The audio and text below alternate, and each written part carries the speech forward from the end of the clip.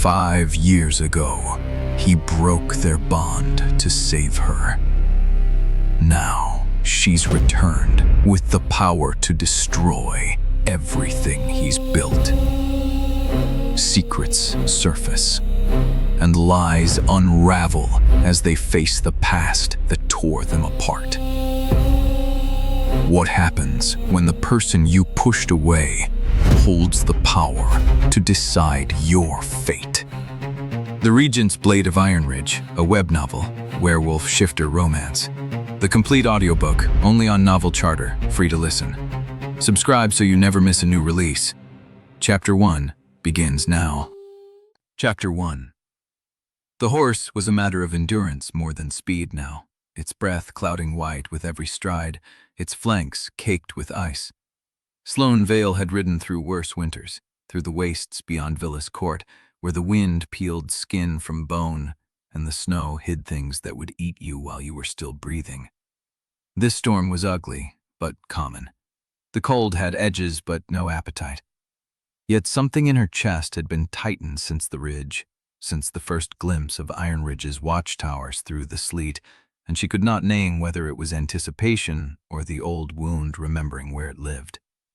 The court banners snapped above her, black and silver, the sigil of teeth and scale catching the pale winter light. Behind her rode a sealed escort of 6 court riders, blades visible, faces hidden behind iron-rimmed masks, enough force to make the point, not enough to look like an invasion. Castor had taught her that precision. Show the knife, not the arm that swings it. The gates of Ironridge rose ahead, oak banded with rusted iron, the same gates she had last passed through with her father's hand on her shoulder, and the promise of a mate bond warm in her chest. She had been 22 then, soft in ways she had since burned out of herself. She did not let the memory settle. The pack had assembled in the courtyard. Sloane noted the formation before she registered faces, the patrol line drawn tight along the west wall, the families pressed behind the warriors, the council elders arranged on the dais like carved game pieces. Defensive posture. The Alpha stood at the front, and her eyes found him before her mind gave permission. Kael Ardenwolf. He looked thinner than she remembered, harder in the jaw, darker under the eyes, as if something had been eating him from the inside for 5 years that had not yet finished. His coat was heavy, his shoulders braced, and he was watching the court column with the flat wariness of a man who expected to be struck and would not flinch when it came. He did not recognize her. Sloane felt that knowledge like a blade sliding between her ribs, clean and precise. He did not know. The silver ritual markings across her brow, the scent-suppressing sigils locked beneath her collar, the heavy court cloak that swallowed her shape, all of it held. She could have been any emissary. She was any emissary, until her wolf woke. The shift happened without warning, a shudder of recognition that traveled from her chest down through her bones and into the horse beneath her. The animal stamped, uneasy, and Sloane's gloved hand tightened on the reins until the leather creaked. Her wolf knew.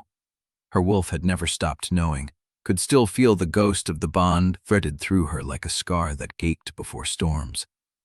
5 years severed, and the thing had never truly died. It only slept. She dismounted before anyone could offer to hold her stirrup. Her boots hit the packed snow with a sound like a seal being stamped. The courtyard went quiet, the kind of quiet that meant every throat was dry and every ear was straining. The court herald stepped forward. By decree of High Regent Castor, Lord of Velis Court and the teeth that hold the peace, the Regent's Blade is sent to conduct full audit of Ironridge territory. Compliance is required by blood and binding. Resistance is treason. Sloane walked past the herald before he finished. She had heard the words 100 times. She did not need to hear them again. Kael stepped forward to meet her, and the closer he came, the worse it got. Her wolf was clawing under her skin, demanding attention, demanding something Sloane could not name and would not give. The bond convulsed, a violent pulse of heat that dropped through her stomach and turned her legs unsteady. She locked her knees and did not show it, but he did. Kael stopped 3 paces from her and went still. His face had been composed a moment before, the careful neutrality of an acting alpha receiving a court blade. Now something was cracking behind his eyes. His hand lifted halfway, dropped. His chest hitched once, a breath he had not meant to take. He knows, Sloane thought. He does not see me, but he knows. She watched him struggle. Watched the war playing out behind his eyes, the pride that had always run too odd in him, the instinct that told him to resist authority on principle, the deeper knowing that resistance would cost his pack more than he could afford. The bond pulsed between them, a low thrum of sensation that made her want to stay closer, and want to run, and want to drive her knife into his throat all at once. "To the court that holds your territory's peace," she said, and her voice carried, steady and cold. "You will kneel, acting alpha." A long breath. The wind gusted snow across the stones. Then Kael Ardenwolf went down. The movement was slow, deliberate, the surrender of a man who had already been beaten into this shape by something worse than pride. His knee hit the frozen ground. The sound of it traveled through the courtyard like a crack in ice. Sloane looked down at him. At the crown of his head, the dark hair she had once buried her fingers in. At the set of his shoulders, the way they curved forward under a weight she did not want to understand. The bond bummed in her chest, demanding recognition, demanding mercy, demanding something that felt suspiciously like grief. She buried it. "The audit begins at dawn," she said. "See that your records are prepared." She turned and walked toward the keep, leaving him kneeling in the snow, leaving the pack staring after her, leaving the bond screaming in the space between them like a wound that had only just learned it was not dead. Behind her she heard him rise. She did not look back. She could not afford to. Chapter 2. The keep smelled like old stone and nervous sweat. Sloane walked its corridors with the measured precision Castor had drilled into her during the first year of her training. Count the doors, note the windows, identify every space wide enough for an ambush and every corner that could hide a witness. The hearing hall sat at the center of the lower level, a long room of dark timber and cold hearths where Ironridge had delivered judgments for 3 generations. She had stood in this room as a girl, pressed against the back wall while her father recited lineage records. She had stood in it the night Kael rejected her, when the elders had watched her fall and said nothing. Now she walked to the raised dais at the front and took her place behind the oak table that held the court's seal. Ezra Quill was already there, seated at a smaller table to the left, her ink pot open and her quill sharpened. The scribe offered no greeting, only a slight inclination of her head that acknowledged rank without warrant. Sloane approved. She had no use for courtesies that cost nothing. The council filed in. She recognized them from the dossiers she had memorized during the ride north. Elder Marlowe, gray and just duped, the same man who had called her father a fool for trusting the Ardenwolf line. Elder Ven, thin-lipped and watchful, who had suggested the Vael family be relocated to the outer barracks the week after the rejection. Elder Rennick, quiet and pale, who had said almost nothing during the hearings 5 years ago, but had stared at her with something that looked like guilt. She saw Brenna Ardenwolf take a seat near the back, her dark hair coiled in a severe knot, her face unreadable as carved stone. Kael's aunt had been the one to formally close the hearing the night Sloane was cast out. She had used the exact language of pack law, cold and efficient, as if she were disposing of a disputed grain allotment. A door opened at the far end of the hall. Kael entered. The room went still. He had changed out of the snow-dusted cloak he had worn in the courtyard. His tunic was dark, unadorned, the leather worn soft at the collar. He looked thinner in the lantern light, the hollows under his cheekbones sharper than they had been when she watched him kneel. He looked at her. The bond lurched in her chest like an animal throwing itself against a cage. She did not move, did not blink. She had spent 5 years learning to starve that reaction, and she would not let it show in front of the same people who had watched her star surreal.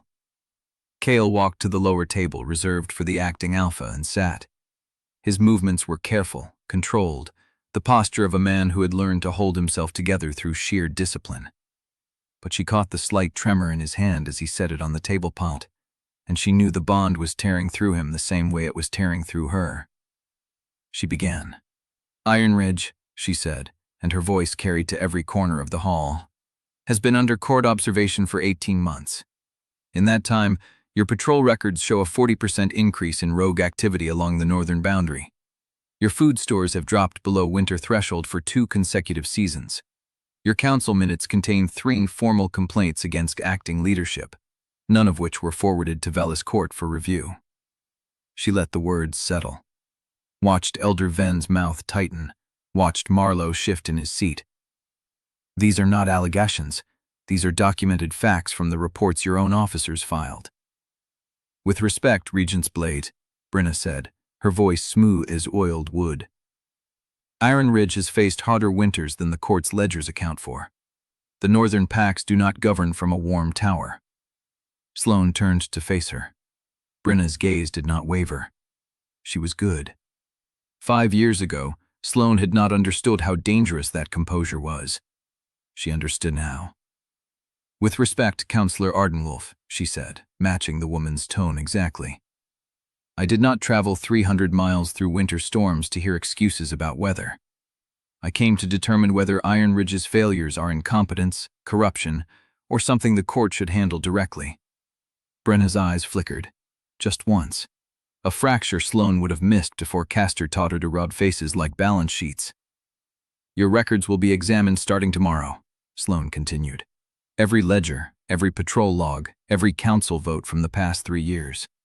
I will also conduct private interviews with each of you, beginning with the elders who served during the previous administration. She let that land. Elder Rennick went pale. It was subtle. A slight drain of color from his already sallow face. But Sloane had been trained to notice subtle. She filed it away and kept speaking.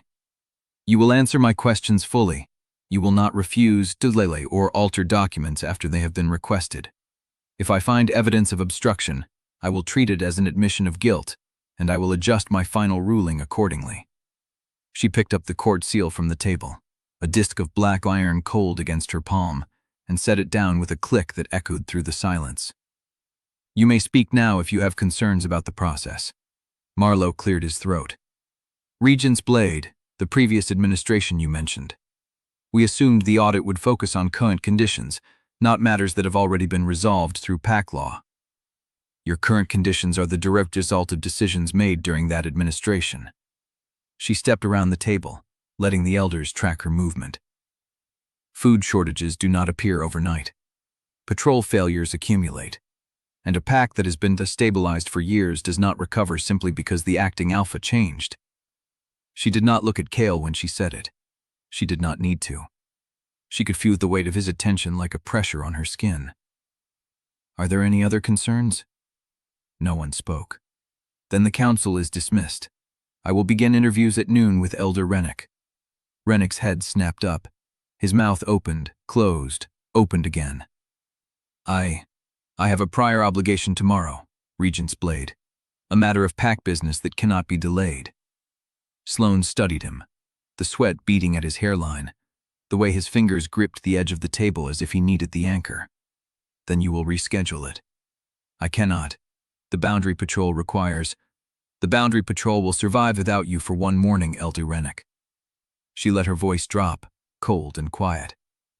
Or would you prefer I note your refusal in the official record before I begin the interview? The threat hung in the air. Reddick's face went from pale to gray. Behind him, near the back of the hall, a figure slipped through the side door. Sloane caught the movement in her peripheral vision. A council attendant, young, fast, gone before she could fix a face to the shape. She filed that away too. Rennick bowed his head. No, Regent's blade. I will be available at noon. Good. You are dismissed. The elders rose, chairs scraped against stone. Marlowe and Ven left first, their footsteps sharp and hurried. Rennick followed more slowly, his shoulders hunched as if he were carrying something heavier than his own body. Brenna paused at the door. She looked back at Sloane, and for a moment, something passed across her face that might have been warning, or might have been recognition. Then you will reschedule it. I cannot. The Boundary Patrol requires. The Boundary Patrol will survive without you for one morning, Elder Rennick. She let her voice drop, cold and quiet. Or would you prefer I note your refusal in the official record before I begin the interview? And for the first time since she had ridden through Ironridge's gates, Sloane was not sure she could bury it again. Chapter 3. The hearing hall had gone silent. Sloane let the quiet stretch, watching the elders shift in their seats like men trying to settle bones that no longer fit. Marlowe's fingers drummed against the table. Ben's mouth had tightened into a bloodless line. Rennick had not looked up once since the council had reassembled. She had given them 30 minutes to gather the ledgers, 30 minutes to prepare their lies. Now she stood at the head of the table, the court seal laid flat in front of her, and she read the first page of Ironridge's food stores ledger aloud. Winter wheat, recorded delivery, 1,200 bushels. Actual stores as of last moon, 600. She turned the page. Dried meat recorded, 800 pounds, actual, 300. Salted fish recorded, 400 crates, actual, 100. She looked up. That is not a distribution error, that is a pattern. Ven's jaw worked. The rogue attacks have disrupted supply routes. We have filed reports. You have filed reports detailing attacks on 3 supply convoys, but the ledger shows shortages beginning 6 months before the first attack. She set the page down and picked up another. Shall I continue, or would you like to revise your statement? Ven said nothing. Marlowe leaned forward. Regent's blade, the previous administration's record-keeping was inconsistent. We have been working to correct the gaps. The numbers you are reading may not reflect current reality. The ink is 2 seasons dry. Sloane held up the page. This ledger was closed and sealed before the previous Alpha stepped down. The signatures match your council secretary. The dates match your council meetings. She set it down. Are you telling me your council approved inaccurate records for 6 months and only discovered the discrepancy after the administration changed? Marlowe's face reddened. I am telling you that the situation is more complex than a single page suggests. Then explain it. The silence stretched. Sloane let it. She had learned this from Castor in her first year of training. Let them fill the quiet with their own desperation. Let them dig the hole deep enough that they could not climb out. Marlowe opened his hands, palms up, the gesture of a man with nothing left to hide. Chapter 4. The hearing hall had gone silent. Marlowe opened his mouth to speak, and Sloane watched the words die behind his teeth as the side door swung open. A young scout stood there, snow encrusted across his shoulders, breath fogging in the doorway. His eyes found Sloane first, then swept past her to the council table. Regent's blade. His voice cracked. Elder Rennick, he has been found. The room shifted, chairs scraped.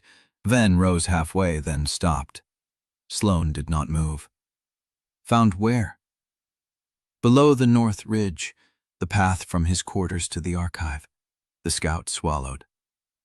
He is dead. Marlowe made a sound like air leaving a punctured lung. Ven said nothing. Brenna's face did not change, but her hand went still on the table. Sloane folded the ledger. Take me. The North Ridge caught the first gray wash of false dawn, light bleeding across snow that had not been disturbed until boot prints cut through it in a scattered trail. Rennick lay at the base of the slope, his body twisted at an angle no living spine could hold, head tilted too far. One arm stretched above him as if reaching for something that was not there. Sloane stopped 10 feet from the body and forced herself to see it whole. Winterfall. That would be the story. Icy path, bad light, an old man who should not have been walking alone. The tracks told a different truth. She crouched low, ignoring the cold seeping through her trousers. Who found him? The scout shifted behind her. Patrol runner. Came across him just after the moon set. Did anyone else approach the body? No.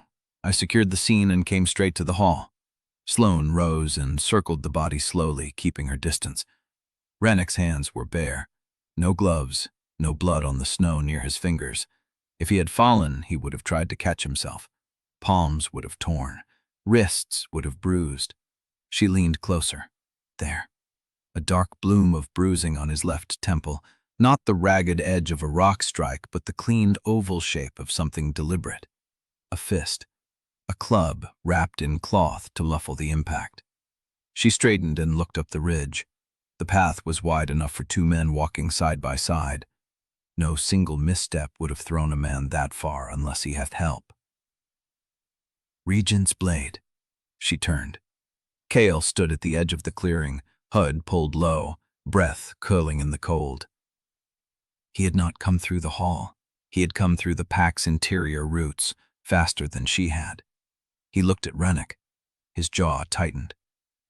"I did not authorize anyone to move the body," Sloane said. "No one has. I gave the order to hold the scene until you arrived." She held his gaze a beat too long. The bond flickered beneath her ribs, a low thrum she could not suppress. She looked away first. "The tracks are wrong," she said. "He was not walking alone when he fell." Kael moved closer, stopping at her side. He studied the ground the same way she had, his gaze tracking the scatter of boot prints, the drag marks in the snow. "There were 2 others," he said. "Maybe 3. They approached from the east, met him on the path, and took him down at the ridge edge." He pointed. "See the double print there? Dipper on the outside edge. Someone was carrying weight when they walked away." Sloane saw it. She had seen it. She said nothing. Kael turned to face her. His eyes were darker than she remembered, shadowed with something that looked like grief but might have been guilt. "Rennick was afraid of you," he said. "He was afraid before you ever named him for an interview. He had reason to be afraid. He had reason to be afraid of what you would find." Kael had not asked her permission to assign the guards. He had simply done it. She turned from the window and reached for the leather folder containing Rennick's council records. The bond pulsed low beneath her ribs. She ignored it. But as she pulled the first page free, her hand stopped. The folder had been opened. She had sealed it with a single thread of red court wax pressed with the sigil of her office. The wax was still intact, unbroken, but the folder was fanned open wider than a sealed document sat naturally. The edges spread as if someone had lifted the cover and read the contents before carefully resettling it. Sloane set the folder down. She turned and looked at the door. The guards were still there. Kael's guards, watching her door while someone else had already been inside.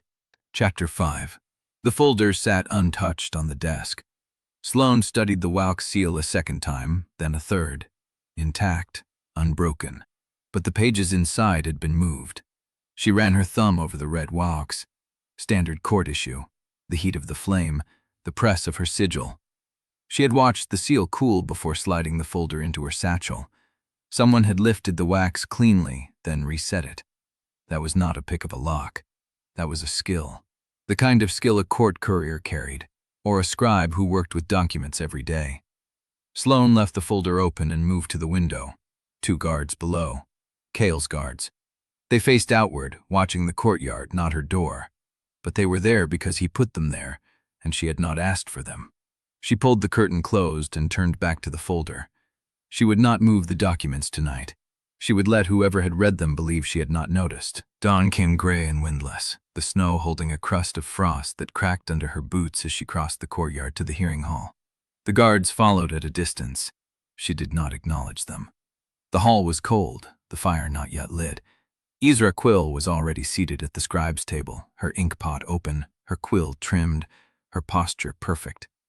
She had arrived before Sloane, and she would leave after. Regent's blade. Quill. Sloane took her place at the dais and set out the Ironridge ledgers, the court copies, the patrol records, the supply manifests. Ezra watched. Her pen did not move yet. "You are early," Sloane said. "I prefer to prepare the space before the hearing begins. The acoustics shift when the hall fills. I adjust my position accordingly." Her voice carried no apology, no explanation, just fact. Sloane pulled the first ledger toward her. Ironridge's winter stores, recorded in the hand of the late quartermaster. The entries were clean, legible, and wrong.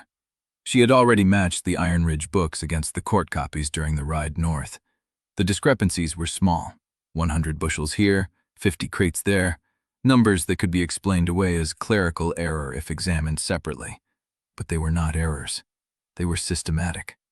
Sloane turned to the court copy of the same ledger. It had been prepared in Velis Court from the original reports Ironridge submitted quarterly. The court copy showed higher incoming stores than Ironridge recorded receiving, and lower outgoing distributions than Ironridge recorded spending. Money and food had been vanishing in the gap between what the pack said it had and what the court said it had authorized. Regent's blade. Sloane looked up. Ezra had not raised her voice. She had simply spoken, and the word carried in the empty hall. I have completed the cross-index of the patrol logs you requested yesterday evening. She slid a sheet of paper across the table. The pattern is consistent. Sloane took it. The numbers were arranged in columns: dates, attack locations, casualty counts, supply losses, and one number Ezra had added at the bottom without comment. 17 of the 22 rogue strikes over the past 18 months had occurred within 2 days of a full moon. Sloane set the paper down. That is within standard rogue activity patterns, she said. Full moon aggression is well documented. It is. Ezra's quill moved. She was recording Sloane's response. I noted the correlation for completeness, not conclusion. Sloane watched her write. Ezra's quill was precise, uninflected. Her hand moved across the page with the economy of someone who had written 1,000 hearings and would write 1,000 more. She was younger than Sloane expected, perhaps 25, with dark hair scraped back and eyes the color of winter bark, watchful and still. Did you know Elder Rennick? Sloane asked. No. You were in the hall when he was named as my first interview target. I was. Sloane waited. Ezra's pen stopped. She looked up. You are asking if I saw anything in the room that indicated someone intended to act on that information before the session ended? I am. I did not. But I did note which council members looked at him after you spoke. Sloane held still. Ezra reached into her satchel and pulled out a second sheet, unfolded it, pushed it across the table. 3 names: Elder Venn, Elder Marlowe, Kael Ardenwolf. Sloane did not touch the paper. You wrote their names, she said. I record what I observe. The council members looked at Elder Rennick after you named him. Those 3 looked at him first before processing the information. The others reacted after. Sloane looked at the names. That does not make them killers. It does not. Ezra dipped a quill. But if the killer was in the hall, those are the ones who knew where to look before anyone else did. The morning session was quiet. Sloane called the first witnesses, junior patrol runners and storekeepers who had no reason to lie. Their testimony was consistent, flat, and damning. Supplies had been diverted, orders had been changed without explanation, routes had been altered by voices that claimed authority but never showed a seal. Ezra recorded every word. When the hall emptied for the midday break, Sloane stayed at the dais. Ezra stayed at her table. Sloane opened the court copy of the supply ledger again. The numbers were wrong. Not the numbers she had already caught. Different numbers. Smaller adjustments, buried in the columns where a casual reader would see only totals. The amounts did not match the Ironridge books, but they did not match the court's own summary report either. 3 sets of books, 3 different numbers. She looked at Isra. Isra was watching her. We have a problem, Sloane said. Isra set down her quill. I know. You know, I have been matching the Ironridge books against the court copies since the first session. Isra's voice was quiet, level, stripped of emotion. The discrepancies did not originate here. Someone in Velis court altered the official copies before they were sent north. Sloane stared at her. Isra did not look away. I bring this to you, Regent's blade, because I answer to the High Regent, but my oath is to the record. She paused. And the record has been corrupted at source. The fire popped in the silence. Sloane set the ledger down. How long have you known? Since the second session. Yizra's voice did not waver. The Ironridge books are incompetent. The court copies are fraudulent. Sloane felt the words land like a blade between her ribs. Fraudulent. Corrupted at source. And Yizra Quill had just told her she had known for 2 days and said nothing to anyone except the woman who carried the High Regent's authority. Why are you telling me now? Yizra looked at her. Because Elder Rennick is dead, and the alteration seals are court level, not pack level. If I report this upward, the messenger does not survive the journey. The hall held its breath. Sloane looked at the ledger. the court seal on the cover, the silver-sheened ink she had seen 1,000 times. "I need proof," she said. Ezra reached into her satchel and pulled out a single sheet, her own handwriting, a comparison line by line. She slid it across the table. Sloane read the first entry, and the name at the bottom of the authorization line stopped her cold. The signature was Castor's, not a clerk, not a deputy. The High Regent himself had signed off on the falsified court copies. Chapter 6. The storehouses sat at the northern edge of the keep complex, 3 stone buildings huddled against the wall where the snow piled deepest. Sloane walked the route alone, Kael's guards trailing at a measured distance, their boots crunching in rhythm behind her. She had chosen this inspection for the solitude. The evidence in Ezra's handwriting was still burning behind her eyes. 3 sets of books, Castor's signature on the falsified copies, the weight of it pressed against her ribs like a blade she could not pull out. The first storehouse door groaned open. Inside, the cold was absolute. Shelves stretched into shadow, stacked with crates and barrels that should have held the winter stores. She ran her fingers along the nearest row. Dust, empty space where food should have been. She counted as she walked. 600 bushels of winter wheat recorded in the Ironridge books. She found 200. She traced the wall to the second building. The pattern repeated. Half the dried meat, a quarter of the salted fish. The silence of empty storage was louder than any testimony. Footsteps scraped at the entrance. She turned. A storekeeper stood in the doorway, apron stained, hands clasped in front of him. Middle-aged, gray at the temples, the kind of face that had learned to look down. "Regent's blade." He bowed. "I was told you would be inspecting. I can show you the inventory logs. I have the logs." He swallowed. She watched him. "Was there anything else you wanted to tell me?" The man's eyes flicked to the door, then back. His throat worked. He stopped. Sloane waited. "The night of the rejection hearing," he said, and her blood went cold. 5 years ago, I was on the courtyard crew. I saw it." His voice dropped. "I saw you fall." The words hit like a physical blow. She did not move. "I am not that woman anymore." "I know." His hands were trembling now. "I know. But I never said anything. None of us did. We watched and we—" "Stop!" The word came out harder than she intended. He stopped. She looked past him, through the open door at the courtyard beyond.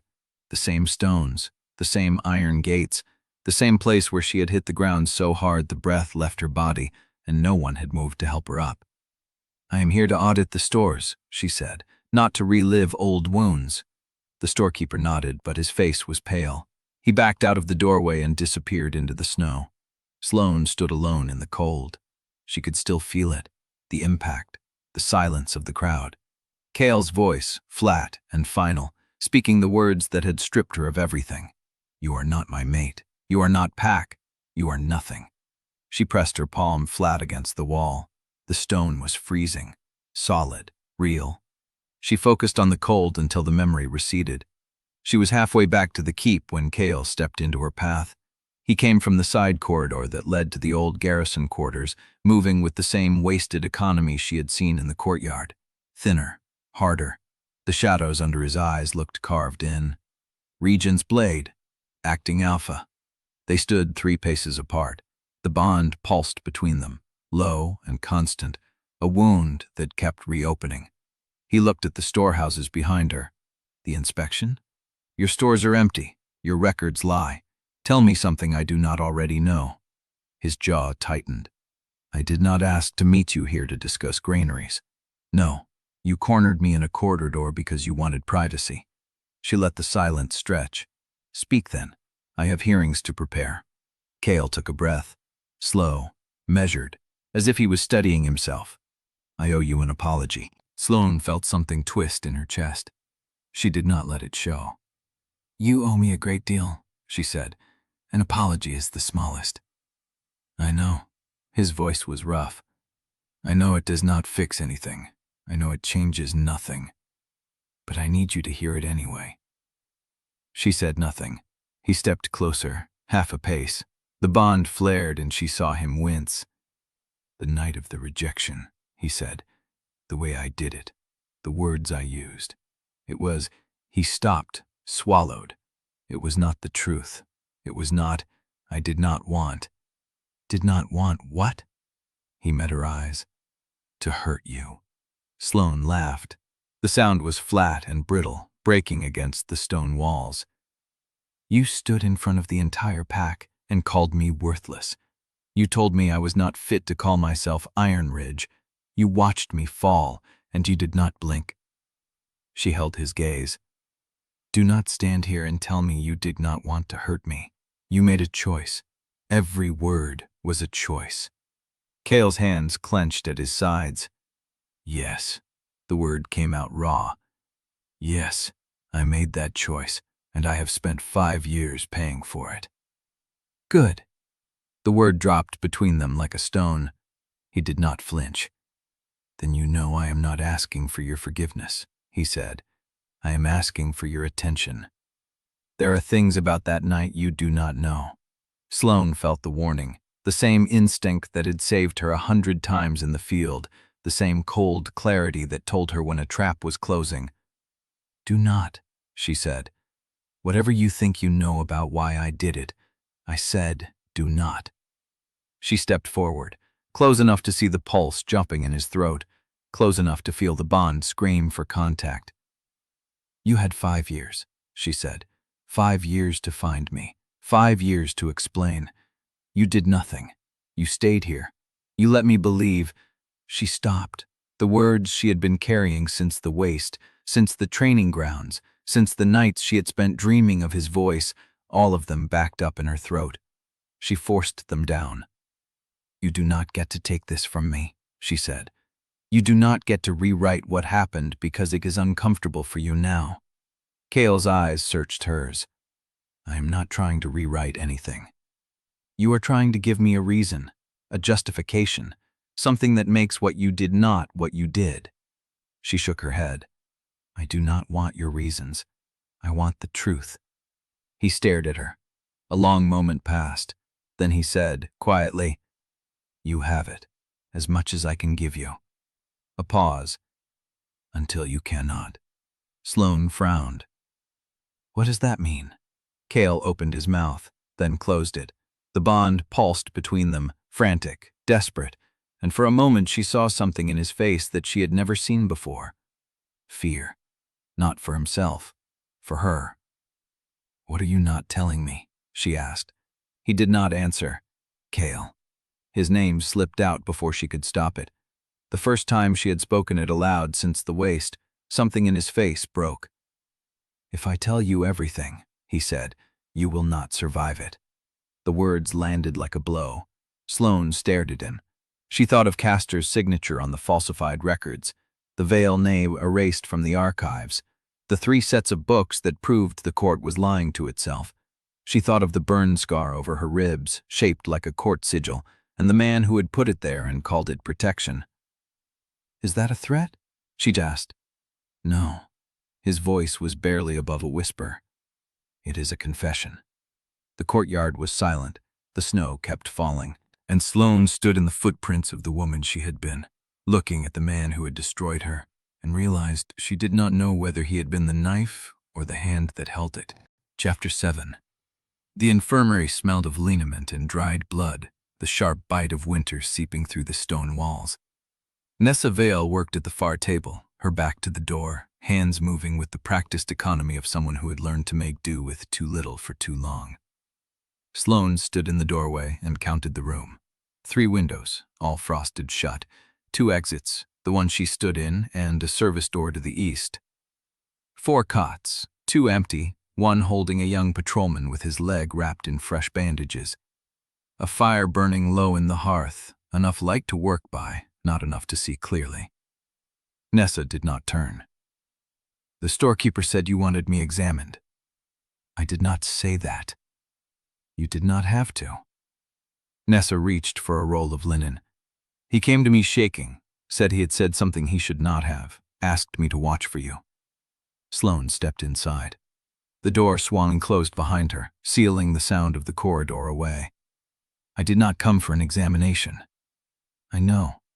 Nessa turned, Her face was the same as 5 years ago, softer at the jaw, harder at the eyes, the kind of change that came from watching people die and not being able to save them. She held Sloane's gaze for a beat longer than a stranger would. Then she looked away. "Sit," she said. "At least let me make it look real. Someone will ask." Sloane considered the invitation, weighed the risk of sitting against the cost of refusing. She sat.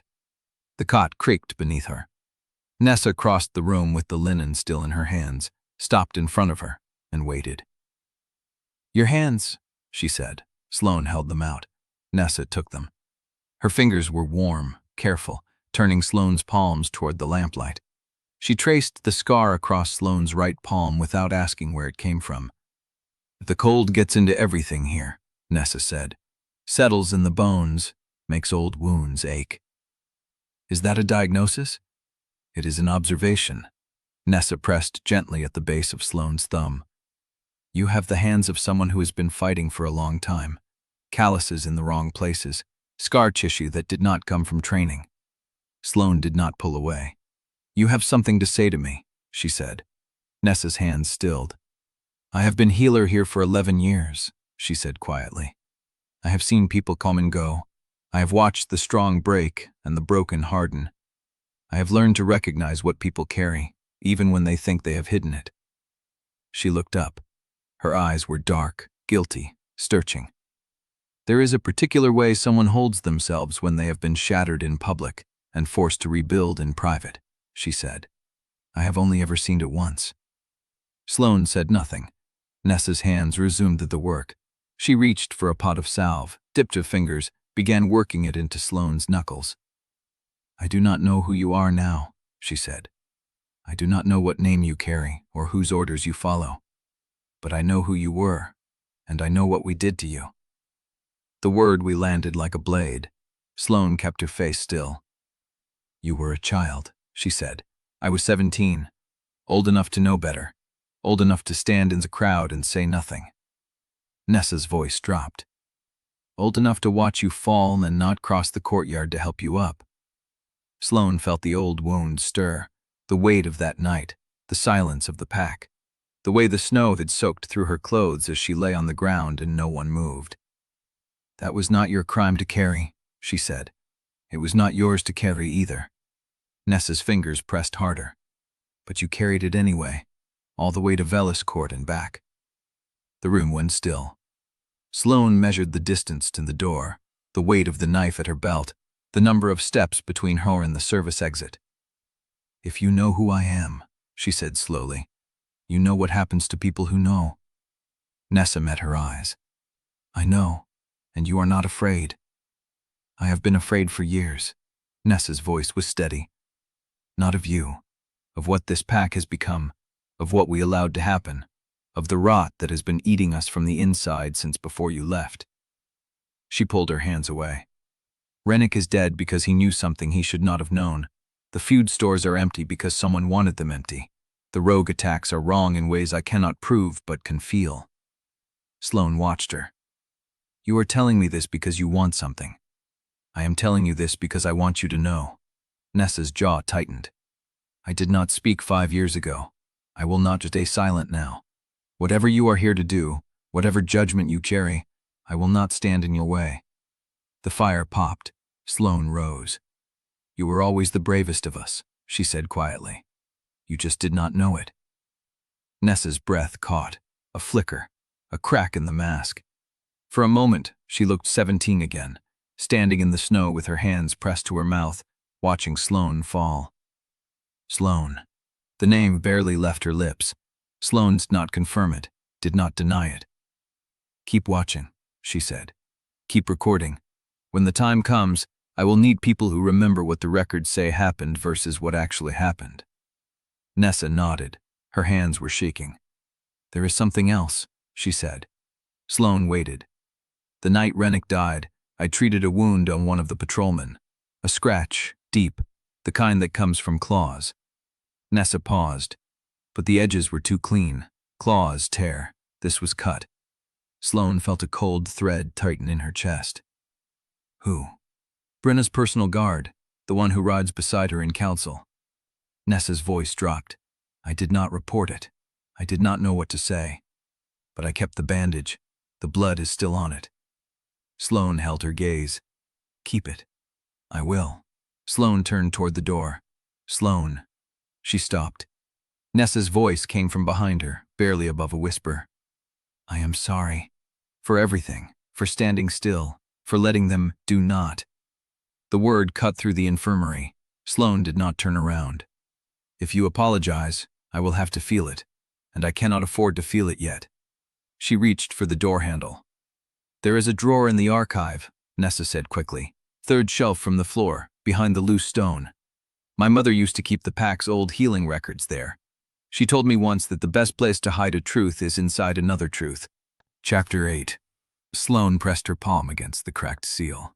The wax was still cool, fresh. She pushed the door open.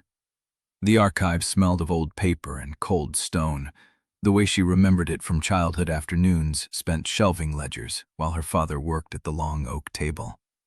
The same narrow windows, the same iron sconces, the same hush that had always felt like reverence. She stepped inside and closed the door behind her. The room was wrong. Not in any obvious way. The shelves still ran floor to ceiling along 3 walls. The ledgers still stood in neat rows. The reading table still held a stack of open books and a dried inkwell. But the dust on the lower shelves had been disturbed. Fresh streaks ran through the gray film where sleeves had brushed past. A stool had been pulled away from its usual position and not pushed back. Someone had been here ahead of her, and they had not been careful. Sloane moved to the nearest shelf, 4th row. Pack census records from 15 years ago. She pulled one down and flipped through the pages. Nothing obviously missing. She replaced it and tried the next. Territorial boundary agreements. Same. The binding was intact. The pages were all present. She worked her way down the wall, pulling ledgers at random, finding nothing. The archive was vast, and the tamperer could have taken anything from anywhere. Searching blind would take hours she did not have. She stopped. The 3rd shelf from the floor. She knelt and ran her fingers along the stone behind it. The mortar felt older here, darker, as if it had been replaced once and aged unevenly. She found the edge of a loose block and pried it free. The hidden drawer was there, small, shallow. The wood was warped with age, and the iron handle had rusted to a dark brown that matched the shadows around it. She pulled it open. Empty. She stared at the bare wood, ran her finger along the bottom. The dust inside was not uniform. Something had been placed here recently and removed just as recently. But the drawer was not completely empty. At the back corner, wedged where it had fallen between the drawer wall and the frame, she found a single scrap of paper. Old. Yellowed. The handwriting was her father's. Sloane lifted it with her fingertips and held it to the lantern light. The lineage books are not safe. They're watching the records.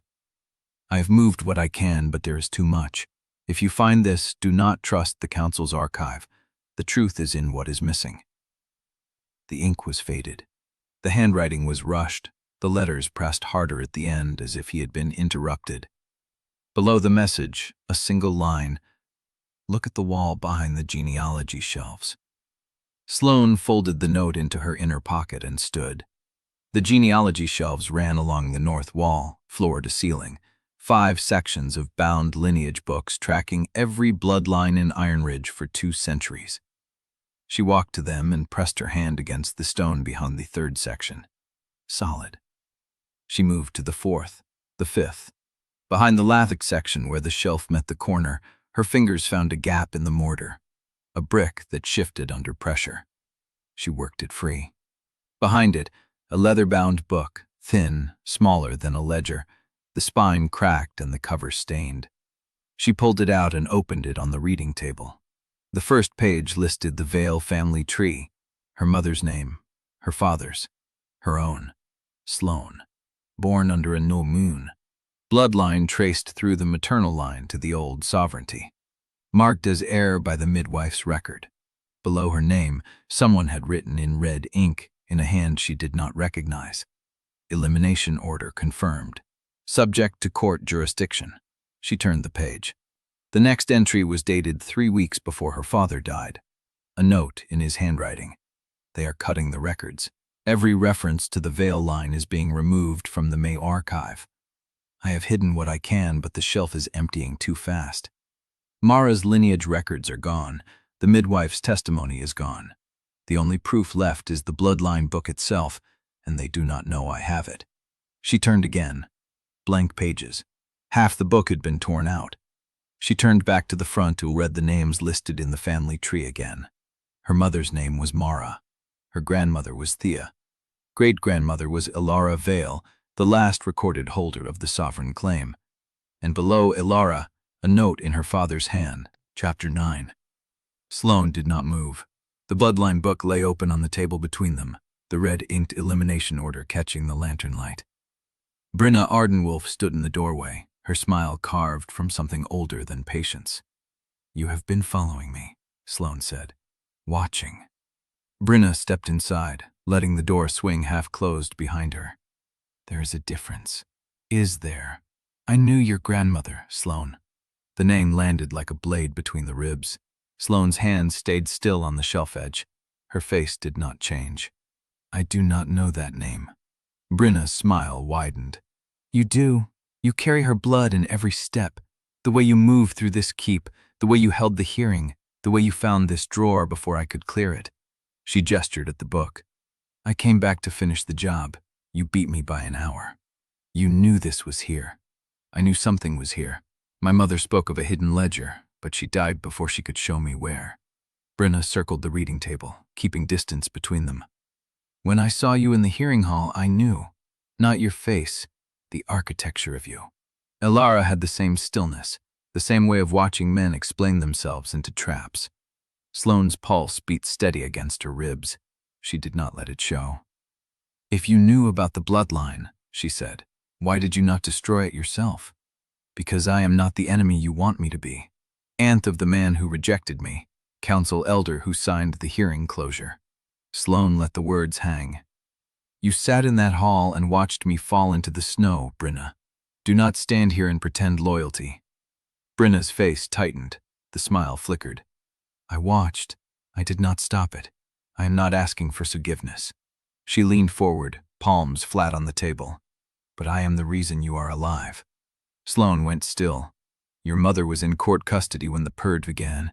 The court wanted to eliminate Mara Vael and every trace of her line. I all of it through channels I should not have had access to. I sent word to your father to hide the lineage records and get you out of Ironridge before the court could move. Then why was I still here 5 years ago? Because you found the book. Because the court's agent in Ironridge has already been killed, and the next one will not be an elder with a guilty conscience." Kael met her eyes. "Because if you do not know who you are, you cannot survive what is coming." The door behind Kael creaked. Both women turned. Teren Holt stood in the frame, his broad frame filling the shadow. His eyes moved from Kael to Sloane to the open book on the table. "The patrol captain wants a strategy review before the next attack," he said, flat, professional. He asked for the Regent's blade to attend. Sloane closed the bloodline book and tucked it under her arm. "I will be there." Teren did not move. His gaze stayed on the book. "The Mariai is not usually open this late. I had business. Council business. My business." A pause. The air between them sharpened. Kael smiled and stepped past Teren into the corridor. "I will leave you to it."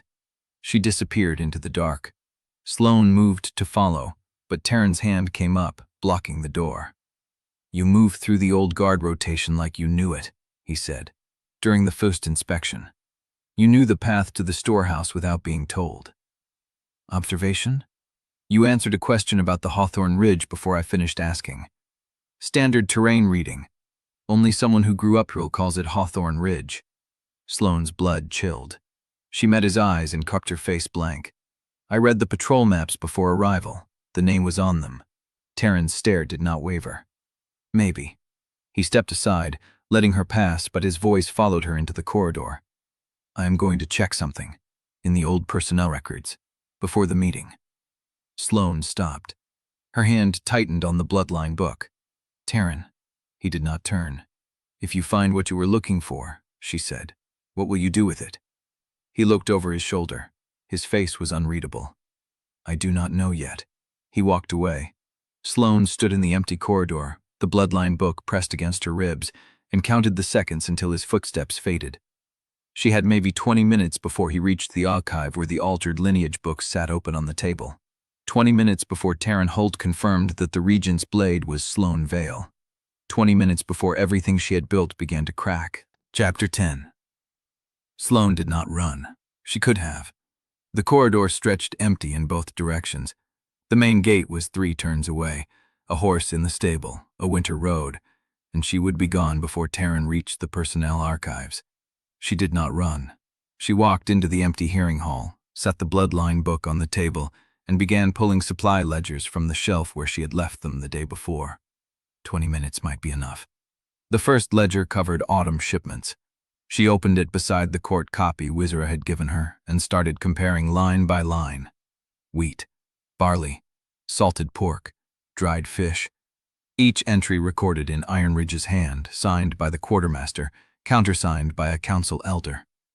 She checked the second ledger against the first. The numbers matched. Fall shipments, winter stores, spring projections, all consistent. She set them aside and opened the third. This one was thinner, fewer pages. The binding was newer, the ink a shade lighter than the others. It covered the same period as the first 2 ledgers, but recorded different figures. Lower figures. The storehouse totals she had seen yesterday matched this book. 200 bushels of wheat, half the recorded meat, a quarter of the fish. So the first 2 books were the fiction. The third was the truth. Sloane flipped back through the thinner ledger, searching for the shipment records. If the stores had been deliberately emptied, the theft would show in the arrival logs. Food did not vanish from a sealed storehouse without someone opening the door.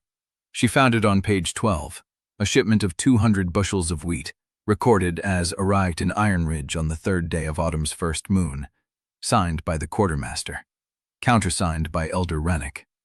She checked the first ledger. The same shipment, same date, same signatures. But in the first book, the wheat was marked as distributed to winter stores. In the third book, it was marked as never received. Sloane set the ledgers side by side. The handwriting was the same. The signatures were the same. The only difference was the destination column. One said stores, one said canceled. She turned the page. Another shipment, 100 bushels of barley, recorded as received in the first ledger, recorded as canceled in the third. Same signatures, same handwriting, page after page, shipment after shipment. Every one marked received in the official record and canceled in the true one. The pattern was too clean for incompetence. Someone had been skimming from the top, recording phantom deliveries and pocketing the goods before they ever reached Ironridge's gates. And whoever did it had Rennick's signature on every page. Sloane sat back. Rennick was not the thief, he was the countersign. His name gave the fraud legitimacy, which meant either he was complicit or he had been signing documents he did not read. She remembered the way he had looked at her during the hearing, the terror in his eyes, the way he would not meet her gaze. He had known the ledgers were false, and he had known she would find it. She reached for the court copy Wizra had given her and opened it to the same period. The numbers here were different again, higher. The court's own record showed Ironridge receiving more than either version of the pack ledgers claimed. 3 sets of numbers, 3 different stories. The pack's public ledger said the food arrived. The pack's private ledger said it never came. The court's record said the pack received more than either version admitted. Sloane traced the columns with her finger. The court's numbers were not the truth. They were the cover. Someone at Velis Court had inflated the shipment records to make Ironridge look provisioned, while the actual food was diverted elsewhere. The pack's public ledger matched the court's fiction. The private ledger recorded the real losses. 3 books, 2 lies, 1 truth buried so deep that only the dead knew where it led. She looked up at the sound of boots in the corridor. Dax Rowan filled the doorway, snow crusted on his shoulders, his scarred face tight with cold and something harder. Regent. She did not correct him, did not tell him she was not Sloane Vael, not yet. What is it? Another attack, Northern boundary, just past the old mine road. 2 patrol members down. Sloane rose, the bloodline book still under her arm. When?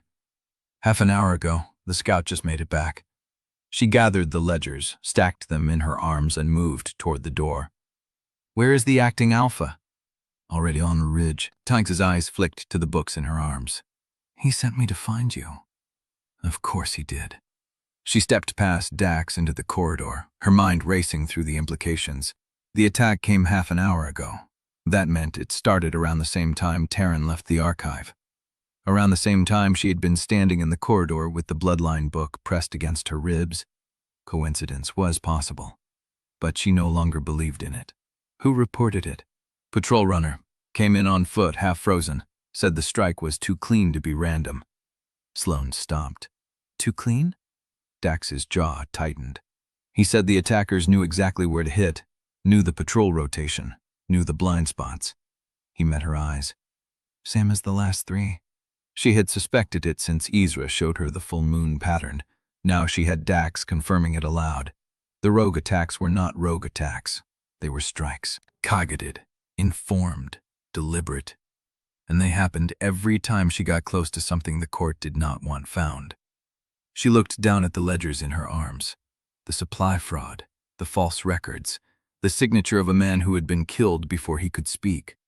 The attack on the boundary was not a coincidence. It was a message. Where is the patrol runner now? Infirmary. Nessa is treating him. Sloane turned toward the main doors. I want to speak to him before I ride out. Dax fell into step beside her. You are coming to the ridge? I am coming to the ridge. She did not say what she was thinking. That the attack had been timed to pull every able body away from the keep. That the archive would be unguarded again before nightfall. That whoever had been tracking her movements knew exactly when to strike.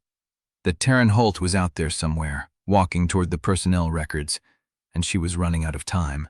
The cold hit her as she pushed through the main doors into the storm. Snow swept across the courtyard, driven by a wind that cut through her coat. She pulled the bloodline book tighter against her ribs and followed Dax toward the stables. Behind her, the hearing hall door creaked open. She looked back. Teren stood in the gap, snow in his hair, his face unreadable. Their eyes met across the courtyard. He did not wave, did not call out. He just stood there, watching her. Then he turned and walked back inside. Chapter 11. The horses struggled through the snow, breath pluming in the gray light. Sloane kept the bloodline book pressed against her ribs beneath her coat, the leather warm from her body heat.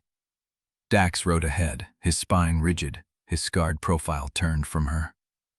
She did not try to fill the silence. She was counting the gaps between the trees, the places an ambush could hide, the distance to the nearest cover. The ridge came into view through the falling snow. Dark shapes clustered at its base. Bodies. She dismounted before the horse stopped, her boots sinking into the drifts. 3 patrol members lay in the snow. 2 were still. 1 knelt beside them, hands pressed to a wound that had already stopped bleeding through the cloth. Kael stood a few paces away, his back to her, his shoulders tight under the weight of his coat. He turned when he heard her approach. His face was gray, not from cold. Regent. The word scraped out of him. Sloane did not answer. She walked past him to the bodies. The first patrol member had taken a claw to the throat. The wound was deep, clean, angled downward from above. The second had been gutted, the tear starting low and pulling upward across the belly. She crouched beside them, studying the marks.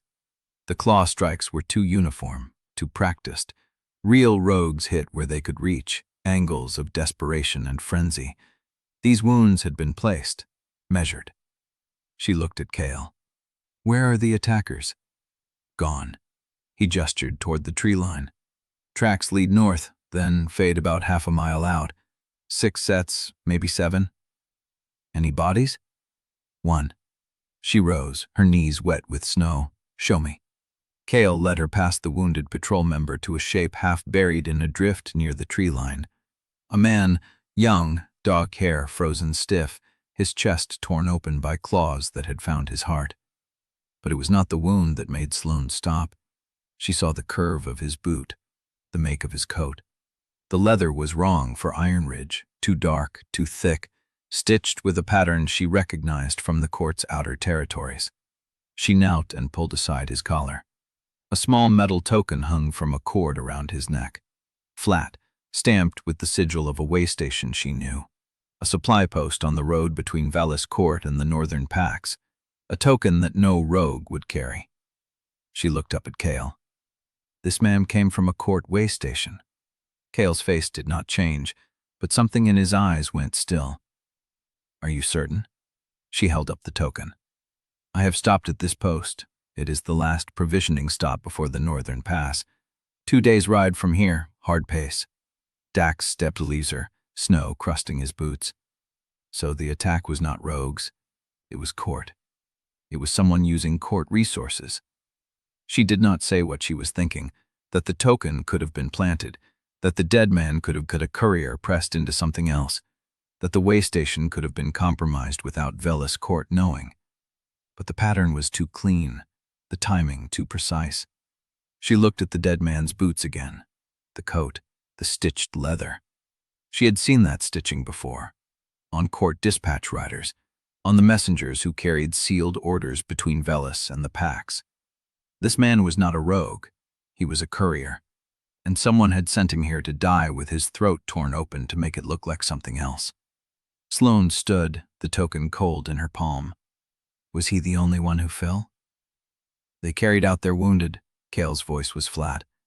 Left him behind because he was dead before he hit the ground. They knew the patrol rotation. Sloane looked at Dax. You said it yourself. They knew where to hit. Dax's jaw tightened. I did. Who sets the patrol routes? Kael and I, adjusted weekly. Who has access to the adjusted routes? Dax hesitated. Kael answered for him. The patrol captains, the dispatch runner, the council secretary. The same council secretary who had sealed the ledgers under the previous alpha. Sloane pocketed the token. I want the dead man moved to the infirmary. Nessa will examine him before anyone touches the wounds. Kael nodded once. Consider it done. She turned back toward the horses, but Kael caught her arm. Not hard, barely a touch. She stopped. His hand fell away. Thank you, he said, for coming. I came to see the attack, not for you. I know. She looked at him then, saw the gray in his face, the tremor in his hand before he hid it in his pocket. The same bond sickness that had been eating him for 5 years. She should not care. She cared anyway. Have Nissa look at you too, she said. I am fine. You are lying. His mouth quirked, a ghost of the smile she remembered from before the rejection, when he had still laughed easily and looked at her like she was the only thing in the room. Some things do not change, he said. She did not answer. She walked back to her horse and swung into the saddle. Behind her, the token pressed against her palm, cold and sharp as the truth she was still piecing together. A courier from a court way station. A patrol route that had been leaked. A strike timed to pull her away from the ledger discovery. Someone was watching her. Someone in Ironridge was feeding information to the attackers. And the Court of Teeth was not just covering up the fraud, they were killing to protect it. She looked back at the tree line where the tracks had faded into nothing. The next attack would come before she could prepare for it, and she still did not know who held the knife that would be sharpened for her. Chapter 12. Sloane found Kael Ardenwolf in the East Solar, a small room off the main hall where the fire burned low and the tapestries swallowed sound. Brenna sat at a writing desk, a cup of tea cooling beside her hand, her dark hair coiled in its severe knot, her face unreadable as stone. She did not look up when Sloane entered. The blade of Velis Court, Brenna said, her voice flat.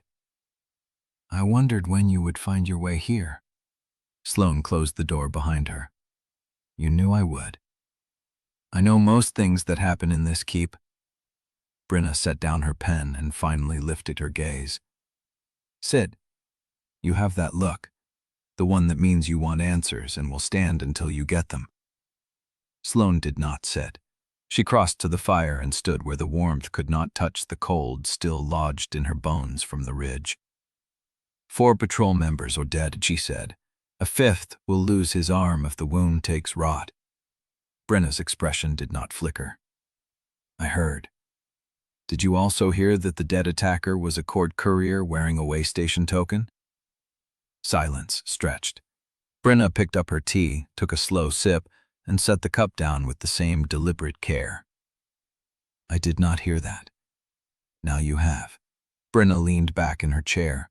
The firelight carved shadows across her face, making her look older, harder, carved from the same winter stone that bet the ridge. You come into my private room on the night of an attack and tell me the court is killing my pack's patrols. What do you want me to say? The truth. Whose truth? Brenna's mouth curved, but there was no warmth in it. Yours? The court's? The version that serves whoever holds the knife at the moment? Sloane pulled the dead courier's token from her pocket and held it up. The fire caught the stamped sigil, a way station mark she knew by heart. This came from a supply post on the road to Velis. I have stopped there. The quartermaster keeps a log of every rider who passes through. Do you want me to send a query and find out whose name is next to this token's issue date? Brenna's eyes tracked the token. For a fraction of a second, something moved behind her face, a crack so brief Sloane almost missed it. Then it was gone. That would be wise, Brenna said, if you trust the quartermaster. I trust paper. Paper does not lie as well as people.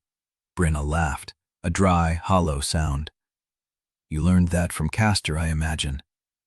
Sloane's hand tightened on the token. I learned it from watching my father's ledgers get cut apart. The room went still. Brenna looked at her for a long moment, then looked away.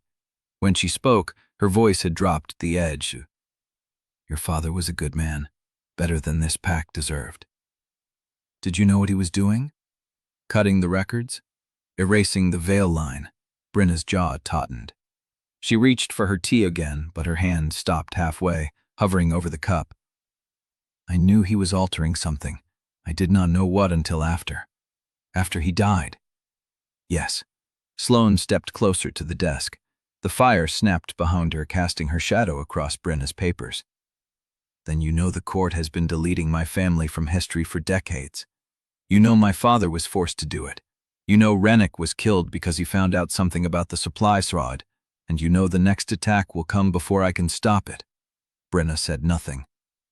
I am not asking for your loyalty, Sloane said.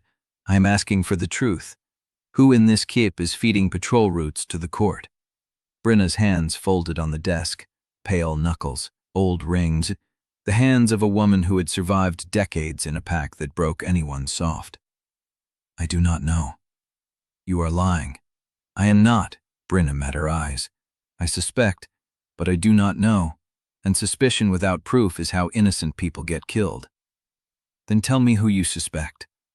Brenna was quiet for a long moment. The fire shifted, sending sparks up the chimney. Somewhere in the keep, a door slammed, footsteps crossing stone. The council secretary, Brenna said at last. Gefet Ven. He has access to every patrol schedule, every supply manifest, every sealed order.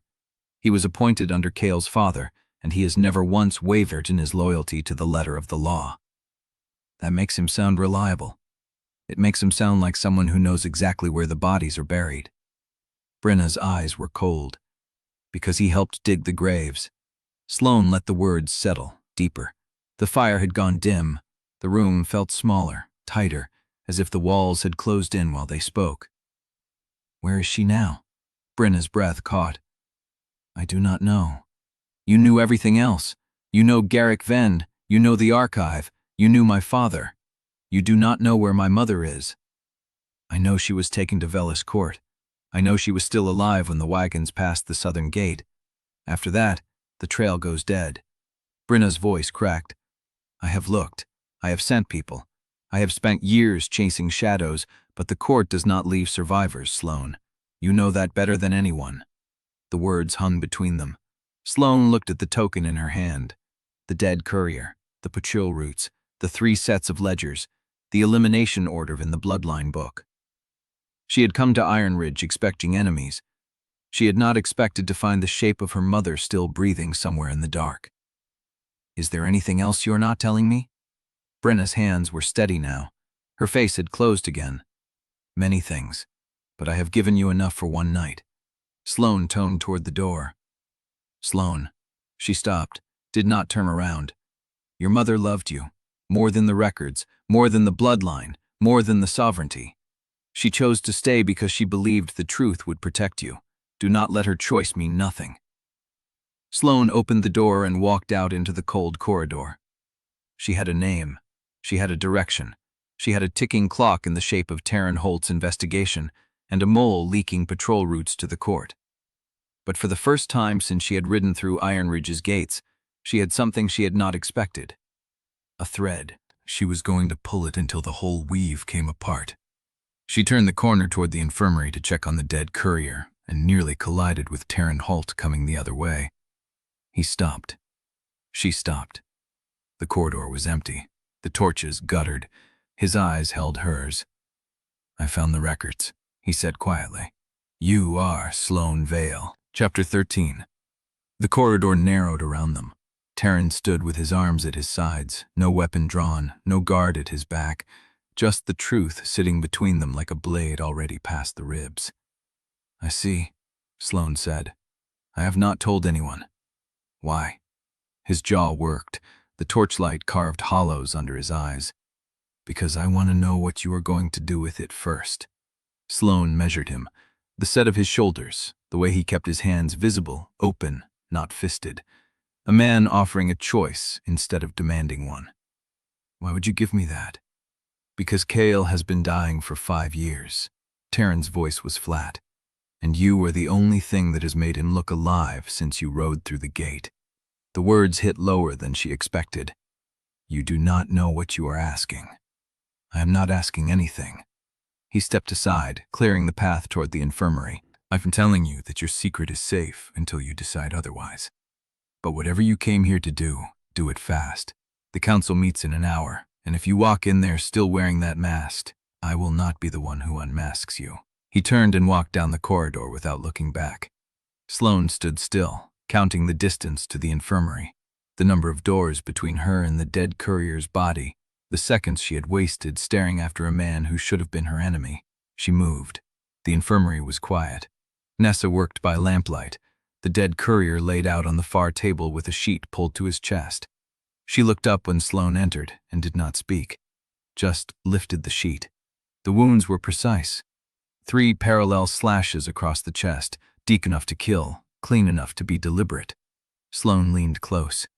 The edges were too uniform, no tearing, no hesitation. Claws, Nessa said, but not real ones. Sloane looked up. Someone filed the points, made them sharper, narrower. These wounds were made to look like an animal attack, but the weapon was a blade shaped like claws. Can you prove it? I can show the cast to any healer in the territories. Nessa's hands were steady. But that is not the part you need to see. She turned the body slightly. At the base of the throat, just above the collarbone, a small mark, faint, silver. A court sigil burned into the skin. Sloane's blood went cold. That is a branding mark, she said. Recent, less than a month old. Nessa's voice dropped. Whoever sent this man did not just hire him. They own him. Branded him like livestock. Sloane stared at the mark, the same symbol that sat on Castor's stationery, the same sigil that sealed the falsified court copies, the same mark that burned over her own ribs. Sloane. She looked up. Nessa's face was pale. There is something else. I found it in his boot lining, sewn into the leather. She held out a folded piece of paper. Sloane took it, unfolded it. The handwriting was small, precise, professional. A dispatch note addressed to no one. Confirmed delivery of cancelled shipment. Northern route, 3rd moon phase. Witness to countersign as received. Below it, a signature. G. Venn. Sloane's breath caught. Garrick Venn, the council secretary. The man Brenna had named as the mole. The man who would be sitting at the council table in less than an hour. What is this? A copy. Nessa's voice trembled. The original is still in the binding, but I made this for you. I thought you should see it before the meeting. Sloane folded the paper and pressed it into her palm. She had the name. She had the proof. She had the dead courier with a court brand and a dispatch note signed by the man who controlled every patrol route in Ironridge. The council session would be the trap. She just had to decide who would spring it. The hearing hall was full when Sloane entered. Elders lined the benches. Council aides stood against the walls. Dax Rowan sat near the front, scarred face unreadable. Kael Ardenwolf was already in her seat, dark hair coiled tight, hands folded on the table. And Kael sat at the head of the room. He looked worse than he had at the Ridge, grayer, thinner. His hands rested on the arm of his chair, but the fingers trembled with a fine, constant vibration that he could not quite hide. Sloane took her place at the front of the hall. He did not look at her, but the bond did. It flared in her chest like a blade, twisting, hot and sharp, and she saw his jaw lock against the same spike of sensation. He did not gasp, did not flinch, just went still, breath held, muscles rigid. The room settled. Sloane opened her mouth to begin, and Kael's hand slipped off the arm of his chair. It happened in silence. His fingers lost their grip. His arm dropped. He caught himself against the table edge, elbow locking, knuckles white, but the motion drew every eye in the room. The elders went quiet. Dax half rose. "Sloane?" Kael said it like a command, but his voice cracked. Continued? She should have continued. She had the dispatch note. She had the dead courier's brand. She had the proof that Garrick Venn had signed the order for a cancelled shipment that never should have existed. But she could not stop looking at Kael's hands. The tremor had spread to his shoulders. He was holding himself upright through sheer will, and it was not enough. A thin sheen of sweat broke across his forehead. His scent, even muted, was wrong. Acrid, burning, the smell of something dying from within. "Kael." Dax's voice was low. "Call a recess." "No. You are shaking." "I said no." Kael straightened. It cost him visibly a visible clench of his teeth, a roll of his shoulders, a breath dragged in through his nose. He turned his head toward Sloane and their eyes met. The bond convulsed. She felt it like a physical blow. Heat and cold and hunger and pain, all tangled together, all raw. He was burning. The severed bond was eating him alive, and he was sitting in front of the entire council pretending he was fine. "Continue," he said again. Sloane's throat closed. She hated him. She had built herself around that hatred. It had given her focus, purpose, the cold edge she needed to survive. But this was not hatred. This was fear. She was afraid for him, and she hated that more. The dispatch note, their first beings between the phlegm, meant the strain, slowly beating lastly, the edges nacuter. "Utterly hell." Her voice came out level, but she heard the strain underneath. "I have evidence that Council Secretary Garrick Venn authorized a cancelled supply shipment, routing food away from Ironridge under false documentation." The hall stirred. Venn was on his feet before she finished. "That is a lie. It is a copy of a document found on the body of a dead court courier who attacked patrol members on the northern ridge last night. Circumstantial. The courier carried a court brand." Sloane held his gaze. "And the note bears your signature." Venn's face went pale. The hall erupted. Voices rose, overlapping, accusing, defending. Sloane ignored them. She watched Kael. He was still holding the edge of the table. His knuckles had gone white. His breathing was too shallow, too fast, and his eyes were fixed on her with something she could not name. He was listening. He was holding on, and he was losing. "Recess." The word came out before she could stop it. The hall went quiet. Sloane turned to face the elders. "This session is recessed until tomorrow morning. The evidence will be reviewed overnight. Anyone with relevant testimony will be heard individually." She did not wait for a response. She crossed the room, past the shocked faces, past Brina's sharp gaze, past Dax's rigid posture, until she stood in front of Kael. "Stand!" He looked up at her. The bond thrummed between them, electric and frayed. "I said stand!" He tried, and his knees buckled. Sloane caught him. Her hands closed around his arms before he hit the floor, hauled him upright, felt the fever rolling off his skin in waves. He was burning. His body was tearing itself apart from the inside. Why did you not tell me?" He did not answer, but his hand found her wrist, and the bond, the broken, bleeding bond between them, thrummed once with something that felt almost like relief. The hall watched in stunned silence as she held the acting alpha of Ironridge on his feet, her hands wrapped around his arms, the mask of the Regent's blade cracking wide open. Chapter 14. The tremor had not stopped by the time Sloane got Kael to the infirmary. Nessa met them at the door, took one look at Kael's face, and pulled him inside without a word. Sloane stood in the doorway while Nessa guided him to a cot, watched his hands shake against the blankets, watched the fever flush crawl up his throat. She should stay. She knew she should stay. But the hall was still buzzing with Garrick Ven's denial, and the dispatch note was not enough. She needed more. She needed the death site, the place where Rennick had fallen, the ground that still held the memory of what happened. She turned and walked out.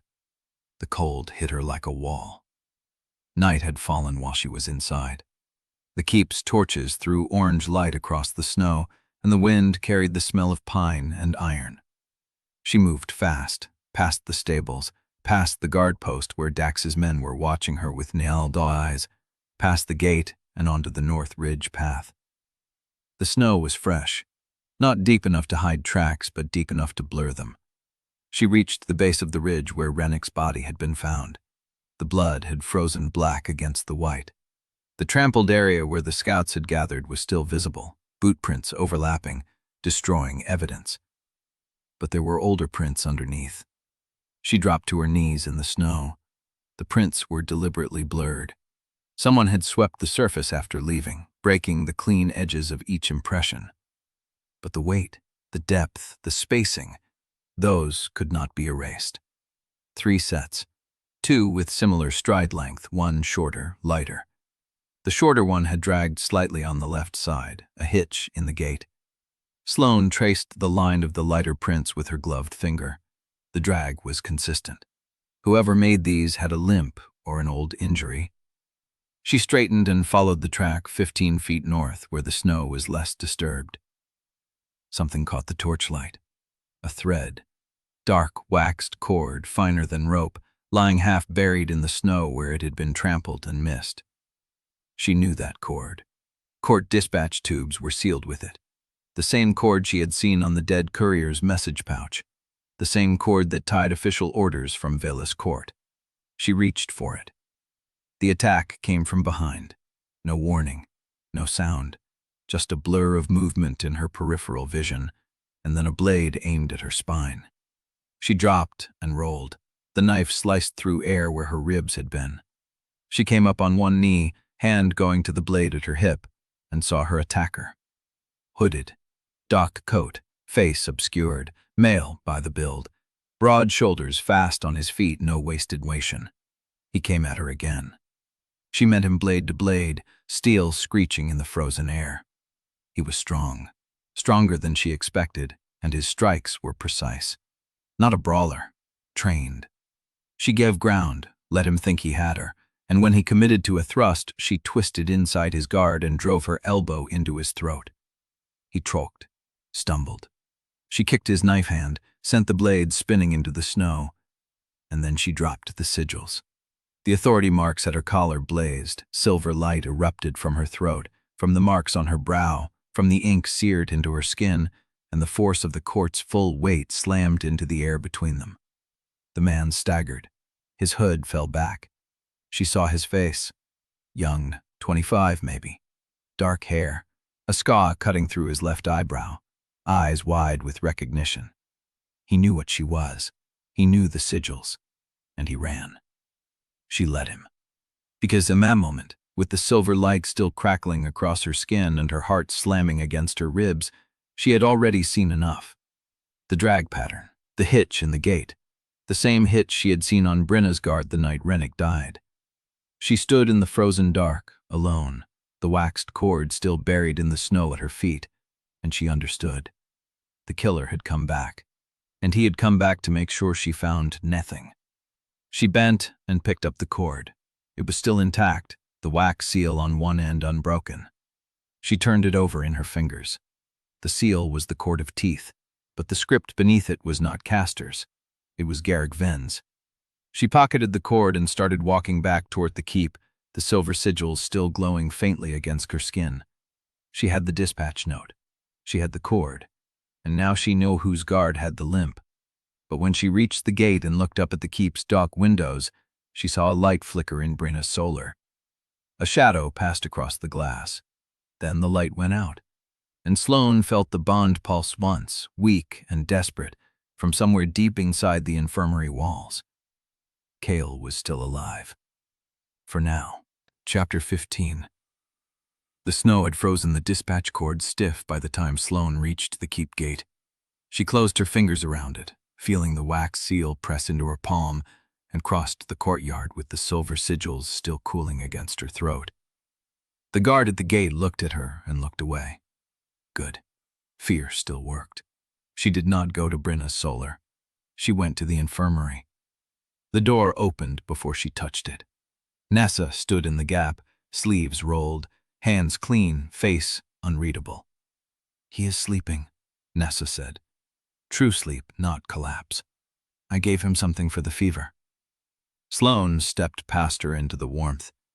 Kael lay on the cot where she had left him, chest rising and falling in a rhythm that looked almost peaceful. She hated how much that sound loosened something in her chest. "I need you to look at something." Sloane pulled the dispatch cord from pocket and held it out. This was at Rennick's death site, buried in the snow. Nessa took it, turned it over, held it close to the lantern. Her face went still. "Ven's seal," Nessa said. "Yes. And you are giving me this evidence." Nessa met her eyes, steady for the first time. "I made him come to me. He wanted the record, so I gave it to him, but I made sure I could read it the same way you would." The door opened behind them. Teren Holt filled the frame, snow crusted on his shoulders, breath curling in the cold air. He looked at Nessa, at Sloane, at the dispatch cord lying on the table, and said nothing. "You know, most of it." Teren stepped inside and closed the door. "I know Ven is the mole. I know Rennick was killed for what he knew about the supply fraud. I know your guard tried to kill you on the ridge tonight. And I know you found court cord with Ven's seal on it. How do you know that?" He pulled a crumpled page from inside his coat. "Because I found this in Ven's office while he was arguing with the council about your recess."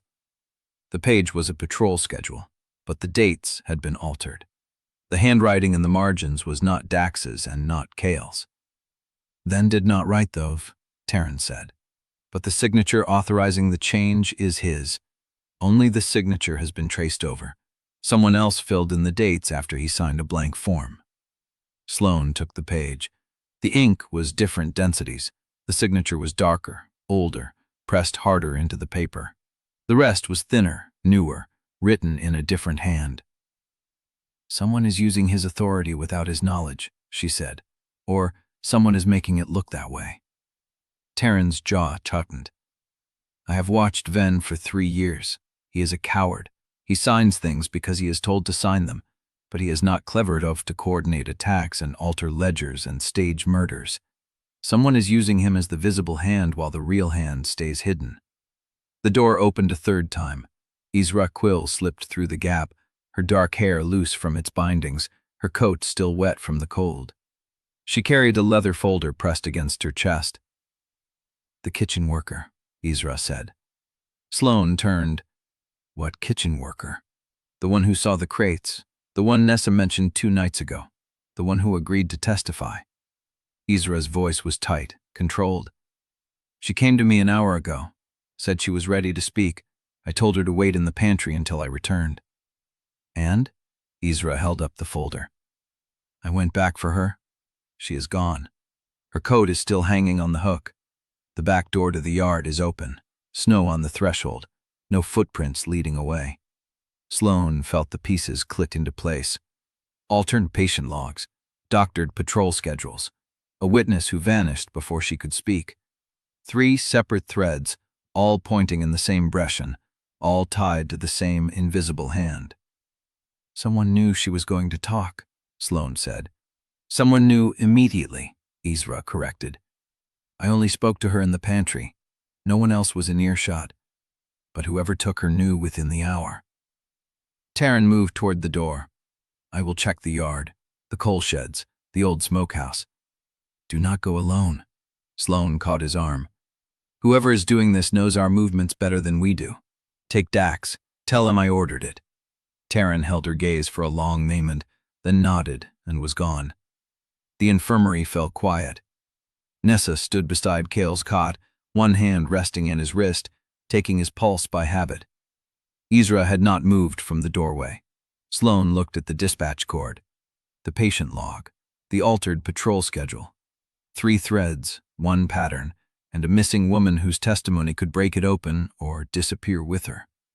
The bond pulsed again from Kael's chest, weak, alive. She crossed to him and looked down at his face, slack with fever, the lines of pain smoothed into something younger. If you die, she said quietly, I will find a way to bring you back so I can kill you myself. Nessa made a sound that might have been a laugh. Ezra did not. She was still standing in the doorway, her folder pressed against her chest, her eyes fixed on something in the dark courtyard beyond the window. What is it? Sloane asked. Ezra did not answer at first. Then she said very softly, There is a light in the east tower, the one that has been dark for 10 years. Sloane turned. Through the frost-smeared glass, she saw it, a single flame, flickering in a window where no one was supposed to be. And below it, moving fast across the yard, a figure in a dark coat heading toward the coal sheds. Chapter 16. Sloane moved before Ezra finished speaking. She crossed the infirmary in 4 strides, grabbed her coat from the hook, and pulled it over her shoulders while her boots were still finding the floor. Nessa, lock this door after me. No one enters except Teren or Dax. Where are you going? To find out who lit that tower. She was through the door before anyone could argue, down the corridor, past the empty guard station, out into the cold yard where the wind cut through her coat like she was wearing nothing at all.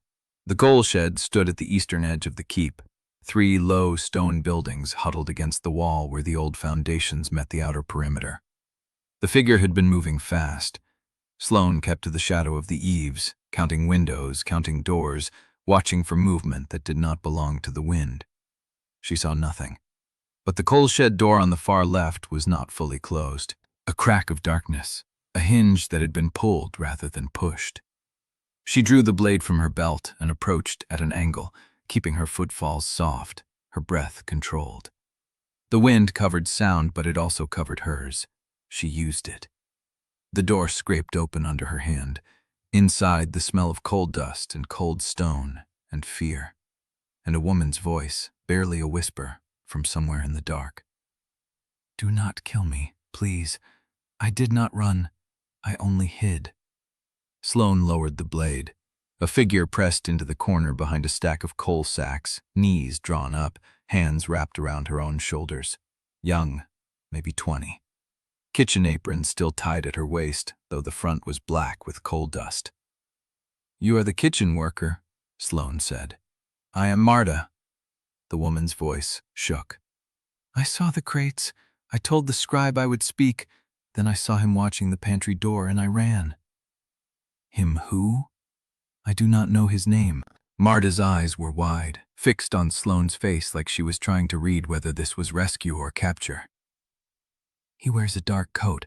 He walks with a limp.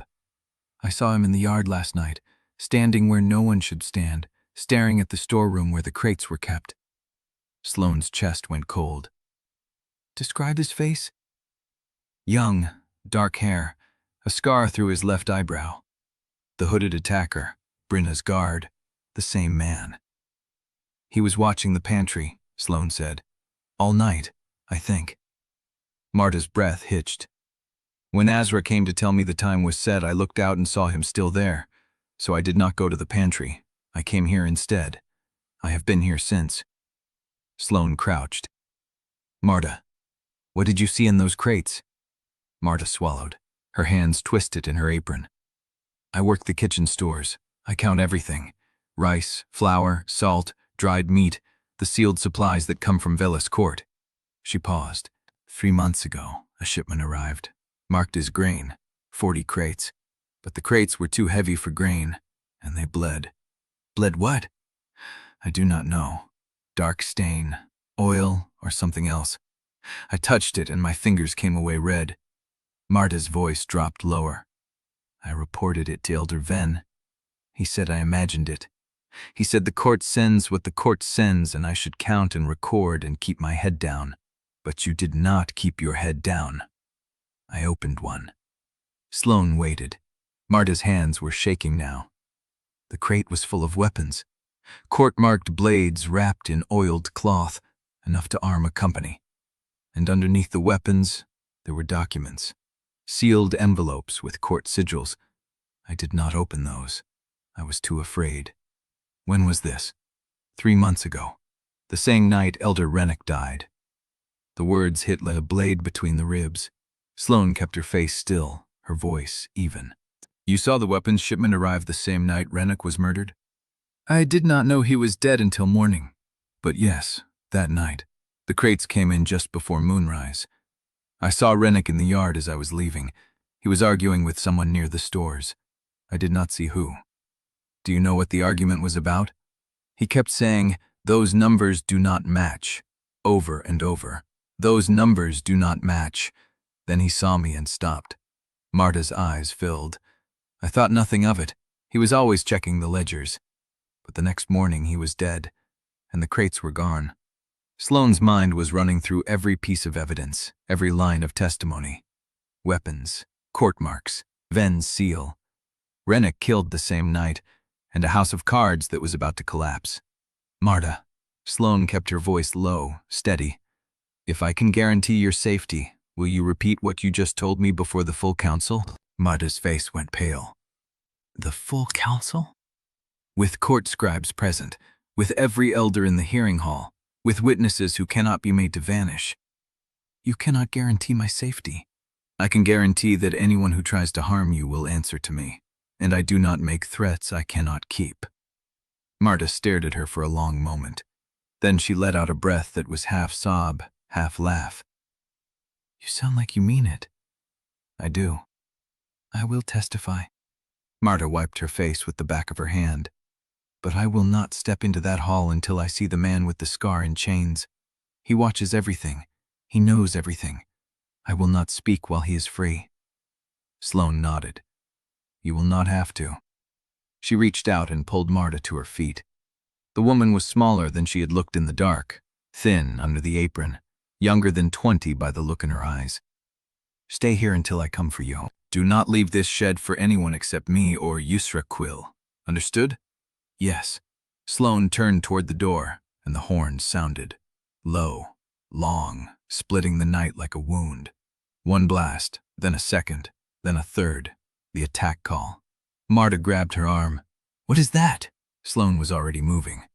She pulled the coal shed door shut behind her and ran toward the keep, the horn still echoing off the walls, the yard filling with voices and torches, and the sound of boots hammering stone. The kitchen worker's testimony would have to wait. Whatever was coming through the dark, it was coming now. Chapter 17. She hit the yard at a dead run. Torches flared along the keep wall. Voices overlapped in the dark, sharp with alarm, and somewhere beyond the gate, a howl cut through the horn's fading echo. Not a wolf, a command. Dax Rowan materialized out of the chaos, snow crusted on his scarred face, a blade already in his fist. Blade. His voice was flat. Get inside. What happened? Northern boundary. Patrol found the outer marker gone and the timber wall sawed through at the post line. Could be a scout team testing the breach. He was already turning. I am taking a squat to verify. I am coming with you. Dax stopped. His jaw tightened. No, I did not ask. You are not a patrol fighter. You are an auditor. If this is another staged attack, you are exactly what they are waiting for, a target worth taking. And if you walk into a trap your patrol ruse were designed to funnel you into, you will die not knowing who set it. Sloane stepped past him. Saddle a horse or waste time arguing. Your choice. Dax held her gaze for a beat, then two. Whatever he saw there made him grind his teeth and turn. Gray tack, 5 minutes. The stable hands moved fast when Dax gave an order. Sloane swung up onto a rangy bay with a scarred flank, pulled her hood forward, and counted the riders mounting around her. 8. Dax at the front, 2 flankers, a rear guard with a lantern. Standard patrol formation. Predictable. She said nothing. The gate groaned open, and they rode into the blowing dark. The wind hit them before they cleared the outer wall. It came off the high ridge in sheets, dry and cold enough to crack the breath in her throat. The bay tossed its head, and she tightened her grape, scanning the tree line for the rhythm of movement that did not belong. Dax pulled his horse alongside hers. Marco was half a mile past the old logging road. Patrol found it splintered 2 hours ago. 2 hours? Runner came back. I was assembling the response when the horn blew. Sloane filed that. The runner had taken 2 hours to return from a half-mile patrol. Either the snow was worse north of the wall, or the runner had waited to report until someone else made the discovery. When did the timber wall go up? 3 years ago, after the first supply convoy was hit. Who built it? Dax. Who paid for it? Dax was quiet for a moment. Elder Ven's signature on the authorization. Of course it was. They rode another quarter-mile through the dark. The trees thickened, their branches bent under ice, and the lantern light threw long shadows that shifted and broke and reformed. Sloane kept her hand loose on the reins, her weight forward, her focus on the gaps between the pines. The first sign of the breach came as a darker notch against the snow. Timber splinters, 5 of them, the upper crossbeam hanging at a wrong angle where something had forced the nails loose. Not cut, not burned, pulled clean, like someone knew exactly which joints would give. Dax dismounted before his horse stopped. Sloane swung down beside him. The timber wall stretched across a narrow saddle between 2 rock faces, meant to funnel anything approaching from the north into a kill box the patrol could defend. Now it sagged open like a mouth. She crouched at the base of the damaged post. The nails were on the ground, not scattered, arranged in a neat pile beside the post hole, as if whoever had pulled them wanted the work to be obvious. Someone wanted this found, she said. Dax knelt beside her. He picked up one of the nails, turned it in the lantern light. They pulled the nails by hand. No claw marks, no tool scoring. They wanted us to know it was done deliberately, or they wanted us to waste time looking at it while something else happens. The wind shifted. Sloane felt it before she heard it. A change in pressure, a hollow drop in the cold. The bay stamped and pulled at the rein, ears flat. Dax straightened. Riders, mount up, now! They were halfway back to the horses when the snow hit. Not falling, driving. A wall of white that swallowed the lantern light, the trees, the horses, the men beside her. Sloane's hood ripped back and ice stung her face hard enough to blur her vision. The bay reared. She caught the mane and swung up blind, one hand locked in the mane, the other gripping the saddle rim. Voices cut through the roar. Dax shouting something, a horse screaming, then nothing but the wind. Sloane pressed her face into the bay's neck and let the animal move. There was no steering in this, no orienting. The world had become white noise and cold and the beating desperation of a horse that wanted to run. The bay broke into a canter. She did not stop it. The ground fell away beneath them, then rose again. They were on the logging road, she thought, or the ridge path.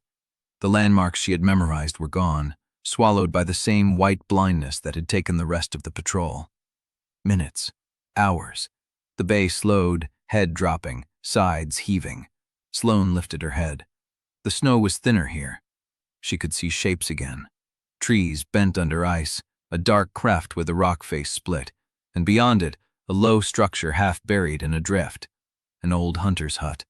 Roof caved on one side, door hanging by a single hinge. She slid off the horse before she knew she had decided to stop. The bay stood and shook, blowing hard, too exhausted to spook. Sloane pulled the door open, ducked inside, and found enough shelter to keep both of them alive until the storm passed. Assuming the storm passed. Assuming the rest of the patrol had made it. Assuming she was not alone out here with the same people who had sawed through the wall and left those nails in a neat pile for someone to sign. That can fast hours. Float a leader supports, aggressed in the remumless, the body despites to the survived verds. The delitter manified the alighting andum of the cleam, another eisening stone.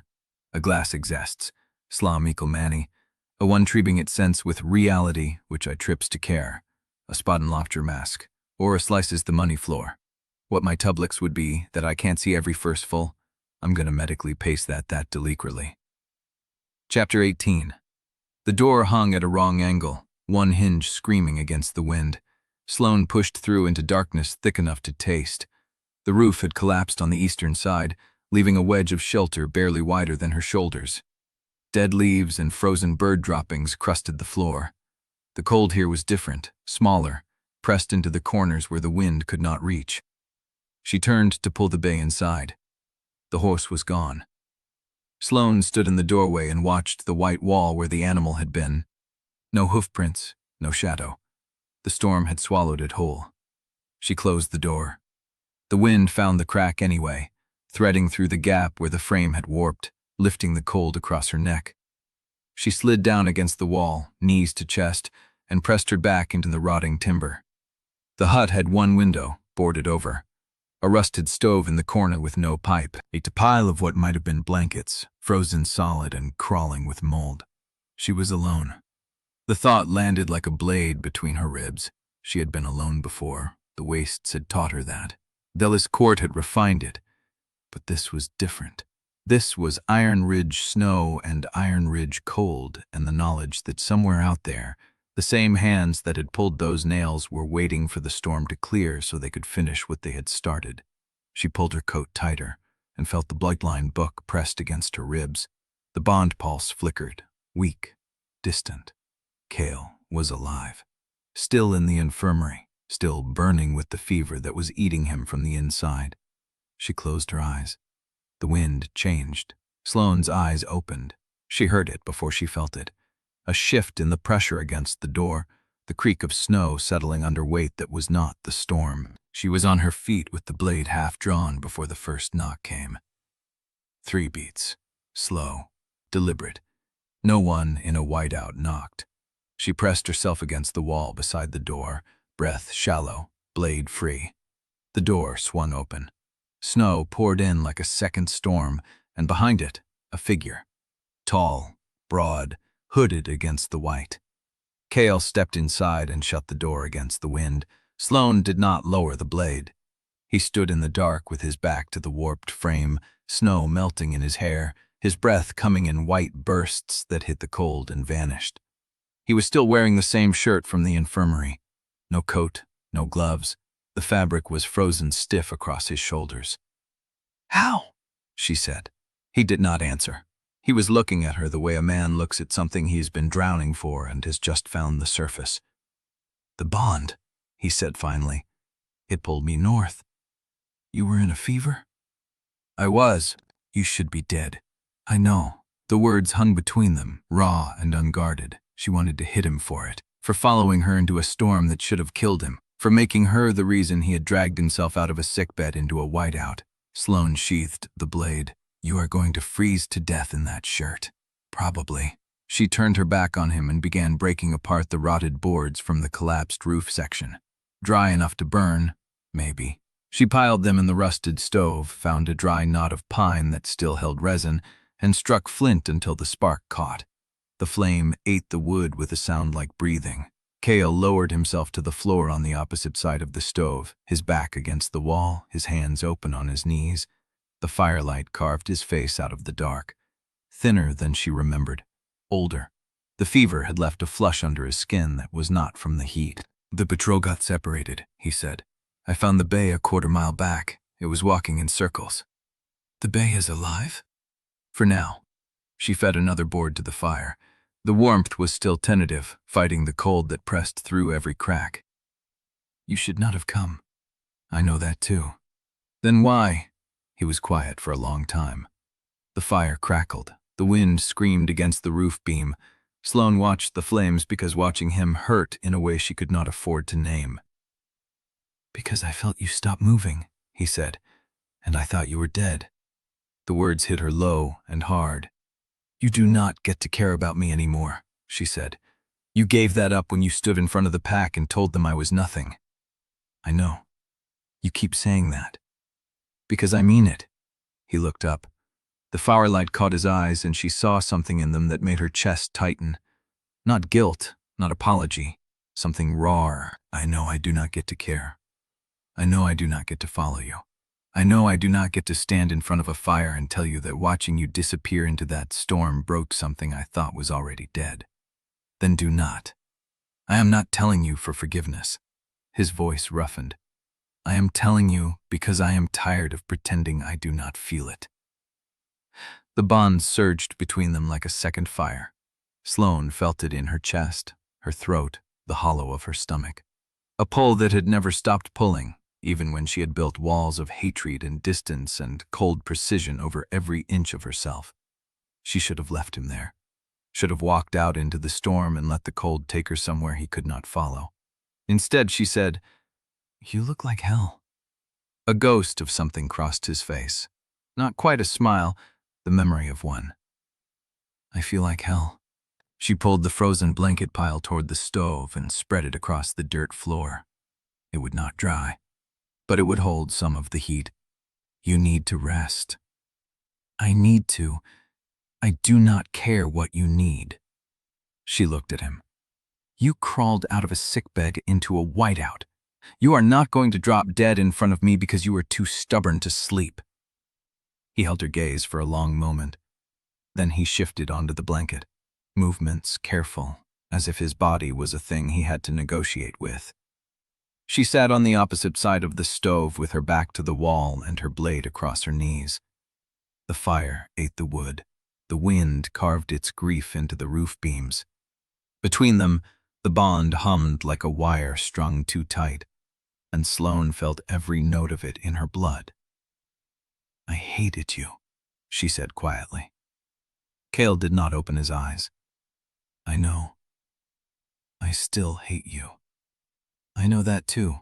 She watched the flames dance across his face, across the hollows under his cheekbones, across the hands that had once held hers in a moonlit clearing when the bond was new and the future had felt like a thing she could hold.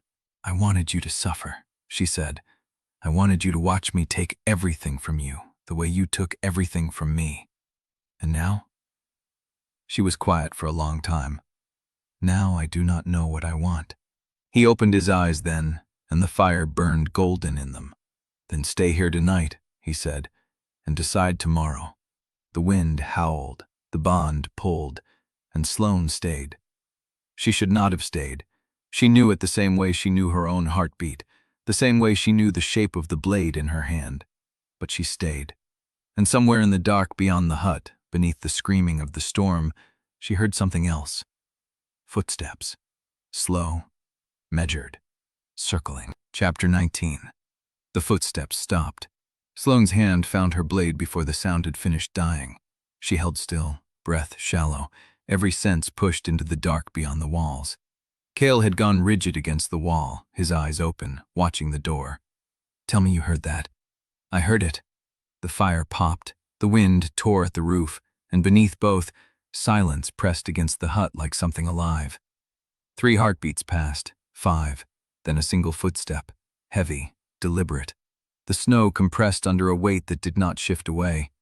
Sloane rose without a sound. She crossed to the door in 3 steps, blade low, and pressed her ear to the cracked timber. Nothing. No breath, no shift of cloth, no telltale scrape of a boot against frozen ground. She counted to 20 before she pulled the door open. The whiteout swallowed everything. Snow drove horizontal, blinding, a wall of nothing. The footprints she had heard were already filling, already gone. Whoever had circled them was no longer there. She shut the door and dropped the bars into place. "No tracks," she said. Kael had not moved. His hands were fisted on his knees, his jaw tight. "They wanted us to know they were there. Or they wanted us to chase." She sat back down, but she did not put the blade aside. She kept it across her knees, edged toward the door, and watched the fire eat the last of the rotted boards. The bond hummed between them like a second heat. "You should not have followed me," she said. "You already said that." "I meant it." He looked at her. The firelight carved shadows under his eyes, into the hollows of his cheeks.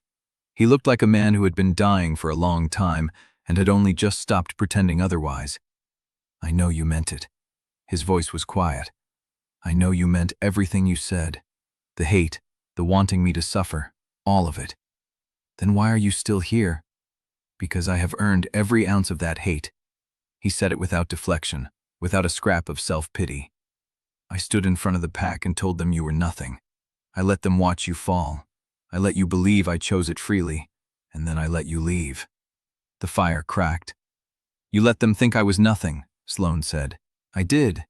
You let them watch. Yes. Then why? Her voice caught, and she hated that it did. Why do I still feel this? She did not mean to say it. The words came out like smoke, unbidden, and hung between them in the firelight. Kael closed his eyes. Because the bond does not care about what we deserve. I do not want that answer. It is the only one I have. She stared at him. The blade was cold in her hands. The fire was warm on her face. And the bond was a wire strung through her chest, pulling her toward him with every beat of her heart. Hating you would be easier, she said. If I could just hate you, I would know what to do. Then hate me. I tried. And? She met his eyes. It did not stick. The words hung between them like a rope pulled taut. Kael moved first. He did not stand. He did not cross to her. He simply shifted on the blanket, turning his body toward her, and the bond surged hard enough to feel her breath. Tell me what you want, he said. I do not know. Yes, you do. His voice was rough, low, stripped of everything but truth. You have always known what you want. You just do not trust yourself to want it. I trusted you once. I know. And you broke it. I know that too. He held her gaze. I will spend the rest of my life knowing it. But that does not change what I feel when you look at me. And it does not change what you feel either. She should have stood, should have walked to the door and stepped into the whiteout and let the cold take her somewhere the bond could not reach. Instead she rose. Instead she crossed the 3 steps between them. Instead she stood over him with the blade still in her hand, and the firelight threw her shadow across his face.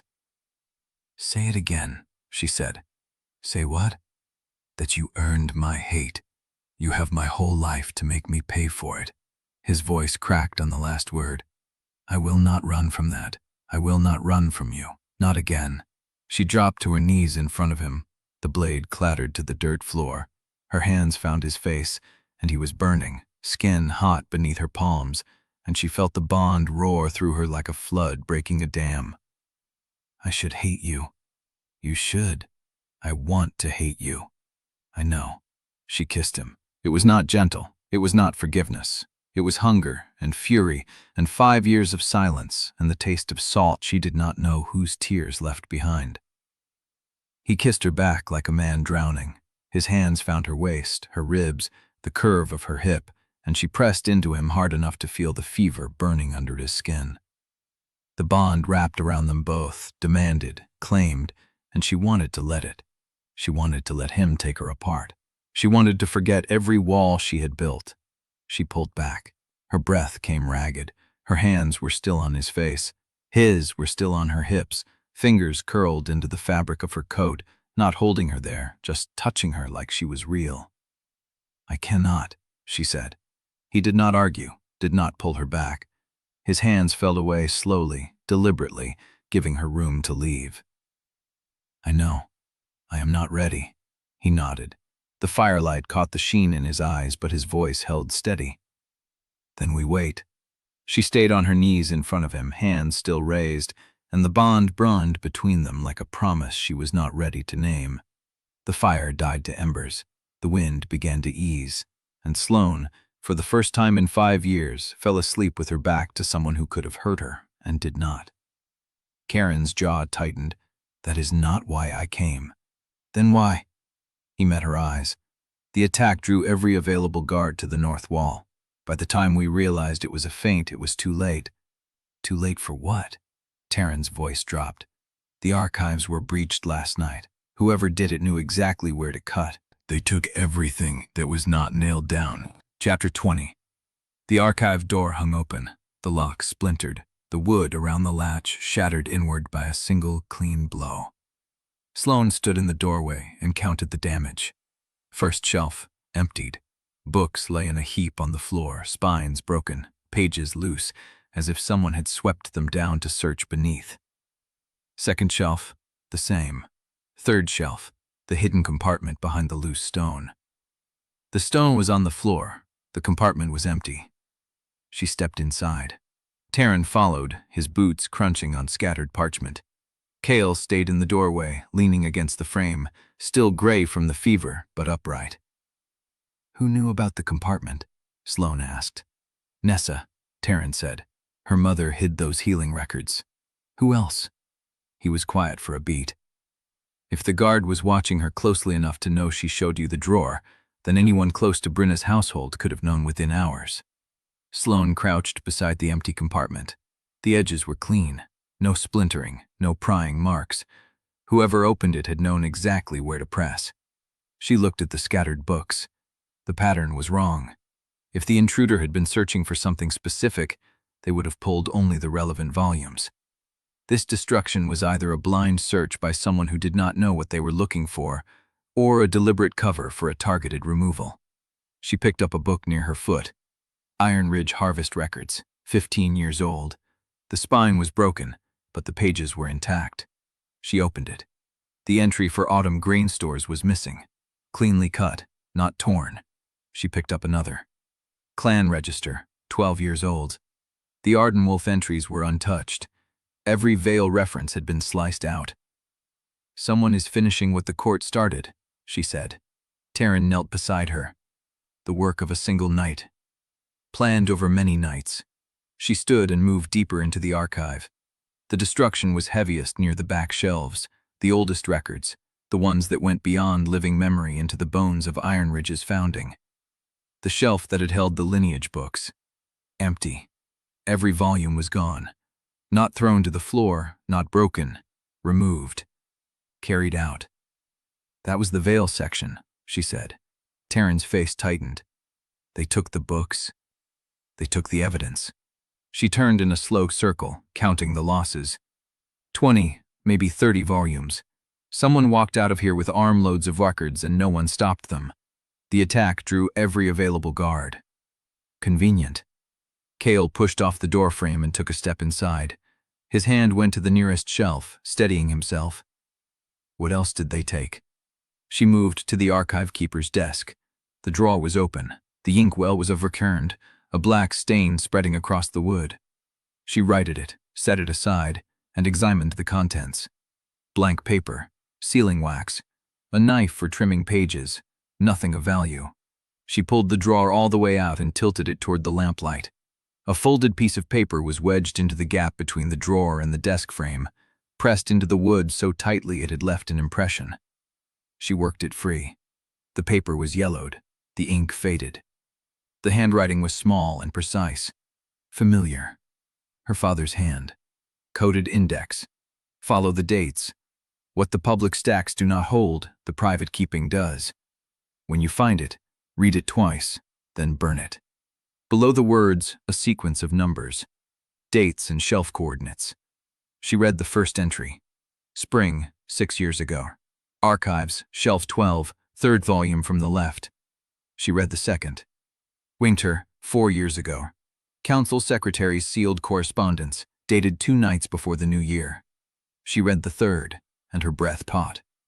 Autumn, 5 years ago. Rejection order. Keep no copy in public record. The original was sealed inside Kael's private holdings. Teren was watching her. "What is it?" She folded the paper and pressed it into her palm. "A map." "To what?" "Everything they tried to bury." She looked at Kael. His eyes were fixed on the paper, his face unreadable. "Your private holdings," she said. "What do you keep there?" "Sealed records," he said slowly. "My father's correspondence. The council's original ledgers from before the rot started. Nothing I trusted to the public archives after." He trailed off. "After what?" "After my father died. Someone had been into his study, papers moved, a drawer forced open. I started keeping everything locked." "Who had access to your father's study before he died?" "Council officers. Brenna, Rennick." He paused. "Then." The name settled between them like smoke. "Your private holdings," Sloane said. "Where?" "Behind the council chamber, a locked room only the acting alpha can enter." "And who else has the key?" No one. There is no key. The lock is blood-sealed to the Ardenwolf line. Teren let out a low breath. Then whatever is in there, only Kael can reach it. Sloane looked at the paper in her hand. Her father had known. He had known the records were being erased and had left a trail only she would recognize, only she would think to follow. "Show me," she said. Kael hesitated. "I am not asking permission," she said. "That paper is proof that evidence I need exists inside your locked room. Evidence your council secretary may have helped hide. Evidence someone burned half the archive to destroy." "I know." "Then open the door." He held her gaze for a long moment. Then he nodded. "The archives are watched," Kael said. "Whoever did this will know I came to see the damage." "So will everyone with eyes in this keep." Teren shifted. "What do you want me to do?" "Stay here," Sloane said. "Count what is missing. Make a list. When I come back, I want to know exactly which records were taken." "And if someone asks why you are with him?" She did not answer. She walked past Teren, past Kael, and stopped at the door. "Then let them ask." Kael followed her into the corridor. The keep was waking around them, voices rising from the yard where the patrols were regrouping. A servant passed with an armload of bandages, her eyes fixed on the floor. Sloane counted the windows, the doors, the shadows where someone could stand and watch without being seen. "How far?" she asked. "The council chamber, far side of the hall." "Guards?" "None posted, not since my father died." They moved through the keep in silence. The bond hummed at the edge of her awareness, steady now, not the violent lurch of the first days, but a low current she could feel in her chest. She hated how familiar it felt. The council chamber doors were closed. Kael pressed his palm flat against the wood and murmured something she did not catch. The lock clicked. The door swung open. "Wait here," he said, and disappeared inside. She stood in the empty corridor and counted the seconds. 30. 60. She was about to follow when he came back holding a leather-bound folder tied with red cord. "The rejection order," he said, "and every letter my father exchanged with the court in the months before he died." He held it out to her. She took it. The cord was warm from his hands. The leather was old, cracked, and stamped with the Ardenwolf crest. "Read it," he said. "Everything, then decide what you need." Sloane untied the cord. Behind them, footsteps echoed in the corridor. She looked up. Teren was walking toward them, his face pale. "We have a problem," he said. "What kind of problem?" "Dax is rounding up the council. He just told Brenna that the Blade and the acting Alpha disappeared together into the archives, and that he wants to know exactly what they are hiding." Bink. Chapter 21. Sloane tucked the folder against her ribs and turned to face the corridor. Dax's voice carried from the far end, sharp and demanding, answered by a low murmur she could not catch. The sound moved closer. "We need somewhere private," she said. Teren shook his head. "There is nowhere. The keep is awake. Every door has ears." Kael's hand found her elbow, a brief pressure that pulled her attention. "The old infirmary stores," he said. "Behind the healer's quarters. No one uses them since Nessa consolidated the supplies." Teren's eyes narrowed. "That passage connects to the council chamber's back wall." "Exactly." They moved before anyone could argue. Sloane counted steps and corners as they walked. The folder was warm against her chest, the red cord rough against her fingers. She wanted to open it, to read the words her father had marked for her. But the corridor was waking around them, servants emerging with buckets and bandages, guards passing with faces still tied from the night. One of them looked at Kael and stopped. "Alpha, Dax has been looking for you." "I know. He said to bring you to the council hall as soon as you were found." Kael did not slow. "Tell him I will be there when I am ready." The guard hesitated, then nodded and turned back. Sloane watched the exchange from beneath her hood. Kael's voice had been steady, colder than she remembered. The voice of a man who had spent 5 years enduring challenges to his authority. The guard had not pushed. They slipped through a narrow door behind the infirmary, into a corridor that smelled of dust and dried herbs. Old shelves lined the walls, stacked with clay jars and folded linens. A single lantern burned at the far end. Kael closed the door behind them. Teren leaned against the wall near the entrance, arms crossed, watching the crack where the door met the frame.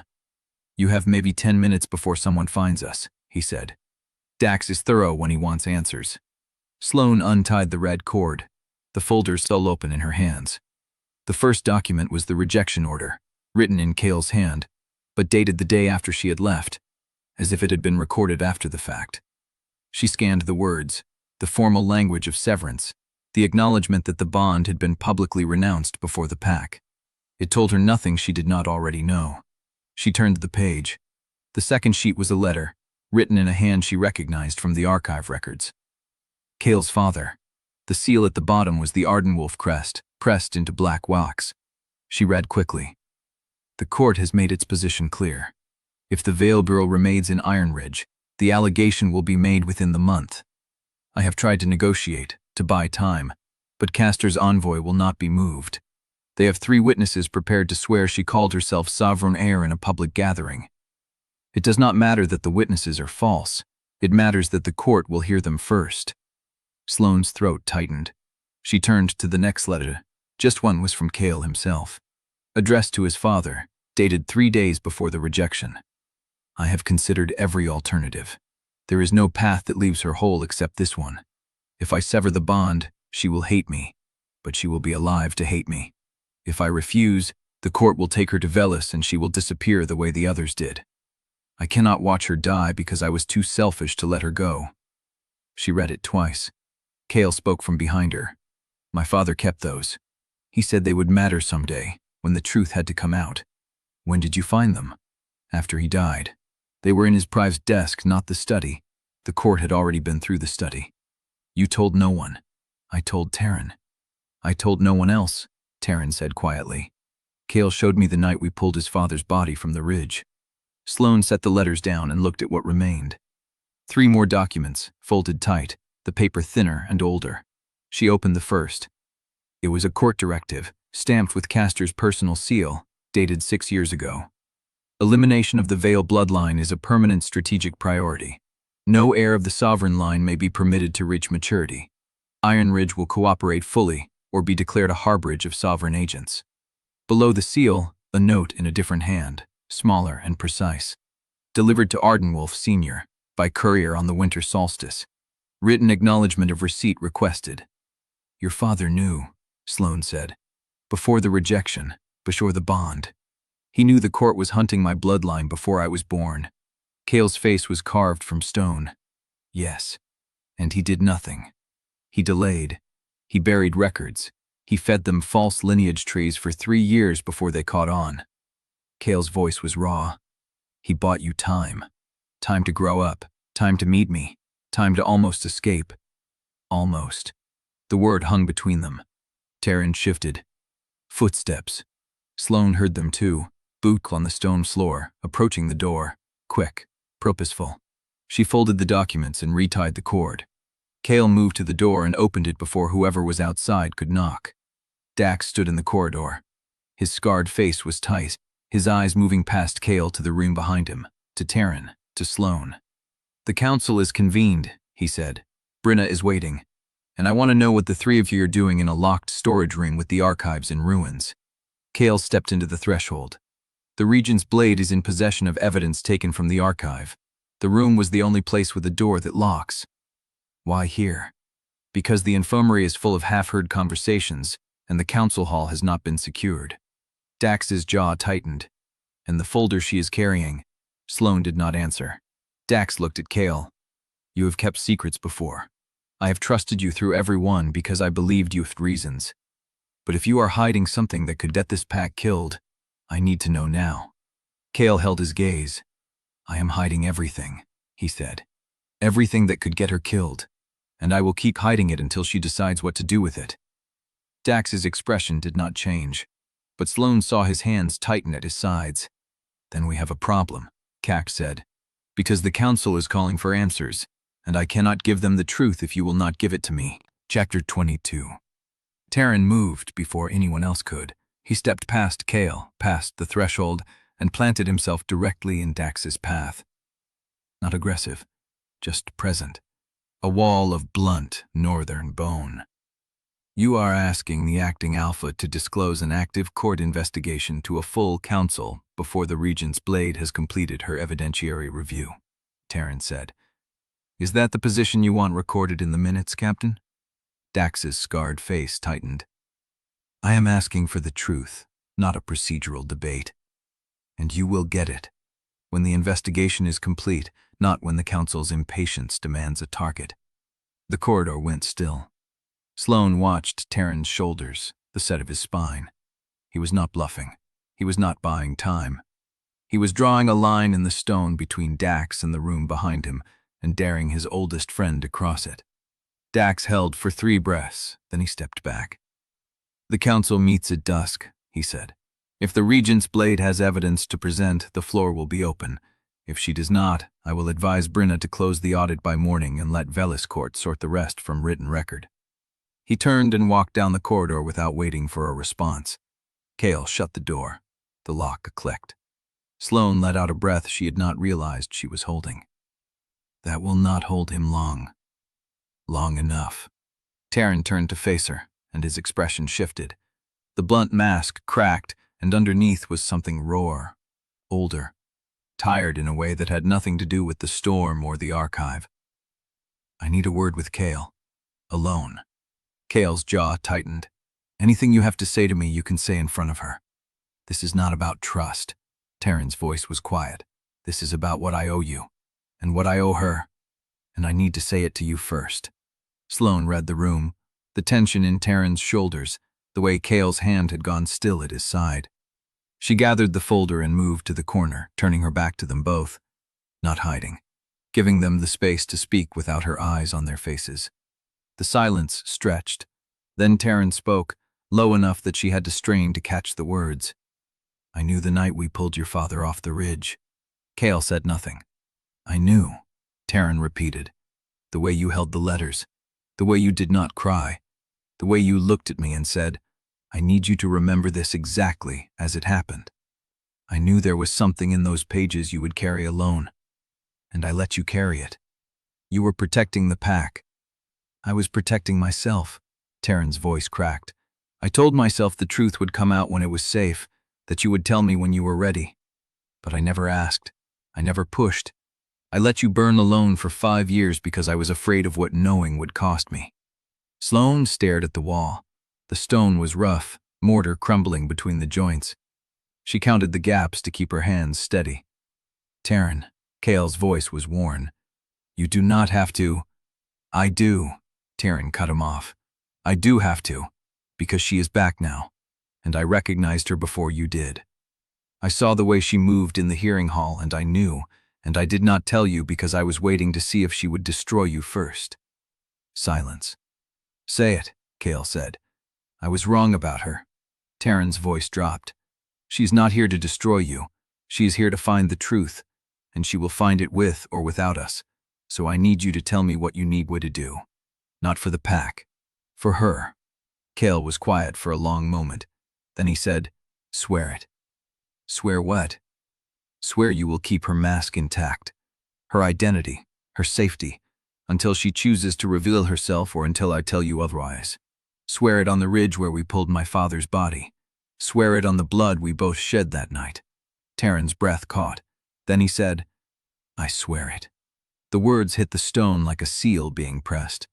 Sloane closed her eyes. She did not know what she felt. Relief, fear, something that burned too hot to name. A knock came at the door. 3 sharp raps, official, insistent. Kael crossed the room and opened it. A young courier stood in the corridor, snow crusted on his shoulders, a leather dispatch case clutched to his chest. His eyes went wide when he saw Kael, then wider when he saw Sloane in the corner. "Message from Velis Court," he said. "For the Regent's blade, delivered under emergency seal." He held out the case. Sloane took it. The wax was fresh. The sigil was Castor's personal mark, pressed deep into black wax with a precision that spoke of official urgency. She broke the seal and unfolded the paper inside. The ink was still wet. She read the first line. Then she read it again. Her blood went cold. Kael saw it. "What does it say?" Sloane looked up. The words were still burning behind her eyes. "Castor is invoking Article 12, she said. "He is declaring Ironridge a sovereign harborage effective midnight. Any Vael of the Vael line found within the territory is to be taken into court custody immediately, by any force necessary." Teren went still. Kael's face drained of color. The courier shifted his weight. There is more, Regent. The High Regent has dispatched an enforcement detail. They will arrive at the gates before dawn. Chapter 23. The dispatch case felt heavier than paper and wax had any right to be. Sloane folded Castor's letter along the original crease and slid it into her coat pocket. The motion was automatic. Stow the evidence, protect the source, breathe later. The council meeting, she said. When is it scheduled? Dusk, Teren answered. But if Dax has already rounded them up, they will be gathering before the hall cools. We do not have until dusk. Kael moved to her side. The fever was still burning behind his eyes, but he stood straight, steady, a man who had been dying for 5 years and had decided to stop acting like it. Then we go now. We lay out what we have and force Dax to see the truth before the court's riders arrive. And if he does not see it, then I will make him see it. Sloane looked at the folder in her hands. The rejection order, the letters, the court directive with Castor's seal. Enough to prove Kael's father was protecting her. Enough to prove the court ordered her bloodline erased. Enough to start a war she was not sure Ironridge could win. Yezra, she said. I need Yezra in that room with every court copy she has. If Castor is moving enforcement, there will be a paper trail. Authorization orders, sealed directives, something we can use to slow them down. Teren nodded. I will find her. Meet us in the council chamber. He left without another word, boots striking the stone in a rhythm that said he was already running before he hit the corridor. Sloane turned to Kael. How much time do we really have? 2 hours until dusk, 3 at most. He held her gaze. If Castor's riders push hard, they could be at the gate in 4. 4 hours to flip a pack council. 5 years to prepare for it. She almost laughed. Almost. The sound would have come out wrong anyway, sharp as broken ice. They walked. The keep was too quiet for early evening.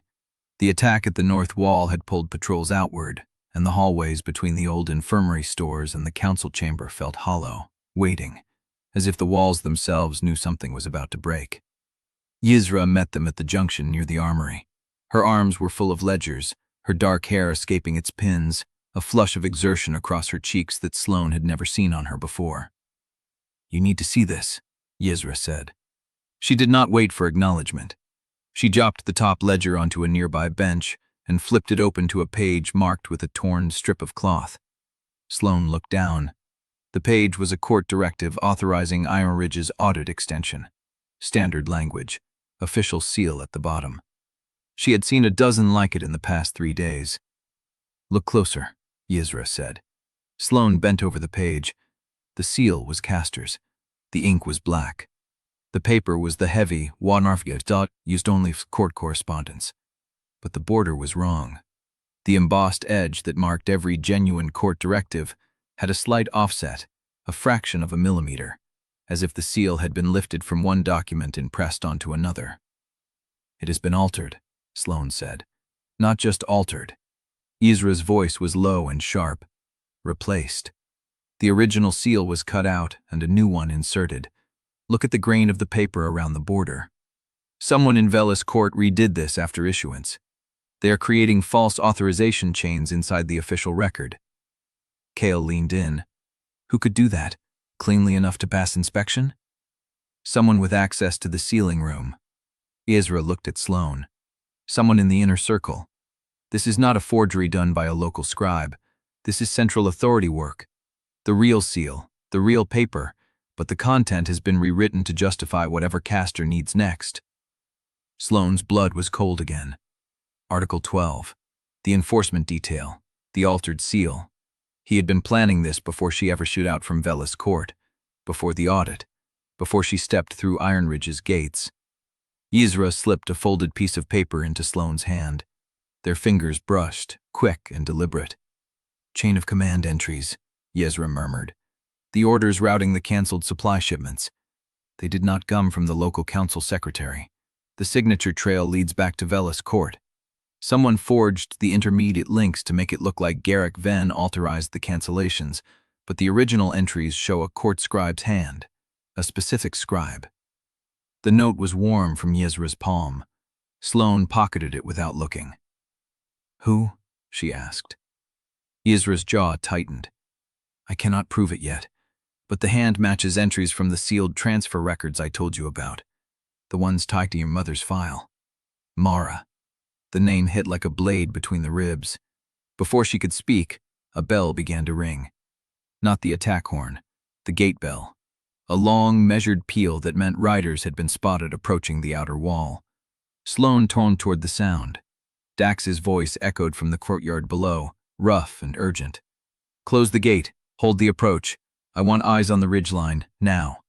Kael was already moving. Sloane caught his arm. If it is the enforcement detail, we are out of time. Then we make them wait outside the gate while we speak to the council. They will not wait. No. His hand covered hers, brief and warm on the cold skin of her wrist. They will not. But Ironridge has held against worse than court riders. We hold the wall, we hold the hall, and we tell the truth before they can bury it. The bell kept ringing. Sloane pulled her hound free and walked toward the council chamber. Behind her, Seizure gathered the ledgers. Ahead of her, the keep was waking into alarm.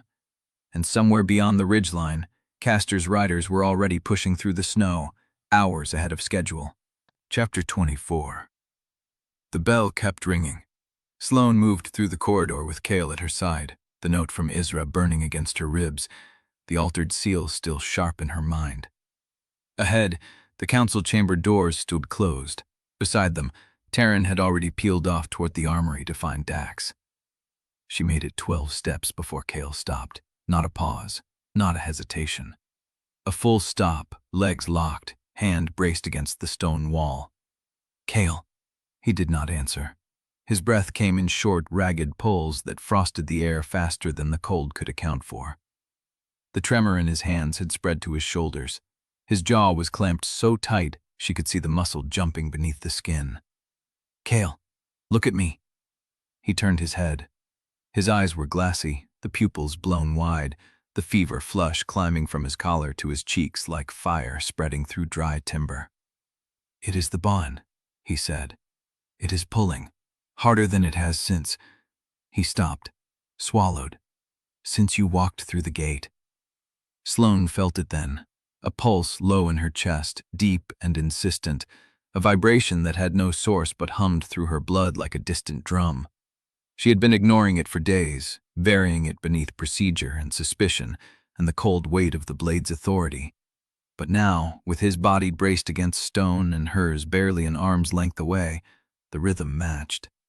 Her hands were shaking. She looked down at them. She had not told them to shake. We cannot walk into the council like this, she said. I know.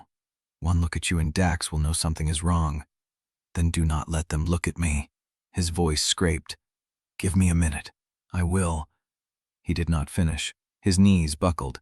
Sloane caught him before he hit the floor, her shoulder taking his weight, her arm locking around his bit. He was burning. Heat coming off in waves, his skin fever dry, his pulse hammering against her palm where she pressed it to his chest. Teren, she said. No answer. Teren was gone. Isra had already moved ahead. The corridor was empty. She dragged Kael sideways, through the nearest door, into a storage room lined with old crates and dust. She kicked the door shut behind them and lowered him to the floor, propping him against a stack of rotting canvas sacks. His head fell back. His throat worked. The bond pulse hollowed out her chest, a thrum that was almost sound, almost touch, almost his voice saying something she could not quite hear. Sloane. His eyes were closed. You need to go. I will ride it out. You cannot stand. I will. You cannot stand and the council is gathering and Castor's riders are at the wall and you cannot stand. He opened his eyes. The fever had stripped something from them. The wariness, the control, the careful distance he had worn since she arrived. What remained was raw and desperate and far too close to what she remembered from 5 years ago. Then leave ye here, he said. Go. Do what you came to do. I will not slow you down. The bond pulse surged. She felt it in her teeth, in her knees, in the sudden sharp ache behind her sternum that had nothing to do with exertion and everything to do with the man gasping on the floor in front of her. I cannot leave you here. I am giving you permission. I am not asking for permission. She dropped to her knees beside him. Her hands found his face before she told them to, cupping his jaw, feeling the heat pour off his skin like a furnace. His breath caught. His hand came up, not to push her away, but to cover hers. Sloane, do not what? Do not tell me this is the bond. Do not tell me this is fever or proximity or the pull of the thing that tied us together when we were too young to know what we were choosing. Her voice cracked on the last word. I know what it is. I have always known. I was pretending I did not. His thumb traced the edge of her wrist. I was pretending too, he said. For 5 years, every day. The bond surged again. This time she felt it like a wave, like a wall of water that had been building for years and finally broke against the inside of her skull. Need. Hungry and desperate and stripped of everything but the raw fact of him. His body calling to hers. His wolf crying out for its mate across the space of a few inches instead of years of distance. She was shaking. He was shaking. The room was cold and dark and full of dust, and the only heat in the world was the space between them. Kael. I am trying to be good, he said. I am trying to give you space. I promised I would wait. I meant it. I will wait 100 years if you need 100 years. But I cannot. His voice broke. I cannot stop my body from wanting you. I cannot stop the bond from pulling. I have been dying for 5 years and now you are here and I am supposed to sit on my hands while the fever burns through me because I do not deserve to touch you. Her hands were still on his face. His hands were still on hers. The bond howled between them like a storm. She leaned forward. His forehead met hers, breath mixing, pulse hammering. The scent of him, fever and pine, and the old familiar thing she had tried to forget, flooded her senses. This changes nothing, she said. I know. I am still not ready. I know. I do not forgive you yet. I know. She closed her eyes. The bond pulse settled, not weaker, but matched. 2 hearts beating at the same rhythm, 2 bodies breathing the same air. The fever did not break, but it steadied, spreading through her like heat through cold glass. She felt the moment his shaking began to ease, felt the moment his pulse slowed, felt the moment something in him recognized that she had not left, that she was still there, that despite every reason to walk away, she was kneeling on a dusty floor with her forehead pressed to his and her hands cupping his face, like he was the only solid thing in a breaking world. Sloane, stop talking. I need to tell you. I said stop talking. She pulled back just enough to look at him. His eyes were clear now, still fever-bright but focused, present, looking at her like she was the answer to a question he had stopped asking years ago. The gate bell stopped ringing. Silence fell, and someone in the keep, a door slammed. Sloane rose, extended her hand. Kael took it. He was unsteady. His grip was hot and his legs shook when he stood, but he stood. He did not let go of her hand. They stood in the dark, dusty room, holding on to each other while the world outside the door demanded blood and truth and war. His thumb moved across her knuckles. Thank you, he said, for not leaving. She did not answer. She could not answer. Because leaving would have been easy. Staying was the thing she did not know how to do, and she was doing it anyway. And she did not have words for what that meant. The door at the end of the corridor opened. Footsteps, fast, one set, heading toward the council chamber. They were out of time. Sloane released his hand. She turned toward the door, and the bond pulsed one last time. Not a demand, not a plea, but a promise, warm and steady and terrifyingly alive in the center of her chest. She walked into the corridor. Kael walked beside her, and ahead, the council chamber doors were open. Chapter 25. The corridor stretched ahead, cold stone and torchlight flickering against the walls. Sloane walked with her hand still tingling from where his had held it, the bond pulsing warm and steady in her chest like a second heartbeat. The council chamber doors stood open at the end of the hall. Voices carried through. Dax's sharp commands, Brenna's measured tones, the scrape of chairs and the rustle of paper. Sloane stopped. Kael stopped beside her. She turned to face him. The corridor was empty save for the 2 of them. torch shadows swimming across the stone and the bond thrumming between them like a live wire stripped of insulation. "Not yet," she said. He did not ask what she meant. His eyes held hers, fever-bright but clear, waiting. "The council can wait 5 more minutes," she said. "The riders can wait, everything can wait." She reached out and took his hand again. His fingers closed around hers. "Where?" he asked. She pulled him sideways into the first door she found, a supply closet. Brooms and buckets and the smell of dry dust. She pushed him inside and closed the door behind them. Darkness. Total. The kind that swallowed sight and left only sound and scent and touch. "Sloane, I am choosing this," she said. "Do you understand? Not the bond, not fever, not the weight of what you did or did not do 5 years ago. Me. Now. Choosing." She heard him breathe, heard the catch in his throat. "I understand," he said. "Tell me you choose this too." "I choose this." His voice broke on the last word. "I choose you. I have always chosen you. I chose you when I let you go, and I choose you now, and I will choose you tomorrow even if you walk away from me at dawn." Her hands found his chest in the dark, the heat of him, the rapid beat of his heart under her palm.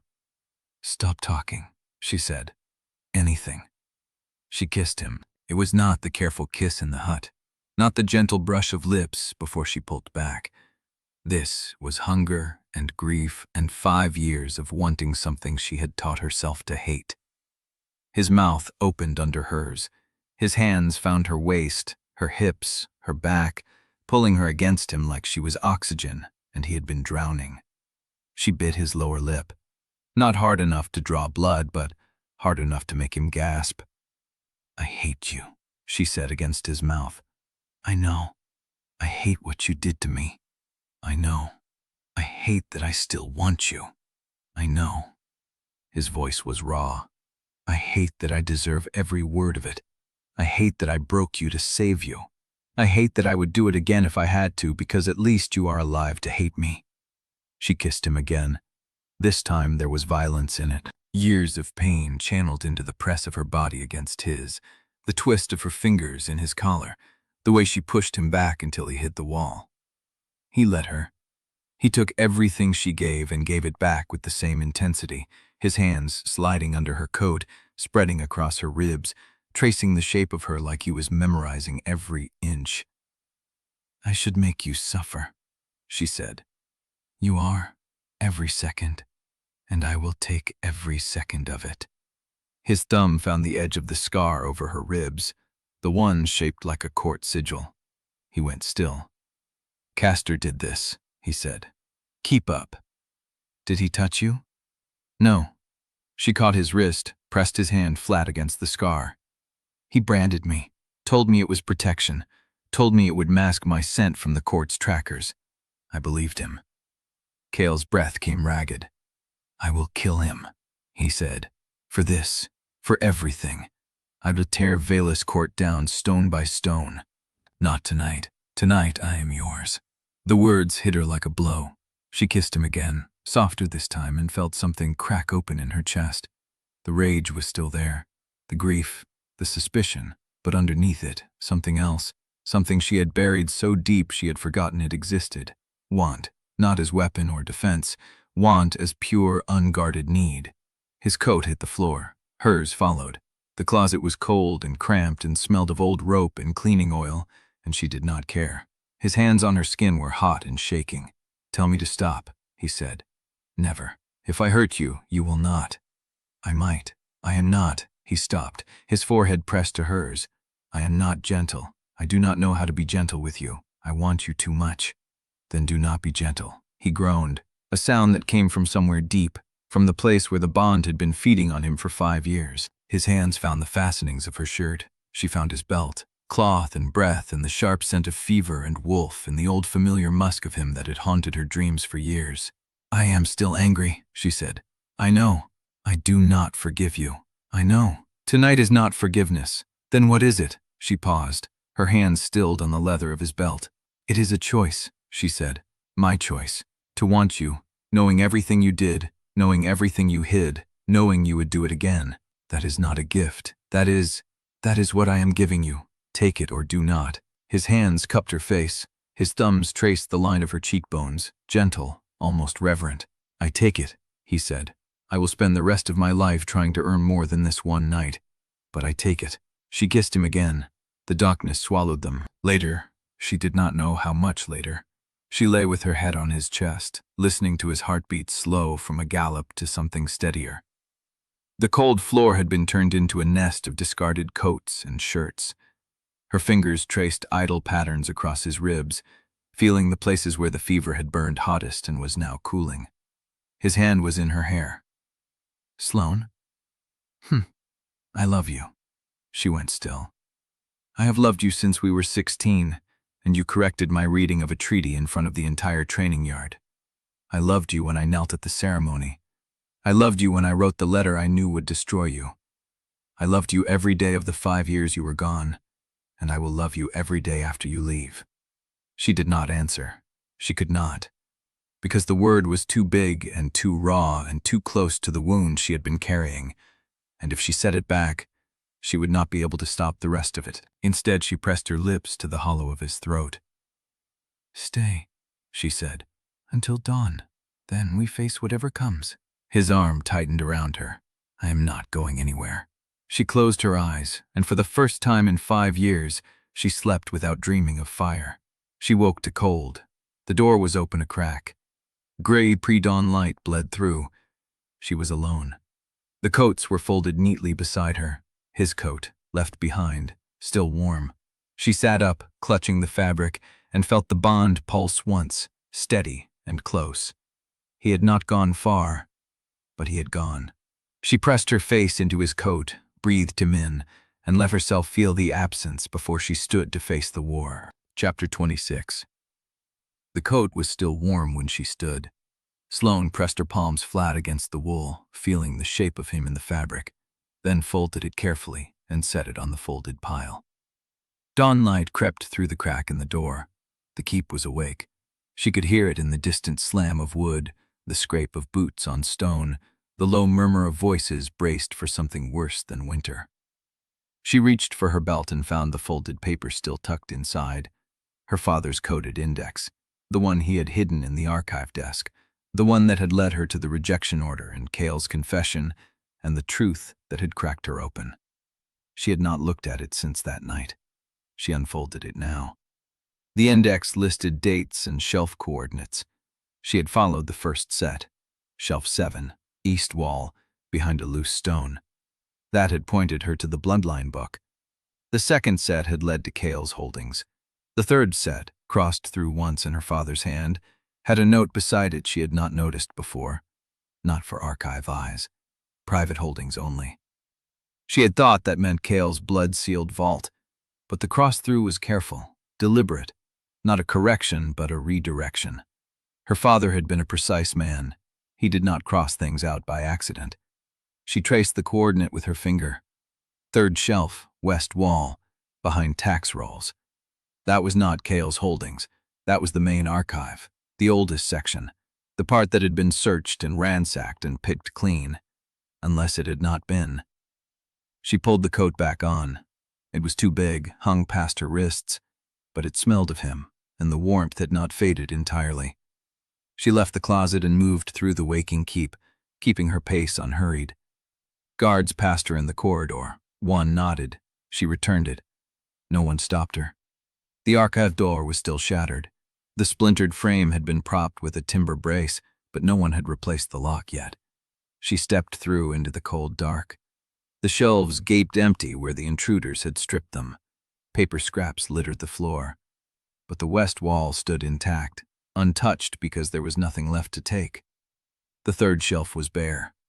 Tax rolls, patrol maps, the ordinary debris of pack administration that no one would bother to steal. She ran her fingers along the back panel. It gave. The seam was invisible unless you knew where to press. Her father had known. He had built this place. He had hidden things in every shadow. The panel slid aside. Behind it, a shallow drawer. Not sealed, not locked, just hidden. Waiting. She pulled it open. Inside lay 3 folded documents and a dried sprig of rowan tied with red thread. Her mother's mark. Mara Vael had always worn rowan in her belt. Sloane had forgotten that until now. She lifted the documents with hands that did not shake. The first was the rejection order. Not the one Kael had retrieved from his holdings, the recorded version, the official copy. This was the original. The one Castor had sent, in his own hand, with his personal seal stamped in black wax, not the court seal proper but the seal of the High Regent's private chamber, the one he used for orders he did not want entered into the official ledger. She unfolded it.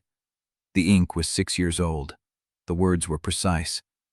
To Acting Alpha Kael Ardenwolf of Council of Ironridge, by authority vested in the High Regent of the Court of Teeth, you are hereby instructed to sever all bonds and formal ties between the Ardenwolf line and the subject identified as Sloane Vael, daughter of Tomas and Mara Vael, of the Ironridge Archive House. This instruction is not a request. The Sakachiri's blood of the Vael sovereign line, a lineage officially prescribed from succession, alliance, or continuation. Failure to comply with this directive within 14 days will trigger the immediate activation of Article 12, accompanied by enforcement seizure of the subject and the designation of Ironridge as a territory and act in harborage of a sanctioned bloodline. You will make the severance public. You will ensure the subject leaves Ironridge soil. You will provide no explanation beyond your own will. If you speak of this directive or its origins, the terms of enforcement accelerate to immediate elimination of the subject and reassessment of Ironridge's continued autonomy. Sealed and witnessed by my hand. Castor, High Regent of the Court of Teeth. The words blurred at the edges. She had known, in pieces, in fragments, in the shape of a truth she had refused to hold whole. But this was not a piece. This was the entire thing, pressed into inked and wax, signed by the man who had later pulled her from the wastes, fed her, trained her, named her, burned his sigil into her ribs, and called it protection. She set the rejection order aside. The second document was older, the paper yellowed and brittle. A court directive from 7 years ago, before her father died, addressed to Ironridge's then Alpha, Kael's father. The same instructions, earlier phrasing, the same seal. The third document was not from the court. It was a single sheet of paper in her father's handwriting, undated. If you are reading this, my girl, then you already know more than I wanted you to know. But not everything. The court destroyed the records they found. They did not find the ones I kept outside the archive. Shelf 7 in the old mine office, below the second beam. Your mother's hand is on some of them. She would have wanted you to have them. I love you. I was proud of you before you ever left. I am proud of you still. TV. She folded the letter and pressed it to her chest. The rowan sprig she tucked into her belt. The rejection order she set on the shelf, intending to leave it, then changed her mind and folded it into her coat. She would need it. For the council, for the riders at the gate, for the truth she was going to speak in front of everyone who had ever watched her fall. She turned toward the archive door. A figure stood in the frame. Dax Rowan. His face was red in the gray light. His hand was on his blade. Found what you were looking for, Blade. Chapter 27. The gray light through the archive doorway cut Dax's face into hard angles. Sloane did not reach for a blade. She did not step back. She stood with her father's letter still warm against her ribs, and the rejection order folded into her coat and met Dax's gaze without flinching. Captain. Yuzra said you were in the archive. He did not step through the frame. His hand stayed on his blade, held but not drawn. The council is assembling Ollie. Brenna's call. I heard the gate bell. You heard riders. Dax's voice flattened. The council is about what happens when they arrive, not whether. She saw it then, the calculation behind his eyes. He had not come to arrest her. He had come to read her, to see what she would carry into that room, what weapon, what truth, what lie. I found what I needed. You find anything about the Vael line? The question landed like a stone in still water. She said nothing. I know that name appeared in the archive logs, Dax said. I know Teren has been burning through records like a man looking for something he already found. I know Kael has been dying for 5 years and started breathing again the week you arrived."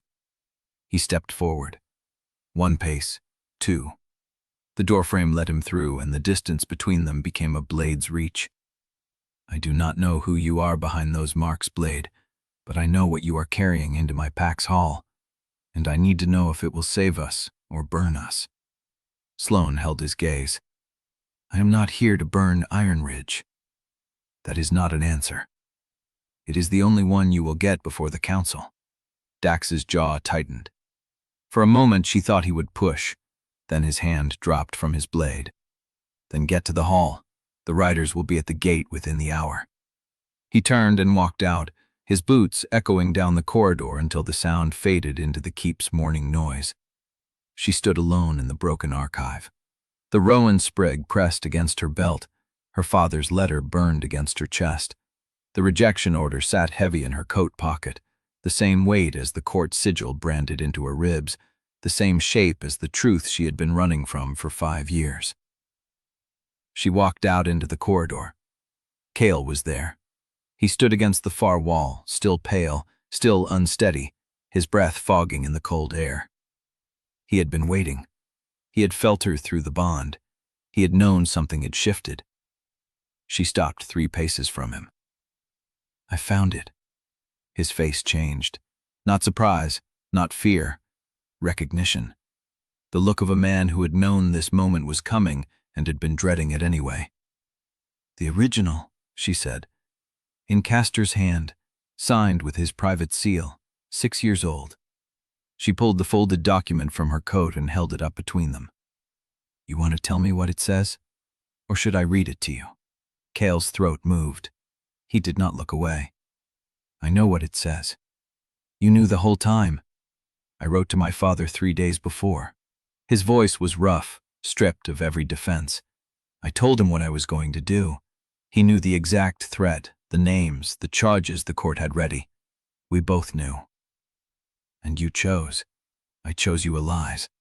Sloane's hand trembled. She crushed the trimmer into a fist around the paper. "You chose me allies, and you let me believe I was not worth choosing at all. You let me walk out of Ironridge thinking I was less than nothing. You let me spend 5 years becoming a weapon for the man who ordered you to break me." Kael did not step closer, did not reach for her.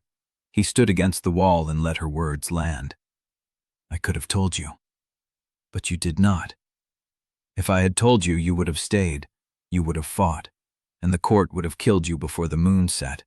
I could not watch you die." Sloane laughed. It was not a happy sound. "You could not watch me die, so you made me wish I was dead instead.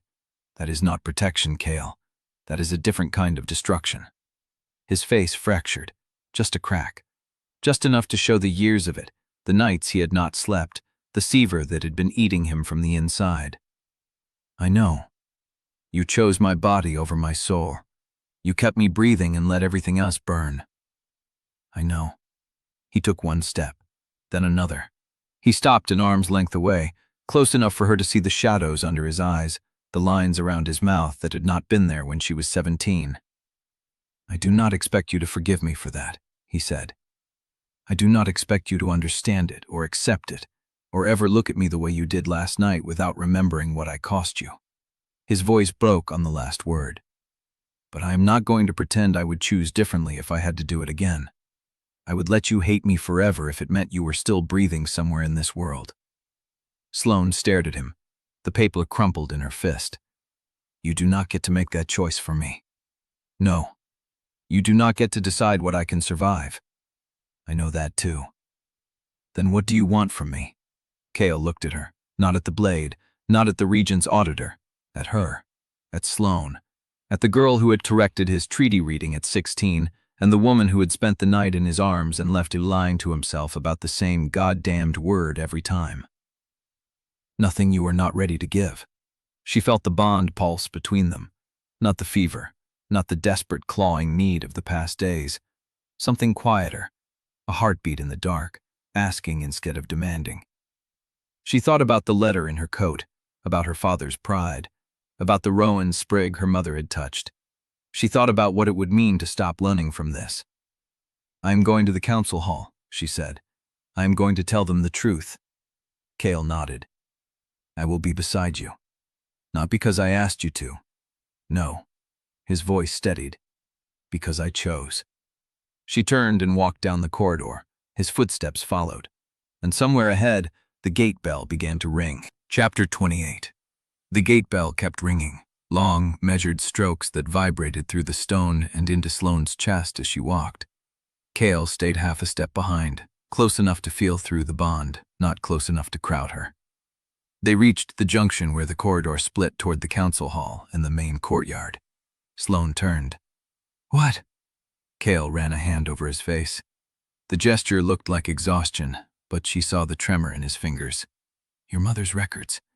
Brenna found fragments years ago, enough to realize what line you came from. She brought them to my father." "Your father knew?" "He knew before I did, before you and I ever spoke." Kael's voice dropped. Brenna did not tell him everything at first.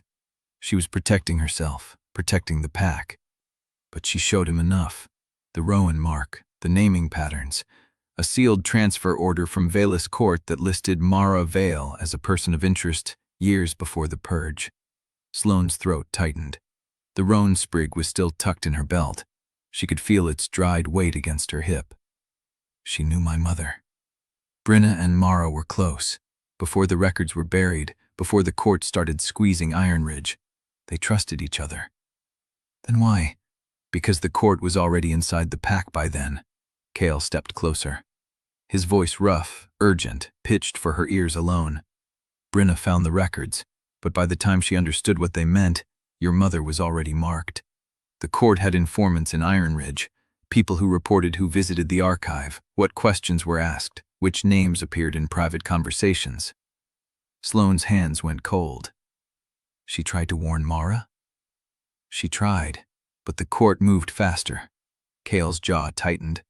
"They did not raid the pack house or burn the archive. They used procedure, transfers, reassigns, quiet removals. By the time Brenna realized Mara had been taken, the trail was already buried under court seals." The bell stopped ringing. The silence after it was worse.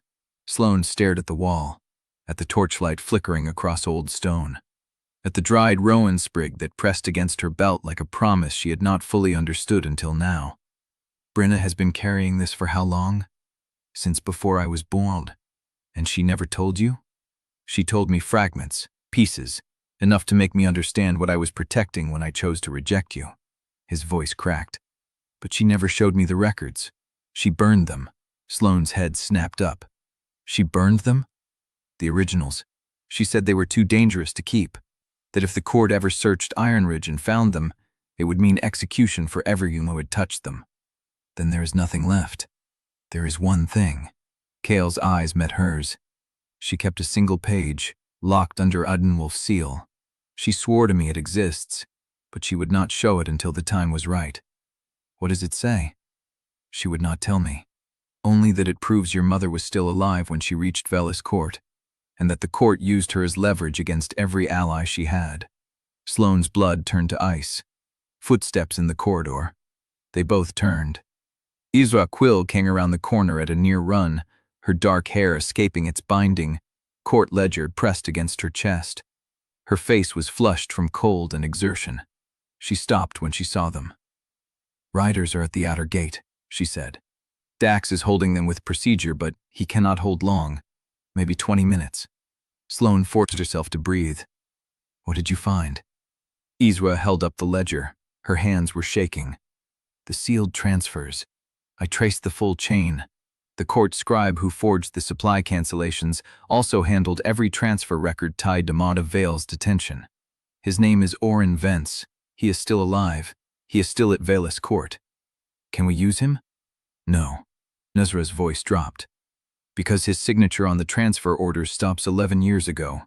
The last entry lists Sloane Vael as transferred to High Regent Caster's private jurisdiction.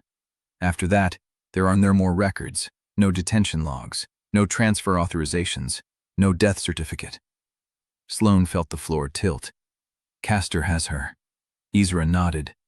"If she is still alive, he knows where, and if she is dead, he ordered it directly.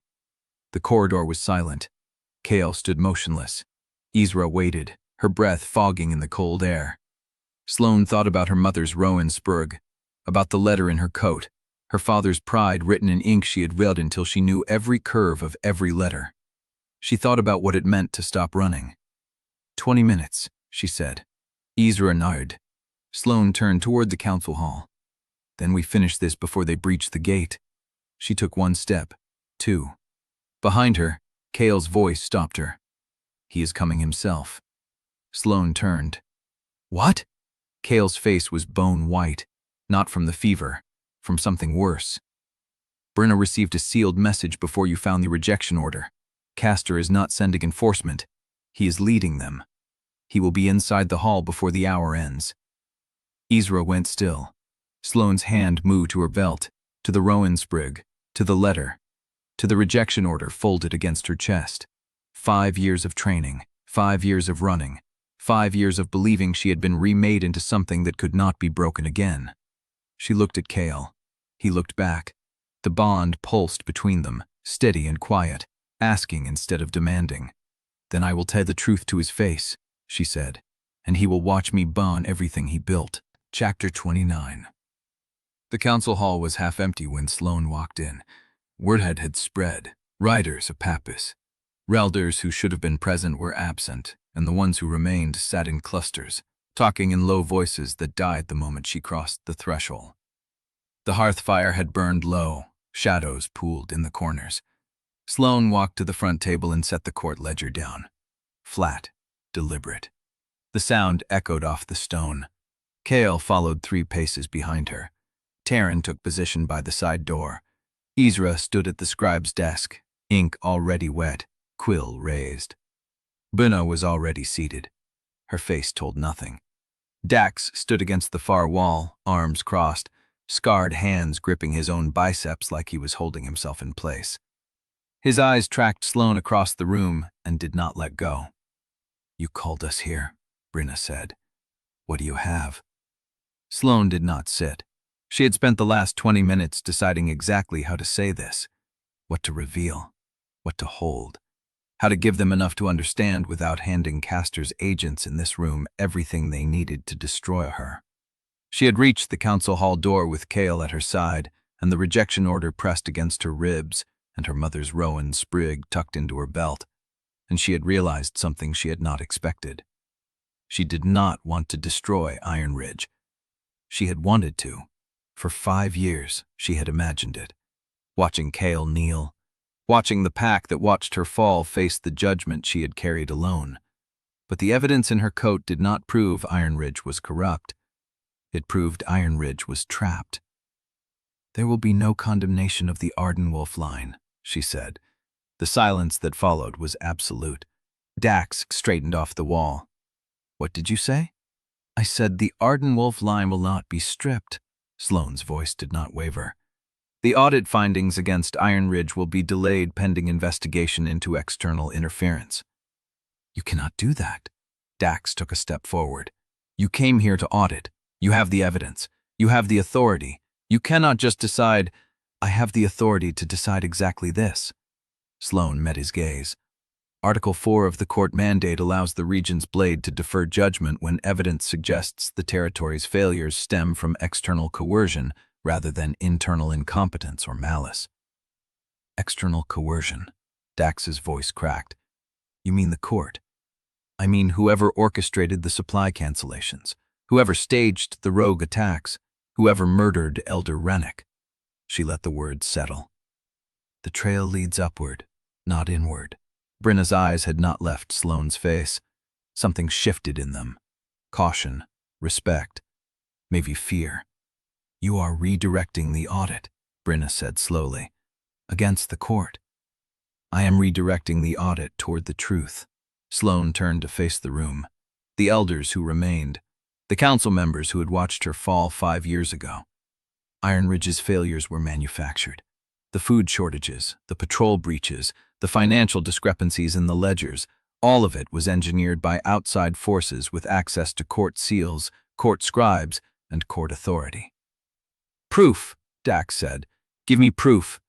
Sloane pulled Wiseau's note from her coat, the chain of command entries, the forged, sealed documentation, the transfer orders linking the supply cancellations to a scribe in Velis court.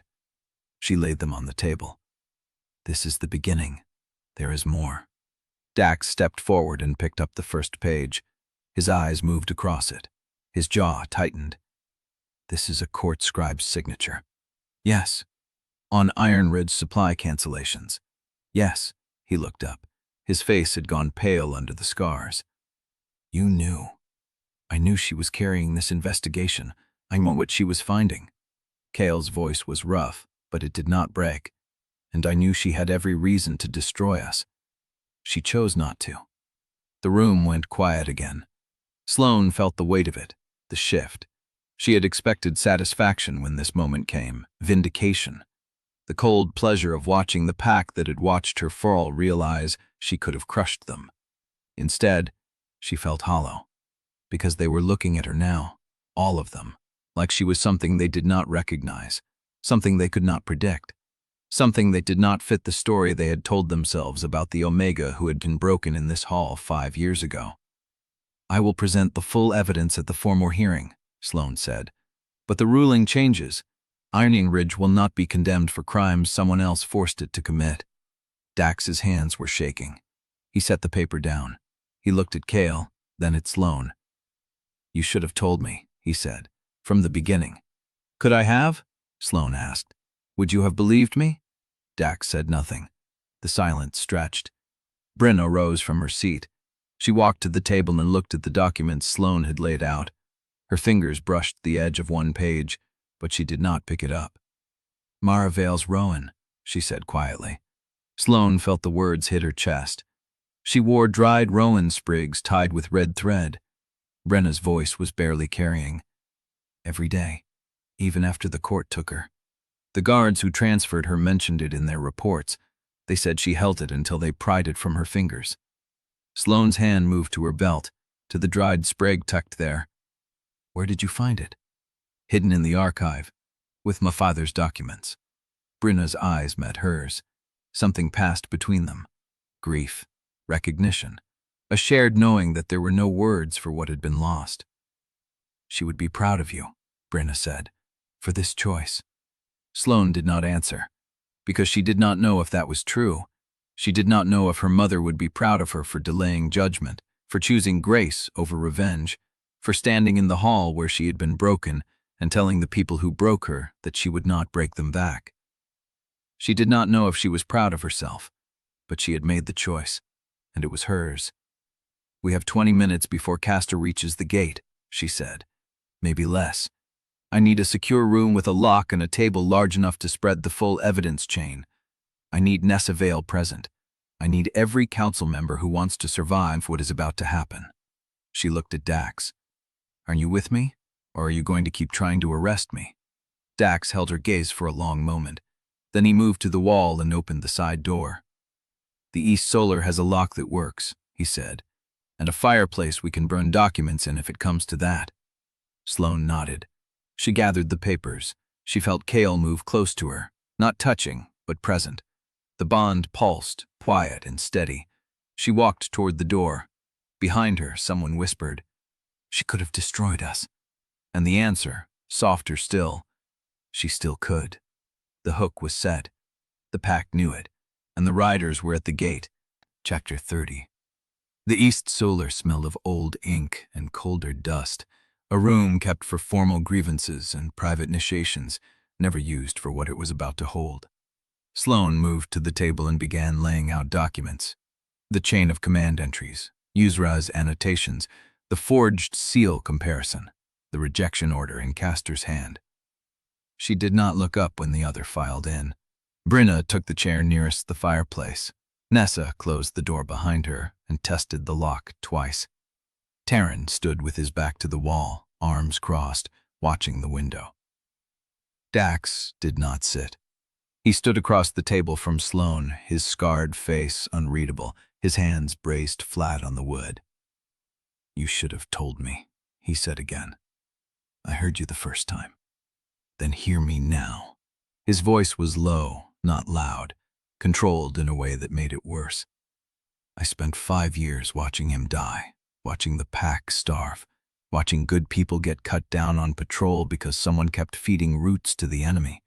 And you two knew. Both of you. You had the names, you had the proof, and you let me keep blaming the rogues. Kael stepped forward. Dax. No. Dax's hand came off the table, sharp. You do not get to say my name like we are still brothers in this. You lied to me for 5 years. I protected you. From what? The truth? Dax's jaw tightened. I have been running blind through a war someone else started. I lost riders because I did not know who the real enemy was. Tell me how that is protection. Sloane set down the paper she was holding. Because if I had been exposed before I was ready, the court would have killed everyone who helped me, she said. Including you. Including every patrol captain who ever spoke to me without reporting it. The silence was not about trust. It was about survival. Dax's eyes stayed on Kael. I deserved the choice, he said, to decide what I was willing to die for. Kael said nothing, because there was nothing to say that would undo it. The silence stretched until Brenna broke it. He is not wrong, she said quietly, but he is not useful yet, and we do not have time for grief that does not sharpen. Dax's head snapped toward her. You knew too. I need longer than either of them. Then you are as guilty as, I am older than you, Captain. Brenna's voice cut clean. And I have buried more friends than you have lost riders. Guilt stopped mattering to me the night I burned Mara Vael's records to keep the court from executing everyone who had ever touched them. Dax went still. Whatever we all should have done, Brenna said. We did what we thought would keep people alive. Some of those choices were wrong. Some of them were right and still cost everything. But we are out of time to judge each other for it. She looked at Sloane. The riders are minutes from the gate. Castor is leading them personally. That means he already knows the audit is turned. He is not coming to negotiate. He is coming to close the case by force. Sloane felt the bond pulse. Kael had moved closer without her noticing. Then we hold the ground we have, Sloane said. I invoke Article 4 officially as the Regent's blade. Ironridge's ruling is deferred pending external investigation. Castor cannot override that without publicly admitting the court interfered. He will override it anyway, Dax said, not if we make him do it in front of witnesses. Sloane pulled the rejection order from the stack, held it up so the black wax seal caught the firelight. Castor wrote this himself, in his own hand, ordering a minor alpha to reject his fated mate under threat of execution. If that document reaches the wrong ears in Velis court, every regent below him will start asking whether his judgment can be trusted. Brenna's eyes narrowed. You plan to blackmail the High Regent. I plan to make him choose. Sloane set the order down. He can enforce Article 12 publicly and explain why he wrote a secret order to destroy the bloodline he claims to be protecting, or he can let the audit stand and lose his chance to silence me before I file the full report. That is a thin line, Nessa said quietly. It is the only line I have. Kael spoke for the first time since entering the room. She is right. Everyone turned. He was looking at Sloane, not at them. This is how he operates, through sealed orders and procedural traps, through authority that looks legal until you lift the corner and see the rot underneath. Sloane is holding the corner he thought no one would ever lift. Dax watched from for a long moment. You still love her. The words landed flat in the quiet. Kael did not flinch. I never stopped. And she still has not said it back. Sloane felt the question hanging in the air, not from Dax, from everyone, from the bond itself, waiting to see if she would deflect or answer. She did neither. She met Dax's eyes and said, That is between me and him. Dax held her gaze, then he looked away. Fine, he said, but if this goes wrong, we all burn together. The room accepted it, not trust, not unity, just the cold recognition that they had no better option. Sloane turned back to the documents. I need an inventory of everything in the weapons cache Dax found. I found the location of the old mine office my father referenced. I need every patrol report from the last 6 months cross-referenced against moon phases and rider assignments. She looked at Isra. "Can you get me Orenvensiva's duty logs from Velis Court?" Isra's pen had not stopped moving. "I can get the logs I have access to. Anything sealed under Castor's personal jurisdiction will require different authority." "I will get you that authority. You do not have it yet. I will have it by the time you need it." Isra looked up. Something flickered in her winter-gray eyes. Not doubt, calculation. "I will need a secure courier route," she said. "Teren will run it." Teren nodded once. Brinna rose from her chair. "I will retrieve the locked page from my vault," she said. "The one that proves Mara was alive when she reached Castor's jurisdiction. If we are taking him down, we do it with evidence he cannot burn." She paused at the door. "One warning." Her voice dropped. "Castor has been doing this longer than any of us have been alive. He does not lose control. He does not panic. If he is coming personally, he has already accounted for every move we might make. Tell them the hearing convenes in 20 minutes. The scout hesitated. "The High Regent is requesting immediate private audience with the Regent's blade. He says it is not optional." Sloane felt the room go still. She looked at Kael, then at the rejection order in her hand. "Tell him," she said, "that the Regent's blade will meet him in open council. Or not at all." The scout swallowed. "I will deliver the message." He turned and ran. The door closed. Silence. Sloane felt the bond pulse again, harder this time. Castor was inside the walls, and he was asking to see her alone. Chapter 31. Isra found her in the east solar before the council bell.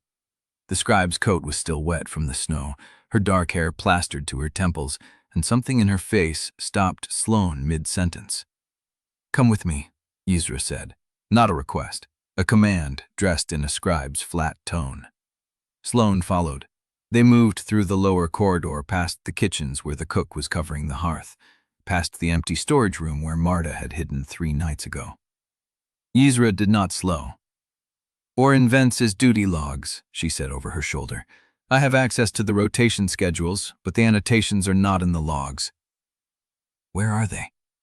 "In the court copies of Ironridge's files." Isra pushed open the door to the records room.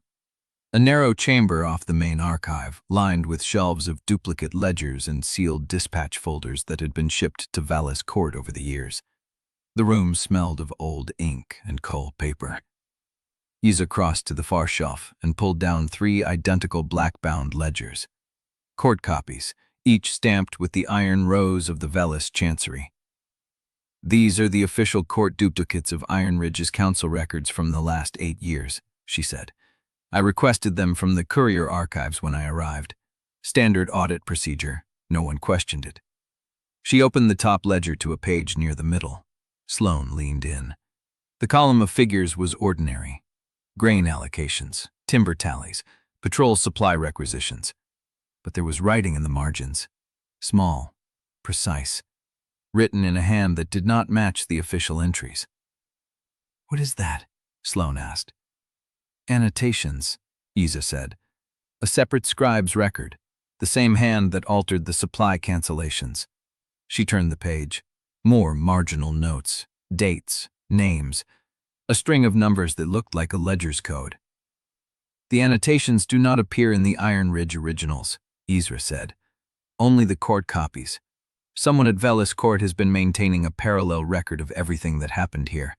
The official entries say one thing, the margins say another." Sloane traced the column of a supply ledger. The official entry showed a full shipment arriving in the winter of the 2nd year. The marginal note read, "Diverted to Northern Garrison, no delivery confirmation." She turned more pages. Every entry had a correction, a subtraction, a quiet note that contradicted the official numbers. "Who wrote these?" she asked. "The same scribe who handled Mara Vael's transfer records." Isra's voice was flat. "Oren Vents did not forge the signatures. He recorded the truth in the margins so someone could find it later." Sloane looked up.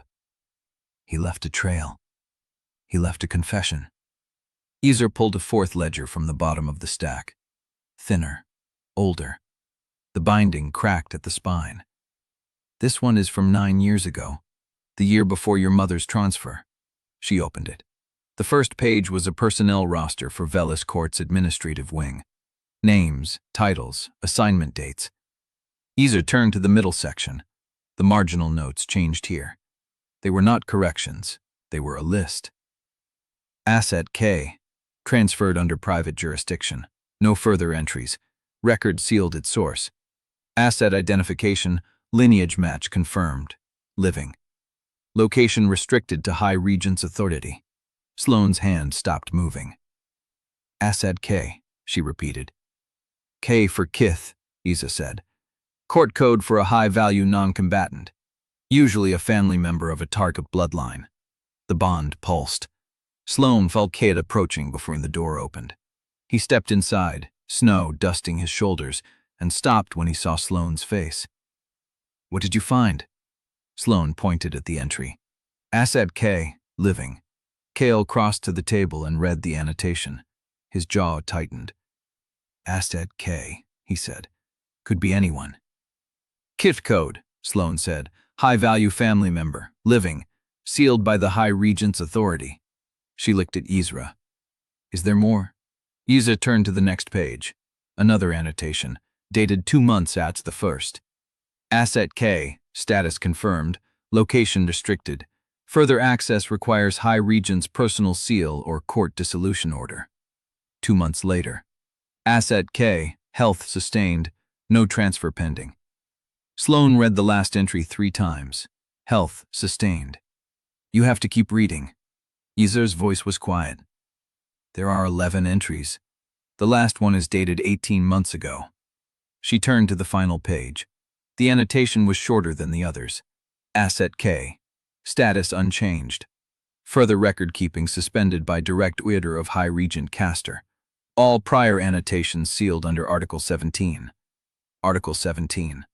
The right of absolute confidentiation for court security operations.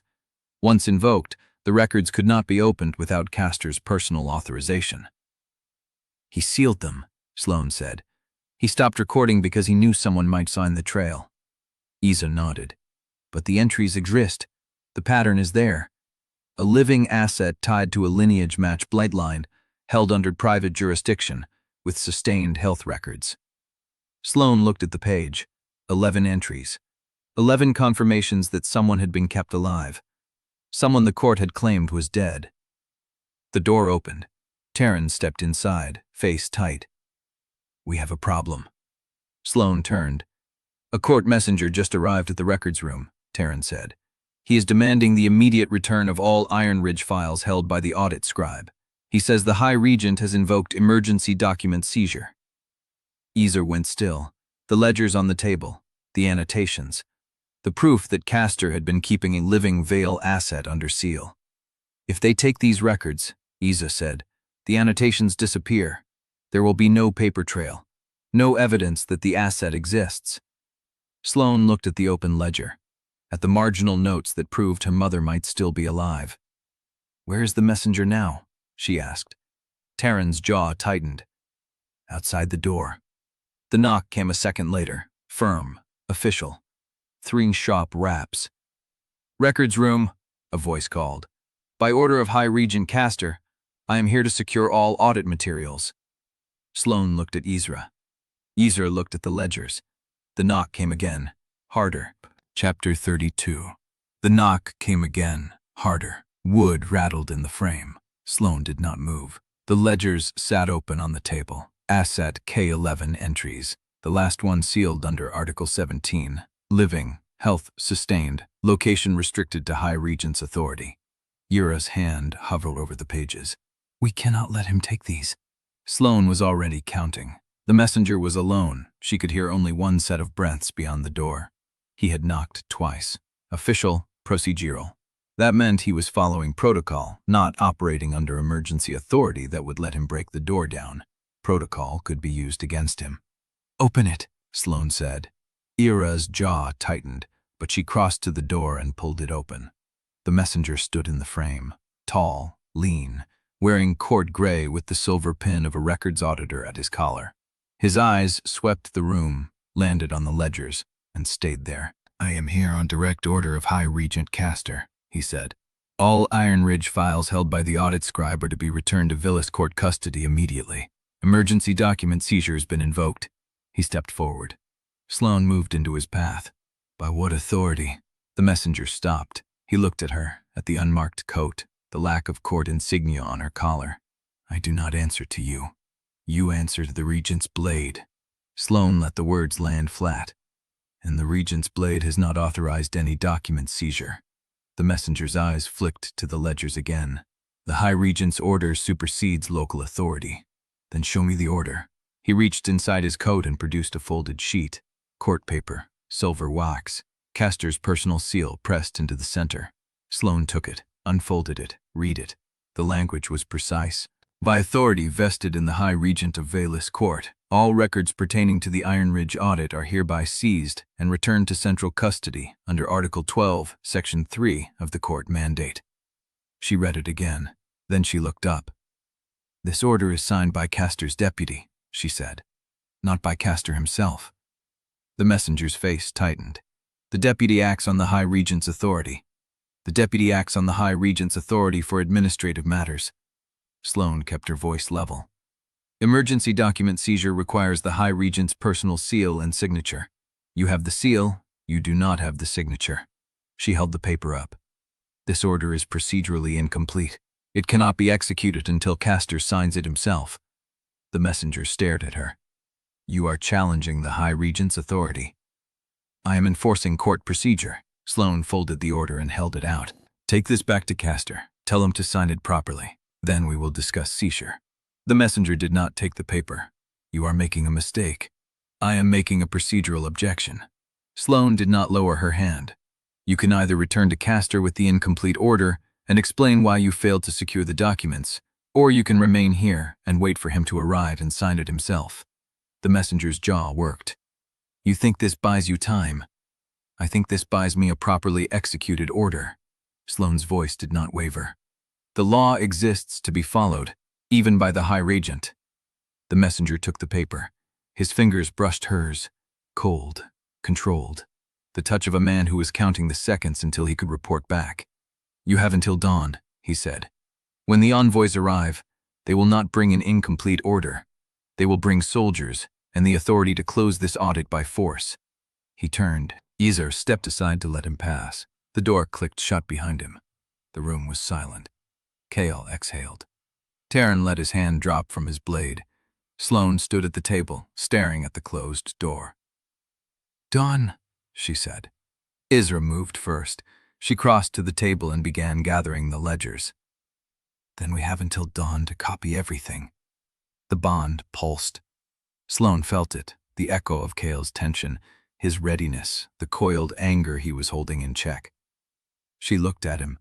He was watching the door. How long until Castor realizes the messenger failed? Sloane answered without turning. He already knows. The messenger will report within the hour. Castor will sign the order himself and the envoys will be at the gate before dawn. She looked at the ledgers. 11 entries, proof that her mother might still be alive. We need more than copies, she said.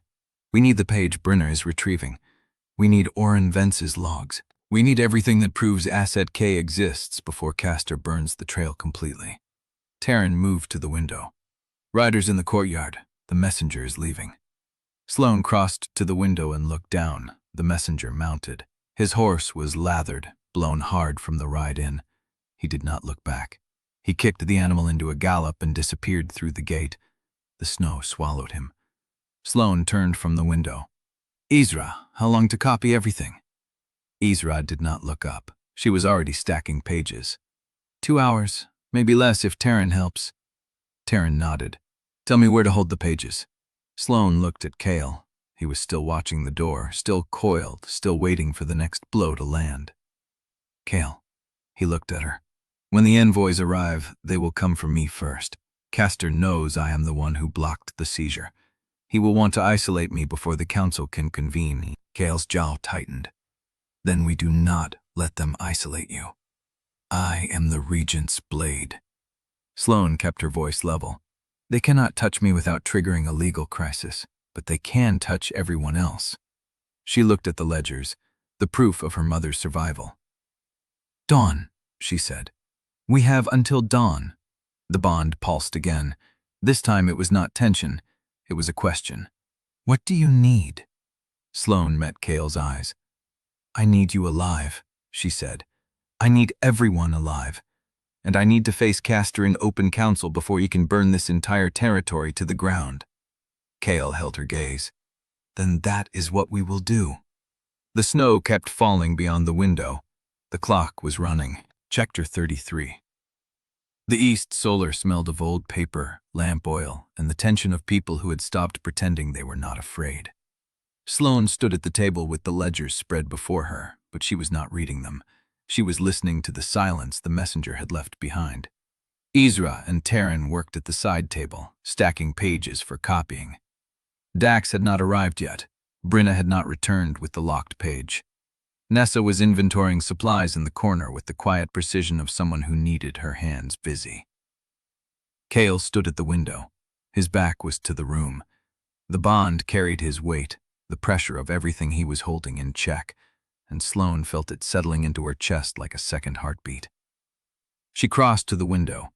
The courtyard below was empty. Snow covered the tracks the messenger's horse had left. The gate stood closed and barred, but everyone in the room knew it would open before dawn. "You should say it to them." Kael did not turn. "Say what?" "That you have no claim on me." He went still. The silence stretched. "I know I have no claim," he said quietly. "I do not need to announce it." "They need to hear it from you." Sloane kept her voice low. "Not because I need the declaration, because they watched you reject me in front of the pack, and they have spent 5 years believing whatever story they told themselves to make that acceptable. If you do not tell them the truth, they will keep believing the lie." Kael turned. His face was drawn, shadows deep under his eyes. "And if I tell them I have no claim, what will they believe then?" "Whatever they choose." Sloane held his gaze. "But they will not be able to pretend you had the right to do what you did." Kael's jaw worked. He looked past her, at the others in the room. Ezra had stopped copying. Teren had his hand flat on the table. Nessa had gone still. They were all waiting. Kael looked back at Sloane. "Where do you want me to say it?" The council hall was cold. Only a handful of people had gathered. Dax stood near the door with his arms crossed. Brenna was not yet back from the vault. 2 junior council members sat in the front row, summoned by Ezra's quiet word. A few pack elders had trickled in, gray-faced and wary, still processing the news that the Regent's blade had chosen not to destroy them. Sloane stood at the side of the raised platform. She had not taken the Regent's seat. Kael stood at the center of the hall, alone. The silence was brittle. Kael looked at the elders, at Dax, at the junior council members who had grown up in the shadow of his rejection, at the empty space where the full pack should have been if there had been time to call them. "I am not here to give orders," he said. His voice was rough. "I am here to tell you the truth." He paused. Sloane watched his hands. They were clenched at his sides, the tendons standing out. 5 years ago, I stood in this hall and told the pack that Sloane Vael was not my mate, that I rejected the bond, that she was nothing to me. The words landed like stones. The first part was true. I severed the bond. I said the words aloud. I made it official. He looked at the floor. The second part was a lie. Dax shifted. The junior council members exchanged glances. I rejected her because I was ordered to. The High Regent of Velis Court sent me a directive stating that if I did not sever the bond publicly and drive her out of Ironridge, the court would eliminate her as a surviving Vael heir. His voice cracked on the last word. I chose to let her hate me rather than let her die. The hall was so quiet Sloane could hear the snow hitting the window glass. Kael raised his head. She has returned to this pack as the Regent's blade. She had every right to destroy us. She has chosen not to. He took a breath. But I want this recorded clearly, for anyone who will carry the story forward. I have no claim on Sloane Vael, no claim on her bond, no claim on her body, no claim on her forgiveness. His voice dropped. Only responsibility for what I did. The silence that followed was not empty. It was full of weight, full of shame. full of the slow, terrible realization that the story they had told themselves for 5 years had been built on a foundation of lies. The junior council member on the left, a woman of about 40 with a scar across her knuckles, spoke first. "Alpha, Kael." "I am not your alpha." Kael's voice was flat. "Not until I earn that right again, if I ever do." He turned. His eyes met Sloane's. "I have said what I came to say." He stepped off the platform, then walked to the side of the room. No one stopped him. No one spoke. Sloane did not follow him. She stood where she was, feeling the weight of the ring shift around her. The junior council member with the scarred knuckles was staring at Kael's back with something that looked like grief. Dax had not moved from the door. His face was unreadable. The elders looked lost. Teren cleared his throat. "We have ledgers to copy," he said, "and a deadline." The words broke the spell. Isra stood.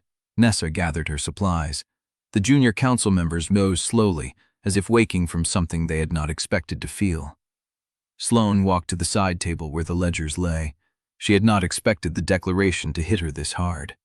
She had told him to say it. She had wanted him to say it. But hearing the words spoken aloud, in the hall where she had been broken, watching years of pack certainty crumble under the weight of a truth she had forced into the open, she felt something soft inside her. Not forgiveness, not trust, but a kind of recognition. He had given her what she asked for. He had not asked for anything in return. The door opened. Brenna stepped inside. Her face was pale. Snow crusted her shoulders. Her hands were empty. Sloane's stomach dropped. "Where's the page?" Brenna did not answer immediately. She crossed the room slowly, as if her legs were not steady. When she reached the table, she looked at Sloane with an expression Sloane had never seen on her face before. Fear. "The vault was opened before I got there," Brenna said. Her voice was hollow. "The page is gone." Chapter 34. The words landed like stones in still water. Sloane's hand went to the table edge. "Tell me exactly." Brenna's face was gray. "I went straight to the vault. The outer seal was intact. The inner lock was warm." Warm. Someone had been inside within the hour. The page was gone. Nothing else was taken. Dax moved from the door. "Who else knew you kept it there?" "Kael, Sloane, the people in this room." "And whoever stole it?" Dax's voice was flat. "Which means someone in this keep knew where you kept your secrets, Brenna. Knew you would go for them tonight. Got there first."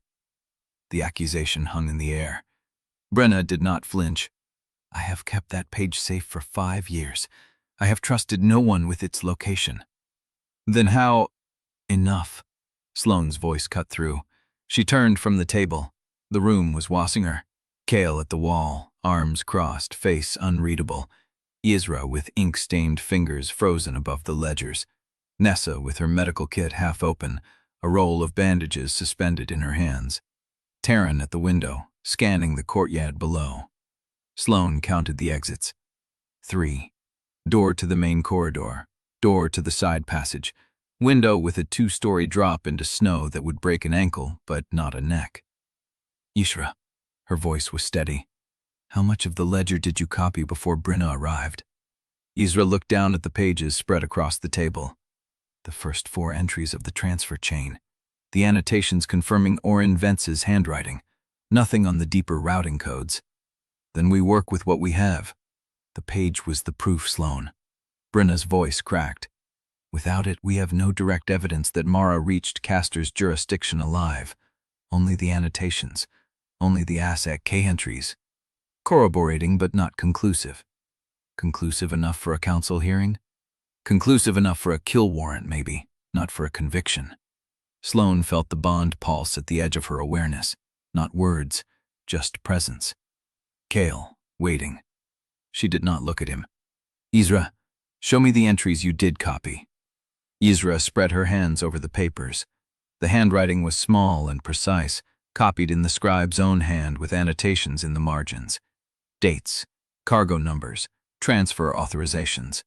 Sloane leaned in. The first 4 entries covered the initial movement of Mara Vael from Ironridge custody to a holding station at Thornwood Garrison, a court outpost 3 days south. The dates matched Brenna's timeline. The authorization bore Castor's seal, but the routing codes stopped at Thornwood. Where was she sent after this? Ezra shook her head. A code shifts after the third entry. A different cipher. I need the full ledger to decode it. Then we get the full ledger. It is in the records chamber, where the messenger tried to seize it. Sloane straightened. The room was still watching her. Then we go now, tonight, before dawn brings Castor's envoys with a properly signed order and the authority to take everything. Dax stepped forward. The records chamber is in the north wing, past the council hall, past the main courtyard. I know where it is. Then you know it is the most exposed route in the keep. Anyone watching from the wall can see you cross. Then I will not cross alone. She looked at Kael. He was already moving. The courtyard was empty. Snow fell in steady curtains, muffling sound, blurring the torchlight from the gate. The wall guards had their backs to the keep, watching the ridge approach where Castor's envoys would appear at dawn. Sloane moved along the shadowed arcade, Kael at her side. Ezra followed 3 paces behind, carrying an empty satchel.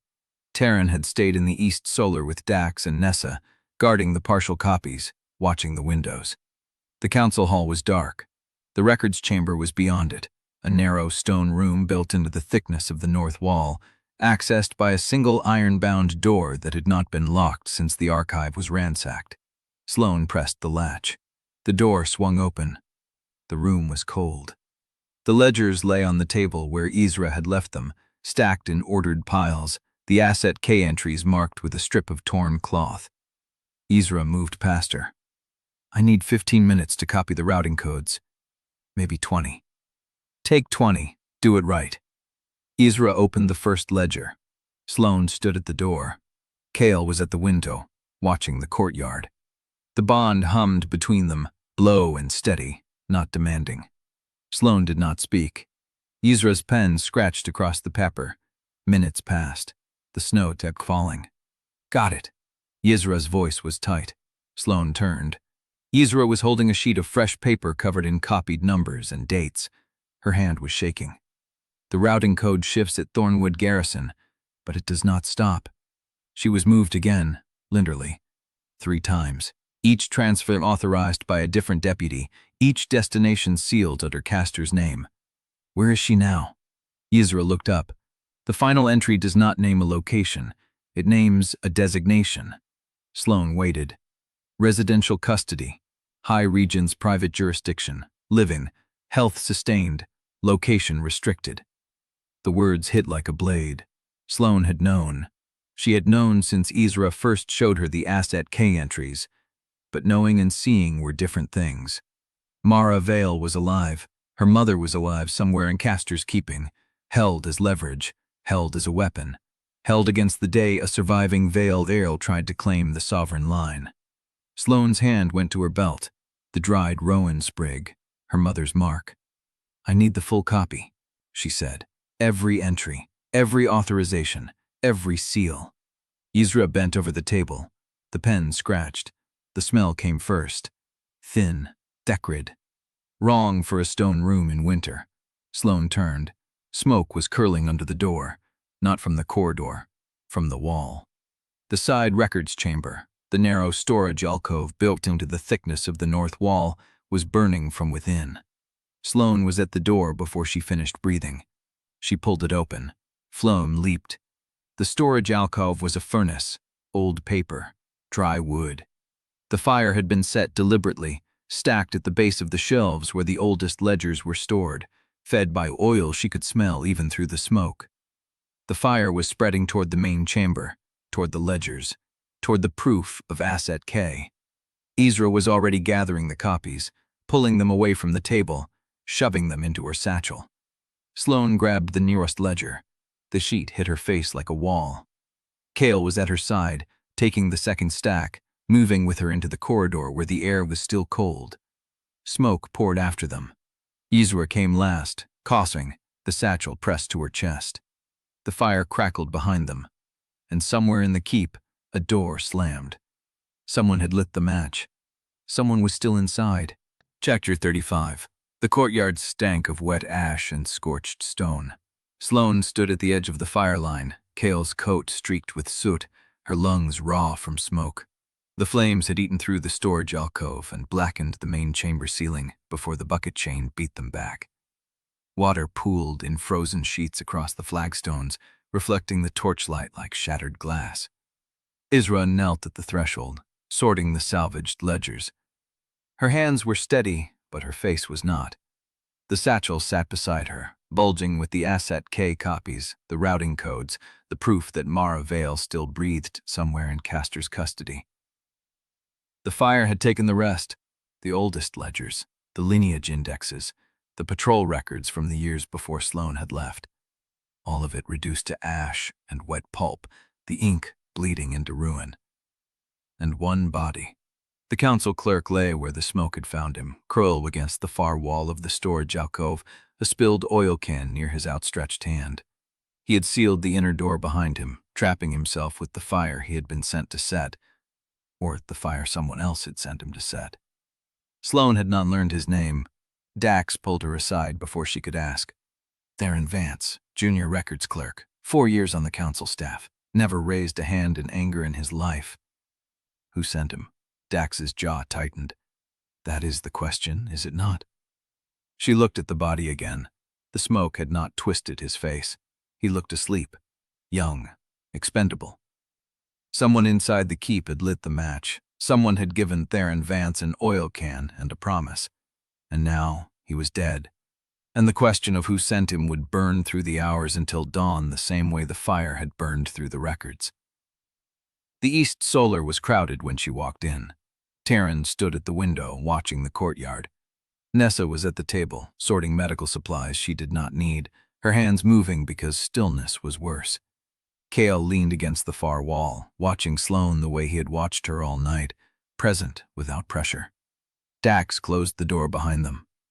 Brenna was already there. She sat in the chair nearest the fire, her hands clasped in her lap, her face gray and hollow. The vault breach had stripped something from her, some certainty she had carried for years. She looked smaller in the firelight, older, a woman who had spent 5 years protecting a secret that had just been stolen from under her. The vault was opened with my seal, she said. No greeting, no prelude. My personal seal, the one I keep on a chain under my collar. No one else has touched it in 20 years. Sloane stopped. Someone lifted it from you. I do not know when, I do not know how. But the vault door was not forced. The lock was opened properly, by someone who had the key or the seal. There was no damage, no sign of entry, just the empty space where the page should have been. The room went still. Then we have a traitor, Sloane said. It was not a question. Brenna's eyes met hers. We have someone who knows my habits, my schedule, and the location of the vault. Someone who knew I would go for the page tonight. Someone who moved first. Castor. Castor has agents everywhere. Brenna's voice cracked at the edges. I told you. He accounted for every move, every piece of evidence we might pull. He has been dismantling this case for years, and I was too slow to see the shape of it until the page was already gone. Sloane felt the weight of it. The locked page, the proof that Mara had reached Castor's jurisdiction alive, the evidence that should have shattered the court's lies. Gone. Stolen from under Brenna's seal by someone who walked the same halls, read with same rare, smiled at the same council meetings. And now, Teren Vance dead in a burning records chamber, a second piece of the puzzle someone did not want her to hold.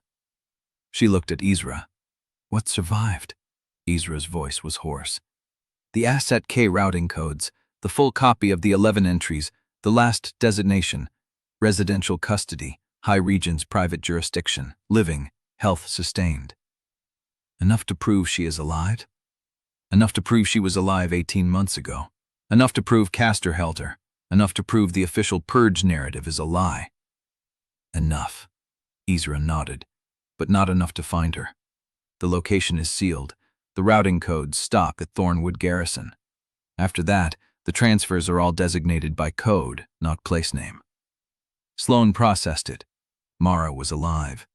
Mara was in Castor's custody, and Sloane had no idea where. Brenna rose. The movement was slow, deliberate, as if she were gathering herself from the inside. I swore I would never speak this name aloud again. The room waited. Mara Vael served as keeper of the hidden lineage records for the Northern Territories, not the Vael line alone. Every suppressed bloodline, every Omega sovereign descendant the court tried to erase. She knew where the records were buried. She knew who carried the blood. She knew because the previous keepers had passed the knowledge to her, and she was supposed to pass it to the next. Brenna's hands were shaking. I was supposed to be the next. Sloane's breath caught. The night before the court took her, Mara came to me. She had been expecting the arrest. She had been preparing for it for months.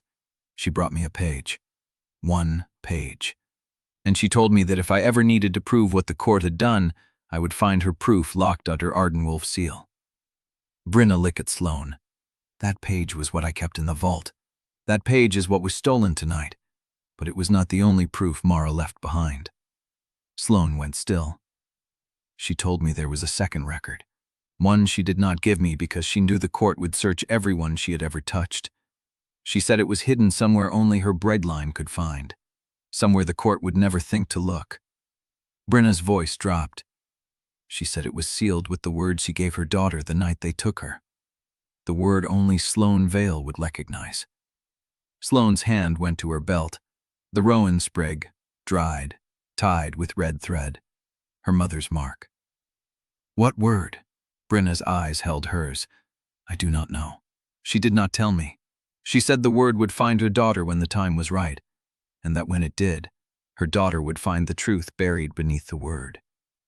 The room was silent. Sloane's fingers traced the rowan sprig.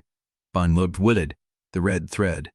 Her mother's hands, tying it, pressing it into her father's keeping, trusting that someday Sloane would find it and understand. The word. Somewhere in the architecture of her childhood, in the stories her mother had told her by firelight, in the lullabies and the laughter, and the quiet moments when Mara Vael had pressed her daughter close and whispered things Sloane had been too young to remember clearly. The word was there, buried beneath years of pain and exile and the hard shell she had built to survive. She would find it. She had to.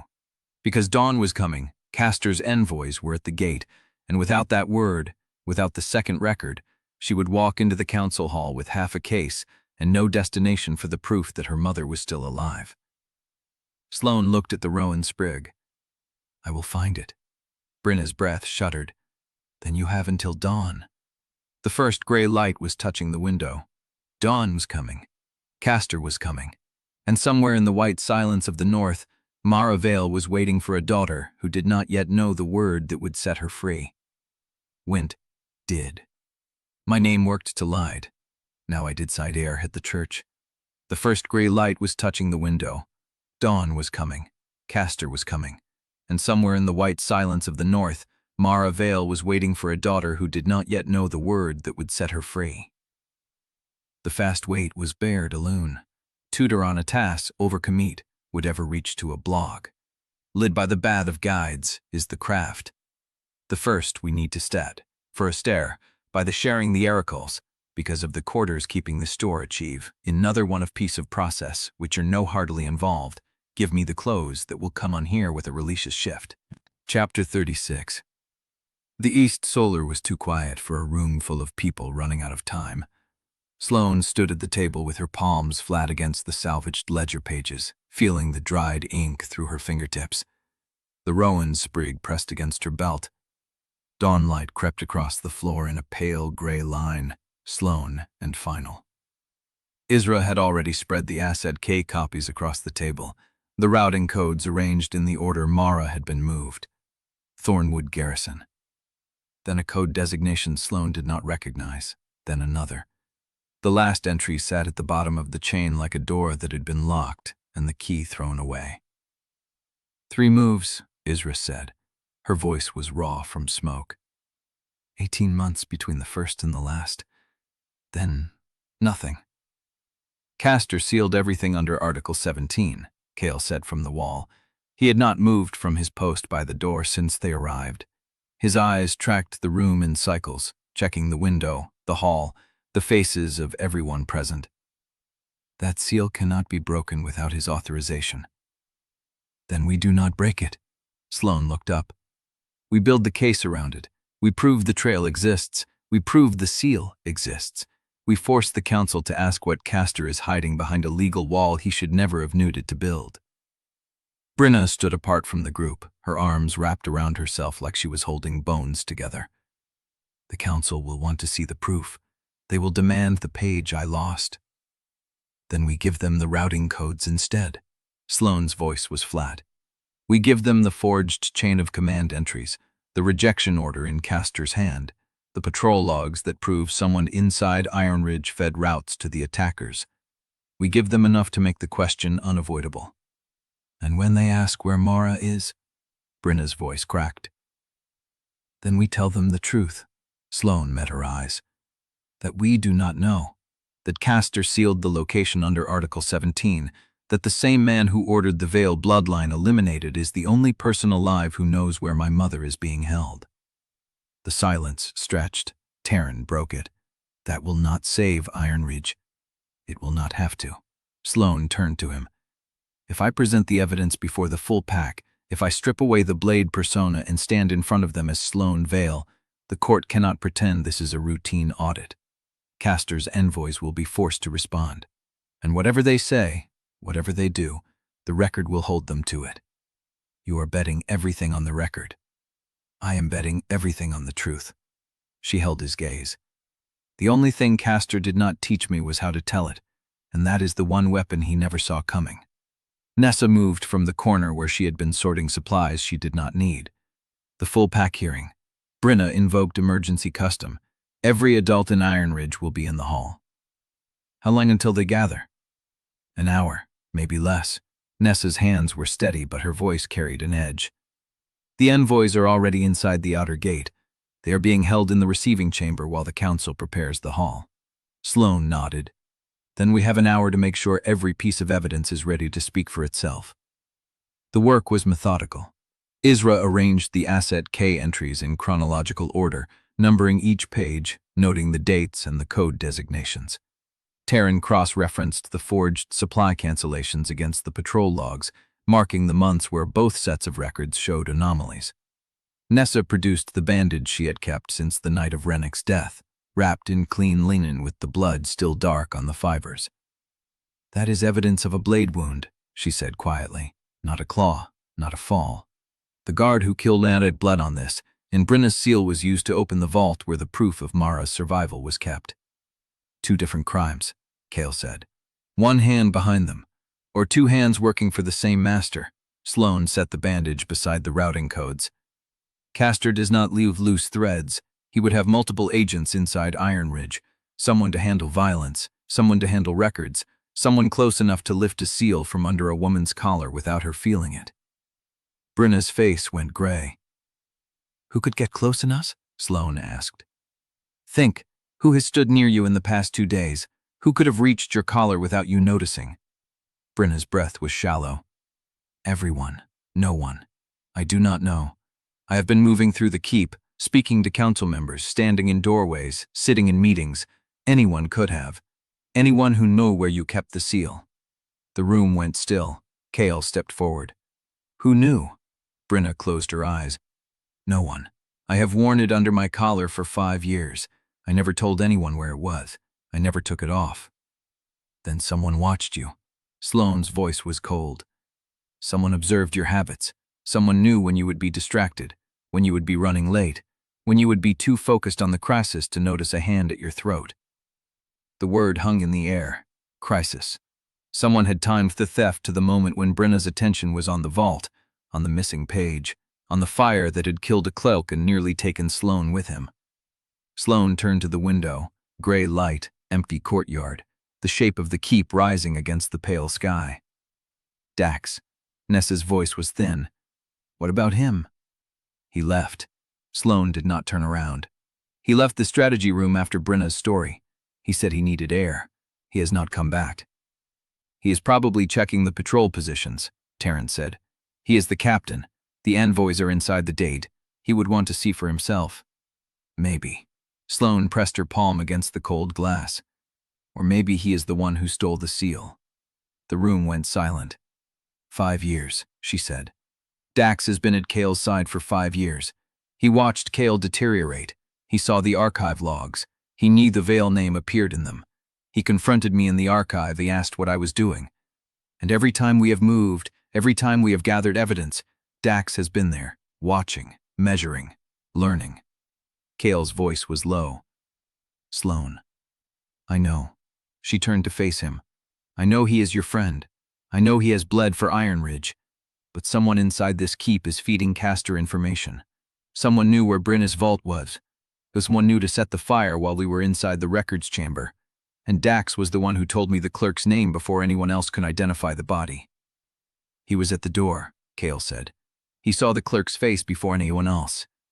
He was at the door. Sloane held his gaze. And he was gone before the rest of us finished pulling ledgers from the fire. The silence stretched. Then Teren moved. He crossed to the door, pulled it open, and stepped into the corridor. His boots echoed against the stone, fading as he walked toward the main hall. No one spoke. Sloane looked at the evidence spread across the table. The routing codes, the forged entries, the blood-stained bandage, the rejection order in Castor's hand. All of it waiting for a hall full of wolves. And somewhere in the keep, Dax Rowan was walking corridors she could not see, carrying knowledge she had handed him herself. Chapter 37. Brynna moved before anyone could stop her. She crossed the east solar with the same stride she had used in the council hall for 30 years, pulled the door open, and stepped into the corridor. Her voice rang off the stone before the echo of the door had faded. Ironridge, to the hall. Now, the words carried. Old words. The kind that had not been spoken in a generation, the kind that cut through winter wind and locked doors and the deep sleep of wolves who had forgotten what the phrase meant. Sloane reached the doorway in time to see Brynna standing at the junction where the east corridor met the main artery of the keep. She was not shouting. She did not need to.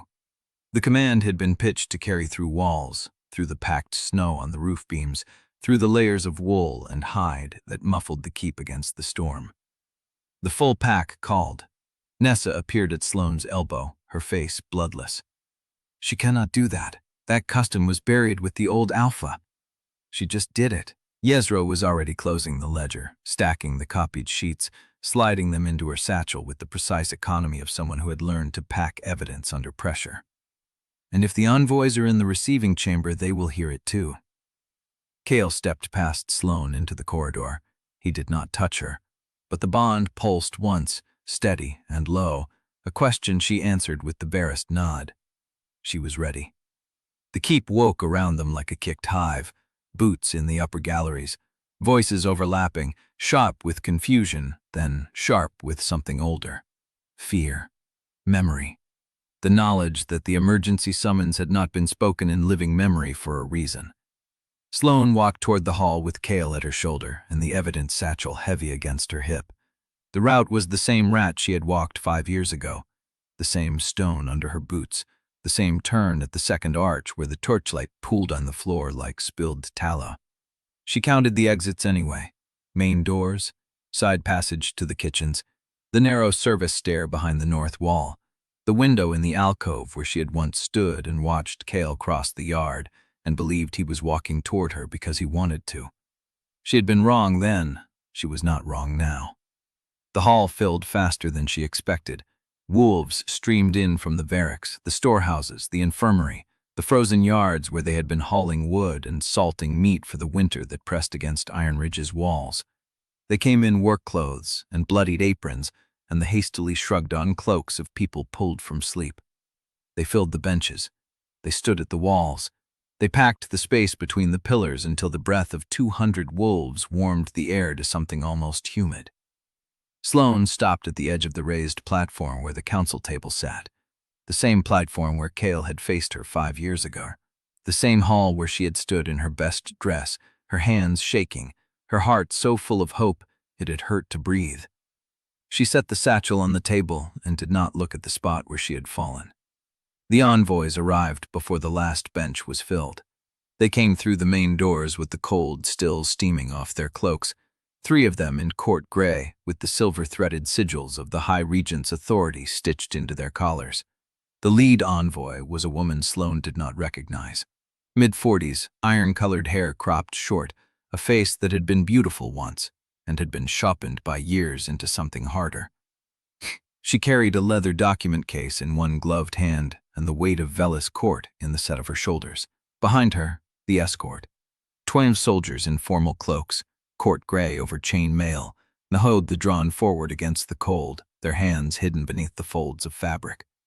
They moved in perfect unison, taking position along the walls, filling the gaps between the packed bodies of Ironridge wolves with the precision of men who had done this before. Sloane watched them spread. 12 soldiers, visible weapons beneath the cloaks, trained in court discipline, which meant they would not flinch at a hall full of angry wolves. And 12 was not enough to take Ironridge by force. It was exactly enough to take one person. The lead envoy stopped at the foot of the platform. She did not bow. She did not offer the foreman greeting. She held out the document case with both hands, and her voice carried to every corner of the hall. By authority of High Regent Castor of Velis Court, I am instructed to execute immediate seizure of all audit materials and related records pertaining to the Ironridge investigation. The court acknowledges the emergency summons and will observe proceedings, but the seizure order takes precedence under Article 16 of the Territorial Governance Code. She opened the case. The warrant inside was signed, properly this time. Sloane saw the ink stroke of Castor's name at the bottom, the flourish that she had watched him practice 100 times in his private study, the same hand that had written the rejection order 6 years ago. Brenna stepped forward. This is an open hearing under full pack custom. No seizure order supersedes the voice of the territory when the emergency summons has been spoken. It does when the territory is under investigation. The lead envoy's voice was calm. Article 16 is clear. The court's authority overrides local custom when the Regent determines a threat to territorial stability. And who determines the threat? Sloane's voice cut through the murmur. Castor, the same man who signed the order that stripped Ironridge of its supplies. The same man who sent staged rogues against your patrols. The same man who has been hiding a living Vael in his private jurisdiction for 5 years. The hall once still. The lead envoy's eyes flickered, a fraction of a second. Not enough for most to catch. Sloane caught it. I see you know the name. She stepped around the table, letting the torchlight fall across her face. I wonder how much else you know. The envoy's hand moved toward the document case again. Sloane was faster. She pulled the folded letter from her coat, the one the envoy had tried to slip her before the hearing began. The one with Castor's private seal, the one she had taken and read in the moment between the envoy's arrival and the hall's filling. She held it up. Your High Regent sent instructions, private, not entered into the record. She let the seal catch the light. Shall I read them aloud, or would you prefer to tell the hall yourself what Castor offered to spare you from the hearing? The envoy's composure cracked, only for a moment. But in a hall of wolves, a moment was enough. Sloane did not read the letter. She set it on the table, face down, and turned to face the packed hall. 200 wolves, 200 witnesses. The same hall where she had learned that love could be worn as a weapon. 5 years ago, she said, I stood in this hall and watched the man I loved break me in front of every person in this room. No one moved. Some of you watched. Some of you looked away. Some of you told yourselves it was not your business, that the Ardenwolf Alpha must have had a reason, that the quiet Omega girl must have done something to deserve it. She let the silence stretch. I am going to tell you what happened, and when I am done, you are going to decide whether the Court of Teeth still holds authority over Ironridge. The lead envoy opened her mouth. The main doors crashed open.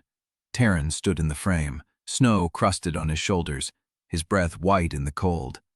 Behind him, the shape of a man in a patrol captain's cloak. Dax. He was not wearing shackles. He was not bleeding. He walked into the hall with the same scarred face, the same measured stride, the same flat gaze he had worn every day since Sloane arrived. But his hands were empty, and in the space where his patrol captain's badge should have hung, there was only a torn thread and a dark stain that could have been blood. Chapter 38. The hall held its breath. Dax Rowan walked through the parted crowd with the same measured stride he had used every day since Sloane arrived. But something in his shoulders had shifted. Not surrender, not defeat. The set of a man who had stopped pretending he was not walking into a trap. The torn thread where his badge should have hung caught the torchlight. Kael moved before Sloane could stop him, 2 steps toward the aisle, body angled between Dax and the Envoy's soldiers. Dax raised a hand. "Don't." The word stopped Kael. It stopped the murmur spreading through the hall. Sloane counted the beat of stillness. 1, 2, 3. "Where is your badge, Captain?" Dax met her gaze. "Taken." "By whom?" "Does it matter?" He kept walking until he reached the front row, where he stopped but did not sit. "The evidence you want is in my quarters. North wall, loose stone behind the shelf. I left it there for you when I realized what I was carrying." The lead envoy's hand moved toward the document case again. Sloane did not look at her. "What were you carrying, Captain?" "A name." Dax's voice dropped. "The name of the person who has been feeding patrol routes to the court for 18 months. The hall erupted. Sloane let it roll over her. She watched the envoys, watched the soldiers, watched Brenna go still at the council table, watched Teren move to block the side aisle without being asked. She raised her hand. The noise cut off. "Then speak it." Dax looked at the floor. When he raised his head, his face was not the scarred patrol captain's mask. It was the face of a man who had already lost something he could not get back. "I should have seen it sooner." His jaw tightened. "The pattern was there. Every time we adjusted patrol routes, the rogues adjusted faster. Every time we moved supply caches, the attacks hit the new locations within days. I thought it was bad luck. I thought it was the court having better scouts." He paused. "It was my deputy." The name landed like a blade. Liam Venn. Sloane saw Elder Venn go gray at the council table, saw his thin-lipped face drain to the color of ash. "Your son," she said. "His daughter is in the Southern Territories." Dax's voice was flat. "She has been held under court supervision for 2 years. Liam was told she would be killed if he did not cooperate. He gave them patrol routes. He gave them the supply schedule. He gave them the names of every rider who could be turned or bought." The lead envoy stepped forward. "This is a matter of court jurisdiction. Internal pack discipline does not, the system or their regents. I am just struggling with the Minus King. I still step up the Sloanes. 60 rogue attacks in 18 months. Every one of them struck within 2 days of a full moon. Every one of them hit the exact positions the court had been fed by their inside contact.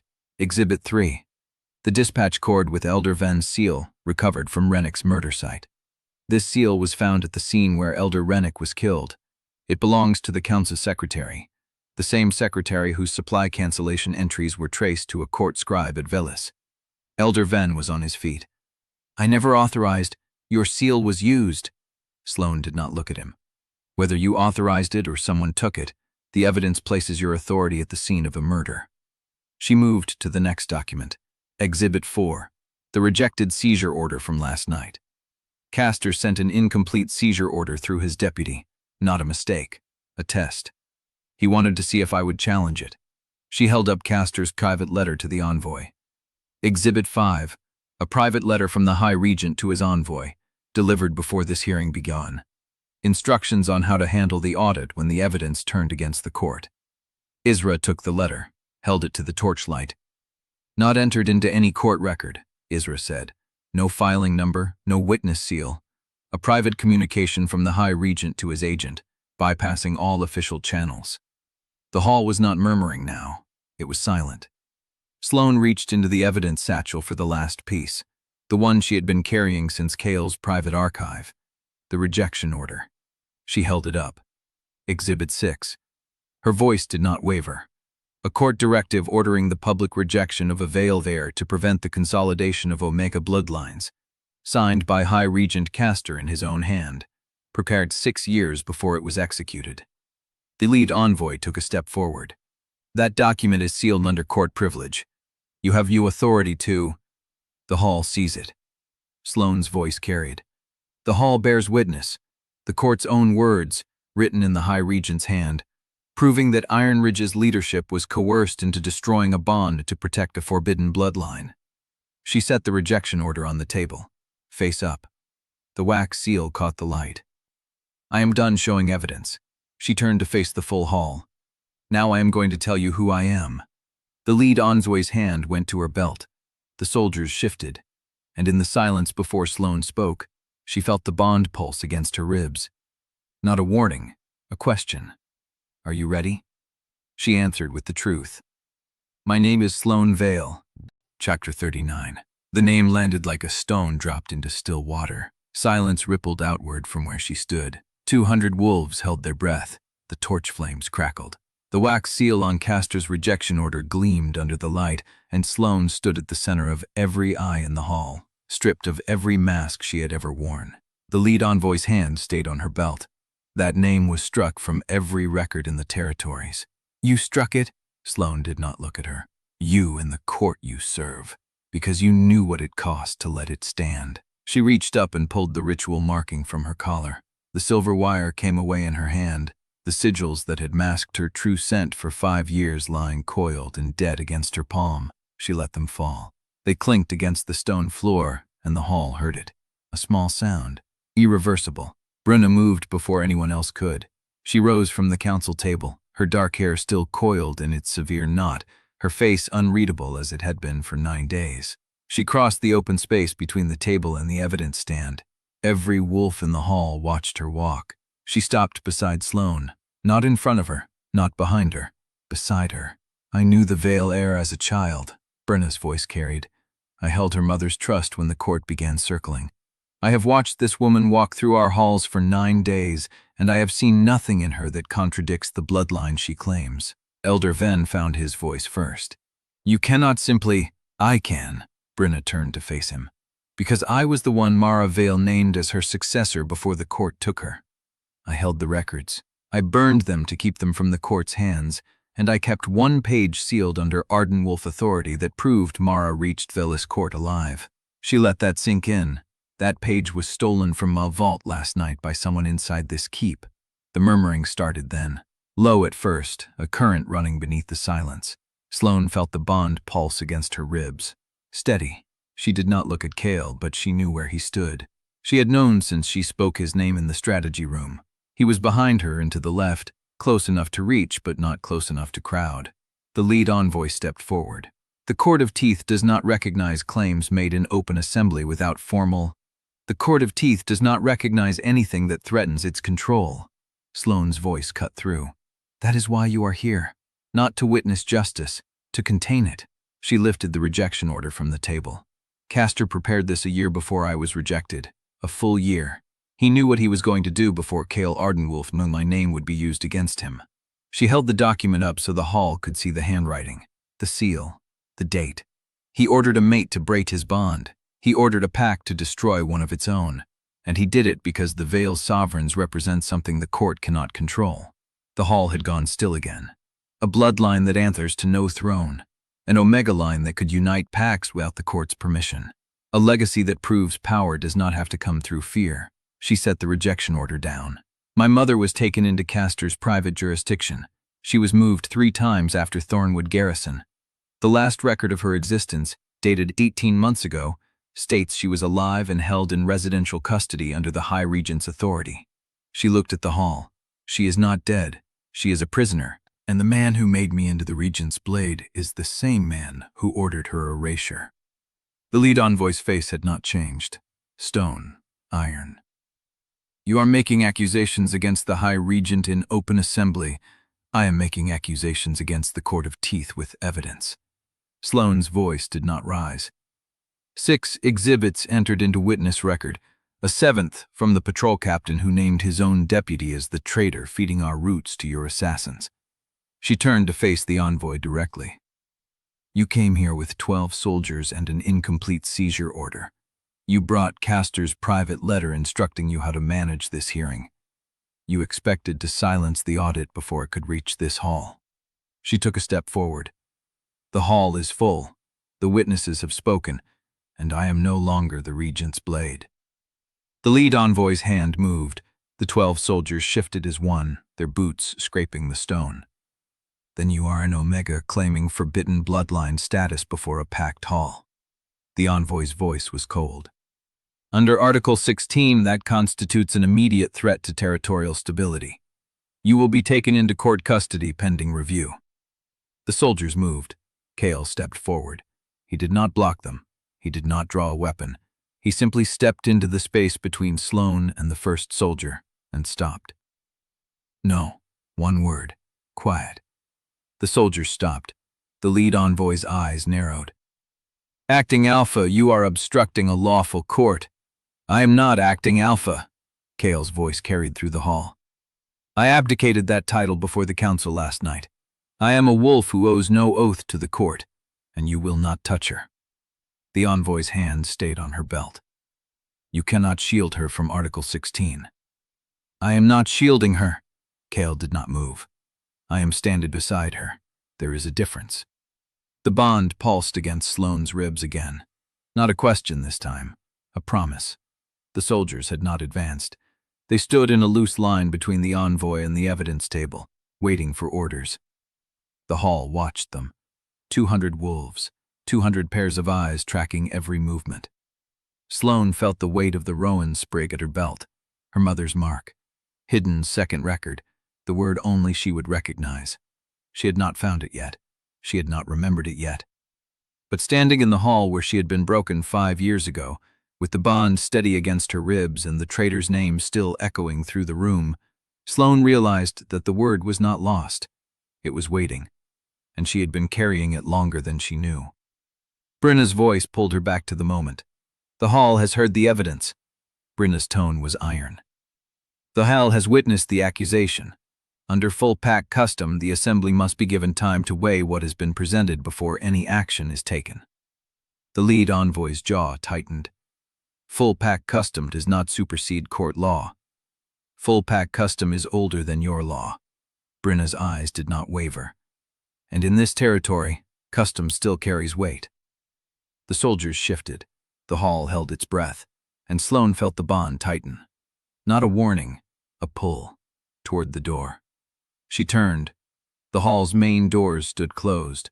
The 2 guards Teren had posted were still at their posts. Nothing had changed, but the bond insisted. Something is coming. The lead envoy saw her turn, saw the shift in her posture. Her hand went to her belt again, and this time she pulled the dispatch horn free. Under Article 16, I am invoking emergency containment protocols. The hall is sealed until a formal court review can be conducted. She raised the horn, and the main doors exploded inward. Chapter 40. The doors exploded inward, not from a battering ram, not from a blade, from a body. The court soldier slammed into the floor and skidded, leaving a smear of blood across the stone before he stopped moving. For one beat, the hall held perfectly still. Then the night poured through the broken doors. Snow and wind and the sound of shouting from the outer yard. Shapes moved in the dark beyond the threshold. Too many for a single patrol, too fast for anyone to hold the line. The lead envoy's horn clattered against the stone. She had not sounded it. She had not moved. Her eyes were on the body at her feet. "Seal the hall!" someone shouted. One of the other envoys, a man with a scarred jaw and a hand already on his blade. The soldiers did not move. They were staring past the body, past the broken doors, at the figure standing in the gap. Isra Quill. She stood in the broken frame with snow crusted on her shoulders and a court dispatch satchel clamped under one arm. Her other hand was red. Her face was unreadable. "The outer gate is compromised," she said. Her voice carried through the hall like a blade drawn across stone. "Caster's riders are 40 strong, and they are not here for the audit." The hall erupted. 200 wolves broke their silence at once. Voices crashed against the rafters. Benches scraped back. Someone was shouting for weapons. Someone else was screaming at the envoys. The soldiers formed a defensive wedge around the lead envoy, and for a moment it looked like the whole room would collapse into claws and blood before Sloane could draw her next breath. She did not move. She stood at the evidence table with her palms flat against the wood and felt the bond steady against her ribs, a fixed point in the chaos. "What do you need?" "Oh." Kael's voice in her skull. No words. Intention. She answered with her eyes. She turned to the lead envoy. Your Article 16 authority is predicated on the Regent's blade being the threat to territorial stability. The envoy's jaw tightened. Is it not? No. Sloane's voice cut through the noise. I am the Regent's blade. Under Article 4 of the Territorial Governance Code, the Regent's blade retains procedural immunity when acting within the scope of a legally convened audit. You cannot seize me on a charge that requires me to be in custody before the charge can be proven. She picked up Castor's seizure order from the evidence table. This document is signed by a deputy, not by the High Regent. It carries his seal but not his hand. Under Article 12, subsection 3, an enforcement order must bear the High Regent's personal signature to be executed in a territory where the Regent's blade is present and has not been formally revoked. She held the order up. You have no authority here. The envoy's face was stone, but something moved behind her eyes. You are twisting procedure to protect yourself. I am using the law you taught me. Sloane set the order down. The same law Castor used to train me. The same law he expected me to use against this pack. She looked at the hall. 200 witnesses, 6 exhibits, 1 signed confession from the traitor who fed patrol routes to your assassins, and a High Regent who prepared a rejection order a full year before it was executed. She let that settle. Which of us is the threat to stability? The envoy's hand stayed at her belt. The soldiers held their line. But the hall had gone quiet again, and Sloane felt the shift in the air like the pressure before a storm breaks. Ezra moved through the crowd. She walked past the broken doors, past the body on the floor, past the soldiers who parted for her because they did not know what else to do. She reached the evidence table and set the dispatch satchel down. From the courier bag of the wounded envoy's rider, she said. Her voice was steady. Her red hand left a print on the leather. I found it in the yard after the riders were repelled at the gate. The courier was dead. The bag was intact. Sloane looked at the satchel. It was court leather, official dispatch, sealed with pressed wax and silver thread. And the seal was not Castor's. She knew it anyway. She had seen it once, on a letter her mother had tucked into her hand before the guards pulled them apart. A sovereign seal, the seal of the Vael line. Sloane's fingers touched the wax. Open it, Brina said. Her voice was noctuxian. Sloane broke the seal. Inside was a single sheet of paper, folded tight, the creases worn as if it had been carried for a long time. The handwriting was thin, tired, but Sloane knew it the way she knew her own breath. My daughter, if you are reading this, I am alive. I do not know where they will send me after this letter. They let me write it in exchange for cooperation. I do not know if they will send it at all, but I am alive. And I have been alive every day since they took me, because I believed you would come looking. Stay alive, Sloane. Stay fighting. The word is Rowan. It always was. I love you. I have always loved you, and I chose every moment of the danger that brought me here because raising you was worth the cost. Come find me. Mara. The hall was silent. Sloane's hands did not shake. She folded the letter along its old creases and pressed it flat against her chest, over the scar Castor had burned into her ribs. Rowan, the word her mother had given her. The word she had been carrying her whole life without remembering. She looked at Kael. He stood at the edge of the chaos, not in front of her, not behind her, beside her, where he had promised to stay. Sloane. His voice was low. For her. Only for her. I am not asking for an answer. He stepped closer. I am not asking for the bond. I am not asking for forgiveness. I am not asking for anything you are not ready to give. He stopped a breath away. I am telling you that I choose you. Not because fate decided it, not because we are bound, because I know who you are, and I want to stand beside you while you become whatever you decide to become. The bond pulsed against her ribs, quiet, steady, waiting. Sloane looked at the letter in her hands, at the word that had unlocked her mother's last message, at the sovereign seal that proved the Vael line had not been erased as completely as the court believed. She looked at Kael, and she did not answer. Because for the first time in her life, the choice was hers, and she was not going to make it in a room full of blood and broken doors and wolves who had not yet decided whose side they were on. She would answer when she was ready, when the war was not breathing down her neck, when she had her mother's hand in hers.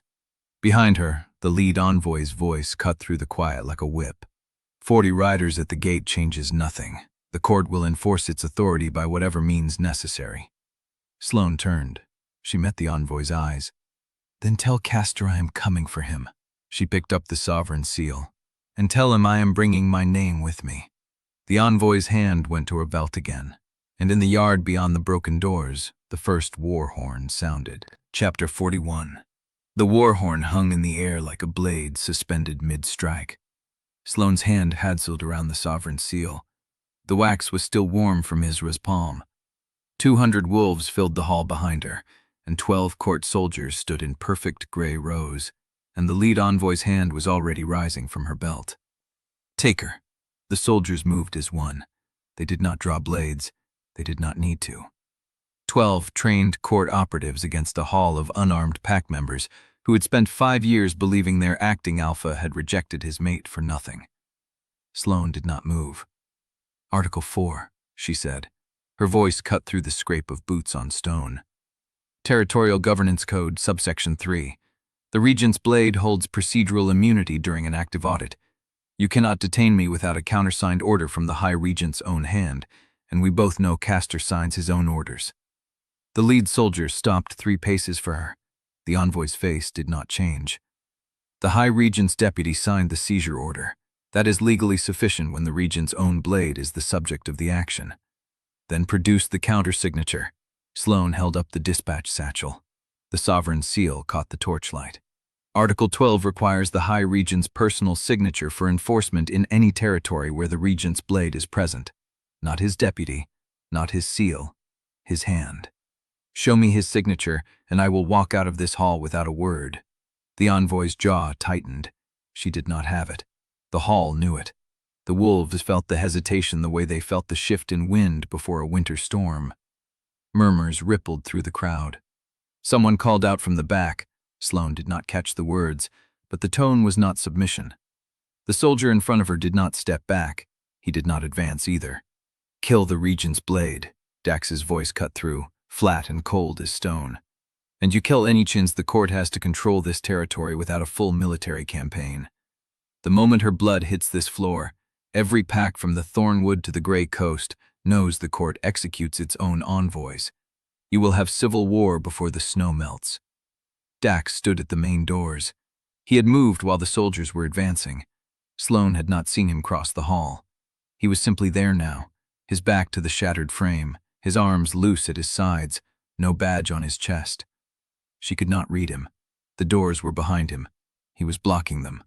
Whether he was trapping the court inside the hall or trapping her in here with them was not yet clear. The envoy turned to face him. Patrol Captain Rowan, you surrendered your badge tonight. You have no standing in this hall. I am not speaking as patrol captain. Dax's voice did not rise. I am speaking as the man who just watched a traitor's confession get entered into official record, who watched a Vael heir stand in front of her mother's bloodline seal, and who knows that if you take her into court custody, you are handing Ironridge's best chance at survival to a regent who has been starving us for 5 years. He looked at Sloane. I am speaking as someone who has already lost everything he cannot get back, and has nothing left to lose by telling the truth. The hall went still. Sloane held his gaze. Behind her, she felt Kael step closer. Not touching, not in front. Beside where he had promised to stay. We have the sovereign seal, Brenna said. We have the letter from Mara Vael. We have the rejection order in Castor's own hand. We have 6 exhibits and a signed confession. You want to take Sloane Vael into custody? You will have to walk through every wolf in this hall to do it. And the court will spend the next decade explaining why it silenced the last surviving Vael heir on the night she proved her mother was still alive. The lead envoy's hand twitched toward her belt. Enough. The word came from the back of the hall. Elda Fivot rose from his seat. His face was gray. His hands shook against the table in front of him. Enough lies. Enough secrets. Enough of us dying while the court plays its games. He looked at Sloane. I knew about the rejection order. The hall erupted. Voices crashed over each other. Wolves turned on each other. Someone shoved a soldier who had not moved, and the soldier shoved back. and a growl ripped through the crowd like a crack spreading across ice. Sloane felt the bond tighten against her ribs. "Stay steady," she pushed through it. "Do not let them scatter you." Kael's answer came as a warmth along the bond. Not words, not necessary. The lead envoys raised her hand. "Seal the hall." The soldiers moved. They did not draw braids, but they formed a wedge, driving through the crowd toward Sloane. Wolves shoved back. A woman screamed. Wood cracked as someone's shoulder hit a bench. Sloane did not move. She held the sovereign seal in one hand, her mother's letter in the other. Rowan, the word her mother had given her. "Touch me," she said, "and you force this entire territory to choose between the court and the Vael line. Are you ready to make that choice tonight?" The night soldier stopped again. His hand hung above his belt, and in the silence, Dax Rowan stepped aside. He did not open the doors. He simply moved to the side of the frame, folded his arms, and watched. The path was clear. Sloane could walk out. The envoy could order her stopped. The soldiers could move. The hall could tear itself apart. Everyone in the room understood. Sloane looked at Dax. His face gave her nothing. She did not know if he had opened the way for her, for the court, or for something none of them had seen coming. The envoy's hand came down. "Take her."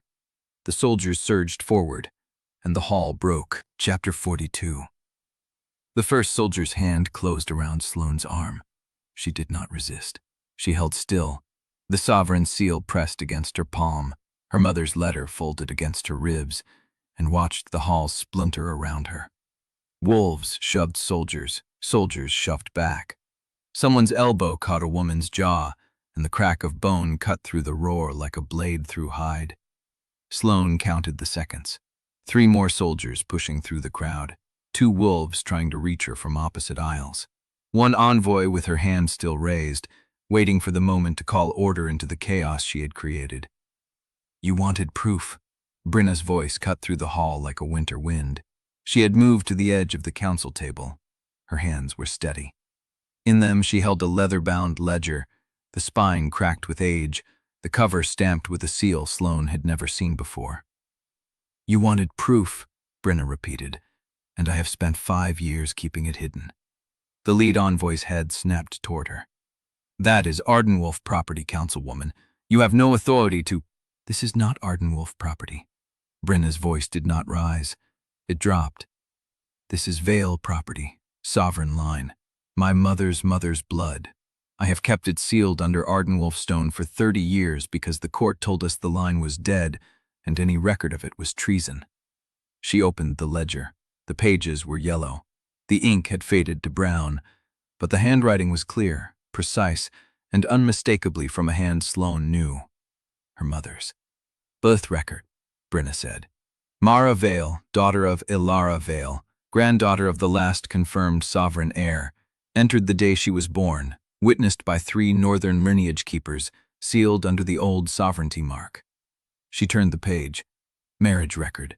Mara Vael to Tomas Vael of Ironridge, witnessed by the acting alpha and 2 council elders, both now dead under circumstances the court ruled natural. Another page. Birth record. Sloane Vael, daughter of Mara and Tomas Vael, entered the day she was born, witnessed by the same lineage keepers, sealed with the same sovereign mark.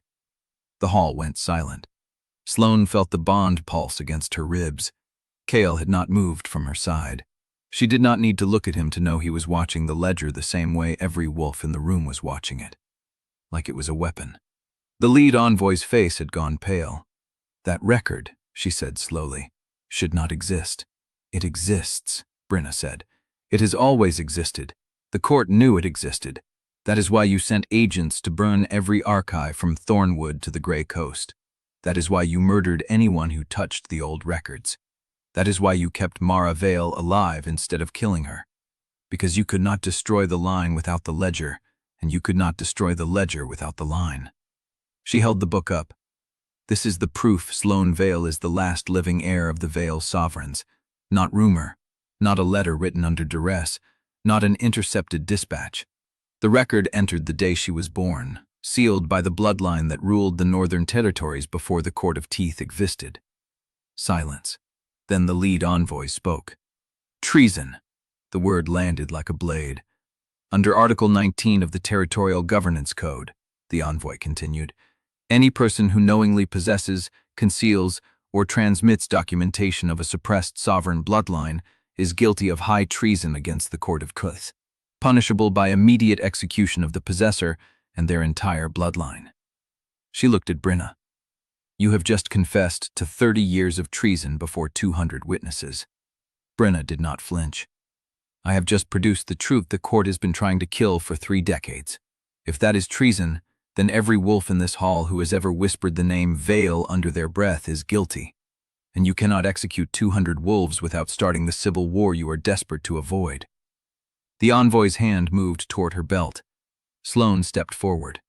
The soldier still holding her arm tightened his grip. She ignored him. You call it treason, she said. I call it survival. You buried my mother's name. You erased my father's records. You made a weapon out of me and called it salvation. And now you stand in front of the last surviving Vael heir and tell her that her own birth certificate is a crime. She held up the sovereign seal. This seal was pressed into Vael line documents for 6 generations. It predates the court. It predates every law you are standing on, and it is still valid. She looked at the soldiers. Every one of you swore an oath to uphold the law. But the law does not apply to a sovereign line and then never consented to court rule. You are not arresting a traitor. You are arresting a woman who holds a birthright older than the authority you serve. The lead soldier hesitated. The envoy's hand came down. Take her. Take the ledger. Take the seal. Burn everything. The soldiers surged forward, and the hall erupted. Wolves threw themselves between Sloane and the soldiers. A bench crashed to the floor. Someone screamed. Someone else howled. Sloane felt Kael's hand close around her wrist. Move, he said. She did not move. She held the sovereign seal up, letting the torchlight catch the embossed rowan branch, the old lettering, the mark that had not been seen in public for a generation. You want to bone this, she said. Then bone me with it.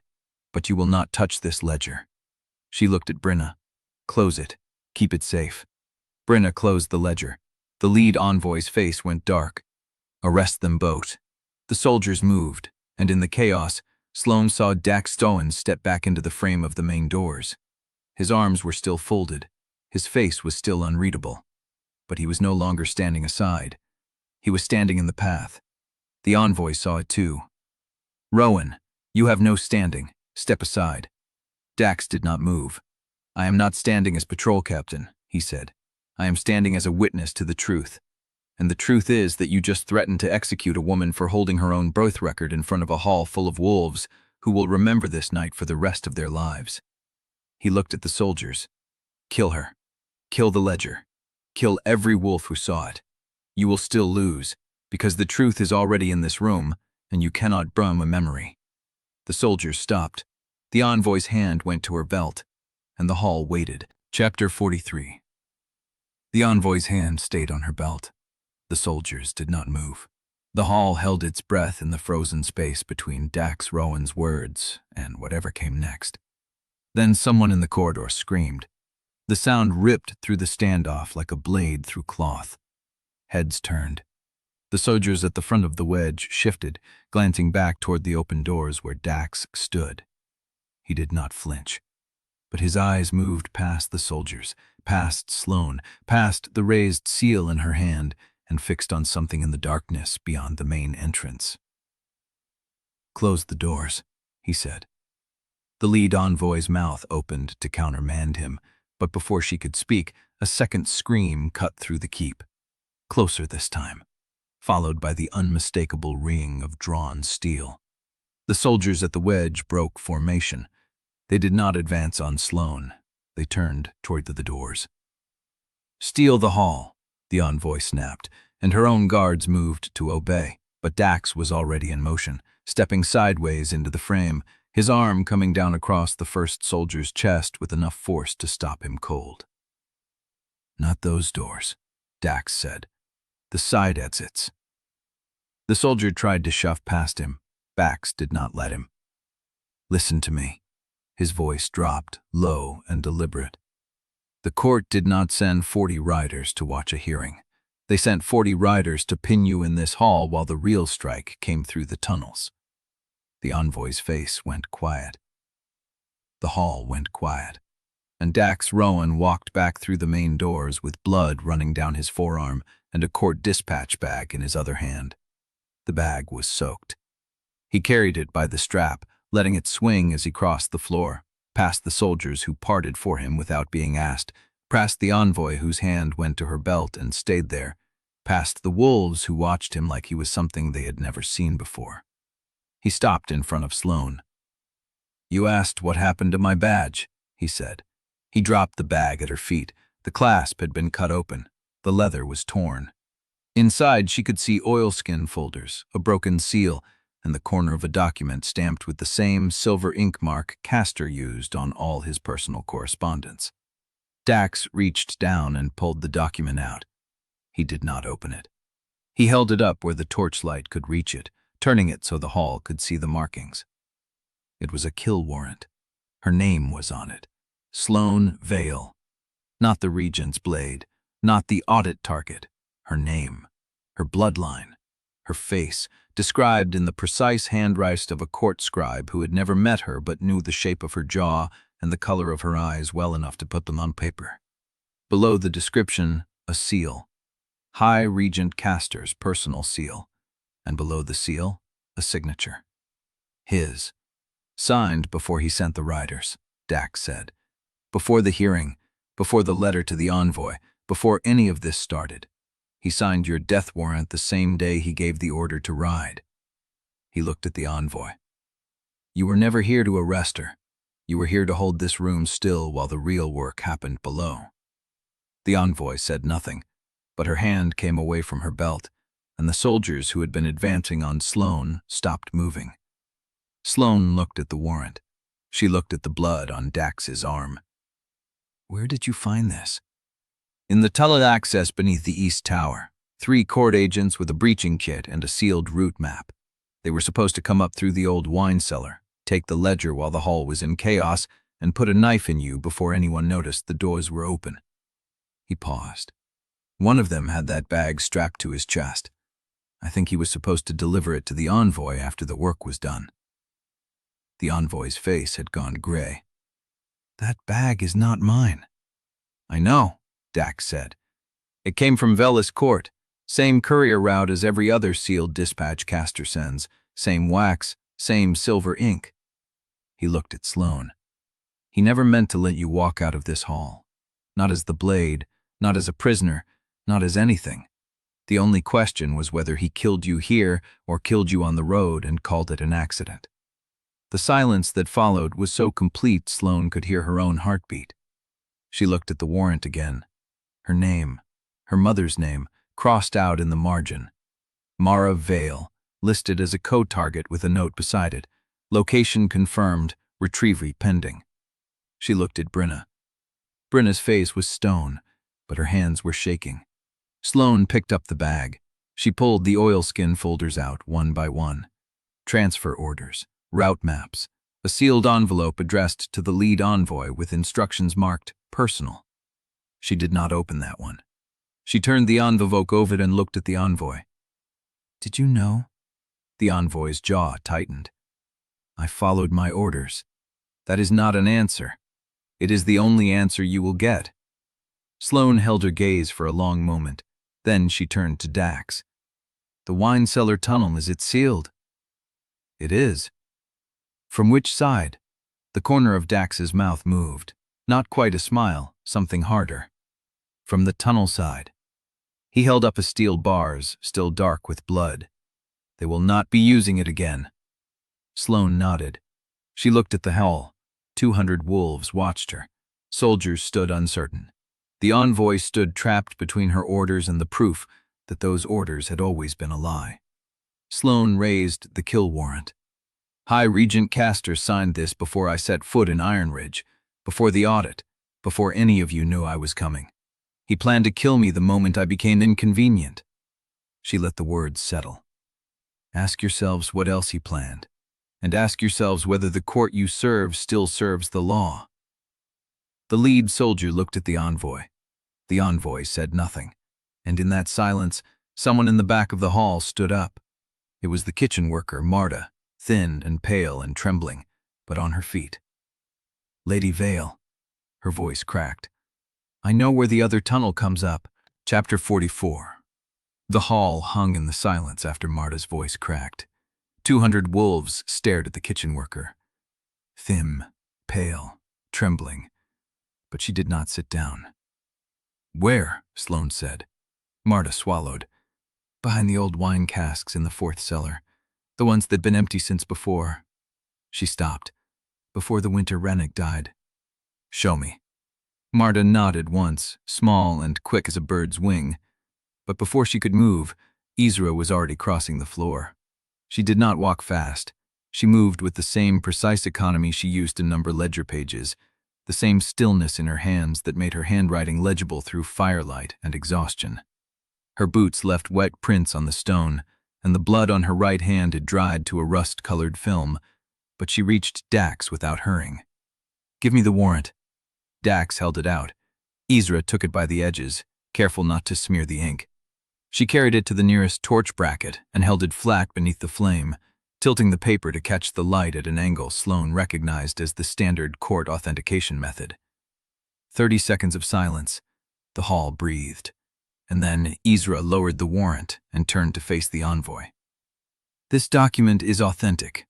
Her voice carried no triumph, no accusation, just the flat certainty of a woman who had spent her life reading court ink and knew exactly how Castor's seal sat in the wax. "It is signed in the High Regent's hand. The paper is the same fiber stock used only for Velis Court's personal correspondence. The watermark matches the seal on the rejection order. The date notation matches the style of the scribe who files his private correspondence." She paused. "I have seen 17 of his warrants. This is the 18th. The handwriting is identical." The envoy's gray face had gone white. "I was not informed of any. The court does not inform its envoys of kill warrants it means to execute beneath their authority," Isra said. "That defeats the purpose of deniability." A sound moved through the hall. Not a word. Something lower. A growl that started in one throat and spread through the pack like wind through dry grass. The lead soldier looked at the envoy. "Ma'am, was there a kill order or wasn't there?" The envoy said nothing. The soldier's jaw tightened. He turned to Sloane. "Lady Vael, what do you need?" Sloane looked at him. A court soldier, trained, paid by Velis, bound by oath to the High Regent, standing in front of her asking for orders. She did not have time to examine what that meant. She let it sit in her chest and turned back to the warrant. "Isra, read the full text, every line." Isra's voice was steady. "By authority of the High Regent of the Court of Teeth, Castor Velis, first of his name, keeper of the territorial compact, let it be known that the individual identified as Sloane Vael, formerly designated Regent's Blade, is hereby declared a threat to territorial stability. All court agents and territorial pack authorities are commanded to effect immediate termination upon confirmation of identity. No transport required. No hearing required. No appeal." She turned the paper. "Secondary target, Mara Vael, last documented location confirmed, retrieval pending, priority, live capture. Authorization, signature and seal of High Regent Castor. Date, 14 days prior to the opening of Ironridge audit." 14 days. Before the hearing, before the rejection order was presented, before Sloane had spoken a single word to the pack. Castor had signed her death before she finished the road north. Sloane felt the knowledge land in her ribs like a blade that had been waiting for her to walk onto it. She looked at Kael. He was standing 5 feet away, his hand half extended toward her, stopped in the air as if he had reached for her without deciding to. His face was bloodless. "Sloane." She stepped back. Not far, not fast. A single step, her heel finding the stone behind her, putting distance between his reaching hand and her shoulder. His fingers closed on nothing. "Don't." The word came out before she shaped it. "I need a moment before I can be touched." Kael's hand dropped. He did not argue. He did not apologize. He just stood there and let her have the space, which was the hardest thing he could have done, and she hated him a little for knowing exactly how to do it. The horn came from the outer wall, not the war horn from before. A different note, Higher, longer, the kind of signal that cut through stone and snow and carried for miles in winter air. Teren was already moving toward the door. That is not court, that is pack. He was right. Sloane knew the difference. She had heard Ironridge's horns in the wastes years ago, when the wind carried sound from valleys she could not see. 2 notes. Repeat. Relay signal. Meaning, contact established. Teren looked at Kael. Someone is answering them. Chapter 45. The hall's attention swung toward the door where Teren stood with his hand on the frame, head cocked, listening to the horn's echo fade into the wind. "That is not one of ours," he said, "and it is not court. The pattern is wrong." Sloane crossed to him, the warrant still in her hand, the paper warm from her grip. The cold from the corridor hit her face as she reached the threshold. "Repeat it." Teren's jaw worked. "Too long, too short, 3 long. That is not Ironridge. That is not any northern pack I know." Isra was already moving, her satchel swinging onto her shoulder, her eyes on the ceiling as if she could read the horn's origin through the stone. The court uses triple note sequences for reinforcement signals. That was not a court sequence. Then who is answering a pack relay on Ironridge's border in the middle of a siege? Brina's voice cut through the rising murmur. She had the ledger pressed against her, one hand splayed across its cover as if she could feel the names beneath her palm. "We have 40 court riders at the gate, an unknown force on the ridge, and a kill warrant that makes every agent in the territories a legal assassin." Silence. The hall felt it. Sloane felt it in her own ribs, the way the air changed when a room understood it had run out of time for debate. She turned to face the assembled wolves. The hearing was still open. The evidence was still spread across the front table. Dax's blood was still wet on the warrant. "Teren, how long until that force reaches the outer gate?" He did not hesitate. "If they are riding hard, 20 minutes. If they are already in position, they are waiting for a signal." "Then we do not give them one." Sloane moved to the front table. She picked up the rejection order, Castor's private letter, Dax's patrol logs, the stolen dispatch bag, and the kill warrant. She stacked them in order of date and laid them flat. "Marta, the tunnel behind the wine casks. Have you been inside it?" The kitchen worker shook her head, her face the color of ash. "No, but I watched them come out of it 3 nights ago. I thought it was a patrol at first, but they moved wrong." "How wrong?" "They did not know the passages. They felt for walls, used light." New. The court was still mapping the tunnels. They had access, but they did not own the full network yet. Sloane turned to Dax. "The East Tower seal. Did you collapse the passage behind you or just block it?" "Blocked. It will hold against entry from the tunnel side, but not a sustained breach." "Then we seal every entrance we know, and we arm every wolf who can hold a blade." She looked at the lead court soldier. He was still standing where he had turned to her, waiting for an answer to his question. "What is your name?" "Hardly Lady Vael, 1st Sergeant Velis Garrison, 3rd Patrol Division." "Sergeant Harvin, you asked what I need. Here it is. I need you to decide whether the oath you swore to the court covers a high regent who signs kill warrants on his own enforcers before they open an audit." His throat moved. "I need you to decide before the riders at the gate decide for you." The hall held its breath. Harvin looked at the envoy, who had not moved since Weezra authenticated the warrant. She stood with her hands at her sides, her face the color of old bone, saying nothing. He looked at his soldiers. 12 of them, spread along the walls, weapons loose but not drawn. None of them had moved against the pack since the warrant was read. He looked back at Sloane. "I will not fight the pack." He said it flat, not a declaration, a fact. "But I will not draw on court soldiers unless they draw first. That is as far as I go tonight." Sloane nodded. It was enough. "Then hold the hall. Keep the envoy contained. No violence unless they start it." She turned to Kael. He was still standing where she had stepped back from him, his hand at his side, his face unreadable.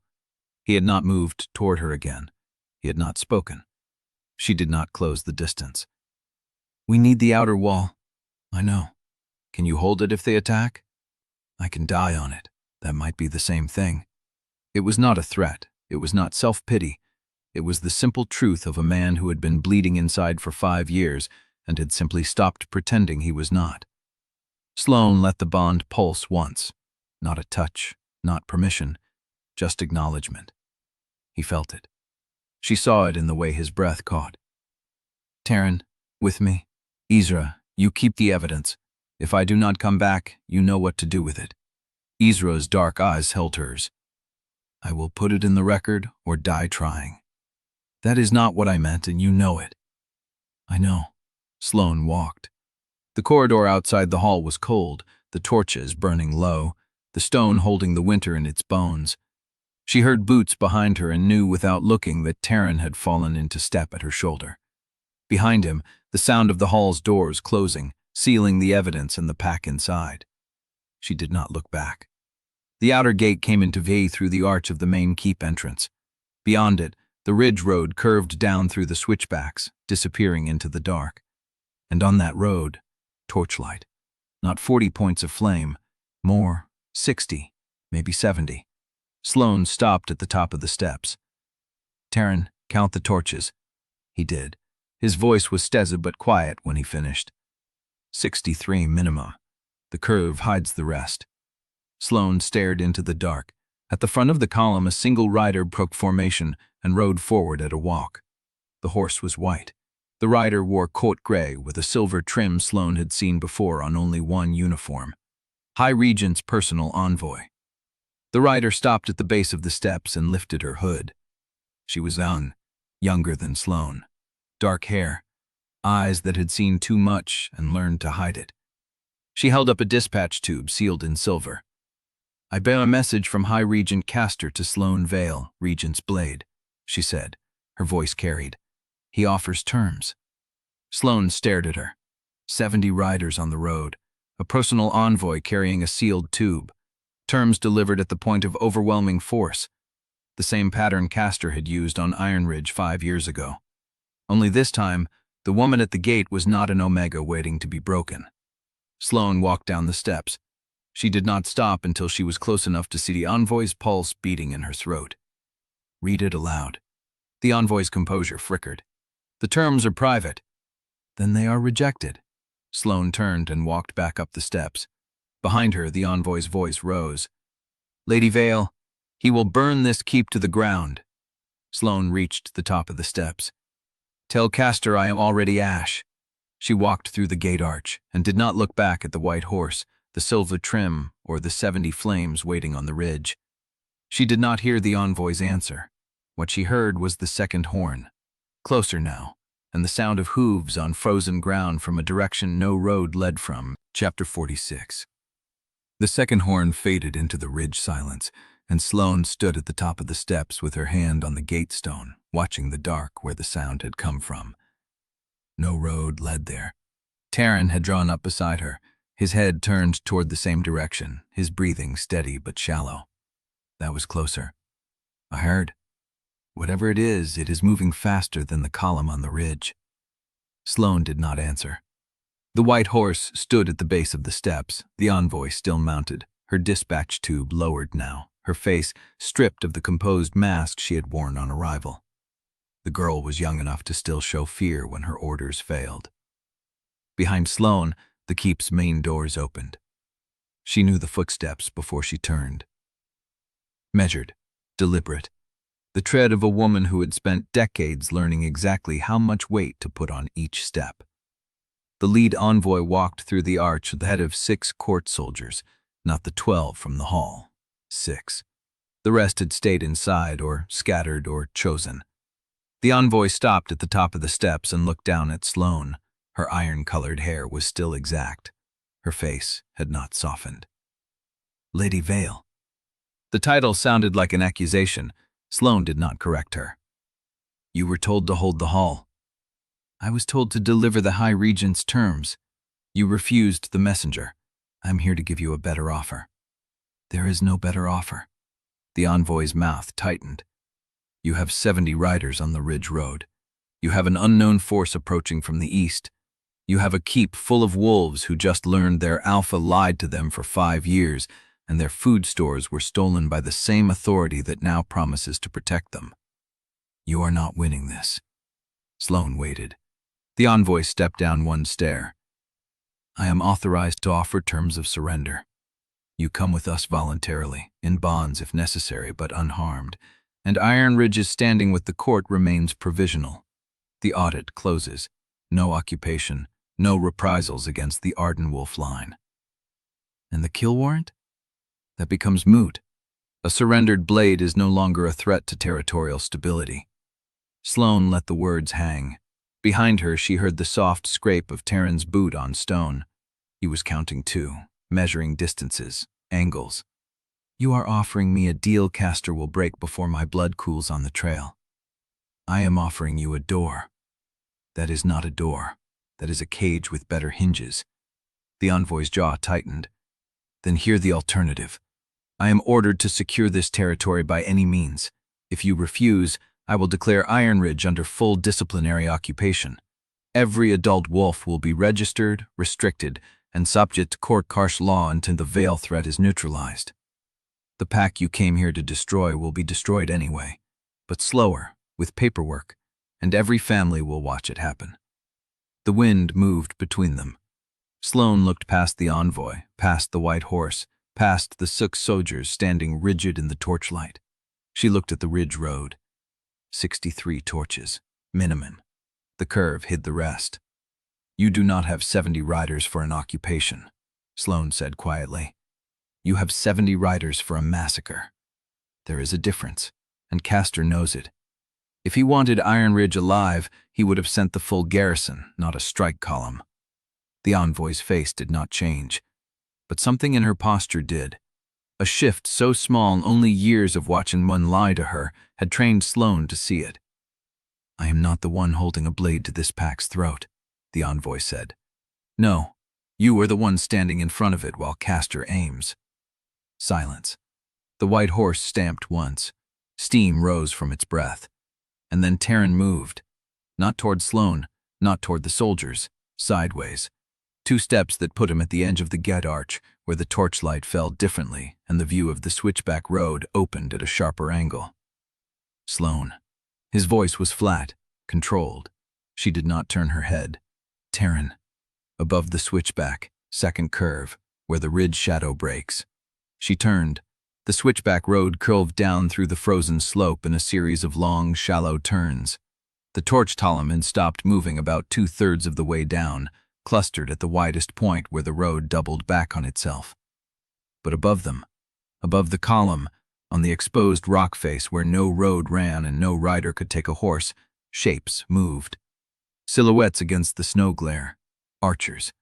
At least a dozen, maybe more, spaced along the Wulge in a line that commanded the entire approach to the gate. They had not been there when Sloane counted torches. They had moved into position while the envoy spoke. She looked back at the woman on the steps. That was not part of the offer. The envoy's face was stone. Those are standard positioning for a secure extraction. Those are archers with a clear shot at every wolf who walks through this gate. Sloane. Teren's voice was tighter now. They are not aiming at the gate. She followed his gaze. The archers had drawn, not at the keep, at the torch column, at Caster's own riders on the switchback. The envoy turned to look, and for the first time since she had walked through the arch, her composure cracked. A flicker, a beat of stillness that told Sloane everything she needed to know. The woman had not ordered that positioning, and she did not know who had. Sloane stared up at the ridge, at the bows drawn and held, at the riders below who had not yet seen the threat above them, at the dark beyond the archers where the second horn had sounded from a direction no road led from. The wind shifted, and somewhere in the trees above the switchback, a wolf howled. Not Ironridge, not court, something else. Something that had come out of the dark with bows drawn and positions set before the envoy finished her speech. Sloane did not turn away from the ridge. Teren, I see them. Are they court? A pause, then his voice low and certain. No. The envoy's hand went to her belt, and the soldiers behind her shifted, and the white horse sidestepped once, catching the tension in the air. On the ridge, the archers held their draw, and the wolf howled again. Closer. Chapter 47. The wind carried the howl down the slope like a signal meant to be heard. Sloane tracked the sound to the tree line above the switchback, where the archers held their line against the snow glare. They had not moved, bows still drawn, aims still locked on Castor's riders below. The envoy's hand stayed at her belt. "Those are not my soldiers," she said. "I know. If you think I have any control over what is happening on that ridge, you are mistaken. I know that too." Sloane did not look at her. She kept her eyes on the archers, on the dark shapes between the trees, on the place where the wolf had sounded from. "Then you understand what this means," Sloane said. "Someone else has been waiting for this moment. Someone who knows your formation, your timing, and exactly where to position archers to pin your riders without hitting the keep." The envoy's jaw worked. "You think I orchestrated this? I think you are standing at my gate with a seal that is already broken and terms that were never real." Sloane turned to face her fully. "I also think Castor sent you here knowing you would fail. The question is whether he sent someone else to succeed where you cannot." The woman's face went gray, not with fear, with recognition. She had asked herself the same question. The wolf howled again, closer now, and this time it was answered. From the ridge, a single archer loosed. The arrow cut through the torchlit dark in a flat, clean line, not at the gate, not at the riders below, but straight down the corridor of air between the keep steps and the switchback road. It struck the envoy's attendant. The young man had been standing 3 paces behind the white horse, holding the sealed dispatch tube Sloane had refused. The arrow took him in the throat. He did not scream. He made a sound like a punctured bellows, one hand rising to his neck as if he could catch the blood, and then he folded sideways into the snow with the dispatch tube still clutched against his chest. The envoy staggered backward. The white horse reared. The soldiers drew steel, and on the ridge, the archers held their draw like they had never loosed at all. Sloane's hand shot out, palm flat, a command to stand still. No one moves. Teren had already pulled her sideways, putting himself between her and the line of fire. His voice was low and ragged. "That was not meant for the messenger." "I know. That was meant for you. The wind pushed it, or the archer pulled the shot." Sloane looked at the body in the snow. Young, dark-haired, a face that had been alive 3 heartbeats ago. Castor's terms still clutched in his hand. "Or it was meant to hit exactly what it hit," she said. Teren went still. "To kill one of their own. In front of witnesses? To make the narrative clean." She looked at the envoy, who had not moved since the arrow struck. "Your attendant is dead on my ground, killed by a shot that came from the dark. When Castor tells this story, who do you think he will say loosed that arrow?" The envoy's mouth opened, closed. She had no answer, because she knew. The riders below were shouting now, voices carrying up the slope as they realized the archers above them had drawn blood. Horses shifted. Steel scraped as blades cleared sheaths. The torch column began to push forward, not toward the ridge, but toward the gate, toward the only cover within reach. Sloane saw it happen. She saw the formation break, saw riders spurring their horses up the last curve of the switchback, saw the archers adjust their aim to track the movement. She saw the kill zone close. "Teren, I see it. Get the envoy inside." He did not argue. He grabbed the woman by the arm and pulled her toward the gate arch, past the white horse that was still dancing sideways, past the soldiers who were looking to someone for orders no one was giving. Sloane did not follow. She stood in the open and watched the first rider hit the gate.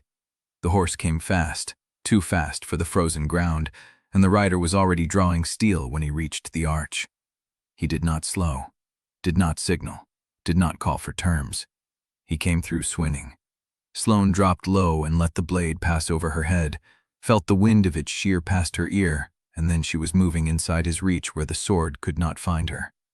She grabbed his wrist, twisted, felt the joint give with a wet crack. The rider screamed. The horse bolted past her into the yard, and behind her, Kael's voice cut through the chaos like a blade. "Seal the gate!" The Ironridge wolves moved. They threw their weight against the timber, pushing the gate home before the next rider could reach the arch. The hinges screamed. The bars dropped into its cradle with a sound like iron meeting stone. the gate held. Outside, the torch column had become a snarling mass of riders pinned between the sealed gate ahead and the archers above. Horses kicked and turned. Voices rose in overlapping commands, orders to advance, orders to hold. No one in charge, and everyone shouting. Sloane stood at the base of the gate with her back against the bars, breathing hard, blood from the rider's wrist across her palm. Teren was already at her side. "That was not a charge," he said. "That was panic. I know. They do not know who is above them. They do not know who ordered the shot. They are trapped between a sealed gate and a ridge full of archers who just killed one of their own." Sloane looked up at the dark beyond the timber. The howl came again.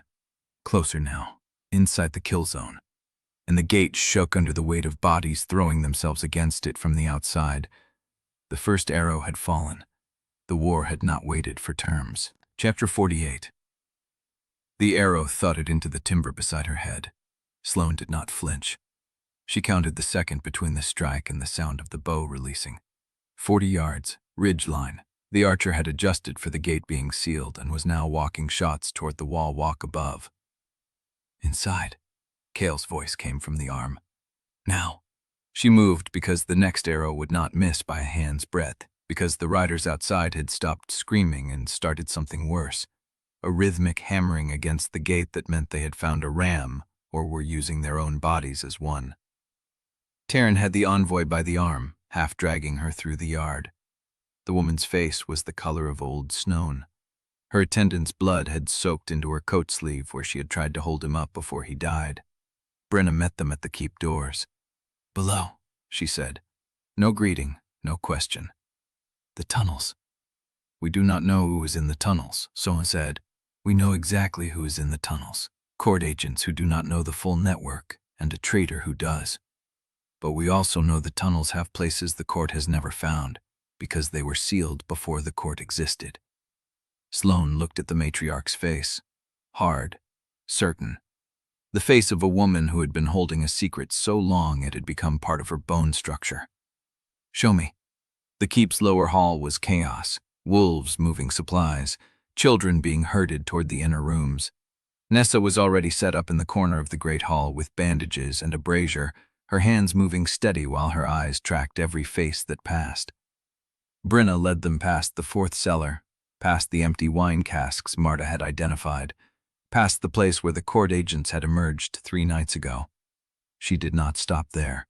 She stopped at the wall beyond. A wall of old stone, dark, unmarked. The kind of wall no one looked at twice because it had always been there, too heavy to move, too solid to question. Brenna pressed her palm against a stone at shoulder height, held it there. Nothing happened. Then the stone groaned inward, a sound like bone shifting, and a section of the wall slid back along a track that had been cut into the stone itself. Cold air breathed out of the dark. The passage beyond was narrow, barely shoulder width, and the walls were rough cut, older than the keep above, older than Ironridge itself. The floor sloped down at an angle that made the footing treacherous. "These passages were here before the first Ardenwolf laid the foundation stone," Brenna said. "The pack built the keep around them because they were already here, and because a pack that knows its ground survives longer than a pack that does not." Sloane stepped to the threshold. The air that came out of the dark smelled of stone and dust and something else, something old and sleeled and waiting. "Where does it lead?" "To a chamber beneath the oldest part of the keep, under the stone that bears the Ardenwolf name. The passage was sealed 30 years ago, when Mara went to Thornwood and did not come back.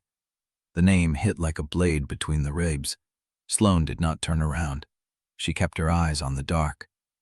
Why was it sealed? Because the court was already asking questions about sovereign bloodline records. Because we knew they would come for the archives eventually. Because Mara told me to seal it and never speak of it unless a Vael stood in front of me and asked. Sloane felt the weight of that. 30 years. Brenna had carried this secret for 30 years, waiting for a moment that might never come, keeping a door closed against the dark. "And now?" Brenna's voice was quiet. "Now you are here. Now the court has shown its hand. Now the passage opens again because the bloodline it was meant to protect has walked back to Ironridge ground. The howl came again from outside, closer now, threading through the stone walls. Kael appeared at Sloane's shoulder. His face was tight, the bond fever shadows deeper under his eyes, but his voice was steady. "How far?" 200 yards, Brenna said. "Maybe less." The passage drops under the ridge and comes up in the oldest foundation chamber. No one has been inside since I turned the key.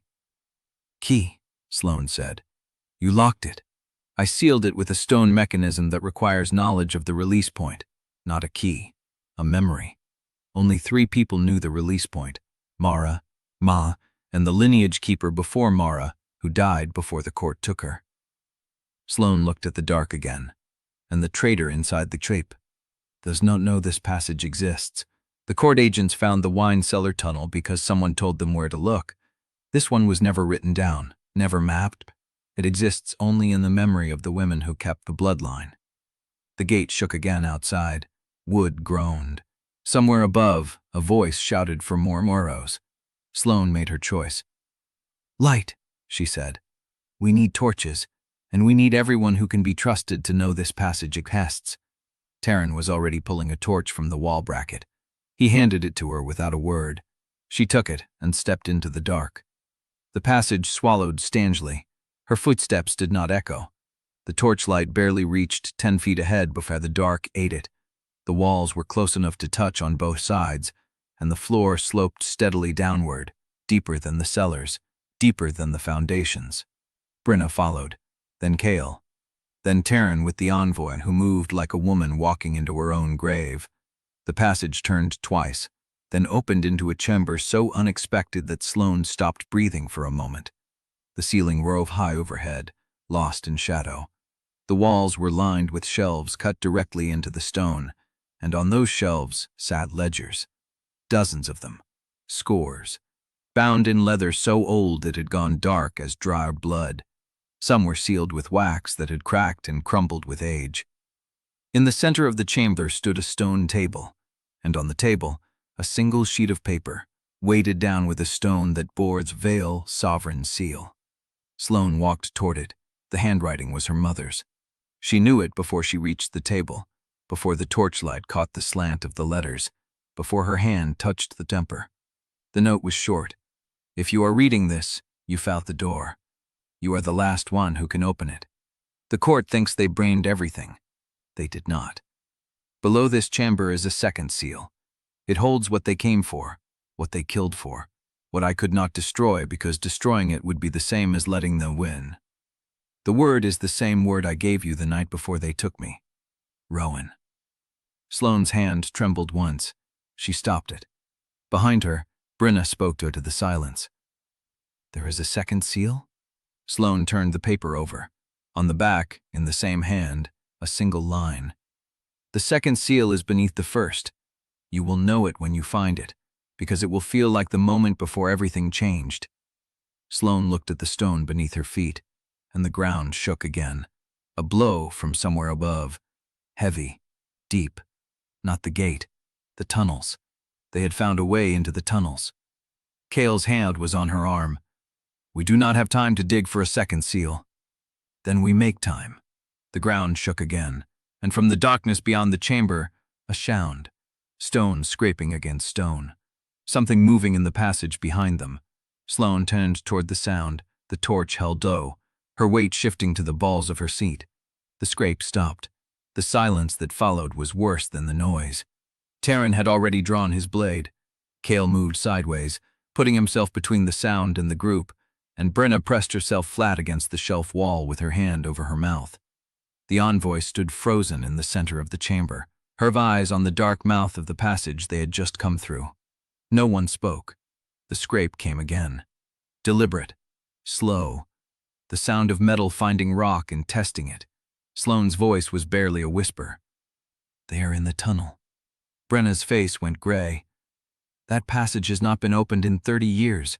No one outside the bloodline keepers knew it existed." Someone knew.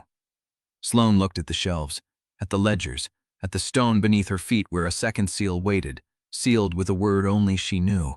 She looked at the dark passage where something was scraping against stone, and she made her calculation. Brenna, how long would it take to collapse the passage behind us? Brenna's eyes widened. You would bury us alive. No, the passage behind us. Sloane pointed at the tunnel they had entered through.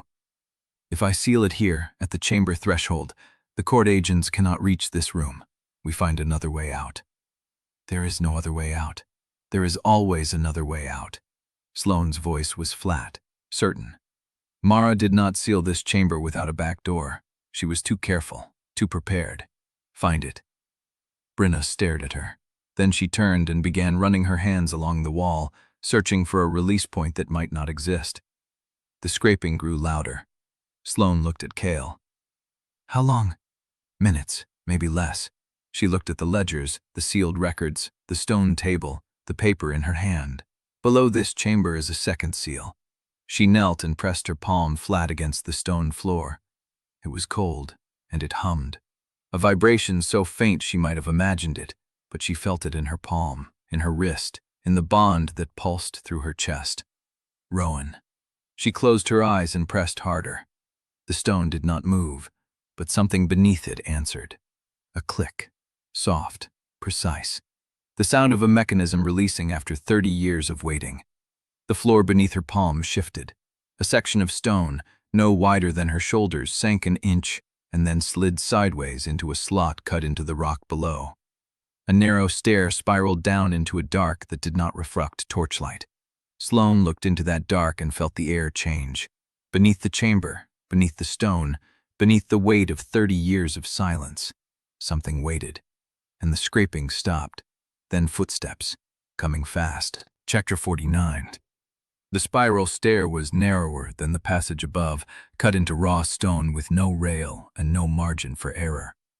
Sloane went first with the torch, her free hand brushing the wall, counting steps as she descended because counting was the only thing that kept her breathing steady. 12 steps. The air changed, older, still, the kind of stillness that had not been disturbed in decades. 16 steps. The torch flame bent sideways, pulled by a current she could not feel on her skin. 19 steps. The stair opened into a chamber so low she had to duck her head at the threshold. The ceiling pressed down like a weight. The walls were raw rock veined with quartz that caught the torchlight and threw it back in splinters. Kael came through behind her, then Brenna. Teren half-dragged the envoy, who had stopped resisting and moved like someone already dead. Isra followed last, her satchel pressed against her chest. The chamber was smaller than the one above, maybe 10 paces across, but every surface held something. Shelves cut into the rock, not wood, not stone. The shelves were bone, old bone, yellowed and polished smooth, fitted into the walls as if they had grown there. And on the shelves, rolls of parchment. Dozens of them, bound in leather and twine and rusted wire. Some so old the leather had cracked into patterns like dry riverbeds. Sloane stepped forward and lifted the nearest roll. The binding crumbled at her touch, the parchment unfurled. Lineage marks, names she recognized from the fragments Brenna had shown her. Births, marriages, deaths, all Vael, all recorded in a hand that predated the Court of Teeth by generations. She set it down carefully and reached for another. This one was different. Bound in red thread, sealed with wax the color of dried blood. She broke the seal. Inside, the pages were not lineage records. They were copies. Copies of court seizure orders, copies of arrest warrants, copies of the same rejection order Castor had forced on Kael, but older, rougher, dated a full year before the one she had found in Kael's archive. The original. Someone had copied the original before delivering it to Ironridge. Sloane's hands went still. These are not Vael records, she said. Brenna moved closer, her face pale in the torchlight. What are they? Evidence. Sloane lifted another roll. Another. All copies. All dated before the events they supposedly authorized. Mara copied everything the court sent through Ironridge. Every order, every warrant, every sealed document. She looked at the shelves. There were dozens. Mara was building a case. Behind her, Ezra spoke into the silence. A case against the court. Not against the court, Sloane's voice was hollow. Against Castor. She was building a case against Castor personally. She turned back to the shelf and found it at the back, wedged between two larger rolls, smaller than the others, bound in leather that had gone black with age. No seal, no marking, but when she lifted it, the leather was warm. She opened it. The first page was blank. The second page bore a single line in her mother's hand. The court will come through law before clause. I have seen the drafts. Sloane's breath caught. She turned the page. They have been writing the laws for 20 years, each one narrower, each one cutting deeper. They do not need to kill the Vael line. They only need to make the Vael line illegal. Another page. I have hidden the proof here no law can reach it.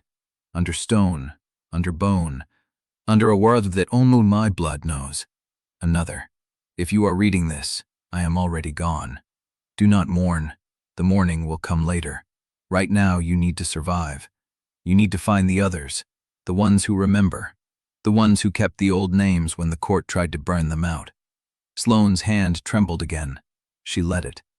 There are 9 families who refused to let the court rewrite their history. 9 vaults like this one, scattered across the territories. 9 chambers of truth that Castor has spent his entire reign trying to find. I found 6 of them. I hid the locations where only you can find them. The word is the same word, Rowan. The letter continued for 3 more pages. Names, locations, ciphers. A network of resistance that had been waiting, dormant, for 30 years, for someone to wake it. The last line broke off mid-thought. Sloane, if you are reading this, I need you to know that I am proud of you. I need you to know that I did not leave by choice. I need you to know the ink stopped. A blot where the pen had pressed too hard. And then nothing. Sloane stared at the empty space where her mother's sentence had died. She did not hear the footsteps in the passage above. She did not hear Kael's voice, low and warning, telling the others to move. She only heard the next sound. The chamber door, the one they had left open at the top of the spiral stair, began to shake. A blow. Heavy. Wood against wood. Another. And a voice, thin and muffled through the stone. Regent's blade. We know you are down there. We have sealed the exit above. You have nowhere to go. Sloane closed the letter. She looked at Kael. How many? More than we have blades for. She looked at Brenna. Is there another way out? Brenna's face was white. Mara did not tell me about this chamber. I did not know it existed until tonight. I do not know if there is another way. The door shook again. Wood splintered. Sloane looked down at the letter in her hands, at the empty space where her mother's final thought had been cut short. She looked at the shelves, the copies, the evidence, the 9 vaults, the 9 families, the resistance that had been waiting for 30 years. She looked at the bond at her chest, still pulsing, still alive, still hers to choose or refuse, and she made her decision. Ezra stepped forward. Take the envoy and Brenna. Find a place to hide in the chamber. Do not come out until you hear me voice or the sound of silence. What are you going to do? Sloane looked at Kael. We are going to meet them. The door splintered again, and the war moved below. Chapter 50. The door shattered inward. Wood splintered across the stone floor, and the first body came through low and fast, blade already cutting an arc towards Sloane's knees. She jumped back. The steel kissed the air where her legs had been. Kael met the second attacker before the first recovered his stance. His shoulder drove into the man's chest and sent him crashing into the bone shelves behind him. Parchment rolls scattered. Old records rained down in a cloud of dust. Sloane brought her blade up, caught the first attacker's wrist on the crossguard, twisted, and felt bone grind. He did not scream. He dropped, rolled, and came up with a knife in his other hand. Trained, not court soldiers. Someone who knew how to fight in close quarters. Ezra! Sloane's voice cut through the clash. Get them to the back! Now! Ezra grabbed Brenna's arm and pulled. The envoy stood frozen, her face white, her hand still on her empty belt. Brenna caught her by the shoulder and dragged her toward the far wall where the shelves pressed deepest into the rock. Sloane circled the attacker. He was lean, dressed in dark wool with no markings, no sigils, nothing that identified allegiance. But his stance told her everything. Weight forward, blade low, eyes tracking her shoulders, not her blade, exactly how Castor taught his personal enforcers. She did not let the recognition show on her face. He lunged. She let him come, sidestepped at the last breath, and brought her elbow down across his extended arm. The knife clattered against stone. He reversed the miss into a pivot, kicked at her knee, and when she shifted to avoid it, his other hand came up with a second blade. The steel kissed the side of her ribs. Warmth spread through her coat. Not deep, not yet. She caught his wrist and held. They stood locked. His breath smelled of iron and old wine. "Castor sends his regards," he said. She drove her forehead into his nose. Bone cracked. He staggered back, blood streaming, and she followed him with a blade cut that opened his throat from collar to jaw. He dropped, gurgled, stilled. Sloane turned. Kael had the second attacker pinned against the shelf, his forearm across the man's throat. Sloane saw the younger attacker's eyes, not hardened like the first, scared. A conscript, maybe. A tunnel guide who had not expected a fight. "Who sent you?" Kael's voice was low and flat. "Castor," the young one gasped. "Castor sent us. He knew about the tunnels. He has maps, old maps, from before. Before the court. Before the erasure." Brenna stepped forward from the shadows, her face carved from stone.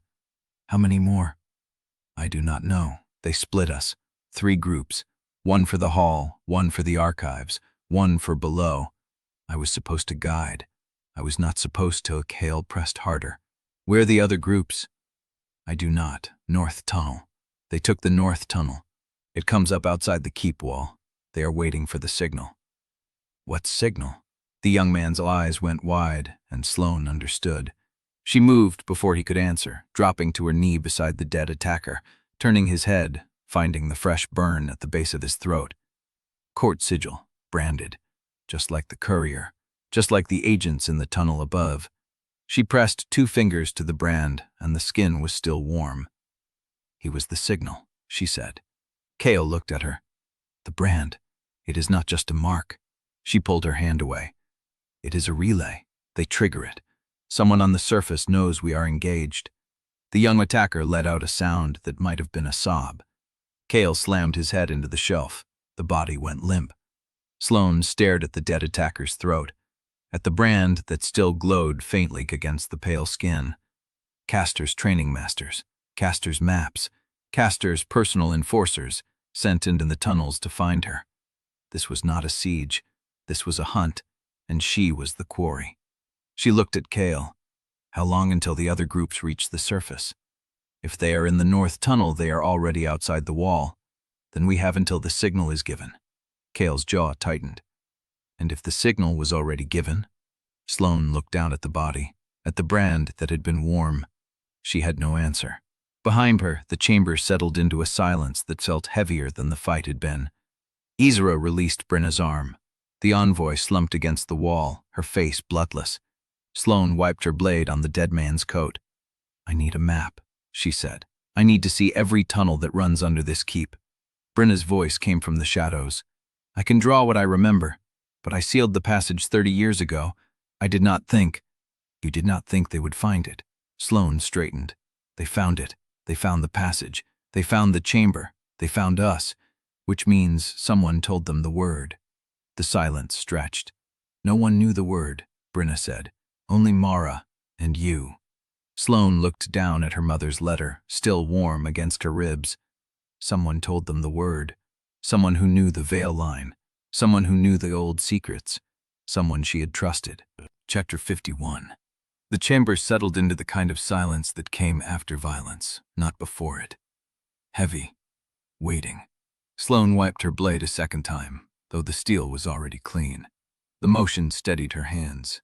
The dead attacker at her feet still steaming in the cold air, the brand at his throat fading from warm to dull. Someone betrayed the word. She turned the thought over and set it aside. There would be time for that later. There had to be. Ezra moved before anyone else. She crossed the chamber in 4 quick strides and dropped to her knees beside the scatter of parchment where Mara's packet had fallen during the fight. Her hands moved with careful precision, gathering the loose sheets, smoothing the bent corners, aligning them against her thigh. "The seal cracked," Isra said. Her voice was flat, professional. The impact split the wax along the grain. Sloane watched her lift the broken pieces. The sovereign seal, dark red, the old Vael crest pressed deep into the wax. Isra held the fragments to the lantern light. "Wait." Kael straightened from where he had been checking the young attacker's pulse. "What?" Isra's fingers traced the edge of the wax, not the surface, the interior, the place where the seal had split open. "There is something inside." She set the pieces on the stone table and used the point of her belt knife to pry them apart. The wax crumbled under the pressure, and something small and dark fell free. A sliver of metal, thin as a needle, curved. Isra picked it up, turned it toward the light. "Embedded in the seal," she said, "not stamped on it, inside it. The wax was poured around this." Sloane stepped closer. "What is it?" Isra did not answer immediately. She set the metal sliver on the table and reached for the second fragment of the seal.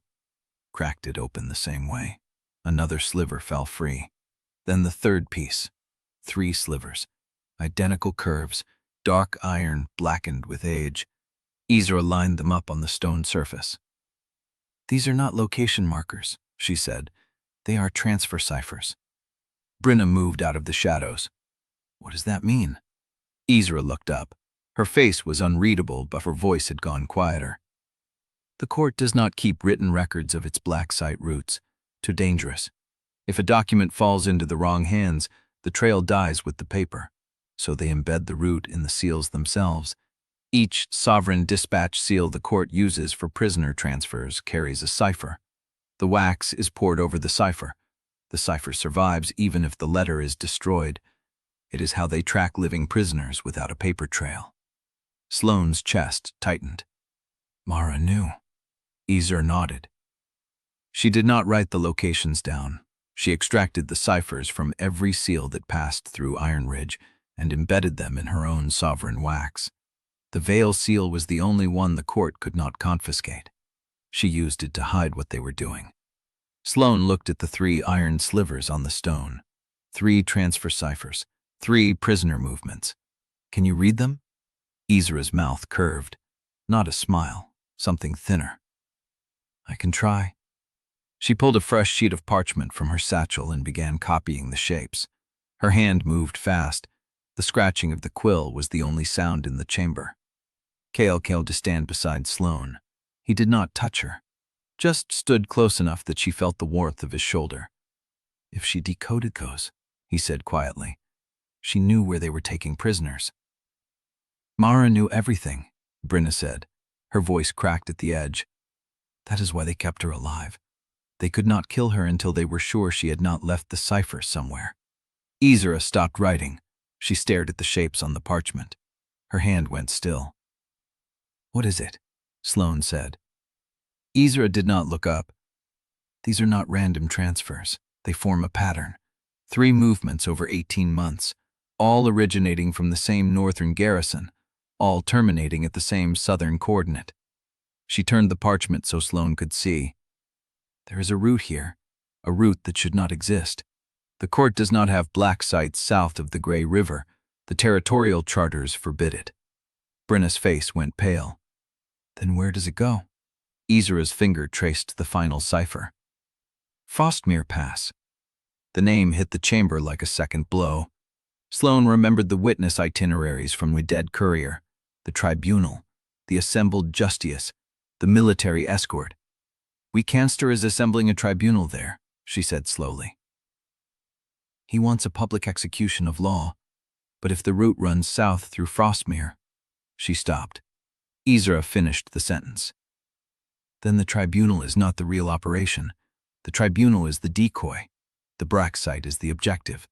He is moving prisoners through Frostmere under cover of the legal assembly. No one questions court justice traveling to a hearing." Sloane looked at the map on the parchment. The 3 ciphers, the trail that led from the north through the mountains and down into a place no official record acknowledged. "Then my mother is not in Velis," Izra shook her head. Your mother was moved.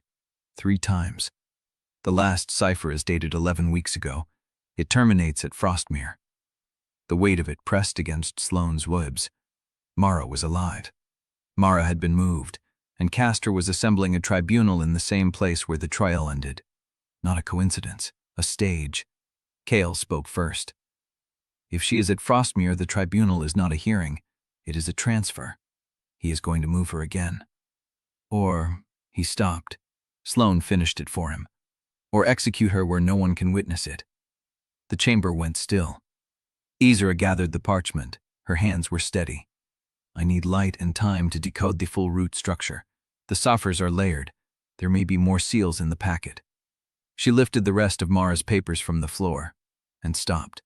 Her eyes went wide. Sloane followed her gaze. Beneath the papers, pressed against the stone, lay a 4th seal, untouched. Its wax intact, no crack, no damage. Izra lifted it with trembling fingers. This one was not in the packet. It was hidden in the binding of the book. She turned it over. The crest was not the Vael sovereign mark. It was Castor's personal seal, the High Regent's private sigil. Sloane's blood went cold. Open it. Izra broke the wax. Inside, folded to the size of a thumbnail, was a single slip of parchment, a line of text in Mara's handwriting. They moved me to make me write this.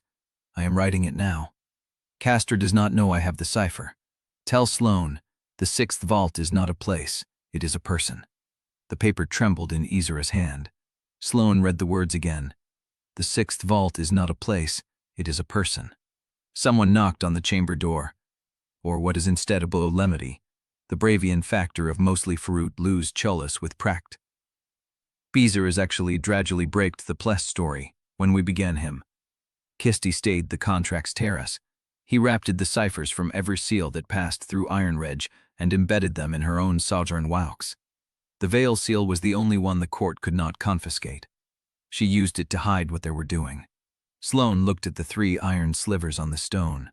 3 transfer ciphers, 3 prisoner movements. Can you read them? Izra's Mavy Weiss slapstump. The Siftri Jettle. The Scroop flares low for a Circin store. I am feeling timid in the model. I probably want to die, which is just the lad postigrad of any force, the lose likings conscious meant. Head to base, head to dismay, head to deserving. As they Mavy, when we believe me to list. She takes the Boyd to the Voishnath, which is in sleep we were discussed, and this touch at the wait minute, for walk for again to step me enough. I feeling surprise between the Truel, for his mist, Jesus Terracy and Cain in me and study it. Wah! The guys takes the biddy, which is not anyone out of. I blef will know what they like. Izra exactly simply trains us some way. She waits me on the statomies to marry their bludge. One thing canvassating this tablik, but I look at his home body. West. Another require. Chapter 52. The knock came again, harder. 3 measured strikes against the chamber door. Sloane's hand found her blade before her mind finished counting the rhythm. Military pacing. Not panicked, not Ironridge. Kael moved beside her, silent, his shoulder brushing hers as he positioned himself between the sound and her back. The bond pulsed once, quick, a question she had no time to answer. Izra folded the parchment into her sleeve. Brenna's hand went to the ledger against her chest. The catatonic envoy had not moved since the knock started. "Who is it?" Sloane said. A pause, then a voice, female, controlled, carrying the flat courtesy of Velis Court. "Senior Envoy Voss, Velis Court Delegation. I am not armed. I am alone. I request a word with the acting authority of Ironridge." Sloane looked at Brenna. Brenna's face had gone the color of old snow. "Voss," Brenna said. "Castor's personal floor. She does not leave Velis unless the message cannot be trusted to paper." Kael's jaw tightened. "She is not here to negotiate." "No," Brenna said. "She is here to deliver the last offer." Sloane sheathed her blade. She nodded at the door. Kael pulled it open. The woman standing in the tunnel passage was tall, gray-haired, wearing court black without ornament. No sigil, no badge. Just the cold authority of someone who did not need to display rank because every wolf in the territories knew her face. She did not look at Kael. She looked past him, directly at Sloane. Regent's blade. Or should I say, Lady Vael. Sloane did not answer. Senior Envoy Voss inclined her head. I am instructed to deliver terms. Not to the blade, not to the air, to Ironridge, the territory that still holds provisional standing under the Territorial Governance Code, unless its leadership chooses to forfeit that standing in the next hour. Brenna stepped forward. Speak your terms. Voss turned to her. The movement was measured, unhurried, deliberate. Deliver Sloane Vael into court custody. Surrender all documents, ledgers, seals, and ciphers obtained outside the scope of the authorized audit. Reinstate Kael Ardenwolf as acting alpha under court confirmation. In exchange, Ironridge retains provisional standing. The siege ends. No further enforcement action is taken against any pack member for participation in the events of this night. The tunnel went still. Brenna's voice came low and hard. And if we refuse? Voss met her eyes. Then Ironridge is declared a territory under disciplinary occupation. Every wolf inside these walls loses legal standing. The court assumes full authority over packlands, holdings, and population, until such time as High Regent Castor determines order has been restored. She paused. You have 1 hour. Brenna did not look at Sloane. She did not look at Kael. She stood straight, her dark hair still coiled in its severe knot, her hands steady at her sides. Tell the High Regent that Ironridge does not trade its people for provisional standing. Tell him the Vael heir stands under this pack's protection. And tell him that if he wants her, he will have to burn every stone of this keep to the ground. Voss's expression did not change. I will relay the message. She turned and walked back up the tunnel, her footsteps measured, unhurried, the sound of a woman who knew exactly what was coming next. The passage swallowed her. Kael shut the door. Brenna stood motionless for a long moment. Then she turned to Sloane. That was the clean offer, the one meant for the record. The second one will not come with words. Sloane looked at the parchment still hidden in Isra's sleeve, at the broken seal on the floor, at the name Frostmere written in cipher. Then we do not wait for the second offer. She moved toward the passage.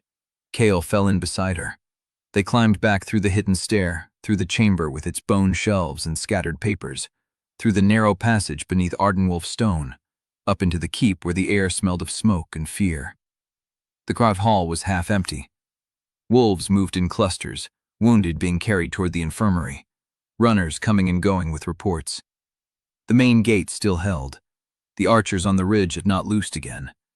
But the quiet was wrong. Sloane felt it before she heard it.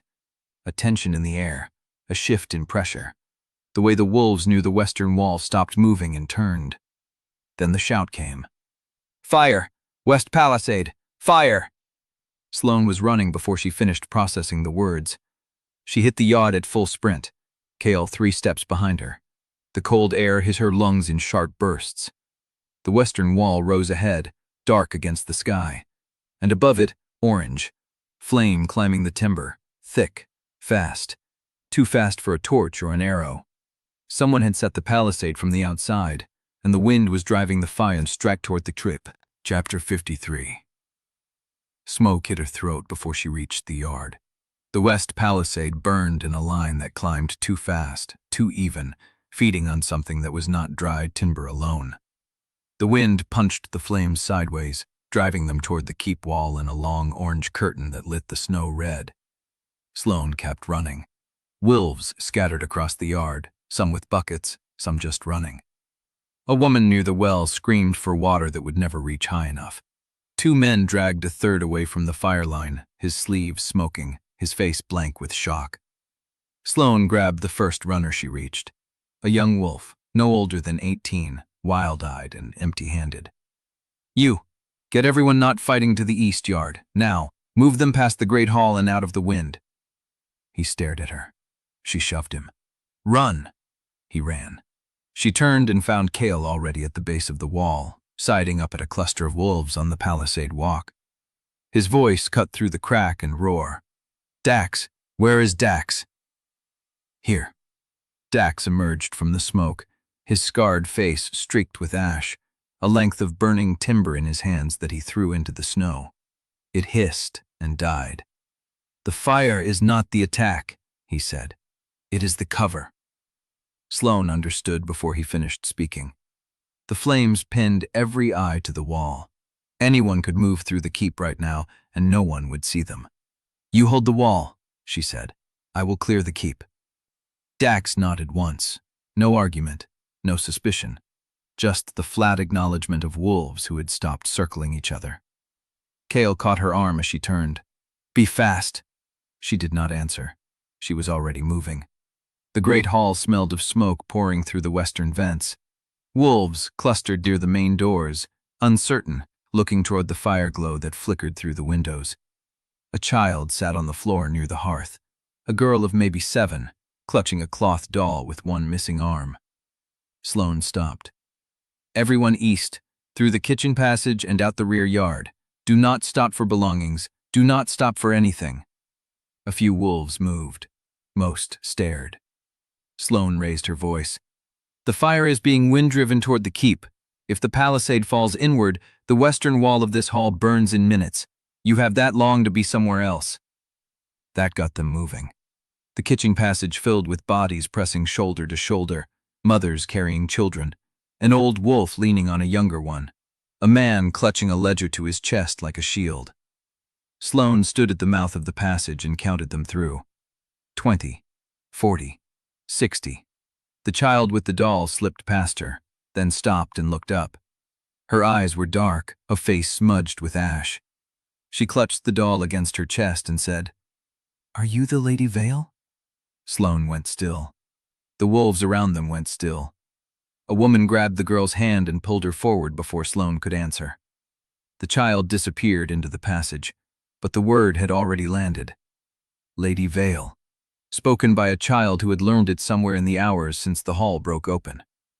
The wolves near the passage entrance looked at Sloane differently now. She did not acknowledge it. She turned back to the hall. By the time the last wolf cleared the great hall, the smoke had thickened to a gray haze that stung her eyes. She coughed once, wiped her mouth with the back of her hand, and moved toward the western corridor. The fire sounded closer now. A deep, hollow roar underlaid with cracks and hisses. She found Nessa in the infirmary doorway, her arms full of bandages and salve jars. A younger healer behind her carrying what looked like a box of surgical aids. "The last of the wounded are out," Nessa said. "Where do you want the supplies?"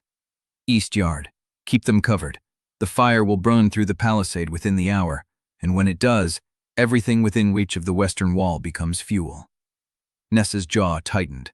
She turned and led the younger healer toward the kitchen passage without another word. Sloane checked the remaining rooms. Empty. The East solar had been cleared. The archive door was closed, the fire too far to reach it yet, but the heat pressed through the walls. She climbed to the upper floor. The smoke was thicker here, lying in a low band just below the ceiling. She stayed low, moving from room to room, checking each door. The last door at the end of the corridor was locked. She hammered her fist against it. "This building is being evacuated. Open the door." Nothing. She hit it again. "Open the door or I break it down." A muffled voice came through the wood. "I am not leaving." Sloane recognized the voice. Old, stubborn. One of the council elders who had sat silent through every hearing. She stepped back and kicked the door below the handle. It held. She kicked it again, and the frame splintered. The third kick sent the door swinging inward. Elder Marlowe sat on a chair near the window, his gray hands folded in his lap, his face set in the stubborn calm of a man who had chosen his ending.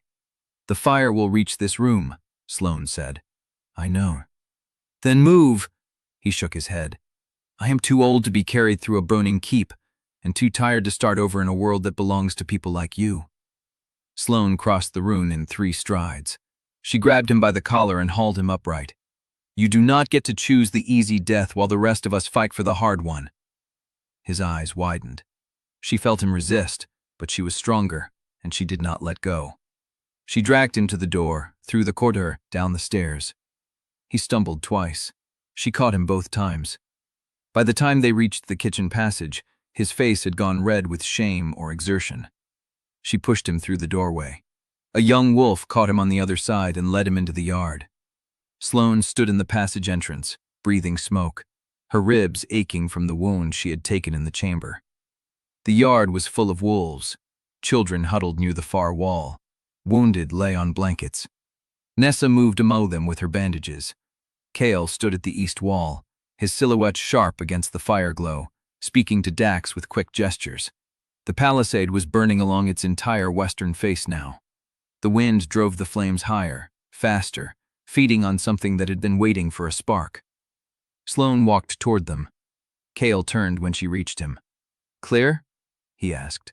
"Clear." Dax pointed at the ridge above the burning palisade.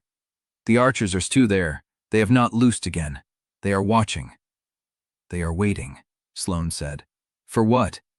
She looked at the fire, at the wind that pushed it toward the keep, at the ridge where the unknown force held its position, patient, ready. "For us to show them where we are weakest." A wolf's howl rose from the darkness beyond the burning wall. "Close." Inside the kill zone. And then a second howl answered it from the east side of the keep, inside the walls. Chapter 54. The lower hall had become a triage station. Smoke seeped through the stone walls, thin enough to breathe, but thick enough to burn. The wounded lay in rows along the cold flagstones, blankets, bandages, the low moan of a man whose hands had been wrapped in wet cloth. Nessa moved between them with the focused stillness of someone who had learned to compartmentalize chaos. Her hands were steady, her voice calm. She did not look up when Sloane stepped through the doorway. Sloane stood in the arch and counted the bodies. 12 wounded from the palisade evacuation. 3 burn cases, 1 with a broken arm from a falling beam. The rest were smoke inhalation, coughing in the gray air while the younger healer moved among them with water and cloth. The howls had stopped. That worried her more than the fire. "Kael secured the east yard," Sloane said. "Dax is running a sweep of the inner walls. Teren is checking the kitchen passage exits." Nessa nodded without pausing. She was working on a burn victim, a young wolf whose left arm was raw from shoulder to wrist, the skin blistered and weeping. Nessa applied a pale paste with careful, even strokes. "He will lose the use of the arm if the scarring sets wrong," she said, "but he will keep it." Sloane moved closer. She had seen burns before. Court enforcement often used fire for interrogation. She knew the smell of cooked flesh, the way the skin pulled away from the muscle beneath. She knew what damage looked like when it was meant to kill. This was not meant to kill. The fire was fast, hot, and evenly spread. It had been designed to push, not consume, to clear the keep without destroying its value. Someone wanted the structure intact. Someone wanted what was inside. "The children," Nessa said quietly, still working on the arm. "They are talking." Sloane's eyes tracked across the hall. A cluster of young wolves huddled near the far wall, wrapped in blankets too large for their frames. A girl of maybe 7 years held a cloth doll pressed against her chest. A boy of 10 sat beside her, his face smudged with ash, his eyes fixed on nothing. "What are they saying?" Sloane asked. Nessa paused. She set down the paste jar and reached for a clean bandage, her fingers moving with practiced efficiency. "They are saying Lady Vael pulled Elder Marlowe from his room by the collar, that she would not let him bone." Sloane said nothing. "They are saying she is the one who stood at the gate when the riders charged, that she broke a man's wrist with her bare hands and did not flinch when the arrow landed near her throat." "That is not useful," Sloane said. "It is not about useful." Nessa wound the bandage around the young wolf's arm with even pressure. "It is about what they believe, and they believe you are the reason they are still alive." Sloane looked at the children again. The girl with the doll met her eyes, held them, did not look away. "You asked me once," Nessa said, "why I stayed silent when they rejected you." "I remember." Nessa finished the bandage and tucked the end. She finally looked up. "I stayed silent because I was afraid. Afraid the court would take me. Afraid the pack would turn on me. Afraid I would lose everything I had built." Her hands were still, her eyes steady. "I am telling you this now because I need you to know that I am not afraid anymore, and I am not the only one." Another howl cut through the night. Close, inside the outer wall, Sloane turned toward the sound before she finished processing it. Her body moved before her mind caught up. She was 3 steps toward the door when Nessa's voice stopped her. "Sloane." The use of her name. Not Blade, not Regent. Her name. She turned back. Nessa was crouched beside a injured wolf now. A man in his 40s, his torso wrapped in bandages that had already begun to darken with seepage. Not burns. The wound was lower. A puncture. Nessa's fingers pressed the edge of the bandage. She lifted it. Her face changed. "What is it?" Sloane asked. Nessa did not answer immediately. She leaned closer, her nose barely an inch from the wound. Then she straightened. This man was not burned. I can see that. He was brought in with the burn cases. Someone carried him here from the palisade line and set him among the fire wounded. Sloane crossed the distance in 3 strides. She crouched beside Nessa and looked at the wound. A puncture. Clean. Deep. Made by something narrow and sharp. "A blade," Sloane said. "Yes, but that is not the problem." Nessa pressed her thumb against the edge of the wound. A thin fluid beaded at the surface, barely visible, the color of weak tea. "Fire wounds do not weep like this," Nessa said. "This is not blood. This is venom." Sloane's blood went cold. "Are you certain?" "I have treated every kind of wound that comes through these walls for 10 years. I know what burns weep. I know what blades weep. This is neither." Nessa wiped the fluid on her finger, then held it to the lantern light. "It is something else. Something I have never seen." A sound from the corridor. Footsteps. Fast and deliberate. Teren appeared in the doorway, his face streaked with ash, his blade drawn. "Sloane." The way he said her name stopped her breath. "What?" "The infiltrator we heard inside the walls. We found where they came through." "Where?" He looked at the wounded lines, at the children huddled against the wall, at Nessa standing over the poisoned man with her hands stained in fluid no one could name. "The 4th cellar," he said. "Behind the wine casks. The same tunnel entrance Marta had revealed. The same passage the court agents had used." "Was it open?" Sloane asked. "It was open, and someone had been through it recently. The dust was disturbed. There were tracks going in." "And coming out?" Teren's jaw tightened. "Only one set." Sloane looked at Nessa. Nessa looked at the poisoned wound, at the weeping fluid that should not exist. The door was open. Someone had come through the tunnel.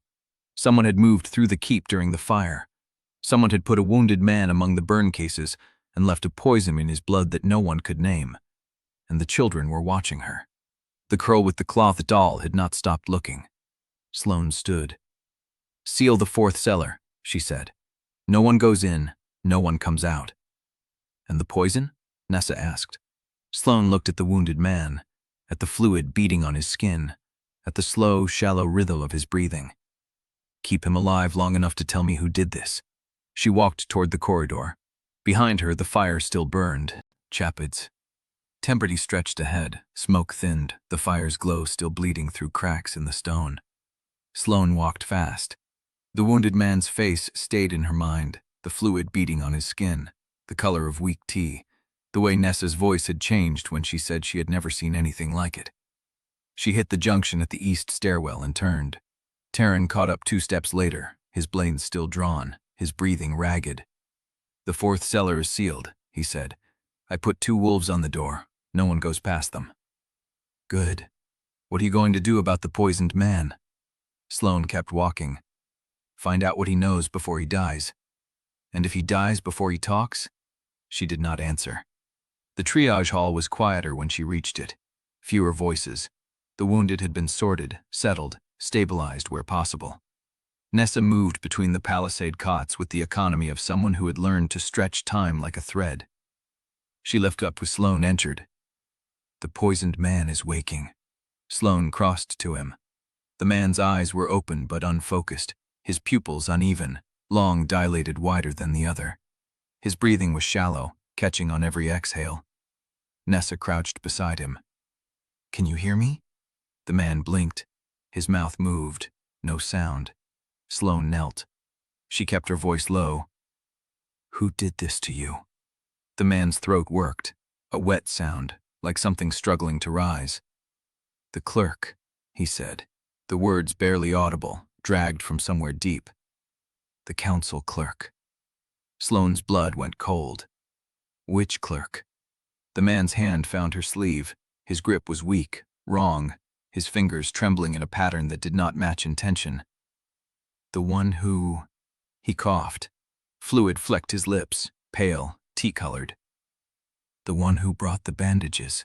Sloane looked at Nessa. Nessa's face had gone gray. The clerks were in the east yard, Nessa said. All of them. I counted them myself when the evacuation started. Counted them yourself?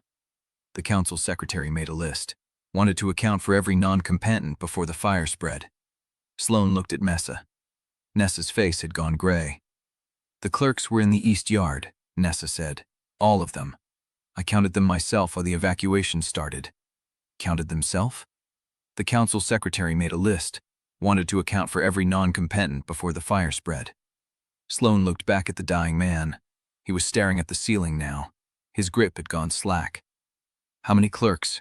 Sloane asked. 6, Nessa said. 5 junior, more senior, all accounted for. The man on the cot made a sound, a rasp, a rattle, then nothing. Nessa pressed 2 fingers to his throat, held them there, then she shook her head. Sloane stood. 6 clerks accounted for, she said, and one of them brought bandages to a wounded man who was not burned.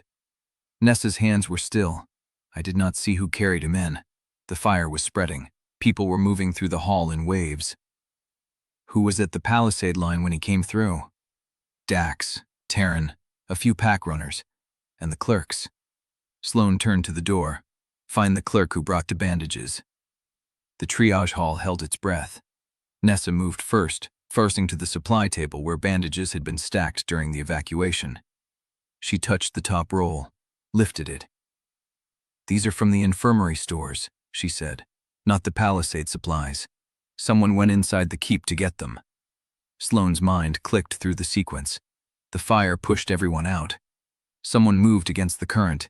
Someone entered the keep while everyone else was running away from it. Who gave these to you? Sloane asked. The wounded who could still speak had no answer. They had been handed bandages by wolves in motion. A face in the smoke, a hand passing cloth. No one had looked closely. No one had thought to.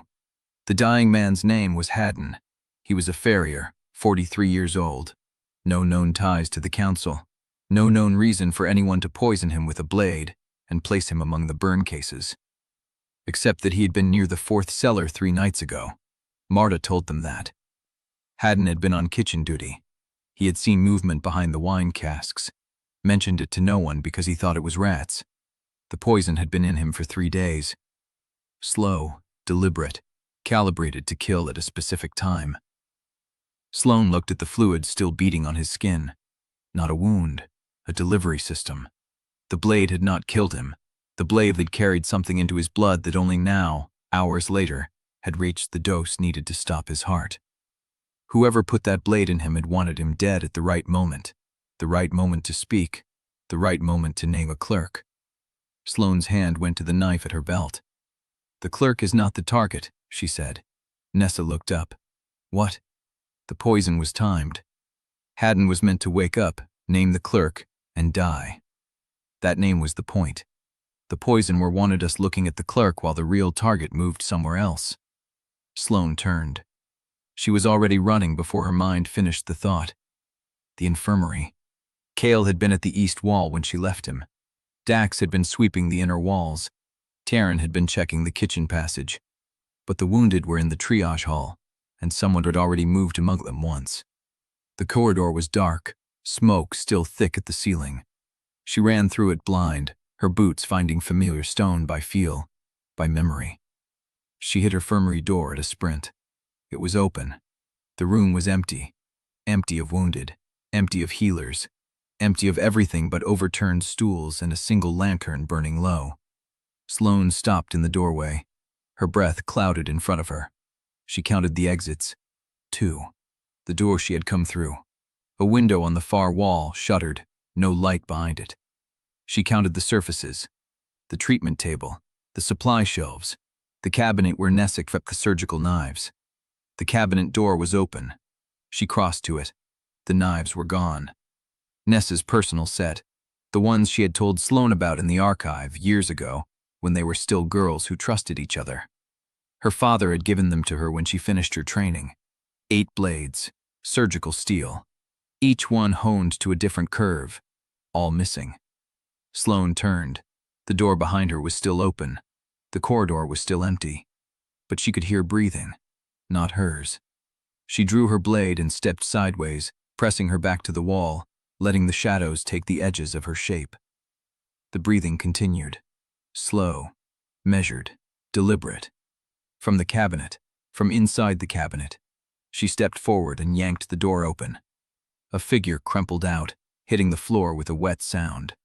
Gray hair, counsel black. A face she recognized from the hearing hall.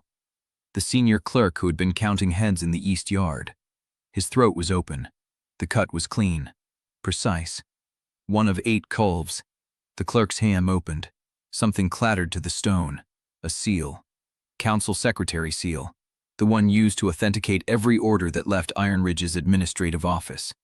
The clerk was dead before he hit the ground. Sloane looked at the seal, then at the window. The shutter was no longer closed. A crack of darkness, wide enough for a body to pass through. She crossed to it, pushed it open. The courtyard was empty. But the snow at the base of the wall bore tracks, fresh, moving away from the infirmary, toward the east yard, toward the triage hall, toward Nessa. Sloane vaulted the window and hit the ground running. The cold air boned her throat. The snow grabbed at her boots. She did not slow. The triage hall doors were ahead. They were closing. She threw herself through the gap before they met. Inside, the hall was still. The wounded lay where they had been placed. The children huddled against the wall. Nessa stood at the far end, her back to Sloane, her hands raised. A figure stood in front of her, slender, unarmed, wearing a clerk's coat. The coat was wrong. Too clean for someone who had been through the evacuation. Too neat for someone who had carried wounded from the palisade line. "Turn around," Sloane said. The figure turned, a face Sloane had seen before, in the hearing hall, among the junior clerks, the one who had always kept her head down, her voice low, her presence forgettable, the one who had been easy to overlook. "You," Sloane said. The clerk smiled, an easy smile, a practiced smile. "The poison in Hatton," she said. "It comes from Frostmere, from the black site, from the place the court does not want anyone to find. My heart face be in cells. From the Infirmary, Menical Fredian is a firsty. Description between the Garler and its founds building in the word.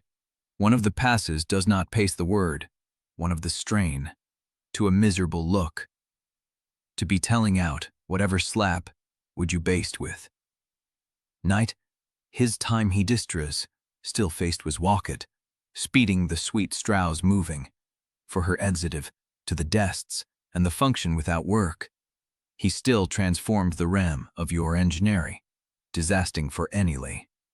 The tenic powering the streeps which armors for the fair of a chi, the chalies, sloss sarid contrix, crapping. The next time this entire place is spiced, uninfluent, the huts with my higher scenes. You see that, and we try pre. Sloane's grip tightened on her blade. "Where is Kael?" The clerk tilted her head. "Your Alpha took a hit at the wall, a shoulder wound, nothing fatal if it is treated fast." Her smile widened. But the blade that hit him had the same venom, and he did not come to the infirmary. The room went silent. The clerk looked past Sloane, toward the corridor, toward the wall, toward the place Kael had been standing when the fire broke.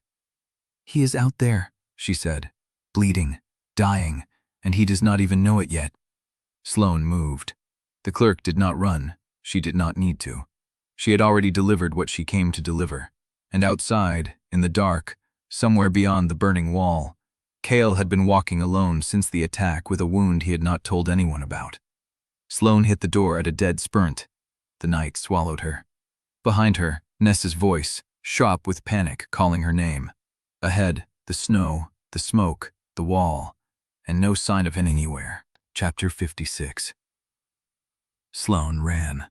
The snow grabbed at her boots, the smoke still threading through the yard, the fire still eating the west palisade. She ran past the triage hall, past the wounded who called out to her, past the children who pressed themselves against the wall to let her pass. She ran toward the wall. He would have gone to the wall. The storage passage ran beneath the east tower, a narrow throat of stone where the pack kept winter gear and old tack. The door stood ajar.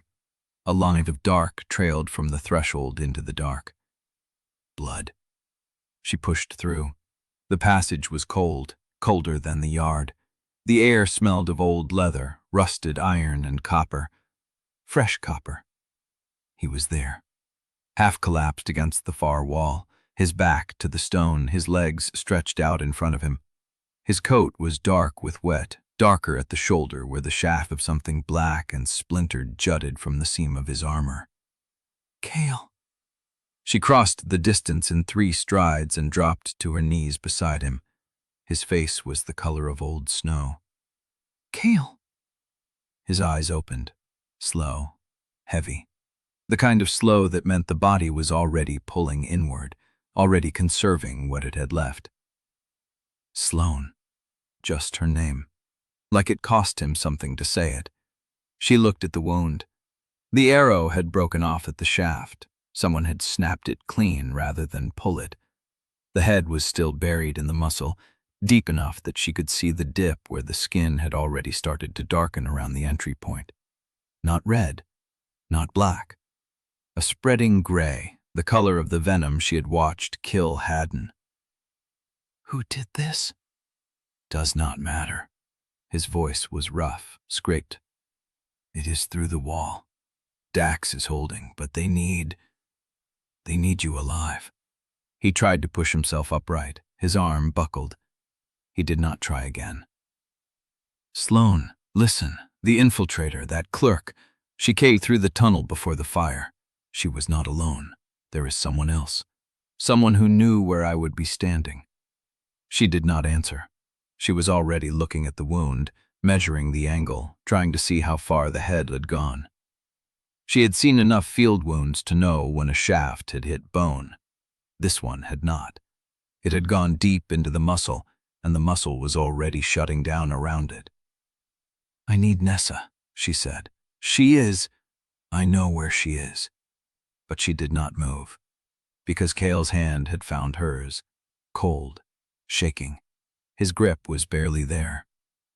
Sloane, if this is the last time I can say it, it is not. Sloane. She looked at him. His eyes were gray, fever gray. The bond sickness had been eating him for 5 years, and now the venom had found that same open wound and was feeding on it faster than it should. I love you, he said. I never stopped. I know that does not undo what I did. I know you owe me nothing. She opened her mouth. The door scraped behind her. Sloane spun, blade already drawn, body between Kael and whatever came through the gap. Nessa. She stood in the doorway, breath ragged, a field kit clutched to her chest. Her face was white, her hands were shaking. He is here, Nessa said. I saw the blood trail. Sloane moved aside. Nessa dropped to her knees beside Kael and opened the kit. Her hands steadied the moment she touched the instruments. The healer in her took over. The shaft has to come out through the front. The head is too deep to push through the back. I need you to hold him. Sloane shifted, pressing her weight against his good shoulder, bracing him against the stone. Kael did not flinch when Nessa cut the coat away. The wound was worse in the light. The gray had spread, a web of it reaching down toward his collarbone, up toward his neck. The flesh around the entry was not swollen. It was cold, dead cold. Nessa's jaw tightened. The venom is moving fast. If I cut the head out, it will release what is concentrated at the entry into the blood. It might kill him faster. Then do not cut it out. I have to. There is a sealant in the kit. It will bind the tissue around the wound, slow the spread long enough to get him to the infirmary. But I need him still. Sloane looked at Kael. His eyes were half closed. His breathing had gone shallow. Nessa, another perfect tremamity. Nessa, definitely faced fraying. Missa, my guise intense my burl. He accepts her, money firm emaciably entricpoc to the literal. He letting me flash. He said Tividawat. Now, Entirely one believing Reged is what criticals I've got to leave. I meant it, he said. Every word. You owe me nothing. Nessa cut. Kael's body jerked. A sound escaped him, low and rough, swallowed before it could become a scream. His grip on Sloane's hand tightened until the bones ground. Nessa worked fast. Her blade moved in precise strokes, widening the wound, finding the path of the arrowhead. Blood welled, black and slow, but she did not stop. "Hold him," she said. Sloane held him. She pressed her forehead to his temple, felt the fever radiating off his skin, felt the tremors running through his body as the venom fought the sealant. "I have you," she said. Kael's breath hitched. "Stay," she said. He did not answer, but his hand did not let go. Nessa pulled the arrowhead free. It came out in a slick of black, the tip stained gray, the metal weeping the same pale fluid she had seen in Haddon's wound. She dropped it into the kit and pressed a pad of something white and woven against the wound. The gray did not recede, but it did not spread. "Sloane." She looked at Nessa. "I need 4 hands to get him to the infirmary, and I need someone to watch the corridor. If the infiltrator is still inside, I will watch." "No." Nessa's voice was sharp. "You are the one he needs. If he lost consciousness looking at anyone else, his body might stop fighting. The bond is the only thing keeping the toxin from taking hold completely." Sloane looked at Kael. His eyes were closed, but his grip on her hand had not loosened. "Then we carry him together." Nessa nodded. They moved. It was slow. Sloane took his weight on the good side. Nessa braced the wounded shoulder, and they dragged him through the passage, step by step, toward the infirmary door. The yard was still. The fire still burned. The smoke still hung. The wounded still lay where they had been placed. But the air had changed. The infiltrator was still inside, and she had known where Kael would be standing. They reached the infirmary door. Sloane pushed it open. The room was dark. The cabinet still stood open. The clerk's body still lay where it had fallen. The knives were still missing. They laid Kael on the treatment table. Nessa lit a lantern, and then they heard it. Footsteps. Slow, measured, deliberate. Coming down the corridor, not running, not hurrying, walking, like someone who had all the time in the world. Sloane drew her blade. She did not turn from Kael, but she was facing the door when the footsteps stopped. Right outside, right on the other side of the wood. And then, silence. Chapter 57. The silence stretched. Sloane stood between the door and the table, blade low, breathing shallow. Behind her, Kael's chest rose in slow, uneven pulses. Nessa had not stopped working. The only sounds were the click of instruments, the drip of something onto stone. The footsteps did not move. Whoever stood on the other side of the door had stopped in the exact center of the corridor. Not a guard checking a post, not a wounded wolf looking for treatment. Someone who had reached the right distance and chosen to wait. Sloane counted her exits. The window was shuttered. The back door led to the supply passage, which dead-ended at the sealed 4th cellar. The front door was the only way in or out, and someone was standing on the other side of it, knowing exactly where she was. She adjusted her grip on the blade. Nessa looked up.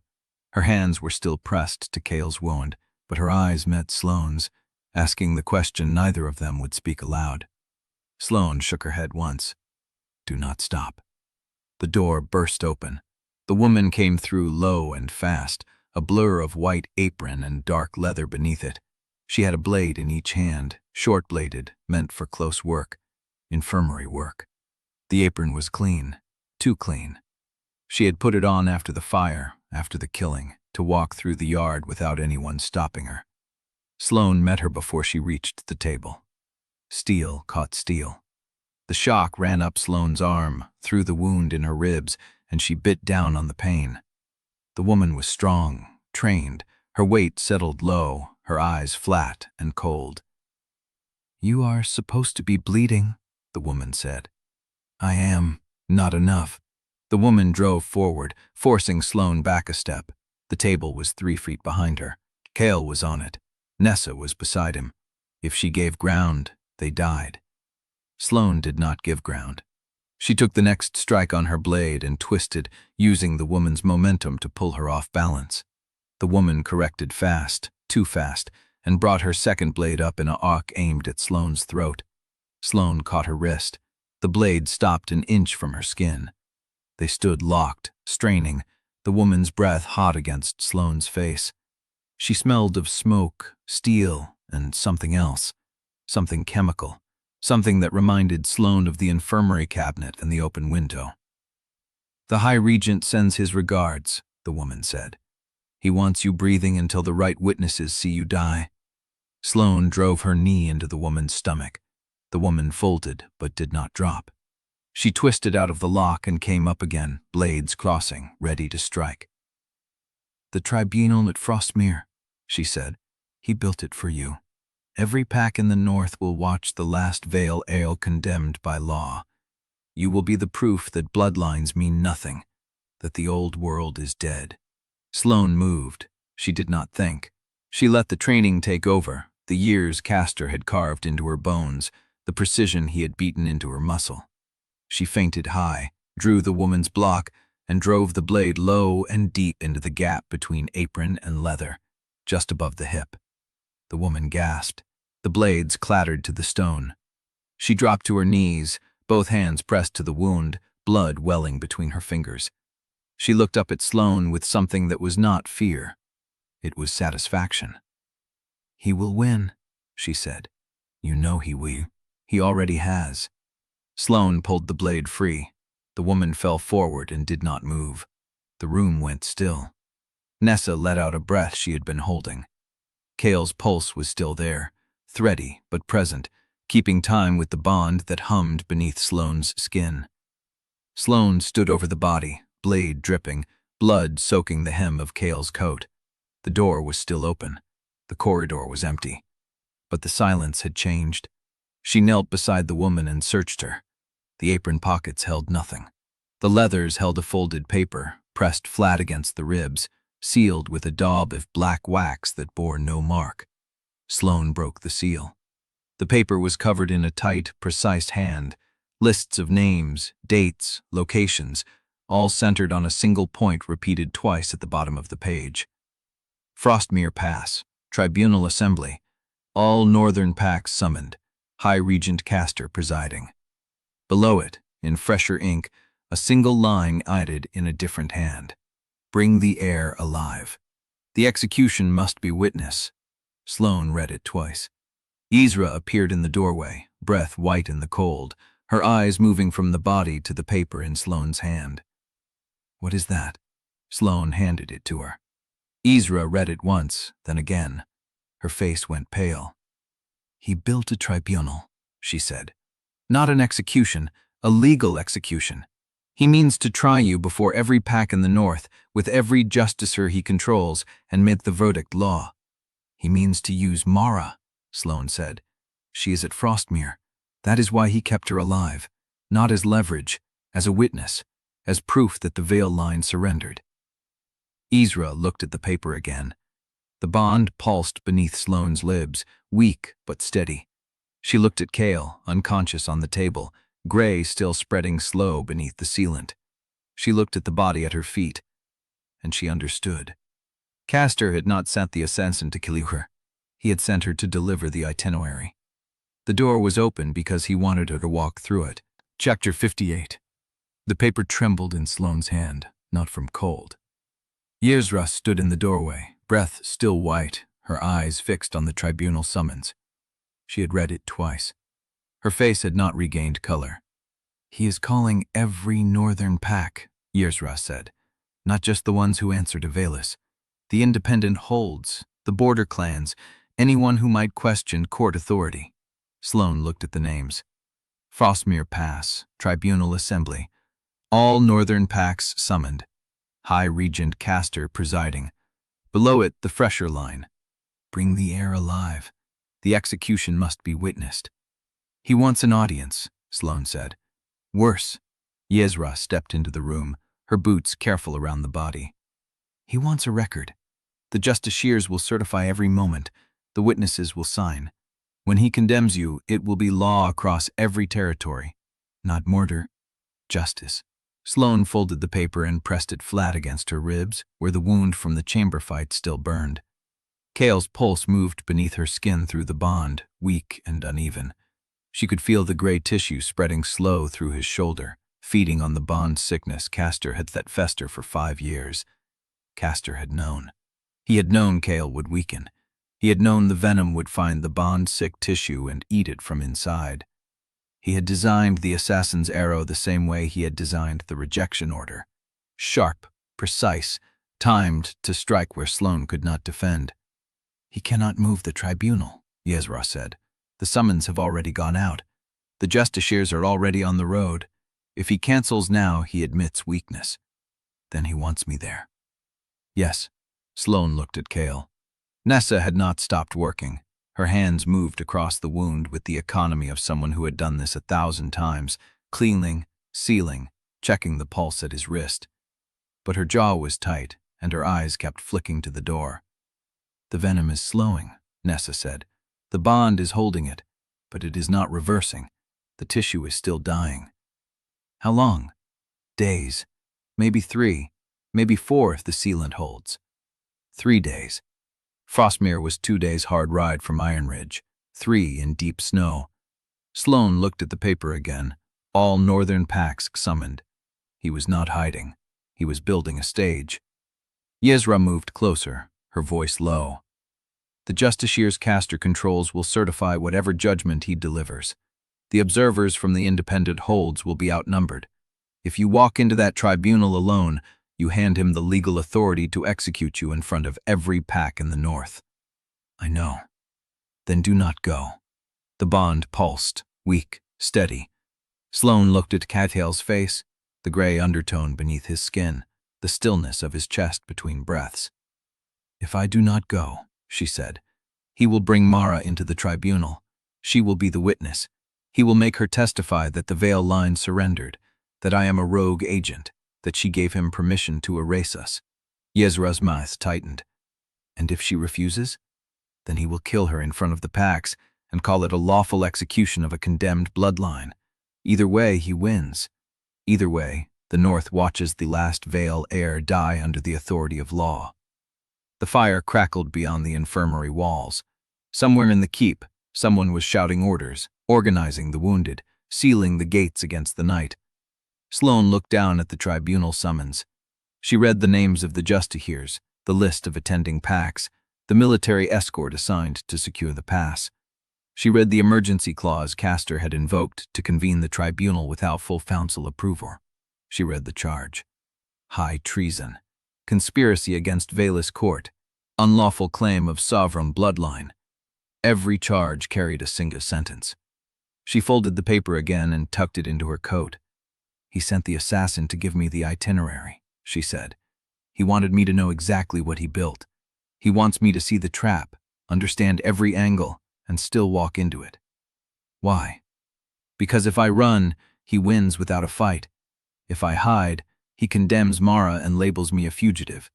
If I come, he executes me publicly and proves the court controls law, truth, and emissary." Yezra's voice was barely a whisper. "What do you do?" Sloane looked at Kael. The bond pulsed. It was not words, it was not commands. It was simply there, a thread of warmth in the cold, a pulse that said, "I am still here." She thought about the hidden tremor, the ledgers, the ciphers, the 9 vaults, the person who was the 6th vault. She thought about Mara, writing under duress, hiding her message in a seal, trusting that Sloane would find it. She thought about Castor, standing in the tribunal pavilion at Frostmere, waiting for her to appear so he could end the Vael line in front of every pack that mattered. "Bring me ink and paper," Sloane said. Yezra did not ask why. She moved to Nessa's table and returned with a small pot of ink and a torn sheet of parchment. Sloane wrote 4 lines. To the packs assembled at Frostmere. "I am Sloane Vael, last heir of the Vael sovereigns. I am coming to answer the charges against me. I will speak the truth in front of all witnesses." She signed it. Then she looked at Yezra. "Send it to Frostmere. Let him know I received his invitation." Yezra took the paper. Her hand was steady, but her eyes held something Sloane had never seen in them before. Fear. Chapter 59. The lower hall smelled of smoke, blood, and wet wool. 2,000 wolves had gathered by the time Sloane arrived. Some sat on benches, others stood against the walls, faces streaked with ash, hands wrapped in bandages. Dax stood at the far end with his arms crossed, scarred face hard. Brenna sat near the hearth with her hands folded, the bloodline ledger open on her lap. Isra had desentered herself at the side table with a fresh sheet of parchment, already taking notes. Teren stood by the door, watching the corridor. No Kael. Sloane took her place at the head of the room. "Castor holds the pass," she said. "He has summoned every northern pack to witness my execution. If I go, I walk into a legal trap designed to make the verdict binding. If I do not go, he will execute my mother publicly and label me a fugitive." Dax's jaw tightened. "Then we do not give him the choice." "What do you mean?" He stepped forward. 70 riders at the ridge, maybe more coming, but they are strung out along the switchback, cold, tired, waiting for orders. We know the ground. We know the winter roads. We move first, we strike the pass before the tribunal convenes, and we pull Mara out before Castor can put her on display. "Against how many?" Brenna's voice was flat. "Enough. That is not an answer. It is the only one I have." Dax's hands opened. "We have 27 wolves who can still fight. The court has 70 riders cold and disorganized. If we hit them before dawn, we cut the column in half before they know we are moving." "Half of 70 is still more than 27? Isra did not look up from her paper. "Assuming they are the only force on the road, assuming Castor did not plan for exactly this response." "He did," Sloane said. The room went quiet. She let the silence hold. "Castor designed the tribunal as a trap," she said. "He knew I would find the evidence. He knew I would learn about Mara. He sent the assassin with the itinerary because he wanted me to see the path clearly, to understand every angle, and still believe I could win by force." Dax's eyes stayed on her. "You are saying we should not fight." "I am saying we should not fight his fight." She pulled the tribunal summons from her coat and laid it flat on the table between them. "He expects me to come with an army. He expects me to challenge his authority, to demand a fair hearing, to break the law so he can invoke emergency powers and execute me without a trial." She looked at the paper. "So I will not bring an army. I will not challenge his authority. I will walk into the tribunal alone." Brenna's head came up. "That is suicide." "No." Sloane's voice was steady. "That is the one thing he cannot prepare for." Dax shook his head. "You walk in alone, he takes you, and the trial lasts as long as it takes him to read the charges." "Unless I speak first." She let the words settle. "Before the packs, before the justiciars, before Castor can control the narrative. I walk into the tribunal, I identify myself as Sloane Vael, and I tell the truth." "What truth?" "Every truth. The rejection, the forged orders, the kill warrant, the black site at Fosmere, Mara's evidence, the 9 vaults." She paused. "All of it. Castor will interrupt you before you finish the first sentence. Not if I bring witnesses he cannot silence." Dax went still. "Kael.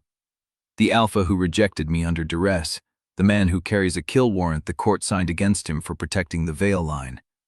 If he stands beside me and confirms everything I say, the packs have to choose between believing the High Regent of Velis Ink or believing the testimony of 2 wolves who have nothing left to lose." Brenna's voice was quiet. "Kael may not survive the journey. I know. If he dies on the road, you arrive at Frostmere alone." "I know." Sloane looked at the paper. "Then I will carry him the rest of the way." No one spoke for a long moment. Teren shifted at the door. "The road to Frostmere is 3 days in deep snow. Even if we move at first light, we will not reach the pass until the 2nd day of the tribunal."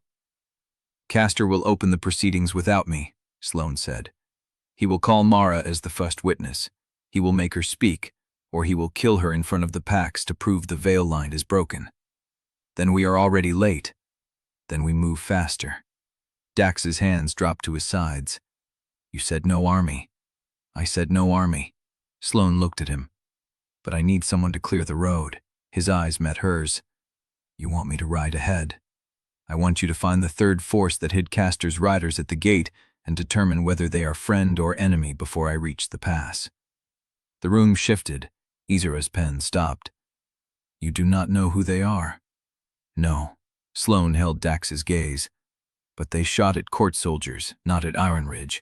They answered a horn pattern no Northern pack uses. They have discipline and position. If they are Mara's network, they are the only reinforcements I will get. And if they are Castor's backup, then I will know before I reach the pass, and I will adjust. Dax was quiet for a long moment. Then he nodded. I will find them. He turned and walked toward the door. At the threshold, he stopped. One more thing. Sloane waited. Whoever knew the word Rowan is still inside these walls. The silence stretched. Dax did not look back. Keep your knife close. He left. The door closed behind him. Brenna stood slowly, the bloodline ledger pressed against her chest.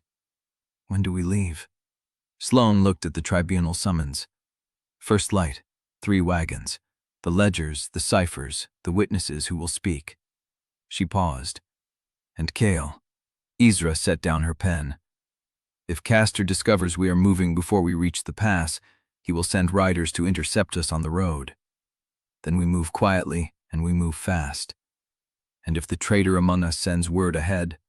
Sloane looked at the faces in the room, every one of them. Every single face she had fought beside, bled beside, trusted. Then we will know who it is on the road. She folded the summons and tucked it into her coat. Get what you need, rest what you can. We ride at dawn. The wolves began to move. Brenna gathered her ledger. Teren checked the corridor. Izra folded her notes and followed. Sloane stood alone at the table for a moment, looking at the spot where Kael had last stood in this hall. The bond pulsed, weak, steady. She pressed her hand to her chest and felt it under her palm. Then she turned and walked back toward the infirmary, the gray before dawn already starting to thin. Chapter 60. The infirmary smelled of sealant and the thin sweetness that meant the venom was still winning. Sloane sat in the chair beside Kael's cot, her hand resting on the edge of the frame, not touching him. The bond pulsed under her ribs like a second heartbeat. Weak, steady, still there. Gray light bled through the shutter gaps. First light was a breath away. Kael's eyes opened. He did not move at first, just looked at the ceiling beams, breathing slow and shallow, as if testing whether the body still answered. Then his gaze shifted to her. You stayed. The infirmary is where people come when they are dying. People. His voice scraped. Not you. She did not answer. He pushed himself up on one elbow, the movement costing him. The bandage over his shoulders showed no fresh bleed, but the gray at the wound's edge had crept another finger's width since Nessa checked it at midnight. 3 days. Maybe less now. Sloane. The name stopped her. I need to say something before we ride. We ride at dawn. That is not a conversation window. He sat up fully. The blanket fell to his waist. The wound was a dark star against his skin, the veins around it traced in gray thread. She watched him breathe through the pain and wait. I am not asking for an answer. Then what are you asking for? Nothing. The word landed between them. I told you in that corridor that I love you and you owe me nothing. He did not look away. I meant every word. Tonight I am saying it again, once more, so there is no silence you can mistake for withdrawal. She went still. The offer stands, he said. Open. No time limit, no conditions. Whether I am standing beside you at Frostmere or buried in the snow beside the road, whether you ride beside me or never touch me again, the offer does not close. The bond flared, warm, unhurried. She felt it like a hand held open. You are dying, she said. Then I should say it while I still can. Kael. I know the odds. I know what Nessa sees when she checks the wound. I know what the gray means. He paused. I also know that if this is the last thing I do with the time I have left, I want it to be this. Standing in front of you with nothing to hide and nothing to demand. The room was very quiet. Sloane's hand moved, not toward him, not away. It simply lifted from the chair arm and hovered, palm open, as if she did not know what to do with it. He did not reach for her. "I am not afraid to die," he said. "I have been dying for 5 years. What I was afraid of was dying before you knew the truth, before I had the chance to offer you something that was not taken, coerced, or commanded." She looked at his wound. "If you die on the road, I will carry you to Frostmere. I know. If you die in that tribunal hall, I will finish what we started alone. I know. If you die before I decide what I want." He waited. She did not finish the sentence. The gray light through the shutters turned gold. Dawn. Kael's hand moved, not to hers, to the edge of the cot where he braced himself to stand. "Help me up." She rose and gave him her arm. He took it.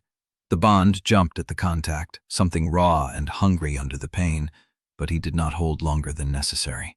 When he was standing, swaying, he looked at her. "One more thing." She waited. "The rejection was not the worst thing I have ever done. The worst thing was letting you leave believing it was your fault." His voice held. "I will spend whatever time I have left making sure you know it was never your fault." The door burst open. Teren filled the frame, snow crusted on his shoulders, his face carrying news before his mouth opened. Riders on the lower road." Sloane turned. "How many?" 20. Court sigils. They are pushing hard through the pass, not stopping." His jaw tightened. "They will reach Frostmere before us, maybe a full day ahead." The bond went cold. Kael steadied himself against the cot frame. "They are carrying Castor's narrative." "Witnesses," Teren said, "or prisoners he will present as the first testimony before you arrive." He looked at Sloane. "If he puts them on the stand before you are there to speak, the Pax will hear his version first." Sloane's hand went to her coat. The tribunal summons was still there. The letter she had written was already on its way to the pass, carried by a rider who had left before midnight. Her letter would arrive. So would Castor's prisoners. She looked at Kael. His face was gray, but his eyes were clear. "We move now," she said. "Not first light. Now." Teren was already gone. Kael reached for his coat. The movement made his breath catch, but he did not stop. The bond pulsed. Weak. Steady. Still there. She caught his arm before he could fasten the second button. "If you collapse on the road, I will leave you with Nessa and ride alone. Do what you have to do. I am not losing you before I have answered your offer." His hand stilled. The silence stretched. Then Sloane turned and walked toward the door, the early light falling across the threshold like a blade laid flat. Behind her, Kael followed. Chapter 61. The cold hit before the gate cleared. Sloane felt it through Kael's coat, through her own layers, through the scarred tissue that had forgotten what northern winter meant. The road rising ahead of them was not a road at all just trampled snow marking the line between pines and cliff, a track that wound toward the pass in switchbacks too tight for 3 wagons to pass each other. She rode at the head of the column with Teren. Behind her, the first wagon carried Brinna and the bloodline ledger. The second held Isra and the ciphers, the broken seal, the letter that was already a day ahead of them. The third carried witnesses. 4 wolves who had seen the rejection, heard the forged orders, counted the missing grain. Kael rode beside the third wagon. He had refused to ride in it. "Put me in a bed and I will be dead before we clear the first ridge." She had not argued. She had watched him mount, watched the gray of his wound pull at the corner of his mouth, and said nothing. The bond pulsed steady, but steady was not strong. The tree line moved. Not wind. Not snow shifting from branches. Movement with weight behind it. Sloane raised her hand. The column slowed. Teren's head turned in the same direction she was looking, and she saw his jaw tighten. "Half a mile," he said. "Flanking, not closing. Counting us. And reporting." He did not look away from the trees. "They have been there since we passed the fork. 5 of them, maybe 6. Court scouts. They did not attack. They did not need to. They only had to stay ahead, stay visible enough to herd, and wait for the pass to narrow." Sloane touched the tribunal summons inside her coat. "Let them watch," she said. "They will have plenty to report by sunset." The climb steepened at the second switchback. Snowpack gave way to ice beneath it. The horses slowed, breath pluming, hooves finding purchase a step at a time. One of the witnesses in the third wagon cursed as the wheels skidded sideways. Kael dismounted and walked beside the team. Sloane watched him do it. Watched him brace against the wagon frame when he thought no one was looking. Watched him straighten before the pain could show on his face. The bond gave her the rest. The gray was at his shoulder now, spreading. She turned away. 3 days, Nessa had said. 3 days if the bond held. They had liced half the first day before the wagons rolled. Brenna leaned out from the first wagon's canvas. There is a shelter at the next bend. Old patrol post. We can hold there until the ice thins. We push through, Sloane said. The horses cannot. Then we push the horses. Brenna's mouth tightened, but she did not argue. She pulled back inside the canvas, and Sloane heard the rustle of pages being checked, counted, protected. Ezra's voice came from the second wagon, low and precise. The court scouts have stopped moving. Sloane looked. The tree line was still. No shadows, no displaced snow. Where? Teren said. Ezra pointed. 1/2 mile south. They are not flanking us anymore. They are holding. Waiting. For what? Sloane did not have to answer. The road ahead answered for her. The third wagon stopped. Not a skid, not a stumble. A halt that came from inside the wagon, from something that had no business stopping a wheeled team on an ice-slick incline. Teren was already moving. Sloane followed. The witnesses inside the canvas were sitting frozen, their faces turned toward the floorboards. One of them, a thin woman with gray-streaked hair, was staring at the wood as if she expected it to split open. What happened? Teren said. The woman pointed. Teren dropped to one knee and pressed his palm to the boards. Then he shifted, lowered his head, and looked beneath the wagon. When he stood, his face had changed. Someone was inside this wagon, under the floor, between the frame boards. Sloane's blood went cold. When? The wood is still warm. The column stopped. Teren searched the wagon from front to back while Sloane stood guard with her blade half drawn and her eyes on the tree line. The court scouts had not moved. They were still holding, still watching. Why watch if they already knew what was inside? Because they did not know. The thought hit like ice water. The third force. Not Castor, not the scouts riding ahead to Frostmere. Someone else had put a person inside the witness wagon before the convoy left Ironridge. Teren straightened. There is a false panel under the seat boards. Someone cut through from below and sealed it behind them. The nails are not rusted. They were driven fresh. He held up a sliver of dark metal. This was caught in the wood. Sloane took it. A blade fragment. Narrow, curved, the same kind that had killed the clerk in the infirmary. Whoever it was, Teren said. They were inside this wagon when we loaded the witnesses. They could have heard every name, every testimony, every location. Every lie Sloane had planted. She looked at the iron sky. They had spent the night before departure speaking loudly in the lower hall. Names, routes, witness assignments, all of it designed for a court agent to overhear. She had assumed the traitor was in the room with her. She had not considered that the traitor might be beneath the room. Ezra appeared at her elbow. If they heard the decoy plans, they have already passed them to Castor. They passed nothing, Sloane said. They are still inside the convoy. Silence. Teren's hand went to his blade. Search every wagon, Sloane said. Every supply sled, every coil of rope. If there is a second false panel, I want to know before we reach the next switchback. The column dissolved into motion. Wolves checked axles, canvas seams, floorboards. Brenna climbed down from the first wagon and stood beside Sloane, her face unreadable. If we find someone, Brenna said, we cannot stop to interrogate them.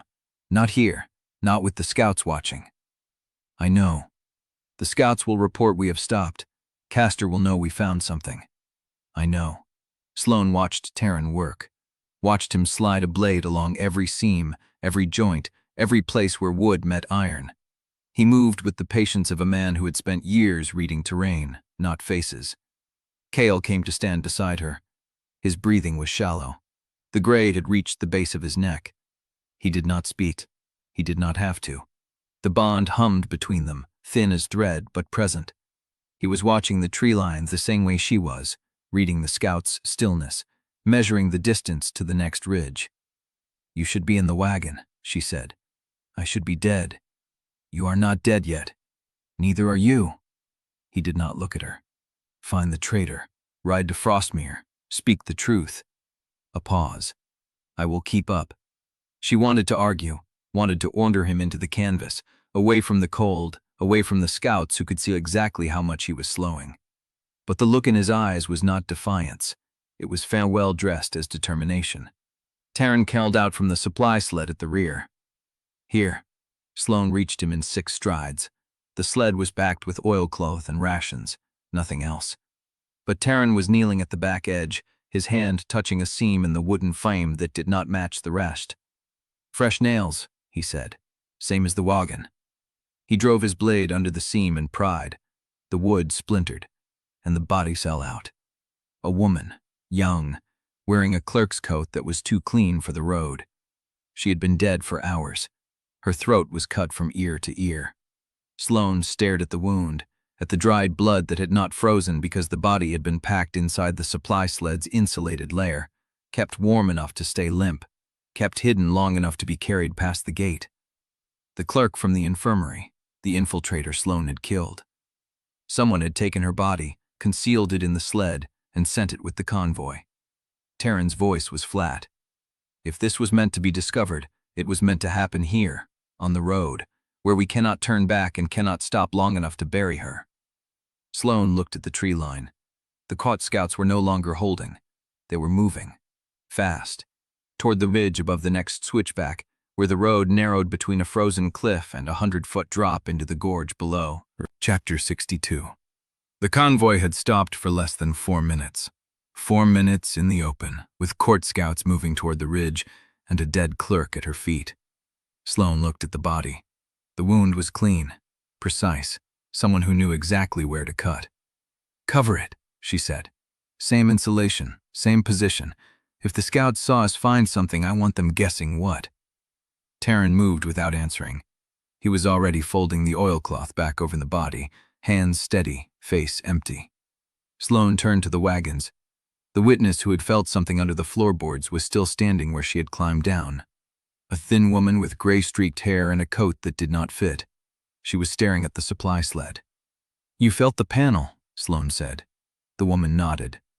"Did you know it was there before today?" "No, She stopped, swallowed. "I smelled it. Something wrong under the boards. I thought it was spoiled rations." Sloane held her gaze. The woman did not look away. "Get back in the wagon," Sloane said. "If you smell anything else, you tell me before you tell anyone." The woman climbed back up without a word. Yizra appeared at Sloane's elbow, her voice low. "The missing witness from the 3rd wagon. The woman who was supposed to testify about the mine payroll fraud. She is not in the column." Sloane went still. "When did you notice?" "When Teren called out the false panel, I counted bodies against the manifest." Yizra's face was pale. "She was in the wagon when we loaded. No one saw her leave." Sloane turned and walked toward the 3rd wagon. The team stood patient in the cold, breath pluming. The canvas was drawn tight. Nothing moved. Sloane pulled back the flap. Inside, stacked crates, oilcloth bundles, and a woman sitting against the far wall with her hands folded in her lap. She was wearing a clerk's coat with a seal bob that matched the dead infiltrators. Her eyes were open. She was alive. "Get out," Sloane said. The woman climbed down slowly, deliberately, as if she had been waiting for the invitation. She was younger than the seal suggested, mid-20s, dark hair pulled back tight. A face that had learned to look harmless. "You are not on the manifest," Isra said. "I am not on any manifest." The woman's voice was calm. "I was put in the wagon before dawn. Someone gave me the code and told me to stay under the canvas until the column stopped." Sloane stepped closer. "Who put you in the wagon?" "I do not know his name. He wore a hood and moved like he knew the keep." "What did he tell you?" The woman's eyes flicked to the tree line, then back. "He told me to wait until you found the body, then to tell you everything I know about the court's bribery network." Silence. Isra's hand moved to her satchel. Teren was already 3 strides closer, blade half drawn. Sloane did not move. "You have information about court bribes?" "I have names." The woman's voice dropped. 23 families across 6 territories. Wolves who were paid to testify against the Vael line. Wolves who were paid to say nothing. Who paid them? Velis Court, through intermediaries who wear no sigils. She paused. "I was one of them. I carried the coin." Sloane studied her. The coat was too clean. The seal bob was polished. The hands in her lap were steady, but the pulse at her throat was beating too fast. "You are afraid," Sloane said. "I am terrified." "Good. Fear makes people honest." Sloane tilted her head. "Tell me the names." The woman opened her mouth. A sound split the air. Not a howl, not a horn, a bolt. It struck the wagon wall 6 inches from Sloane's throat and buried itself in the wood with a thud that shook the frame. Sloane dropped. Her hand found the woman's arm and pulled her down into the snow beside the wagon wheel. Teren was already running toward the ridge, blade out. Isdra had vanished under the wagon. The court scouts were no longer moving toward the switchback. They were already there. And above them, at the ridgeline, a figure stood alone against the iron sky, crossbow reloaded, and aimed at the spot where Sloane had been standing. The woman in the snow was shaking. Sloane pinned her with a look that had killed people for less. "That bolt was meant for me, but it could have hit you just as easily." She leaned closer. "Who sent you?" The woman's breath came in short white bursts. "I do not know his name. I swear it. He wore a hood. He moved like he knew the keep." Sloane's jaw tightened. The figure on the ridge had not moved. He was waiting, calculating. She looked at the woman, at the bolt, at the dead clerk's seal still pinned to the coat. A decoy. The planted body was the first layer, the planted witness was the second, and the sniper on the ridge was the third, waiting for the moment Sloane stopped moving long enough to become a target. Kael reached her side, gray at his neck, breathing hard. "You need to move," he said. "I know. The ridge gives them the angle for another shot. We cannot stay in the open." "I know." Sloane looked at the woman again. The bolt in the wall was still quivering. "Get her into the wagon," Sloane said. "Keep her alive. I want those names." She rose. The figure on the ridge adjusted his aim, and Sloane stepped directly into his sightline. Chapter 63. Sloane stepped into his sightline. The wind cut across the ridge, carrying nothing but the creak of snow and the distant sound of the third wagon's canvas snapping. The figure on the ridgeline did not fire. He held. She watched him calculate distance, wind, angle. A professional. Someone who had done this before and would do it again. She did not move. Behind her, Teren was still running toward the slope, blade drawn. She could hear his boots breaking through the crust, the ragged breath of a man who knew he could not reach the ridge in time. Kael was at her side, gray at his neck, bond pulse thready but there. "You are baiting him," he said. "I am." The figure raised the crossbow a fraction, adjusted. The bolt would take her in the chest. If she turned, the shoulder. If she dropped, the head. She held her ground. The figure lowered the crossbow.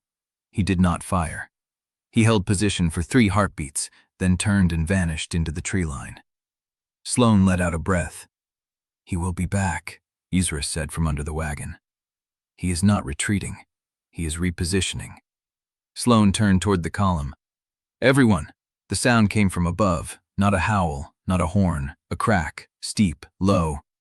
The kind of sound that traveled through bone before the ears caught it. A groan of ice and stone shifting against itself. She looked up. The ridge was moving. Not the ridgeline where the sniper had stood, but the slope above it. 100 feet of snow and rock sliding in slow motion, gaining speed as the mass broke apart. The convoy sat directly in the slide path. "Move!" Sloane grabbed the planted witness by the arm and shoved her toward the tree line.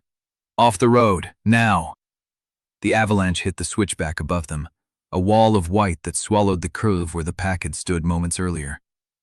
The leading team screamed, a hoarse shriek cut short as the wave took them. Sloane ran. She hit the tree line with the planted woman still in her grip, felt the ground shake under her feet as the snow poured past, splintering pines like matchwood. The first wagon went over the edge. She heard the crash, the shattering of wood, the screams of the team as they were dragged down the slope. Then silence. The avalanche had carved a wound through the forest. Snow, rock, and shattered pine now filled the space where the switchback had been. The road was gone. The first wagon was gone. Sloane counted the survivors scrambling in the trees near her. The planted witness, 2 team drivers, a gray-streaked witness from the third wagon. Kael was 20 feet to her left, bent over with his hand pressed to the wound. Yzra was nowhere. Yzra? No answer. Sloane turned and ran uphill, following the line of destruction. Snow was still sliding in small waves, settling into its new shape. The wreckage of the first wagon lay scattered across the slope below. Wheels up, canvas torn, supplies spilling into the white. She saw movement. A hand, reaching through the snow.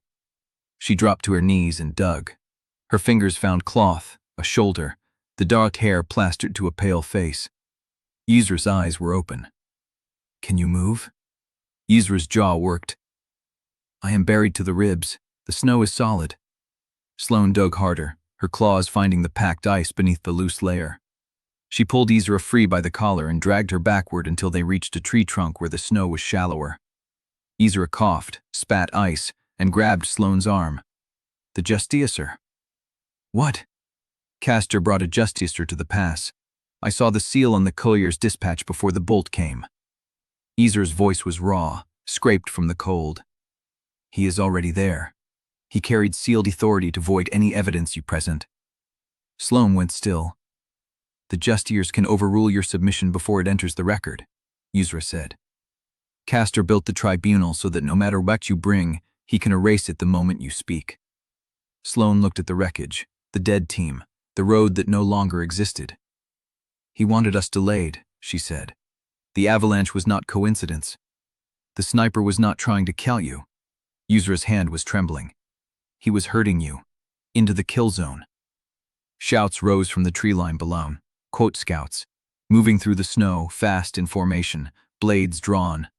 They had circled wide of the avalanche path and were coming up from the low ground, cutting off the survivors.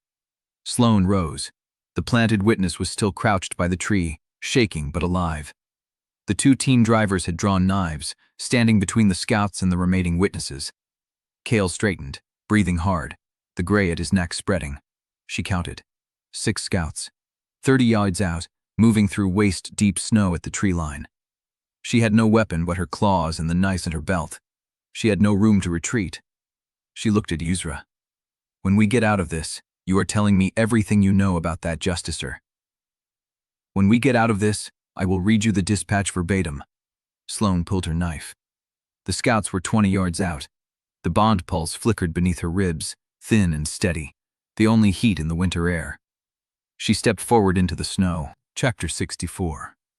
Sloane shifted under her boots as Sloane crouched beside Yzra, one hand still on the knife, her eyes on the advancing scouts. His name is Aldrich Venn. He is Castor's personal legal instrument.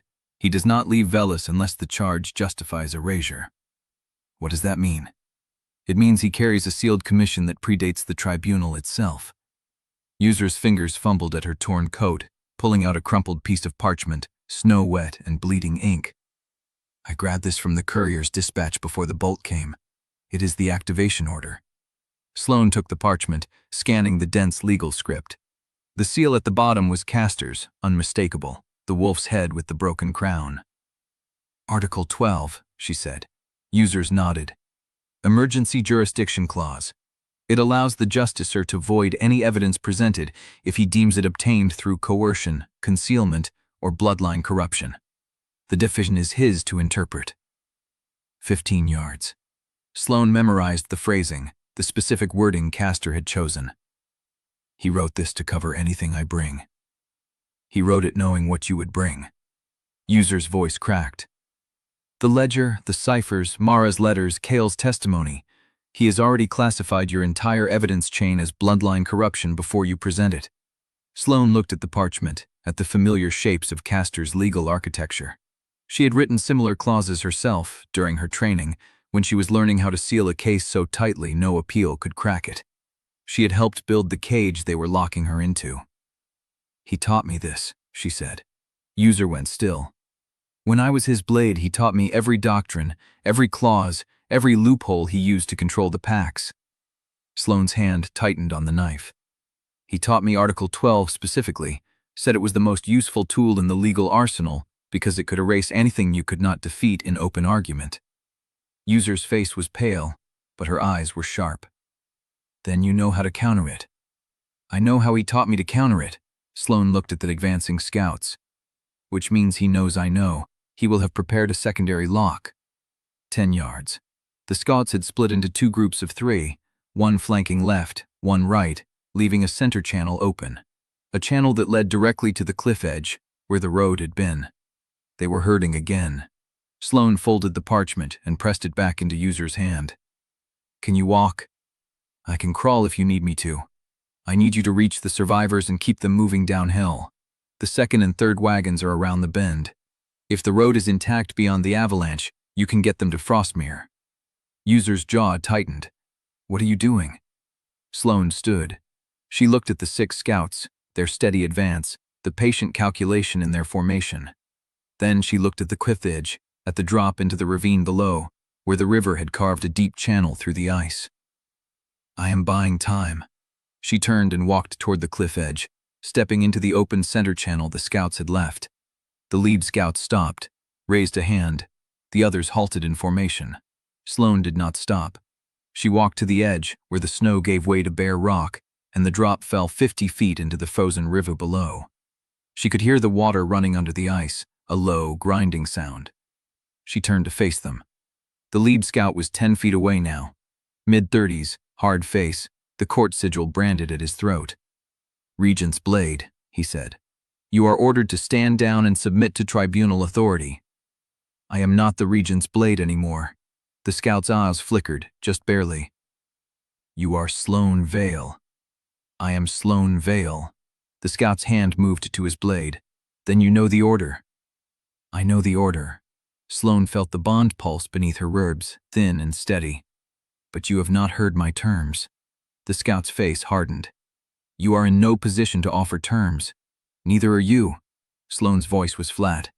Because if you take me alive, you have to deliver me to Frostmere alive, and if you kill me here, you lose the only witness Castor needs to seal his narrative. Either way, you do not have a clean play. The scout's jaw tightened. I will come with you, Sloane said. But I walk in under my own power, and you do not touch my people. Your people are marked for processing. Then I do not come. The lead scout's hand stayed on his blade, but he did not draw. Sloane held his gaze. The bond pulse beat against her ribs, thin and steady. Behind her, the river ground beneath the ice. The scout's eyes flickered left, toward the tree line. She followed his gaze. A figure stood at the edge of the trees, barely visible against the snow.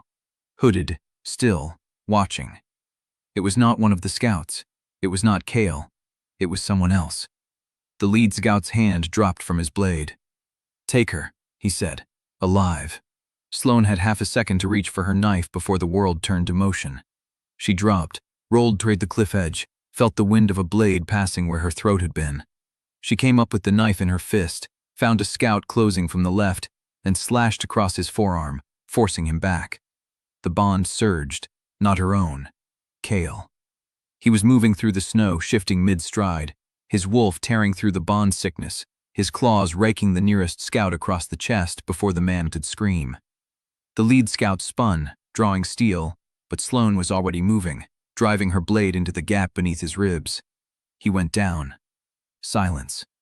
The remaining 4 scouts had stopped, watching the hooded figure at the tree line, who had not moved. The figure raised a hand. Chapter 65. The surviving 4 scouts vanished into the tree line like they had never been there. Sloane stood over the lead scout's body, her blade still wet, her breath coming hard. The hooded figure at the edge of the trees had already gone, leaving only boot prints filling with snow. Kael was on his knees 10 feet away, his wolf retreating under his skin, his chest heaving. The gray at his neck had spread to his jaw. She crossed to him, grabbed his arm, pulled him up. Can you stand? He nodded, but his hand pressed hard against the wound. Isra was already moving downhill, limping through the deep snow, her face white with cold and pain. The planted witness followed, the gray-streaked woman behind her, both alive, both moving. Sloane did not look back at the dead scouts. They found the second and third wagons around the bend, intact, the teams spooked but steady. Teren had the driver's holding position, blades out, watching the tree line. He took one look at Sloane, at the blood on her coat, and said nothing. They pushed on. The road climbed through the wreckage of the avalanche, past shattered timber and frozen debris, past the first wagon's traces hanging empty over the edge. Sloane did not stop. Kael walked beside her, each step costing him something she could feel through the bond, a thin pulse of effort that weakened with every mile. She did not tell him to rest. He would not have listened. The sun passed overhead and began its fall toward the western peaks. The shadows lengthened. The wind picked up, cutting through their coats, through the layers, through the bone. And then the road crested. Sloane stopped. Frostmere Pass opened below her, a wide valley carved between two granite faces, its floor packed with snow and stamped flat by hundreds of feet. Pavilions stood in neat rows, their canvas sides snapping in the wind. Black court standards planted at intervals, the civil sigil of the teeth catching the low light. Banners from a dozen packs lined the tribunal ground. Northern marks she recognized from the ledgers, border clans she had never seen in person. And among them, at the center of the formation, a carriage. Black lacquer, silver trim. The High Regent's personal crest stamped into the door panel. Castor was already here. Sloane stood at the ridge, the wind pulling at her coat, and counted the pavilions. 7 for the packs, 2 for witnesses, 1 for the justiers. A raised platform at the center, still empty, where the tribunal would convene. Chained posts stood at the witness enclosure, 3 of them. 1 was occupied. The figure was too far to see clearly, too small against the snow, but Sloane's chest went cold anyway. She felt Kael stop beside her, felt his hand brush her elbow. Is that? I do not know yet. But she knew. The shape was wrong for a man. The posture was wrong for a soldier. The way the figure stood, head up, facing the court standards, waiting. Mara. Sloane's hand went to the ledge of rock beside her, steadying herself. Behind her, the survivors gathered in silence. Isra, her face half frozen, her voice gone. The planted witness, clutching the coat she had been given, her eyes fixed on the valley below. Teren counted the pavilions, the standards, the armed figures moving between the tents. 20 court soldiers on the perimeter, he said, his voice flat. Maybe 30 more in the pavilions. The packs brought their own guards. She heard him. She did not answer. The bond pulsed, thin and weak, and Sloane felt Kael sway beside her. She caught him before he fell, her arm across his chest, her body taking his weight. We camp here, she said, out of arrow range. Teren looked at her. Here? The ridge is exposed. The ground below is worse. We stay above until I understand what we are walking into. He did not argue. The drivers began unpacking what remained of the supplies. The planted witness sat down in the snow, her legs giving out, her face blank. Isra was already pulling parchment from her coat, her fingers shaking, trying to write. Sloane lowered Kael to the ground, propping him against a rock, and crouched beside him. His eyes were open, barely. The gray had reached the corner of his jaw. We made it, he said. We made it. Now what? She looked down at the valley, at the pavilions, at the black carriage at the center. Now I go down there. Kael's hand found hers, cold and weak. Alone? Alone. He did not argue. He did not offer to come. He just held her hand, his grip fading, and watched her face in the dying light. Sloane turned back to the valley. The figure at the chained post had not moved. The wind pulled at its coat, and the shape was small and still and waiting. Sloane pulled the worn letter from inside her coat. Her mother's voice. On paper, in ciphers, 6 of 9 hidden vaults. The 6th is a person. She had reached Frostmere. Now she had to find which vault was her mother, and which was the weapon, and which one would save them. Below her, the carriage door opened. Chapter 66. The carriage door swung open. Sloane watched from the ridge, the wind cutting across her face, her hand still pressed to the rock. The figure that emerged was too distant to read, a black shape against the snow, moving with the unhurried precision of a man who owned every step he took. Castor. He did not look up at the ridge. He did not need to. He knew she was there. The figure at the chained post did not turn, did not flinch. Just stood facing the court standards, head up, waiting. Sloane folded her mother's letter and put it back inside her coat. "We set camp here," she said. "Teren, I need a perimeter that covers both approaches. Isra, find me before dark." She walked away from the ridge before anyone could answer. The camp took shape in the last hour of daylight. 2 tents on a shelf of frozen ground, sheltered from the worst of the wind by a granite outcropping. A brazier lit, its flame thin and hissing. The drivers built a fire ring from loose stone, and the planted witness sat beside it with her knees drawn up, staring at nothing. Sloane stood at the edge of the ridge, watching the valley darken. Brenna found her there. "They will send a herald before dawn," Brenna said, settling beside her, "to confirm your identity, to establish the legal chain before the tribunal opens." "I know." "Then you know they will ask you to submit to the Justicar's authority before you speak." Sloane's jaw tightened. "Castor will have every procedural lock in place," Brenna continued. "The packs will watch. They will weigh how you carry yourself, how you answer, whether your voice shakes or holds. The lineage protocol matters here, the formal address. The witnesses must see you move through court ceremony like you were born inside it." "I was." Brenna was silent for a moment, then, "Yes, you were." Sloane did not look at her. "What do they remember of the Vael name?"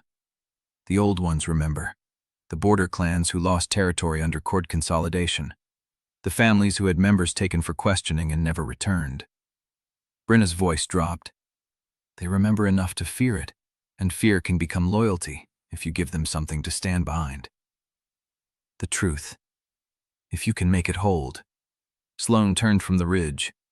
"Then teach me what they expect." Brenna drilled her through the lineage protocol until the stars came out.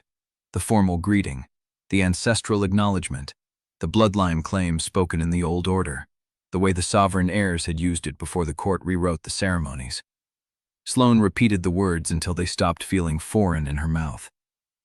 "Again," Brenna said. "Slower. The packs need to hear the weight, not the speed." Sloane said it again. "Better." Teren appeared from the darkness, snow cropped on his shoulders. "Perimeter is set. The drivers are armed. Isra has the surviving documents sorted and catalogued." "How many witnesses can we put forward?" 3 from the avalanche survivors. The planted woman, if she holds. Isra on the record. The gray-streaked witness from the 3rd wagon, if she can speak. 4, Brenna said. "I will stand." Teren's eyes flickered to Sloane. She nodded. "You may need protection," she said to Brenna, "if the Justicar moves to detain witnesses." "I know. I will assign 2 of the drivers to your position. They are not fighters, but they are bodies between you and a seizure order." Brenna inclined her head. "Good." Teren lingered. "There is something else." Sloane waited. The chained figure. I had one of the drivers circle down the far slope before dark, staying out of arrow range. He confirmed the shape as a woman, small, gray hair. She has not been fed today. Sloane's chest went cold. Could he identify her? No, too far, but the court is not keeping her comfortable. Sloane looked down at the valley, at the single dark shape still standing at the post, waiting. "I know," she said. She found Kael in the tent the drivers had rigged for the wounded. He was propped against a pack, a blanket across his lugs, his face gray in the lamplight. The wound had spread to the hollow of his throat. His breathing was shallow, each exhale a measured effort. He looked up when she entered, did not smile, did not reach for her. "Sit," he said. She sat. "I will not be ready by dawn," he said. "I want to say it before you ask." "I was not going to ask. You were thinking it." She did not deny it. Kael's hand moved across the blanket, not quite touching her knee. "I can still shift. Once, maybe twice. After that I am done. Then do not shift unless I call for it." "I will not. But I want you to know the option is there." She looked at his hand. At the tremor she could see even in the dim light.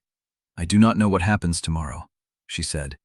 "I do not know if I walk down there and the packs listen, or if the Justicar voids everything before I finish the first sentence." Kael said nothing. But I need you alive. Whatever happens in that valley, I need you to stay on this ridge and keep breathing until I come back. Or until you do not. She met his eyes. That is not a choice I am making tonight. He held her gaze for a long moment. Then he leaned back against the pack and let his eyes close. I will be here, he fed, waiting. Sloane sat with Wazier in the second tent, the brazier hissing between them. Wazier's hands had stopped shaking. She had laid out the surviving ciphers in a neat grid, each piece weighted down at the stone. Her face was still half frozen, but her eyes were sharp. Tell me about the sixth vault, Sloane said. Ezra sorted through the papers. Mara's cipher contains a repeated designation. I found it first in the edge notations, then in the body of the letter itself. She slid a fragment across the blanket. Here. Sloane read the characters. The same group of symbols, recurring across 4 separate entries. What does it mean? I think it is a title, not a location. The characters form a compound. Crown, vessel. Crown, vessel. The court uses vessel for witnesses, prisoners, and legal instruments. Crown is not a word they use for anything. The Vael sovereigns were never crowned. Sloane stared at the characters. The designation appears 3 times, Ezra said. Once in the letter, once in the cipher key, and once in a fragment that looks like it was written in a different hand. Whose? I do not know, but the fragment was not sealed with Mars wax. It was sealed with something older, a sigil I do not recognize. Sloane picked up the fragment. The wax was dark, almost black, and the impression was worn, as if the seal had been pressed into 100 documents before this one. She turned it over. On the back, in a narrow, precise hand, the vessel does not know what it carries. Keep it intact until the gathering. Sloane's blood went cold. Ezra, here. When I go down tomorrow, I need you on this ridge with the ciphers. If I do not come back, you take everything. The evidence, the witnesses. You find Teren and you get it to the border clans. Ezra's jaw tightened. The border clans will not stand without the Vael name to rally behind. Then you find someone who can carry it. They sat in silence. Below them, the valley lights flickered. Castor's carriage stood dark at the center of the tribunal ground. The chained figure had not moved, and somewhere in the darkness beyond the perimeter, someone was watching. Sloane felt it before she heard it, the soft crunch of a footstep at the tent's edge. She was on her feet, blade drawn, before the canvas parted. A hand reached through, pale, thin, familiar. The tent flap opened, and the face that looked in was not a soldier, not a scout, not a court herald. It was a woman. Small, gray-haired, tired beyond measure. And Sloane knew her. Mama. Chapter 67. The tent flap closed behind Mara, and the space between them was smaller than Sloane remembered. Her mother stood with her hands at her sides, wrists raw from the restraints, gray hair hanging loose past her shoulders. She was thinner than the image Sloane had carried for 5 years. The bones of her face stood sharp under skin, the color of old parchment. Sloane did not move. Mara looked at her, and her eyes, the same silver gray Sloane saw in the mirror every morning, filled with something too heavy for tears. You are taller, Mara said.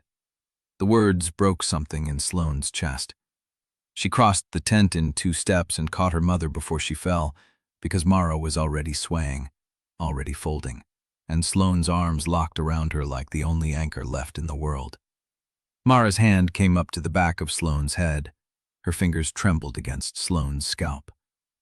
I told them you would come, Mara whispered. I told them every day. Sloane could not speak. Ira slipped out of the tent without a word. Sloane lowered her mother to the blanket beside the brazier and wrapped her in the spare coat. She found water. She found the dried meat from her pack. She did not ask questions yet, because Mara's hands shook too hard to hold the cup. They sat in the firelight. Mara drank. Sloane watched the shadows move across her mother's face and tried to reconcile this woman with the memory she had preserved. I do not know where to start, Sloane said. The beginning is too far back. Mara set the cup down. Start with what you need for tomorrow. Everything you know about Castor's legal strategy. He will use Article 12. He will claim your evidence was obtained through bloodline corruption, which means through your connection to me, which makes anything you uncovered after learning my name inadmissible. I know. Then you know he will have a secondary lock prepared because he trained you, and you know how to counter the primary. Yes. Mara's eyes held hers. The secondary lock is the witness rotation. He has 3 witnesses scheduled to speak before you. Each one will establish a different narrative. One will testify that the Vael line was never sovereign. One will testify that Mara Vael surrendered willingly and cooperated with the court. One will testify that her daughter, the Regent's blade, knew the truth and chose to hide it for personal gain. Who are the witnesses? The first is a records keeper from Velis who has spent 5 years forging lineage documents. The second is an envoy who will claim I gave testimony under no duress. The third is someone you trust. Sloane's blood went cold. Who? Mara's face was unreadable. I do not know their name, but Castor told me once that the final witness would break the tribunal before I ever opened my mouth. Dawn came gray and still. Sloane stood at the ridge edge, wearing the same coat she had worn into Ironridge, the same blade at her hip, the same sigil wire coiled in her pocket. She had not put it on. The wire was a token now, not a disguise. Below, the tribunal ground had filled. 7 pavilions stood in a wide arc around the raised platform. The pack standards hung limp in the cold air. Court soldiers lined the perimeter in precise intervals. The chained posts stood empty now, because Mara was on the ridge with Ira, wrapped in blankets and drinking broth from a tin cup. Sloane had left her mother with 3 words. I will come back. She had not said it like a promise. She had said it like a fact. The walk down took 12 minutes. The snow crutched under her boots. The wind carried the smell of smoke from the campfires, the musk of gathered wolves, the iron tang of cold steel. She counted every face she passed. The pavilion for the Stonehold pack, the Greywater banner, the Deepwood sigil, the Frostmere standard, black and white, hanging beside Castor's court colors. She stopped at the edge of the tribunal enclosure. The raised platform held a single chair, carved from black wood, with the High Regent's crest in silver at the back. The chair was empty. The packed snow beneath her feet was stamped flat by hundreds of boots. She could feel the weight of every eye in the valley as she stood alone at the center of the open ground, facing the empty chair. The carriage door opened. Castor stepped down. He wore black from collar to boot, immaculate, uncreased, as if he had arrived to review a minor dispute rather than a rebellion. His hair was threaded with more white than she remembered, but his face was the same, lean, controlled, carved into a mask of mild interest. He did not look at the pavilions. He did not look at the soldiers. He walked across the packed snow with the unhurried precision of a man who had never needed to hurry because the world always waited for him. He stopped 10 feet from her. The silence in the valley was absolute. And then he smiled. Not the cold satisfaction she had expected. Something softer. Something that looked almost like welcome. Little bird, he said. I knew you would come. Cloaked. Pleeking a past. Little bird. The name hung in the frozen air between them. Castor's smile did not waver. He stood with his hands clasped loosely behind his back, black gloves stark against the snow. The picture of a man greeting a favored student after a long separation. The pavilions watched. 7 packs, 7 sets of standards hanging limp in the wind. Hundreds of eyes fixed on the space where the High Regent and the accused faced each other across 10 feet of packed snow. Sloane did not answer the name. She counted his guards.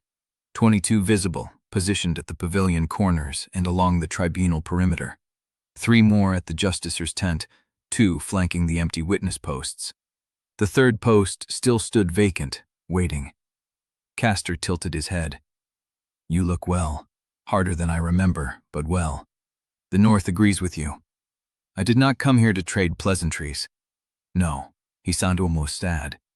You came here to speak truth, to lay evidence before the packs, to expose the court's corruption and claim your birthright. She said nothing.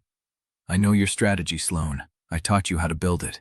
He took a single step closer, and his voice dropped, not in volume but in register, intimate now, meant for her alone.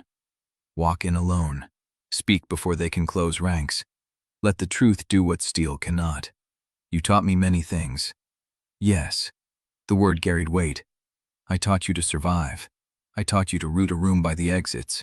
I taught you to measure a lie by the throat that speaks it. I taught you to hold a blade so the edge faced outward, always outward, because the world does not reward wolves who point steel at themselves. He gestured toward the pavilions with a sweep of his gloved hand. These packs do not know you. They know a name I gave you, a title I forged, a reputation I built with my own hand and seal. When you walk into that tribunal and tell them you are Sloane Vael, they will hear what I made of you before they hear the name you carry. The truth does not care what they hear first. Sweet girl. The endearment was soft, almost paternal. The truth is a tool. I taught you that too. It cuts whoever holds it wrong. He turned, not sharply, but with the unhurried confidence of a man who owned the ground he stood on, and faced the pavilions. Packs of the North. His voice carried without effort, pitched to reach the farthest banner without crossing into a shout. You were summoned here to witness a tribunal, to hear charges of high treason, conspiracy against Velis court, and unlawful sovereign bloodline claim brought against the woman who stands before you. He paused. Before the accused speaks, I will speak. Not as High Regent, as the man who found her in the wastes 5 years ago, half dead, without pack, without name, without the will to draw another breath. Sloane's jaw tightened. She was Omega-born. She had been rejected by her fated mate in public, before her entire pack, and the damage of that rejection had nearly destroyed her. She carried nothing but the clothes on her back, and a wound in her chest that would have killed her within a season if I had not pulled her from the snow. The Greywater Pavilion stirred. She did not know her own bloodline. She did not know the court had marked her family for erasure.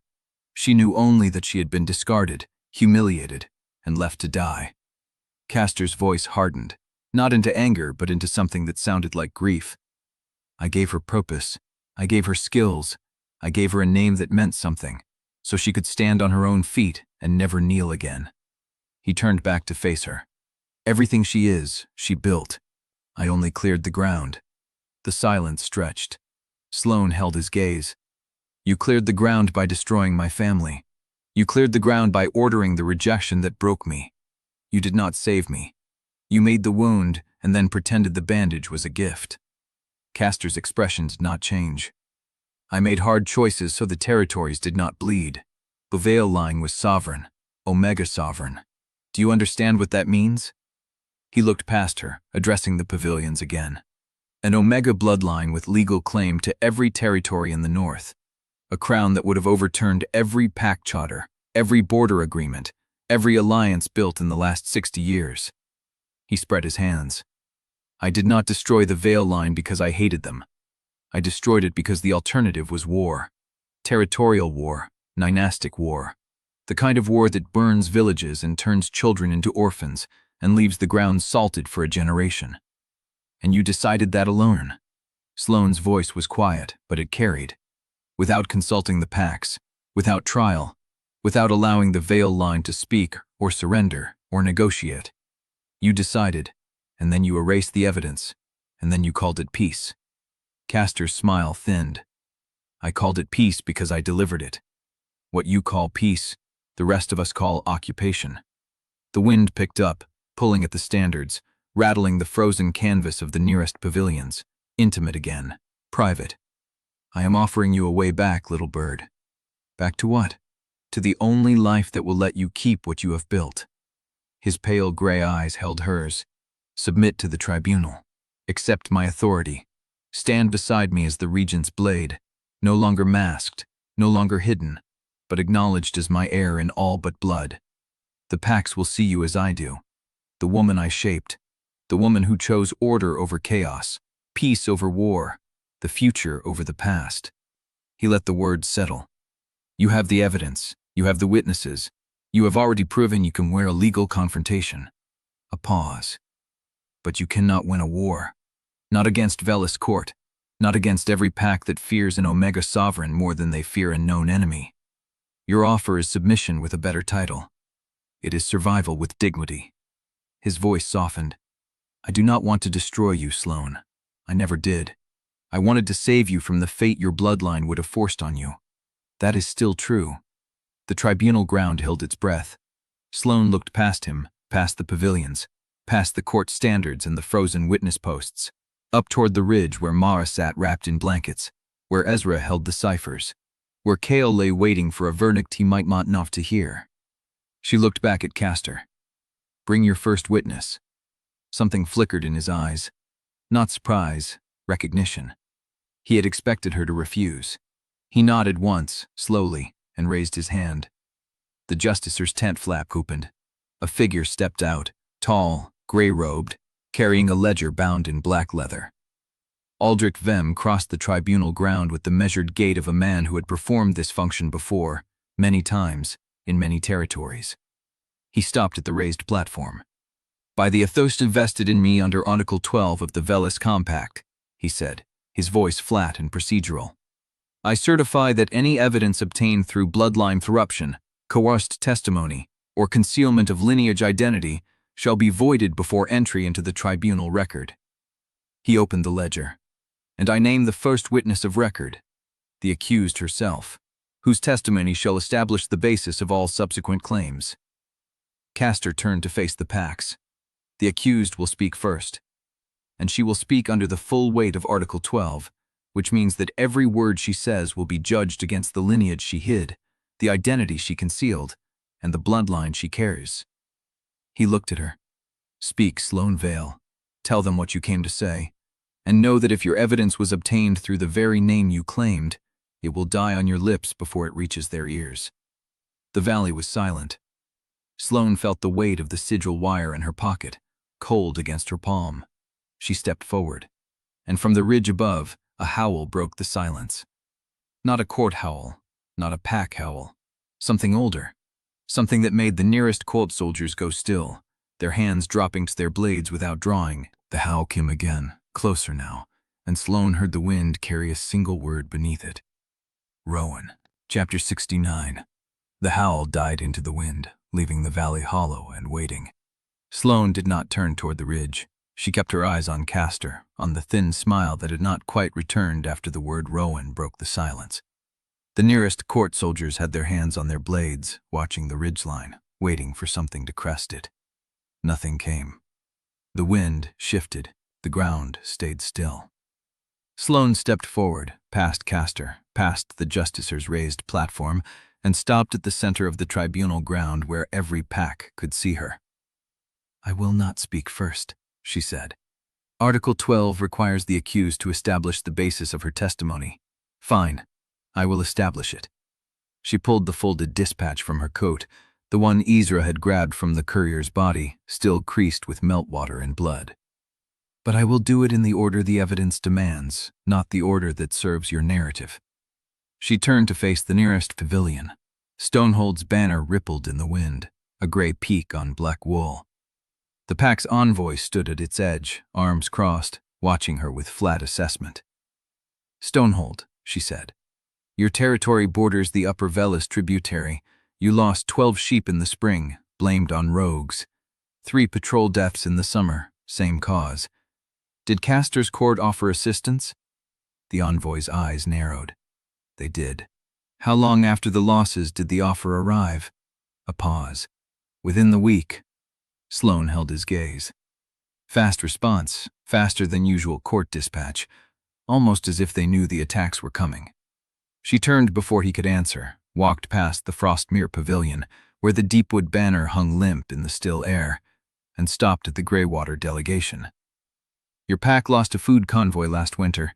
The records show 30 bushels of dried meat vanished between the lower checkpoints.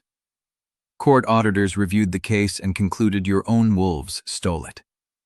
The Greywater envoy's jaw tightened. That finding was false. "False," Sloane agreed, "because the meat was never stolen. It was redirected by court intermediary order to supply the staging ground 3 miles south of your border. The same staging ground that later launched the rogue attacks attributed to your territory." She pulled a second document from her coat, unfolded it, and read aloud without looking down from the envoy's face. "Dispatch V-731, signed by Deputy Quartermaster Halden, authorized the release of 30 bushels from Greywater's convoy to emergency territorial stabilization, 3 days before the convoy was reported missing. Silence. Castor's voice came from behind her, smooth and unhurried. You are presenting hearsay from a dead quartermaster, whose signature you cannot authenticate before this tribunal. Halden is dead, Sloane said, which is convenient, but his deputy is not. She looked past Castor, toward the second wagon where Seizure stood with the ciphers pressed against her chest. And the deputy recorded the order in 2 ledgers. One was burned in the Ironridge archive fire. The other is in my possession. She held up the dispatch. The seal matches the court's emergency authorization stamp. The primary signatory line is Halden's, but the counter-signature, she let the puppy catch the gray light, is your personal seal, Castor, the one you use when you want an order to move without full council review. She heard movement from the justicer's tent. Aldrich Venn stepped out, the black ledger still open in his hands, his flat gaze fixed on the dispatch. Article 12 empowers me to void evidence obtained through bloodline corruption, he said. You have not yet established that your lineage does not invalidate this chain. I don't need to, Sloane said. I'm not the one who obtained it. She turned to the second wagon. Seizure Quill. Seizure moved forward, the ciphers in her hands, her face still carrying the bruise from the avalanche. She crossed the tribunal ground with the deliberate pace of someone who had counted every step before taking it. Seizure Quill is a court scribe, Sloane said, appointed by Castor himself. She documented the Ironridge audit from the first hearing. She annotated the ledgers. She noted anomalies in the chain of command entries and traced them to the same court stamps that appear on my evidence. Seizure stopped at the platform. She did not look at Castor. I attest that every document in Sloane Vael's possession was obtained through standard audit procedure or recovered from court-authorized dispatch, she said, her voice steady. None was obtained through bloodline corruption, because I was present for the acquisition of every piece. Alderman's pen stopped moving. You are a court scribe challenging a high regent's justicer on the record. I am a court scribe who swore an oath to the truth of the record, Seizure said. Not to the comfort of the man who signs it. The valley held its breath. Castor's face remained still, but something shifted behind his eyes. Clever, he said. But you forgot one thing. He raised his hand. The justicer's tent flap opened again. A figure stepped out, gray-robed, smaller than Aldrich Vael, with a seal pouch hanging from a silver chain at her belt. She walked to the platform with the same procedural gait, stopped beside Venn, and opened a second ledger. I serve as secondary justicer under Article 12, Section 4, she said. Empowered to rule on chain of custody integrity when the primary justicer is overruled by the accused's evidence. She looked at Sloane. And I rule that the chain of custody is compromised, because the accused's primary witness is a crud scribe who has just committed treason against her sworn superior on open record. Seizure went still beside her. The secondary justicer turned to Castor. The record is voided. All evidence presented by the accused shall be struck from the tribunal record. The accused will take the witness post until her testimony is permitted under re-established procedure. Sloane felt the weight of the empty chain at the witness post behind her. Castor's smile widened. Chainer, Chapter 70. The secondary justicer ruling hung in the frozen air like a blade waiting to fall. Sloane felt the weight of every eye in the valley shift toward her. 7 packs, court soldiers. The empty chain at the witness post swinging faintly in the wind. You heard the justicer, Castor said. Chain her. 2 soldiers stepped forward. Sloane did not move. Article 12, Section 4 grants a secondary justicer authority over chain of custody disputes, she said. It does not grant authority over evidentiary procedure established before the accused identity was disclosed to the tribunal. The secondary justicer's pen paused. Section 4 is not jurisdictional, Sloane continued. It is custodial. You can rule that my evidence chain is compromised. You cannot rule that evidence gathered under separate jurisdiction and presented by a different party is void by extension. She turned to the packs. The Ironridge hearing record was compiled under full pack authority before I crossed Frostmere Pass. It was witnessed by every elder still alive. It was sealed by Kael Ardenwolf under sovereign pack seal, not court jurisdiction. She pulled a wax-sealed scroll from inside her coat. The Ardenwolf crest gleamed dark red against the pale winter light. This record contains the testimony of 27 witnesses, 3 council confessions, and the documented chain of court supply diversions that starved Ironridge's border patrols into collapse. It was sealed before I ever stepped onto this valley floor. She held it up, and it was witnessed by the envoy your High Regent sent to seize me. The lead envoy went still. Sloane turned to face her directly. You were in the hall when Kael sealed this record. You saw every witness sign. You brought 12 soldiers to enforce Article 16, and you failed because the seizure order was incomplete. The envoy's throat moved. Tell them, Sloane said. Tell the packs what you saw. Silence stretched across the valley.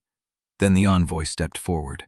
Her voice came out rough, scraped raw by days of siege and fire. The record was sealed under full pack authority. I witnessed the signatures. I was present when the confessions were given. Castor's face did not change, but something shifted in the stillness of his shoulders. An envoy acting under duress cannot provide admissible testimony, he said. She is not testifying, Sloane said. She is confirming a record that already exists. The difference is procedural, and you know it. She turned back to the justiciars. The Ironridge hearing record stands outside Article 12 jurisdiction because it was compiled under sovereign pack seal before my lineage was disclosed. The evidence with it predates the corruption claim. Article 12 does not apply to evidence that was never obtained through bloodline corruption in the first place. Alkak Ven looked at the secondary justiciar. The smaller woman's pen hovered over the ledger. She did not write. The accused raises a valid jurisdictional objection, she said slowly. Section 4 governs evidence obtained under court authority. It does not automatically void records sealed under independent pack jurisdiction before the accused's identity was established. Castor's jaw tightened. The record was sealed by an Ardenwolf, he said. The Ardenwolf line concealed Sloane Vael's identity for 5 years. Their seal is compromised by participation in the concealment. Then let the packs decide. Kael's voice cut across the tribunal ground like a blade through frozen rope. She stepped down from the ridge path where she had been standing among the Ironridge survivors. Her dark hair was coiled tight. Her face was carved stone. In her hands she carried a leather pouch, old and cracked, the stitching worn by decades of handling. She walked past the soldiers, past the justiciars. She stopped before the assembled packs and opened the pouch. Inside lay 3 seals. The first was the Ardenwolf crest, cast in iron, the metal darkened by age. The second was a seal Sloane had never seen before, an old knotwork pattern carved from bone, the design older than any pack banner in the valley. The third was the Vael sovereign seal. Kael held them up one by one. The Ardenwolf seal bears witness to the hearing record, she said. The bone seal is older than the Court of Teeth. It belonged to the Northern Alliance that governed these territories before Velis ever raised its walls. And the Vael seal is the mark of the Omega sovereign line whose authority the court claims to have extinguished. She looked at Castor. You built your legal argument on bloodline corruption, but the Vael sovereign seal was stamped on every pack charter in the north for 3 generations before your court existed. If you void the Vael seal, you void the foundation of every territory you claim to govern. A murmur rippled through the pavilions. The Stonehold envoy rose. She speaks truth. Our original charter carries that seal. The Greywater envoy nodded slowly. So does ours. Castor's composure did not break, but Sloane saw it. The flicker behind his pale eyes, the micro-shift of a man who had just lost control of the frame. The bone seal was destroyed 30 years ago, he said, along with the records that proved its authority. You destroyed the records, Kael said, not the seal. She held it up so every delegate could see. I kept it because Mara Vael asked me to. She said the day would dim when the court would try to erase the truth with procedure. And she said the only thing procedure cannot void is a seal older than the authority that created the procedure. The valley went silent. Castor looked at the bone seal, then at Kael, then at Sloane. For the first time since she had known him, Sloane saw something she had never seen in his face before. Not anger, not calculation. A crack. A crack so thin that only someone who had spent 5 years studying his every expression would catch it. Then he smiled. It was not his tribunal smile. It was something older, something colder, something that had been waiting in the dark since the day he first found her bleeding in the wastes. You brought a dead woman's seal to a tribunal that never recognized her authority while she lived, he said. That is not evidence. That is sentiment. He turned to the justiciars. The ruling stands. The accused will be chained, and the tribunal will proceed under Article 12 jurisdiction until the question of bloodline corruption is resolved by full investigation. The soldiers moved forward again. Sloane did not fight them. She looked past Castor, past the justiciars, past the soldiers, to the ridge where Wishra stood among the survivors, the ciphers still in her hands. Wishra's eyes met hers, and then Wishra turned and walked back into the trees, the evidence vanishing with her into the tree line, out of reach of every justiciar, every soldier, every seal that Castor could ever bring to bear. Chapter 71. The cold of the chain bit through Sloane's coat as the soldiers fastened it around her wrists. The metal was rough, unfinished, the kind used for prisoners who were not expected to last long enough to wear it smooth. She kept her eyes on the pavilions. The delegates had not moved. Stonehold's envoy stood with his arms crossed, gray brows drawn low over eyes that tracked between Sloane and Castor like a man counting odds. Greywater's envoy had not sat back down. Deepwood's envoy, a youngish wolf with a scar splitting his upper lip, was whispering to his second. The fracture was spreading. They had heard the evidence. They had seen the seals. They had watched Castor's composure crack, however briefly, and they were weighing what that meant against the weight of his authority and the soldiers at his back. Do not mistake silence for consent. Stonehold's envoy spoke without raising his voice. The words carried anyway. Castor turned. The tribunal has ruled, he said. Silence is procedure. Procedure does not chain a sovereign heir before the pacts that once swore to her bloodline, Greywater's envoy said. Procedure does not invoke Article 12 to void. Evidence pacts have a right to hear. Article 12 exists to protect the integrity of— You voided evidence of court theft from my territory, Greywater cut in. You voided evidence that your rider killed my people. That is not integrity. That is suppression. The fracture widened. Frostmere's envoy rose. She was older than the others, silver braided tight against her skull, a face that had weathered decades of watching power shift hands. The bone seal exists, she said. I saw Kael Ardenwolf hold it. I know what it means. Do you? Castor's voice dropped. Do you remember what the North was before the court? Do you remember the border wars? The sovereign line that bled the territories dry for a crown no living Wilf had ever touched. I remember the sovereign line fed my pack when Velis let us starve. The words hung in the frozen air. Sloane watched Castor's jaw tighten. She watched the soldiers shift, uncertain. She watched the fracture become a chasm. The accused will be contained until the tribunal determines final disposition, Castor said, his voice steady despite the crack beneath it. That is not punishment. That is process. Contained where? Brina stepped forward, still holding the leather pouch. On the witness post? In a justiciar's tent? Or in the back of your carriage where no pack will see what happens to her? The murmuring rose. Deepwood's envoy stood. She should speak. We came to hear the truth, not to watch it be sealed away. The truth was struck from the record, Castor said, by the authority of Article 12. Your justiciar, the envoy said. Your rules, your definition of what constitutes valid evidence. Sloane spoke the first time since the chains had closed around her wrists. Let them vote. The sound of her voice cut through the murmur like a blade through fog. She lifted her chained hands, the chain clinking, the metal catching the pale winter light. Let every pack here declare whether they accept the tribunal's ruling or whether they believe the evidence they saw with their own eyes before it was voided by procedure. She looked at Castor. You told me once that power belongs to the person who controls the frame. You built a frame that voids inconvenient truth, but the packs do not have to accept it.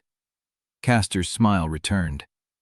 You are asking them to choose between a binding legal structure that has governed the territories for 60 years and a woman whose identity was concealed from them for 5.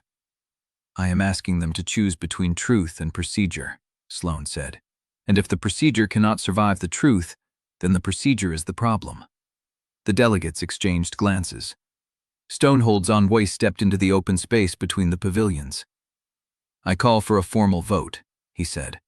Under the Velis Compact's right of full council review. Castor's composure held, but Sloane saw his hand tighten at his side. Article 12 supersedes full council review when the accused is charged with bloodline corruption of the sovereign line, he said. The compact is explicit. The compact was written by the court, Greywater's envoy said, to protect the court. To protect order. Another voice cut through. They want to set you on fire.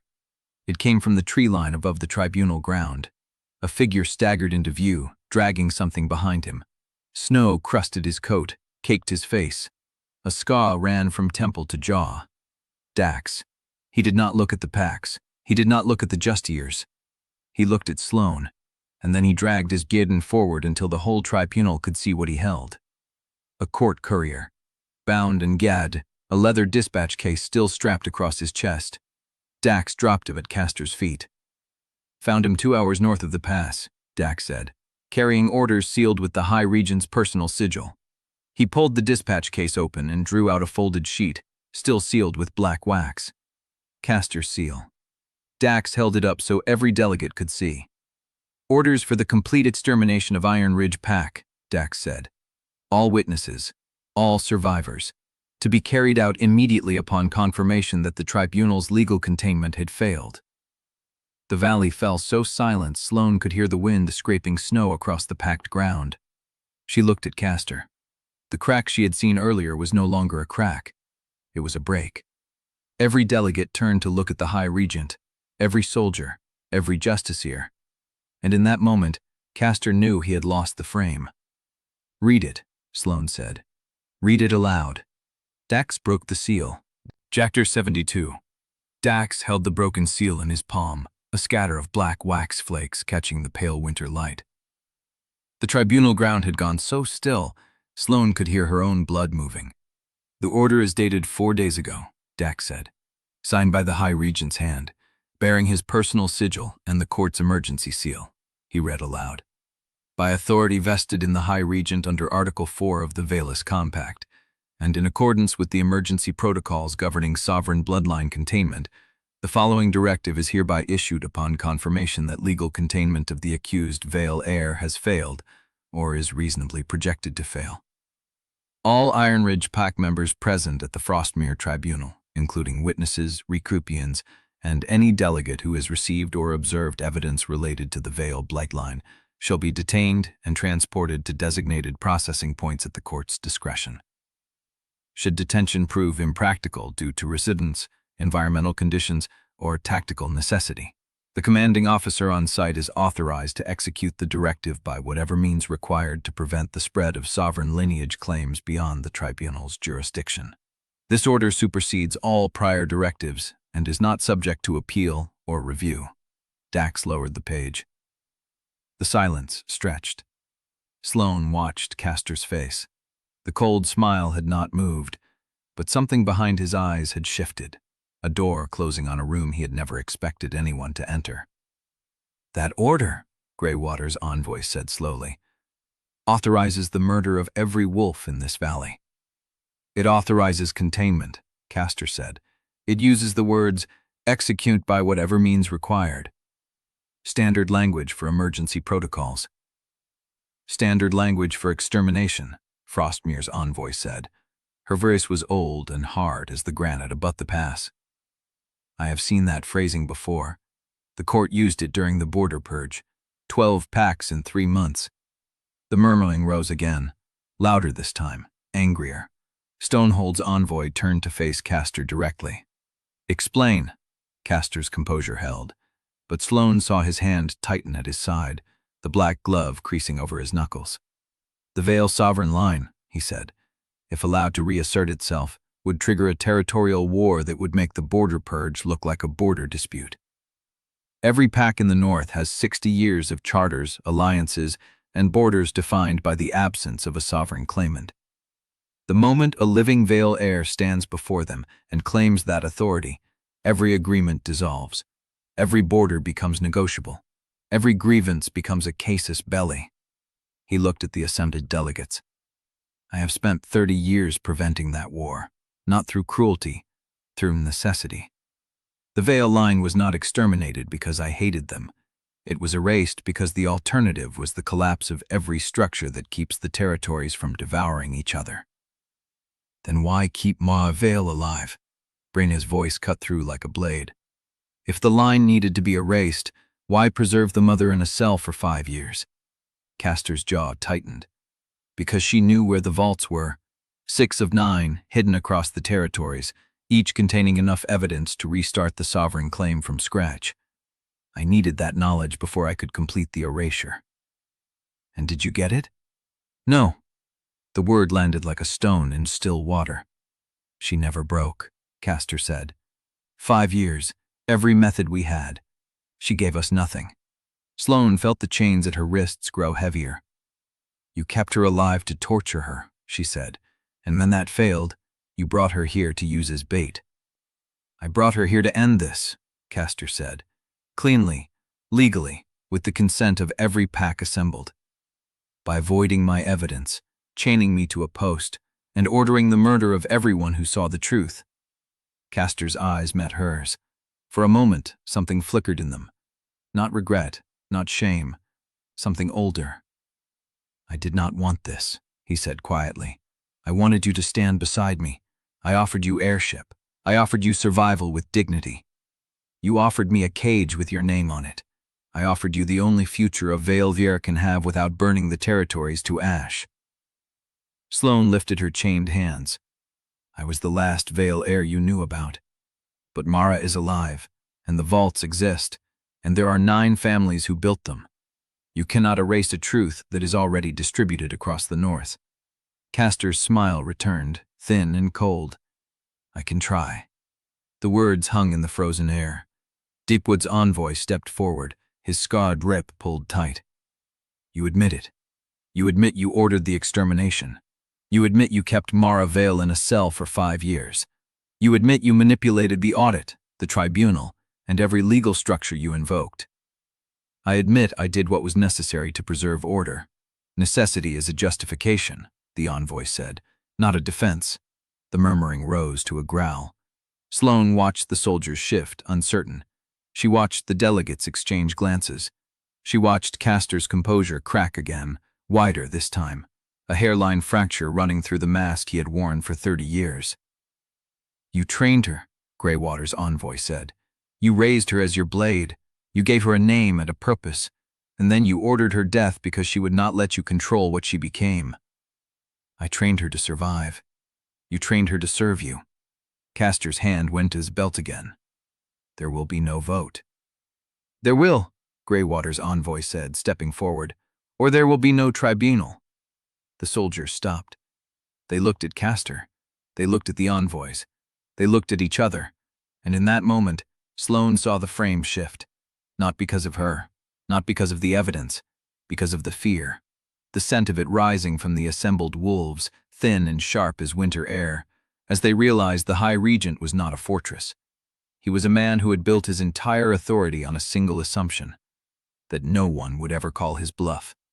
Now the packs were calling, and the soldiers were listening, and Castor had nothing left but the chains around her wrists, and the cold hope that necessity would still be enough.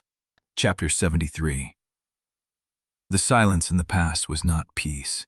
It was a held breath, and Sloane felt it in her chest, in the chains that bound her wrists, in the frozen air between the delegates and the soldiers, and the man who had tried to erase her before she was born. Castor stood alone now. His soldiers had not moved. His justiciars had not spoken.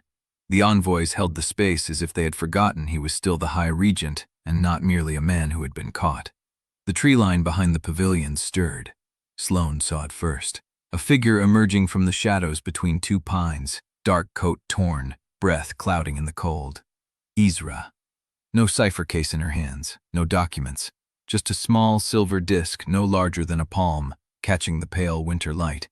She walked past the soldiers without looking at them. Ezra Quill, the woman Castor had classified as treasonous on open record, walked through a crowd of 20 armed men carrying a disc no one recognized, and not one of them moved to stop her. She stopped at the tribunal platform. "I found it in Mara Vael's cipher packet," she said, "buried in the transfer seal. The same old wax, the same unknown sigil, a preservation traum keyed to the user's blood." Castor's face went white. "Do not play that," he said. Ezra held up the disc. "It is keyed to Mara Vael's blood. It was sealed with her life. If I do not play it, she died carrying a truth she could never speak. Do not." Ezra pressed her thumb to the disc's center. The silver surface split along a seam too fine to see, and a woman's voice rose from the disc, thin and worn, as if it had been waiting a long time to be heard. "My name is Mara Vael."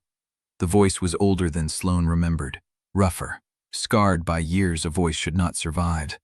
And yet it was her mother, unmistakably, irrevocably. "I am recording this from a cell beneath a Velis cord. I do not know if anyone will ever find this packet. I do not know if the seal will hold, but I need someone to know what I know." The pass was silent. Every wolf in every pavilion stood frozen.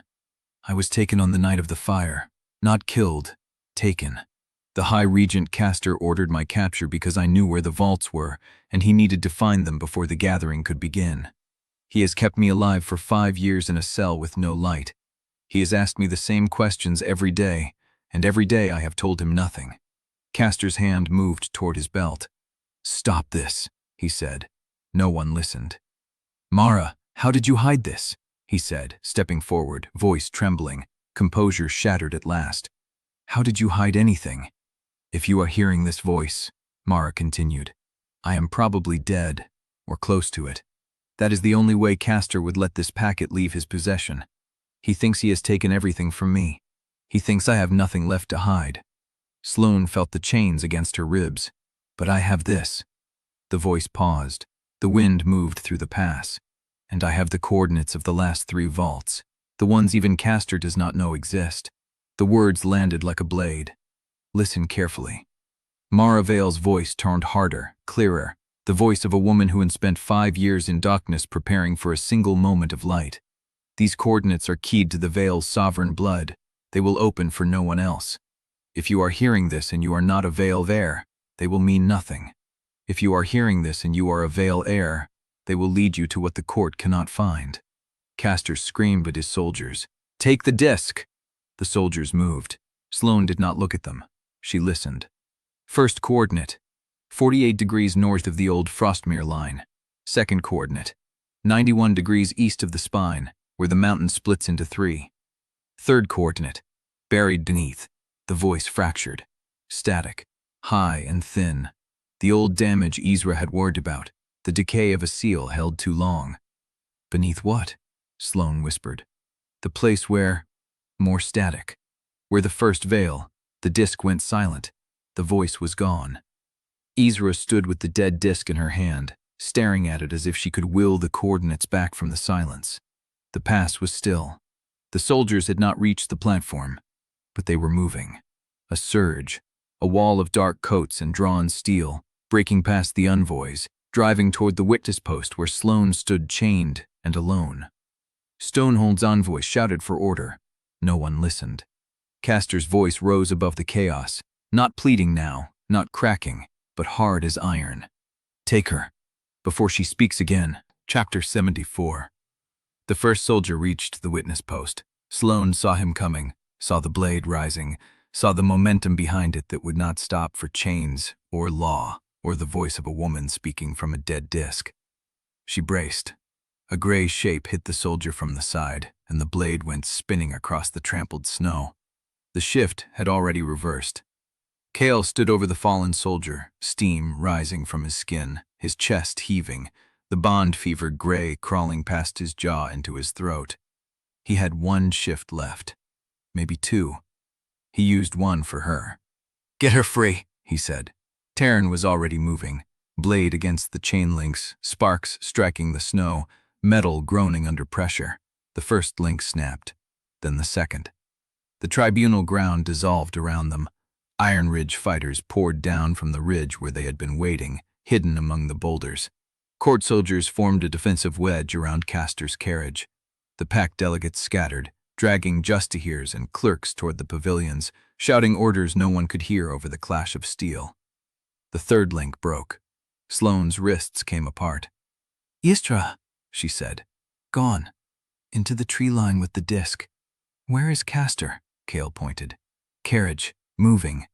The black lacquer door was already closing, the driver whipping the team toward the pass road, 20 court riders forming a screen behind it. Mara's recording had ended. Castor was running. "I need a horse," Sloane said. "You need cover," Kael answered. He was right. The tribunal ground was a kill box. Court soldiers in the center, Ironridge fighters pushing in from the edges, Envoys guards trying to carve paths through the chaos. A wolf screamed somewhere to the left, another answered from the right. Sloane counted the bodies on the ground. 3, 5. The none were climbing. "Where is Mara?" Kael's hand caught her arm. "The chained post. She was there when the soldiers surged." "Was?" "She is gone." Sloane's stomach dropped. Castor did not run without taking everything that mattered. She turned toward the witness posts. The first one stood empty. The chains lay in the snow, cut clean, the cut marks still bright. Not a blade, a file. Someone had freed her mother in the chaos and taken her. The third force. "Your Justicia is behind you," Kael said. Sloane turned. Aldrich Venn stood 15 feet away, his gray robe splashed with blood that was not his own, his black ledger still clutched to his chest. He was not running. He was watching her. "You have nowhere to go," he said. "The recording heard across this pass says otherwise. The recording is a dead woman's voice, nothing more." "Then why is Castor fleeing?" Aldrich's mouth tightened. He made a tactical withdrawal. "That is not the same as defeat." "It looked like defeat from here. It looked like a man who lost control of his stage," Aldrich said. "But the stage was never the point." The tribunal ground heaved around them. A court soldier went down under 2 Ironridge fighters. A pack envoy screamed for order from the pavilion steps, ignored by everyone. The Stonehold envoy had formed a shield wall around her delegates, pulling them back toward the granite face. Aldrich Venn was still watching Sloane. "He has what he came for," the Justicia said. Sloane went cold. "The third witness, the one he told Mara would break the tribunal." Aldrich's mouth curved, just slightly, and he turned and walked into the chaos, his gray robe bleeding into the swirl of bodies and snow and steel. Kael's hand found her arm again. "Sloane, we need to move."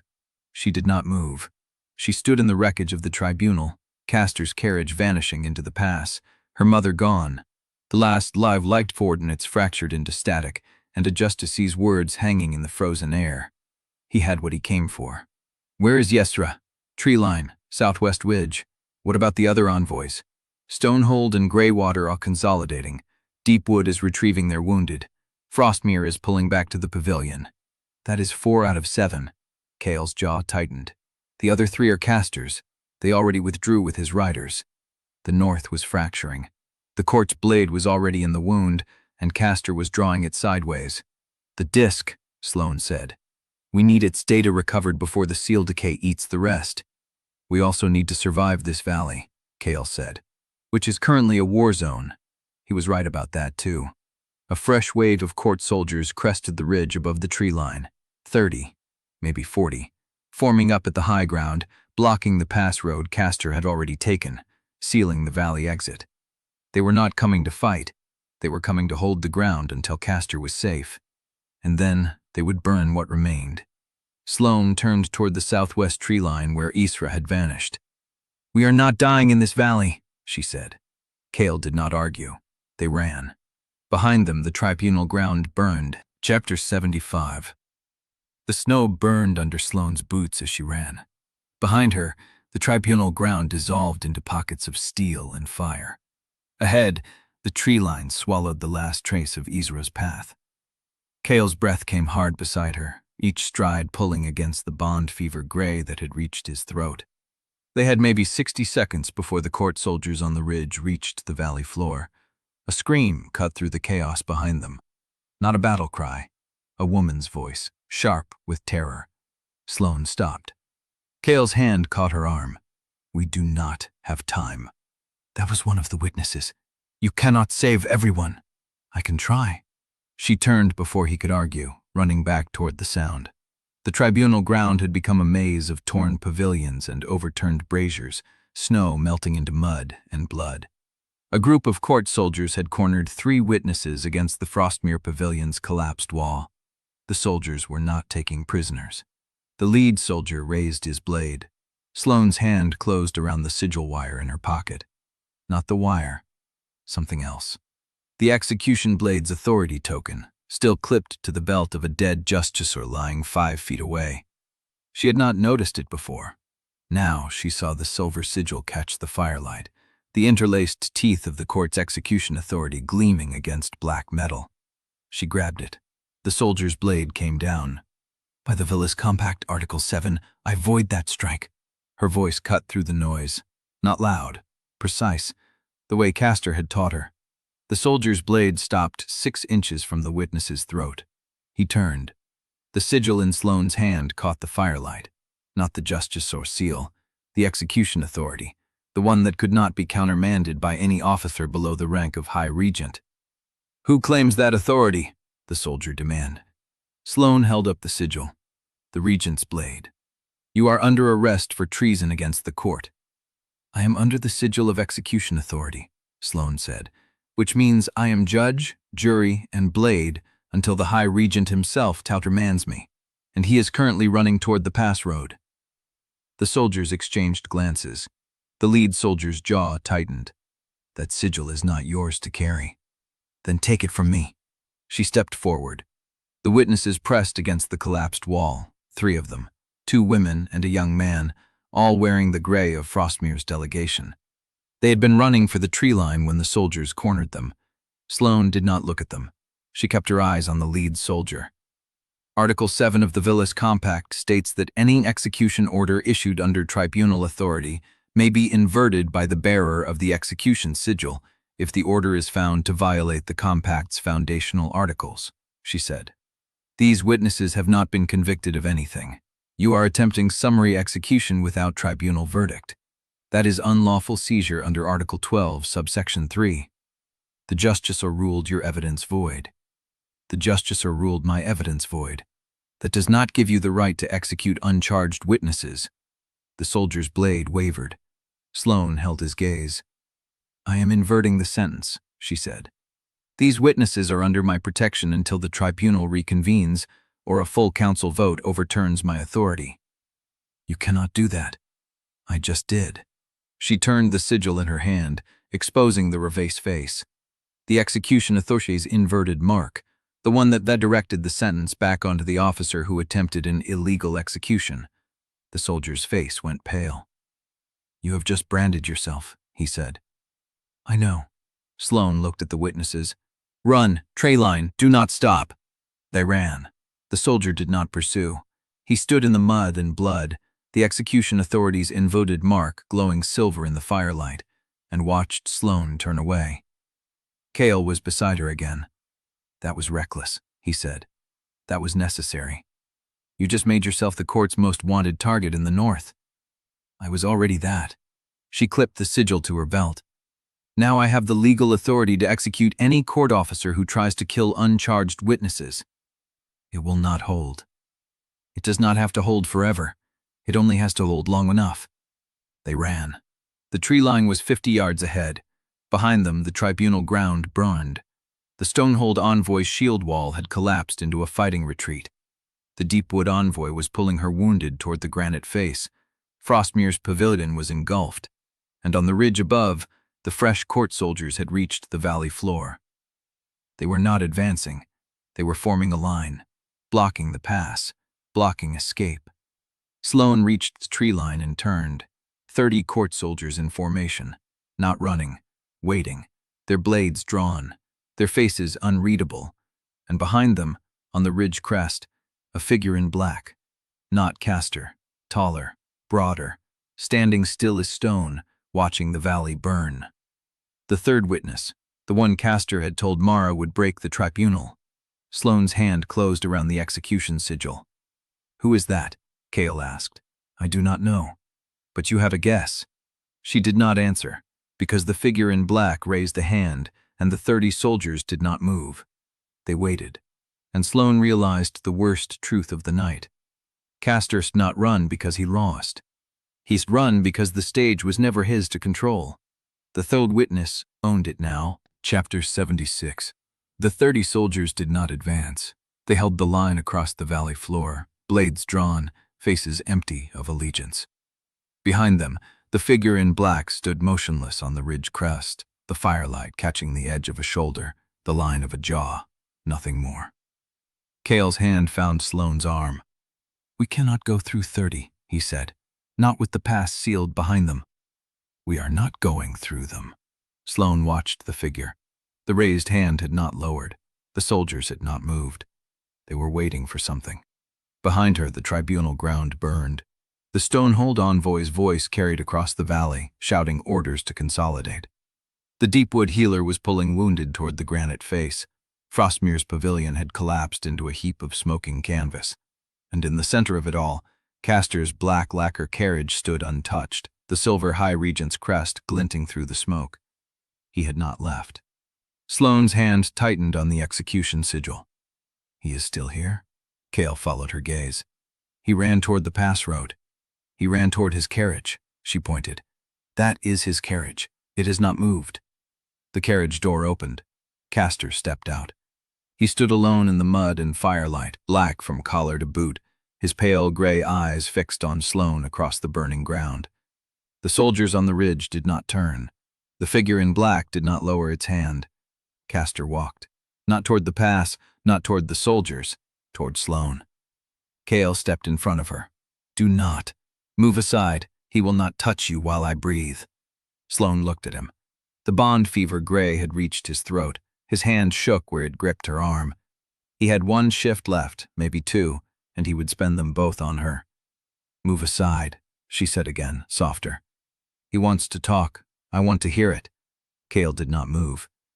Castor stopped 20 feet away. The fire crackled between them. The smoke curled around his shoulders like a cloak.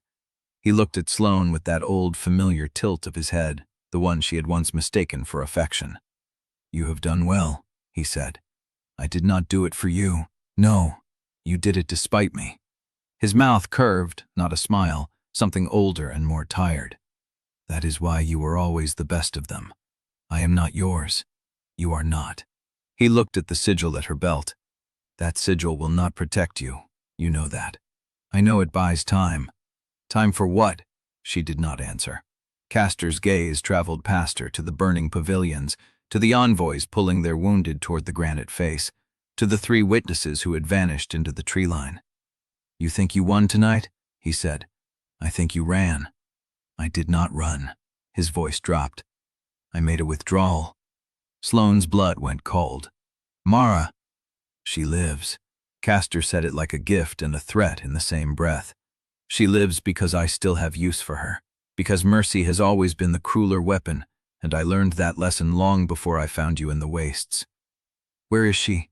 Somewhere you cannot reach tonight. Tell me." "No." He turned. Not toward the carriage, toward the ridge, toward the figure in black who stood waiting, hand still raised, soldiers still motionless. Castor walked past the soldiers as if they were stones. The figure in black did not move. Castor stopped beside them, and for a moment they stood together on the ridge, 2 dark shapes against the burning sky. Then Castor looked down at Sloane. "The Thold Vogt coordinate," he said. "The one the recording did not finish. I know where it is." He waited. The fire crackled. "Come find me, little bird, before I open it alone." He turned and walked into the darkness beyond the ridge. The figure in black stayed, the hand lowered. The 30 soldiers broke formation, moving toward the valley floor, not attacking, not retreating, spreading into a line that cut the pass in half. Sloane watched them go. Kael's hand found hers. "We cannot stay here. The delegates will have to hold their own ground." His voice was rough. "We have 30 soldiers between us and the pass, a third force no one controls, and a High Regent who just told you he has your mother and knows where the last vault is. We cannot fight all of that from the valley floor. He was right. She hated that he was right. The Stonehold Envoy's voice carried across the burning ground, calling for an emergency council at the granite face. The Greywater Envoy was already moving, his wounded slung between two wolves. The Frostmere healer had stopped running and was turning back. Sloane looked at the ridge. The figure in black was gone. "Who was that?" Kael asked. "I do not know, but you have a guessed."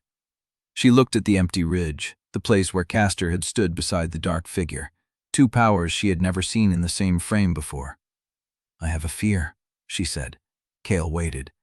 "The crown vessel cipher. The gathering Castor is racing to reach." She turned to face him. "Mara is not the vessel. She was never the vessel." "Then who is?" The firelight caught the execution sigil at her belt. Sloane looked down at it and understood. Chapter 77.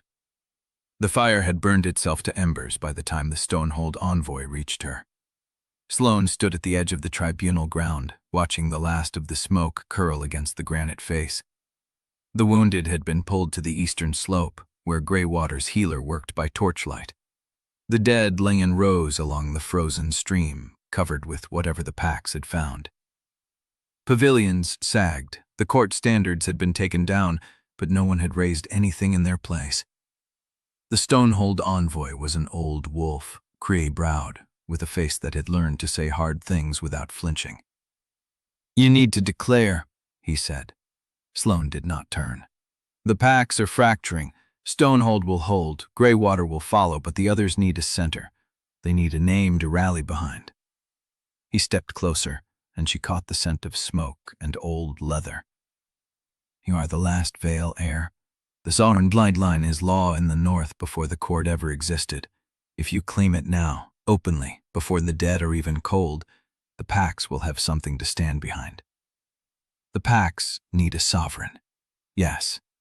And you want me to let you crown me on ground that is still wet with blood from a tribunal I walked into alone." His jaw tightened. "If you wait, the court will fill the vacuum. Castor is already gone. The third force has vanished into the mountains. The packs need a center before they turn on each other." Sloane looked at him. The burn scar over her ribs pulled as she shifted her weight. The execution sigil hung at her belt, cold against her hip. She could feel the weight of every eye on the slope, watching, waiting for her to say the thing that would turn bloodline into power. "No." The envoy's mouth opened, closed. "I will not let you crown me in blood." "Sloane, my name is mine before it is anyone else's." She turned to face him fully. "I did not walk into this past to trade one crown for another. I walked in to speak the truth. And the truth is that I am Sloane Vael, daughter of Mara Vael, last of a line the court tried to bury. That is not a claim to rule. That is a fact the court cannot erase, no matter how many tribunals they stage." The envoy's gray brows drew together. "The packs need a center," she said. "I understand that, but I will not become their center because the ground is still warm from execution orders. If the packs want to follow the Vael name, they can follow it because they choose to, not because I made myself a sovereign on the same ground where Castor tried to kill me." A long silence. Then the Deepwood envoy stepped forward, the scar on his upper lip catching the firelight. "She is not wrong," he said. "A coronation, forced for fear of what comes next, is not a foundation. It is a wall built on sand." The Stonehold envoy looked at him. "And if the court returns with full force before we find another way?" "Then we fight beside her, because she is worth fighting beside, not because we crowned her before the blood dried." Sloane watched them argue, two old wolves who had lived through enough wars to know when one was coming. Behind them, the Greywater envoy was pulling wounded into a line. The Frostmere healer had stopped moving, her hands red to the wrist. She looked past them to the ridge. Empty. The figure in black was gone. Castor was gone. The 30 soldiers who had spread into a blocking line had pulled back into formation, but they had not attacked. They were waiting. For what, she did not know, but she knew it was not over. "Where is Kael?" Teren's voice came from behind her. With Brinna, she found a sealed dispatch among the Digestures effects. He is trying to read it without collapsing. Sloane turned. Teren's face was tight with something she had never seen there before. Fear, maybe, or the shape of bad news he had not yet learned how to deliver. "Court reinforcements," he said. "Another 40 riders, already moving through the North Pass." "How far out?" "A day, maybe less if they push through the night." The Stonehold envoy swore under his breath. Sloane looked at the ridge again. "I need to see the dispatch." She crossed the burned ground at a walk, not a run, because running told the wounded they should be afraid, and she had no intention of adding fear to the weight they already carried. Kael stood at the edge of the eastern slope, one hand braced against a half-collapsed pavilion pole. His face was gray in the torchlight, the bond fever spread reaching his jaw, his neck, the hollow beneath his collarbone. He held a dispatch in his other hand, the paper trembling in his grip. Brenna stood beside him, her face carved stone. Sloane took the dispatch. She read it once, read it again. The writing was Castor's, even if the signature was not. The seal was court standard, not the High Regent's personal mark, but the hand that had dictated it was unmistakable. The orders were simple. Hold the pass. No survivors. Burn everything, including the 3 remaining delegates. 40 riders, she said. Minimum, Kael replied. The dispatch mentions a secondary column that may already be moving through the lower switchback. Sloane folded the paper. The weight of the execution sigil at her belt felt heavier than it had a moment ago. "I will not crown myself," she said, turning to face the envoys who had gathered behind her. "But I will not let them then the North's last chance for a clean truth either." The Stonehold envoy's eyes met hers. "Then what will you do?" Sloane looked at the ridge, at the empty place where Castor had stood beside the figure in black, at the darkness beyond, and she saw them. Not Castor, not the figure, not the 30 surgers who still held the blocking line. Beyond them, higher, farther, a line of torches cresting the far ridge, moving in perfect formation, too many to count at this distance, too fast to be a patrol. 40 would have been bad. This was worse. "Sloane." Kael's voice was rough. "How many?" She watched the torches spread, a river of fire against the dark, pouring over the ridge like the court was emptying its entire garrison into the pass. "Enough," she said, "to finish what Castor started." Chapter 78. The line of torches kept coming. Sloane stood at the edge of the burned tribunal ground, the dispatch folded against her palm, and watched them pour over the far ridge like a second sunrise pouring darkness into the valley. 100, maybe more, moving in perfect column formation, steady and unhurried, the way soldiers moved when they knew nothing could stop them before they arrived. Beside her, the Stonehold envoy made a sound she had never heard an old wolf make before. Not a word. Something lower. Kael's hand found the back of her arm. Not gripping, resting. "You need to move," he said, "before they seal the pass behind us." She knew he was right. 30 soldiers still held the blocking line below the ridge crest. If the column reached the valley floor before Ironridge cleared the narrows, they would be caught between the formation and the pass walls. No room to maneuver, no ground to defend. She counted the torches then, still coming. "Teren!" She did not turn. "How long to get the wounded up the eastern slope and through the saddle?" "An hour. Maybe more if the Greywater casualties cannot walk." "Then we do not have an hour." The Stonehold envoy stepped closer. "The pass road is the only way out wide enough for wagons. If that column reaches the fork before we clear the narrows, we are pinned. Then we leave the wagons." Sloane turned and walked back toward the eastern slope where the wounded lay in rows, where Brenna was already directing the able-bodied to lift the injured onto makeshift trava, where the Frostmere healer had not stopped moving since the torches appeared. "Sloane." "Kael, we do not have time for this." "I know." He pushed off the pole. His legs held. "I am not going to argue with you about retreat. You are right. We move or we die here." He took a step closer. "But I need you to hear this before we move, because I may not be standing when we reach the other side of that saddle."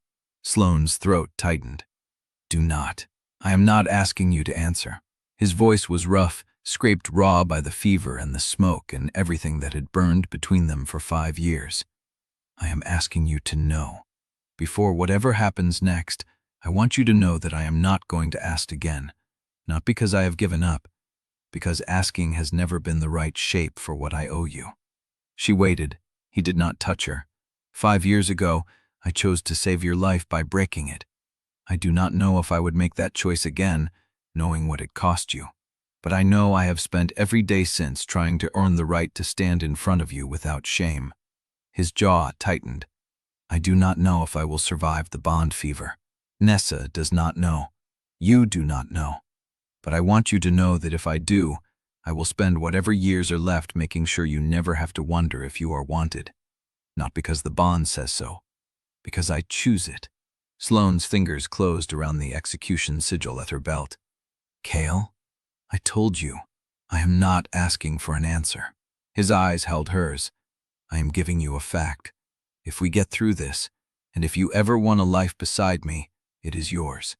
No claim, no command. Just a door I will keep open until you decide whether to walk through it. The firelight shifted. Behind her, someone shouted.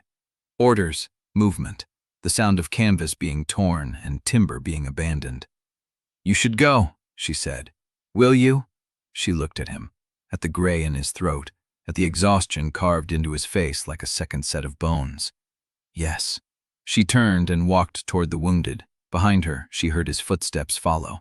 The eastern slope was chaos organized by people who had done this before. Brenna had the travail lines moving, the able-bodied wounded helping the less able. The dead left where they lay because there was no time to carry them. The Greywater envoy was directing her wolves toward the saddle, while the Deepwood envoy pulled stragglers from the burning wreckage. Teren met Sloane at the base of the slope. We have movement. The blocking line is breaking formation. They are advancing. Toward us? Toward the pass road. They are going to cut the fork before the wagons clear it. Sloane looked past him at the ridge crest. The torches had spread wider now, like a night descending on the valley. 100 soldiers. More. And between them and the pass road, nothing but open ground and a 30-soldier blocking line that was already moving to seal the one way out. We are not going to make the fork before them. Teren's face was stone. No. Then we go over the saddle. On foot. In the dark. With wounded who cannot climb. Better than dying in the open. Teren did not argue. He turned and started shouting orders, redirecting the travail line toward the steeper path, the one that climbed off the tree line into the rock in the dark. Sloane stood at the base of the slope and watched the column of torches spread across the valley floor. She had the execution sigil at her belt. She had a name that was worth burning. She had a pack that was bleeding into the snow while she stood here counting an enemy she could not outrun. And she had a man behind her who had just offered her something she did not know how to accept. Sloane. Brenna's voice, sharp and close. Whatever you are thinking, think it while moving. Sloane turned and started climbing. The saddle was narrow and exposed, a knife edge of rock between two granite faces where the wind cut through like a braid. The wounded moved in single file, helped by those who still had strength, passed from hand to hand where the path narrowed to nothing. Kael climbed behind her. She could hear his breath, too fast, too shallow. She did not look back, because if she looked back she would stop, and if she stopped, she would have to answer him. And she did not know what her answer was yet. The last of the wounded cleared the saddle as the first court soldiers reached the base of the slope below. Sloane stood at the top of the pass, the wind tearing at her coat, the execution sigil cold against her hip, and watched the torches spread across the galley she had just left. Behind her, the north, open ground, hard winter, and a pack that was following her because she had refused to be crowned but had not refused to lead. Ahead of her, the dark, and the war that was only beginning. She turned her back on the torches and followed the wounded down into the night. Chapter Histab. First years of cover together. The wind had teeth. It cut across the saddle in sheets of ice and grit, driving into every exposed inch of skin until Sloane's face felt like someone else's face, a mask of numbness she could not peel off. She kept moving because stopping meant dying, and she had spent 5 years learning how not to die. Behind her, the line of survivors stretched into the dark like a wounded animal dragging itself across stone. 200. Maybe less. She had stopped counting because the number did not matter. What mattered was the rhythm. 1 foot, another. Keep the wounded talking so they do not fall asleep. Keep the able-bodied carrying until their arms shake. Keep moving. The storm hit an hour past the saddle. It came in fast, a wall of white that swallowed the torches and turned the world into a single screaming note. Sloane pulled her collar up and kept walking. She could not see Brenna, could not see Teren, could not see anything except the shape of the person in front of her, and even that shape kept dissolving into the snow like a ghost learning to fade. Sloane, White.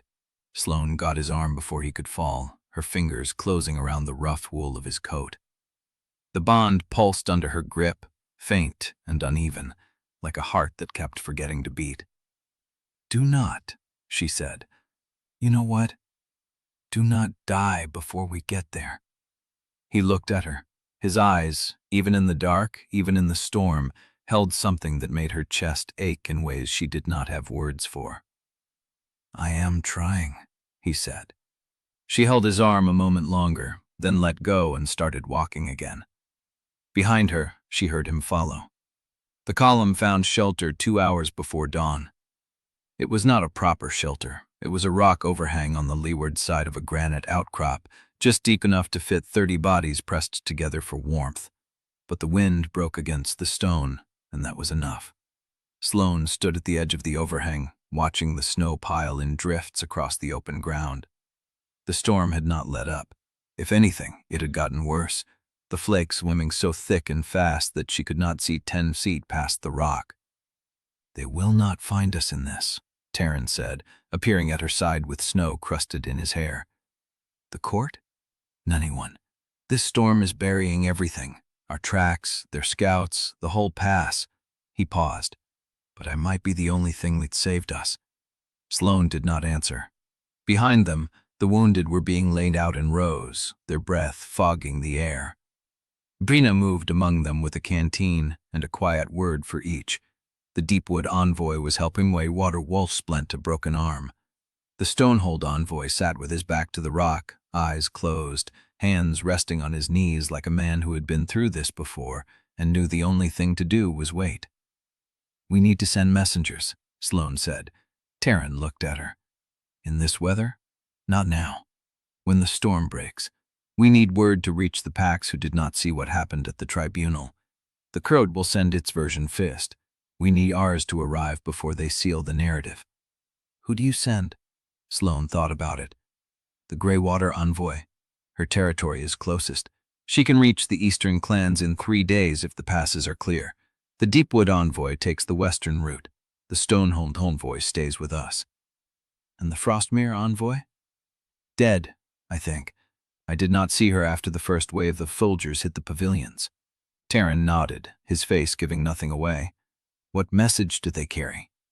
Sloane turned to look at the line of survivors, the wounded, the witnesses, the pack that had followed her into the dark because she had refused to be crowned but had not refused to lead. "Tell them a living Vael heir stood before 7 packs and the Court of Teeth and did not break. Tell them the bone seal was shown in open assembly. Tell them Castor ordered an extermination of an entire pack and the tribunal heard it read aloud." She paused. "Tell them the North does not belong to the court anymore." Teren was quiet for a long moment. "Some of them will not believe it," he said. "Some of them will. And the ones who do not?" Sloane looked out into the storm. "Then we find the ones who do." The storm broke at morning. The light came through a crack in the clouds, pale and thin, falling across the snow in a long white sheet. Sloane stood at the edge of the overhang and watched the sky clear, watched the wind die, watched the world emerge from the blizzard like a drowned thing surfacing. Behind her, the camp stirred. Brenna was already on her feet, checking the wounded. Teren had scouts fanning out across the ridge. The envoys were gathering their packs, preparing to ride. Kael sat with his back against the rock, eyes closed, breathing steady. The gray had not receded, but it had not spread either. For now, that was enough. "You should go with the Stonehold envoy," Sloane said, lowering herself into a crouch beside him. His eyes opened. "No. You will not survive another day of riding. Then I will not survive. But I will not leave you. Kael." I told you, no claim, no command, but I do not have to leave to give you a choice. He met her eyes. I can bleed out beside you just as well as I can bleed out alone, and I would rather do it where I can see your face. Sloane's jaw tightened. She wanted to argue. She wanted to tell him he was a fool, that his death would not save her, that she had spent 5 years learning to survive without him and she could keep doing it. But she looked at him, and the words would not come, so she said nothing. She stood up and walked back to the edge of the overhang, where the stone-hulled envoy was saddling his horse. "You ride now?" Sloane asked. "Now the light holds." The old gray-browed wolf looked at her. "You are sure you will not take the crown?" "I am sure." "Then you are a fool, but a fool worth following." He swung into the saddle. "I will reach the eastern clans by nightfall tomorrow, if the passes are clear. Tell them the truth." "I will tell them what I saw." He gathered the reins. "That is the same thing." He rode out into the snow, his horse picking its way down the slope, and did not look back. The Greywater envoy followed, then the Deepwood envoy. 3 riders peeling off in 3 directions, carrying Sloane's name, and the tribunals collapsed like embers from a fire that refused to go out. Sloane watched them until they disappeared over the ridge. Then she turned. The survivors were on their seat. The wounded were being loaded onto travail lines. The pack was waiting for her to give the word. Kael stood at the head of the column, braced against a walking stick, the gray in his throat dark against his skin. She walked past him. "Move out." The column began to climb. She did not look back at the pass. She did not look back at the smoke still rising above the valley where the tribunal had burned. She looked north, toward the Broken Tooth, toward the mine road, toward whatever was waiting for them in the territories beyond Tort control.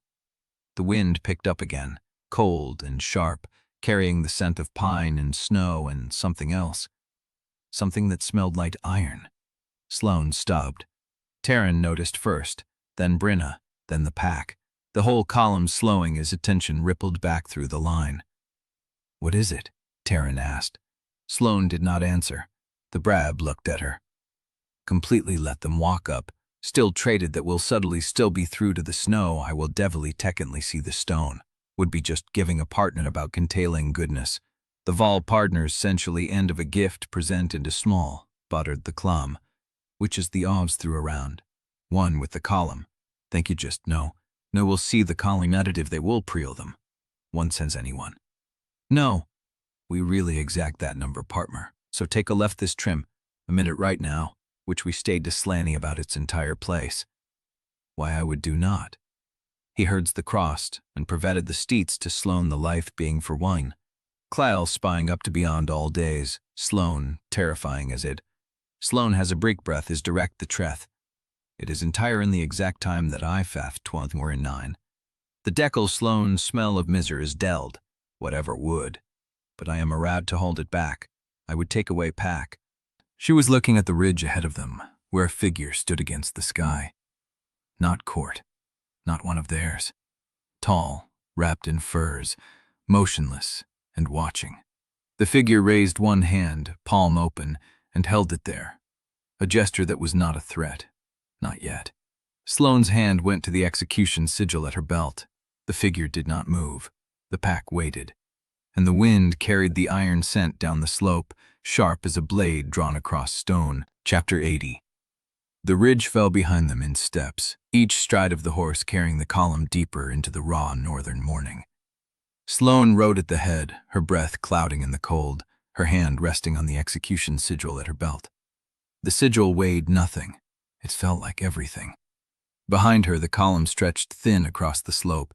200 survivors, wounded, lashed to travail, pack wolves walking beside the horses, children bundled in whatever held heat. Brenna moved among them like a thread through torn cloth, pulling the line together wherever it frayed. Teren rode the flank, eyes on the ridges. Kael rode behind Sloane, not beside her, not ahead. Close enough that she felt the bond pulse in her chest like a second heartbeat, steady and patient and asking for nothing. She did not turn around. She did not tell him to fall back. The sun climbed past the broken teeth of the eastern peaks, throwing long shadows across the snow. The column found the mine road by mid-morning, a dark mouth cut into the granite face, the entrance half-collapsed but passable if they went single file. Sloane dismounted at the threshold. She stood in the cold and looked back the way they had come. The pass was gone, swallowed by distance and stone. The smoke from the tribunal had faded to a smudge on the horizon. The court's massive column was somewhere behind them, organized and relentless, moving through the lower valleys while the survivors picked their way through the bones of the mountain. They had bought time, not safety, not yet. She turned and looked at the mine entrance, at the darkness waiting inside. Brenna appeared at her side, the leather pouch with the 3 seals tucked into her coat. "The road runs under the ridge for 3 miles, she said. Comes out on the eastern flank of the Broken Tooth. From there, the northern territory's open. How long until the court finds the exit? Depends on how many scouts they have." Brenna's voice was flat. "A day, maybe 2. Sloane nodded. She reached up and touched the collar of her coat. The last of the blade sigils was still sewn into the lining. A thin silver thread worked into the stitching, invisible unless you knew where to look. The same sigil that had masked her scent for 5 years. The same sigil that marked her as Castor's property. She pulled the thread loose. It came free with a soft, tearing sound, the silver wire curling against her fingers like a dead thing. She dropped it into the snow. Brenna watched without speaking. Sloane looked at the sigil lying on the white ground, the metal already tarnishing in the cold, and felt nothing where she had expected loss. "Move out," she said. She swung back onto the horse and led the column into the dark. The mine road was narrow and low, the ceiling brushing the tops of the taller riders' heads, the walls slick with moisture that had frozen into veins of black ice. The horses moved carefully, their hooves finding purchase on the worn stone. The wounded held their breath when the passage tightened. Sloane rode with her hand on the execution sigil. Not as a weapon, as a promise. Halfway through, the road opened into a wider chamber where the ceiling rose out of sight and the air smelled of old iron and older stone. Someone had been here before them. The marks of a fire ring were still black against the floor, the ashes scattered by wind that found its way through cracks in the rock. Sloane stopped. She dismounted and walked to the fire ring, her boots crunching on the frozen ground. There was something in the ashes, a scrap of cloth, charred at the edges, the fibers still holding their shape. She crouched and picked it up, turning it over in her gloved hands. The cloth was dark, court black. She turned it over. On the inside, almost invisible against the burned fabric, was a single word stitched in silver thread. Rowan. Sloane's breath caught. She looked around the chamber, at the walls, the ceiling, the shadows that pressed in from every side. Someone had been here, recently, and they had left this for her. Teren appeared at her shoulder. "What is it?" Sloane held up the cloth.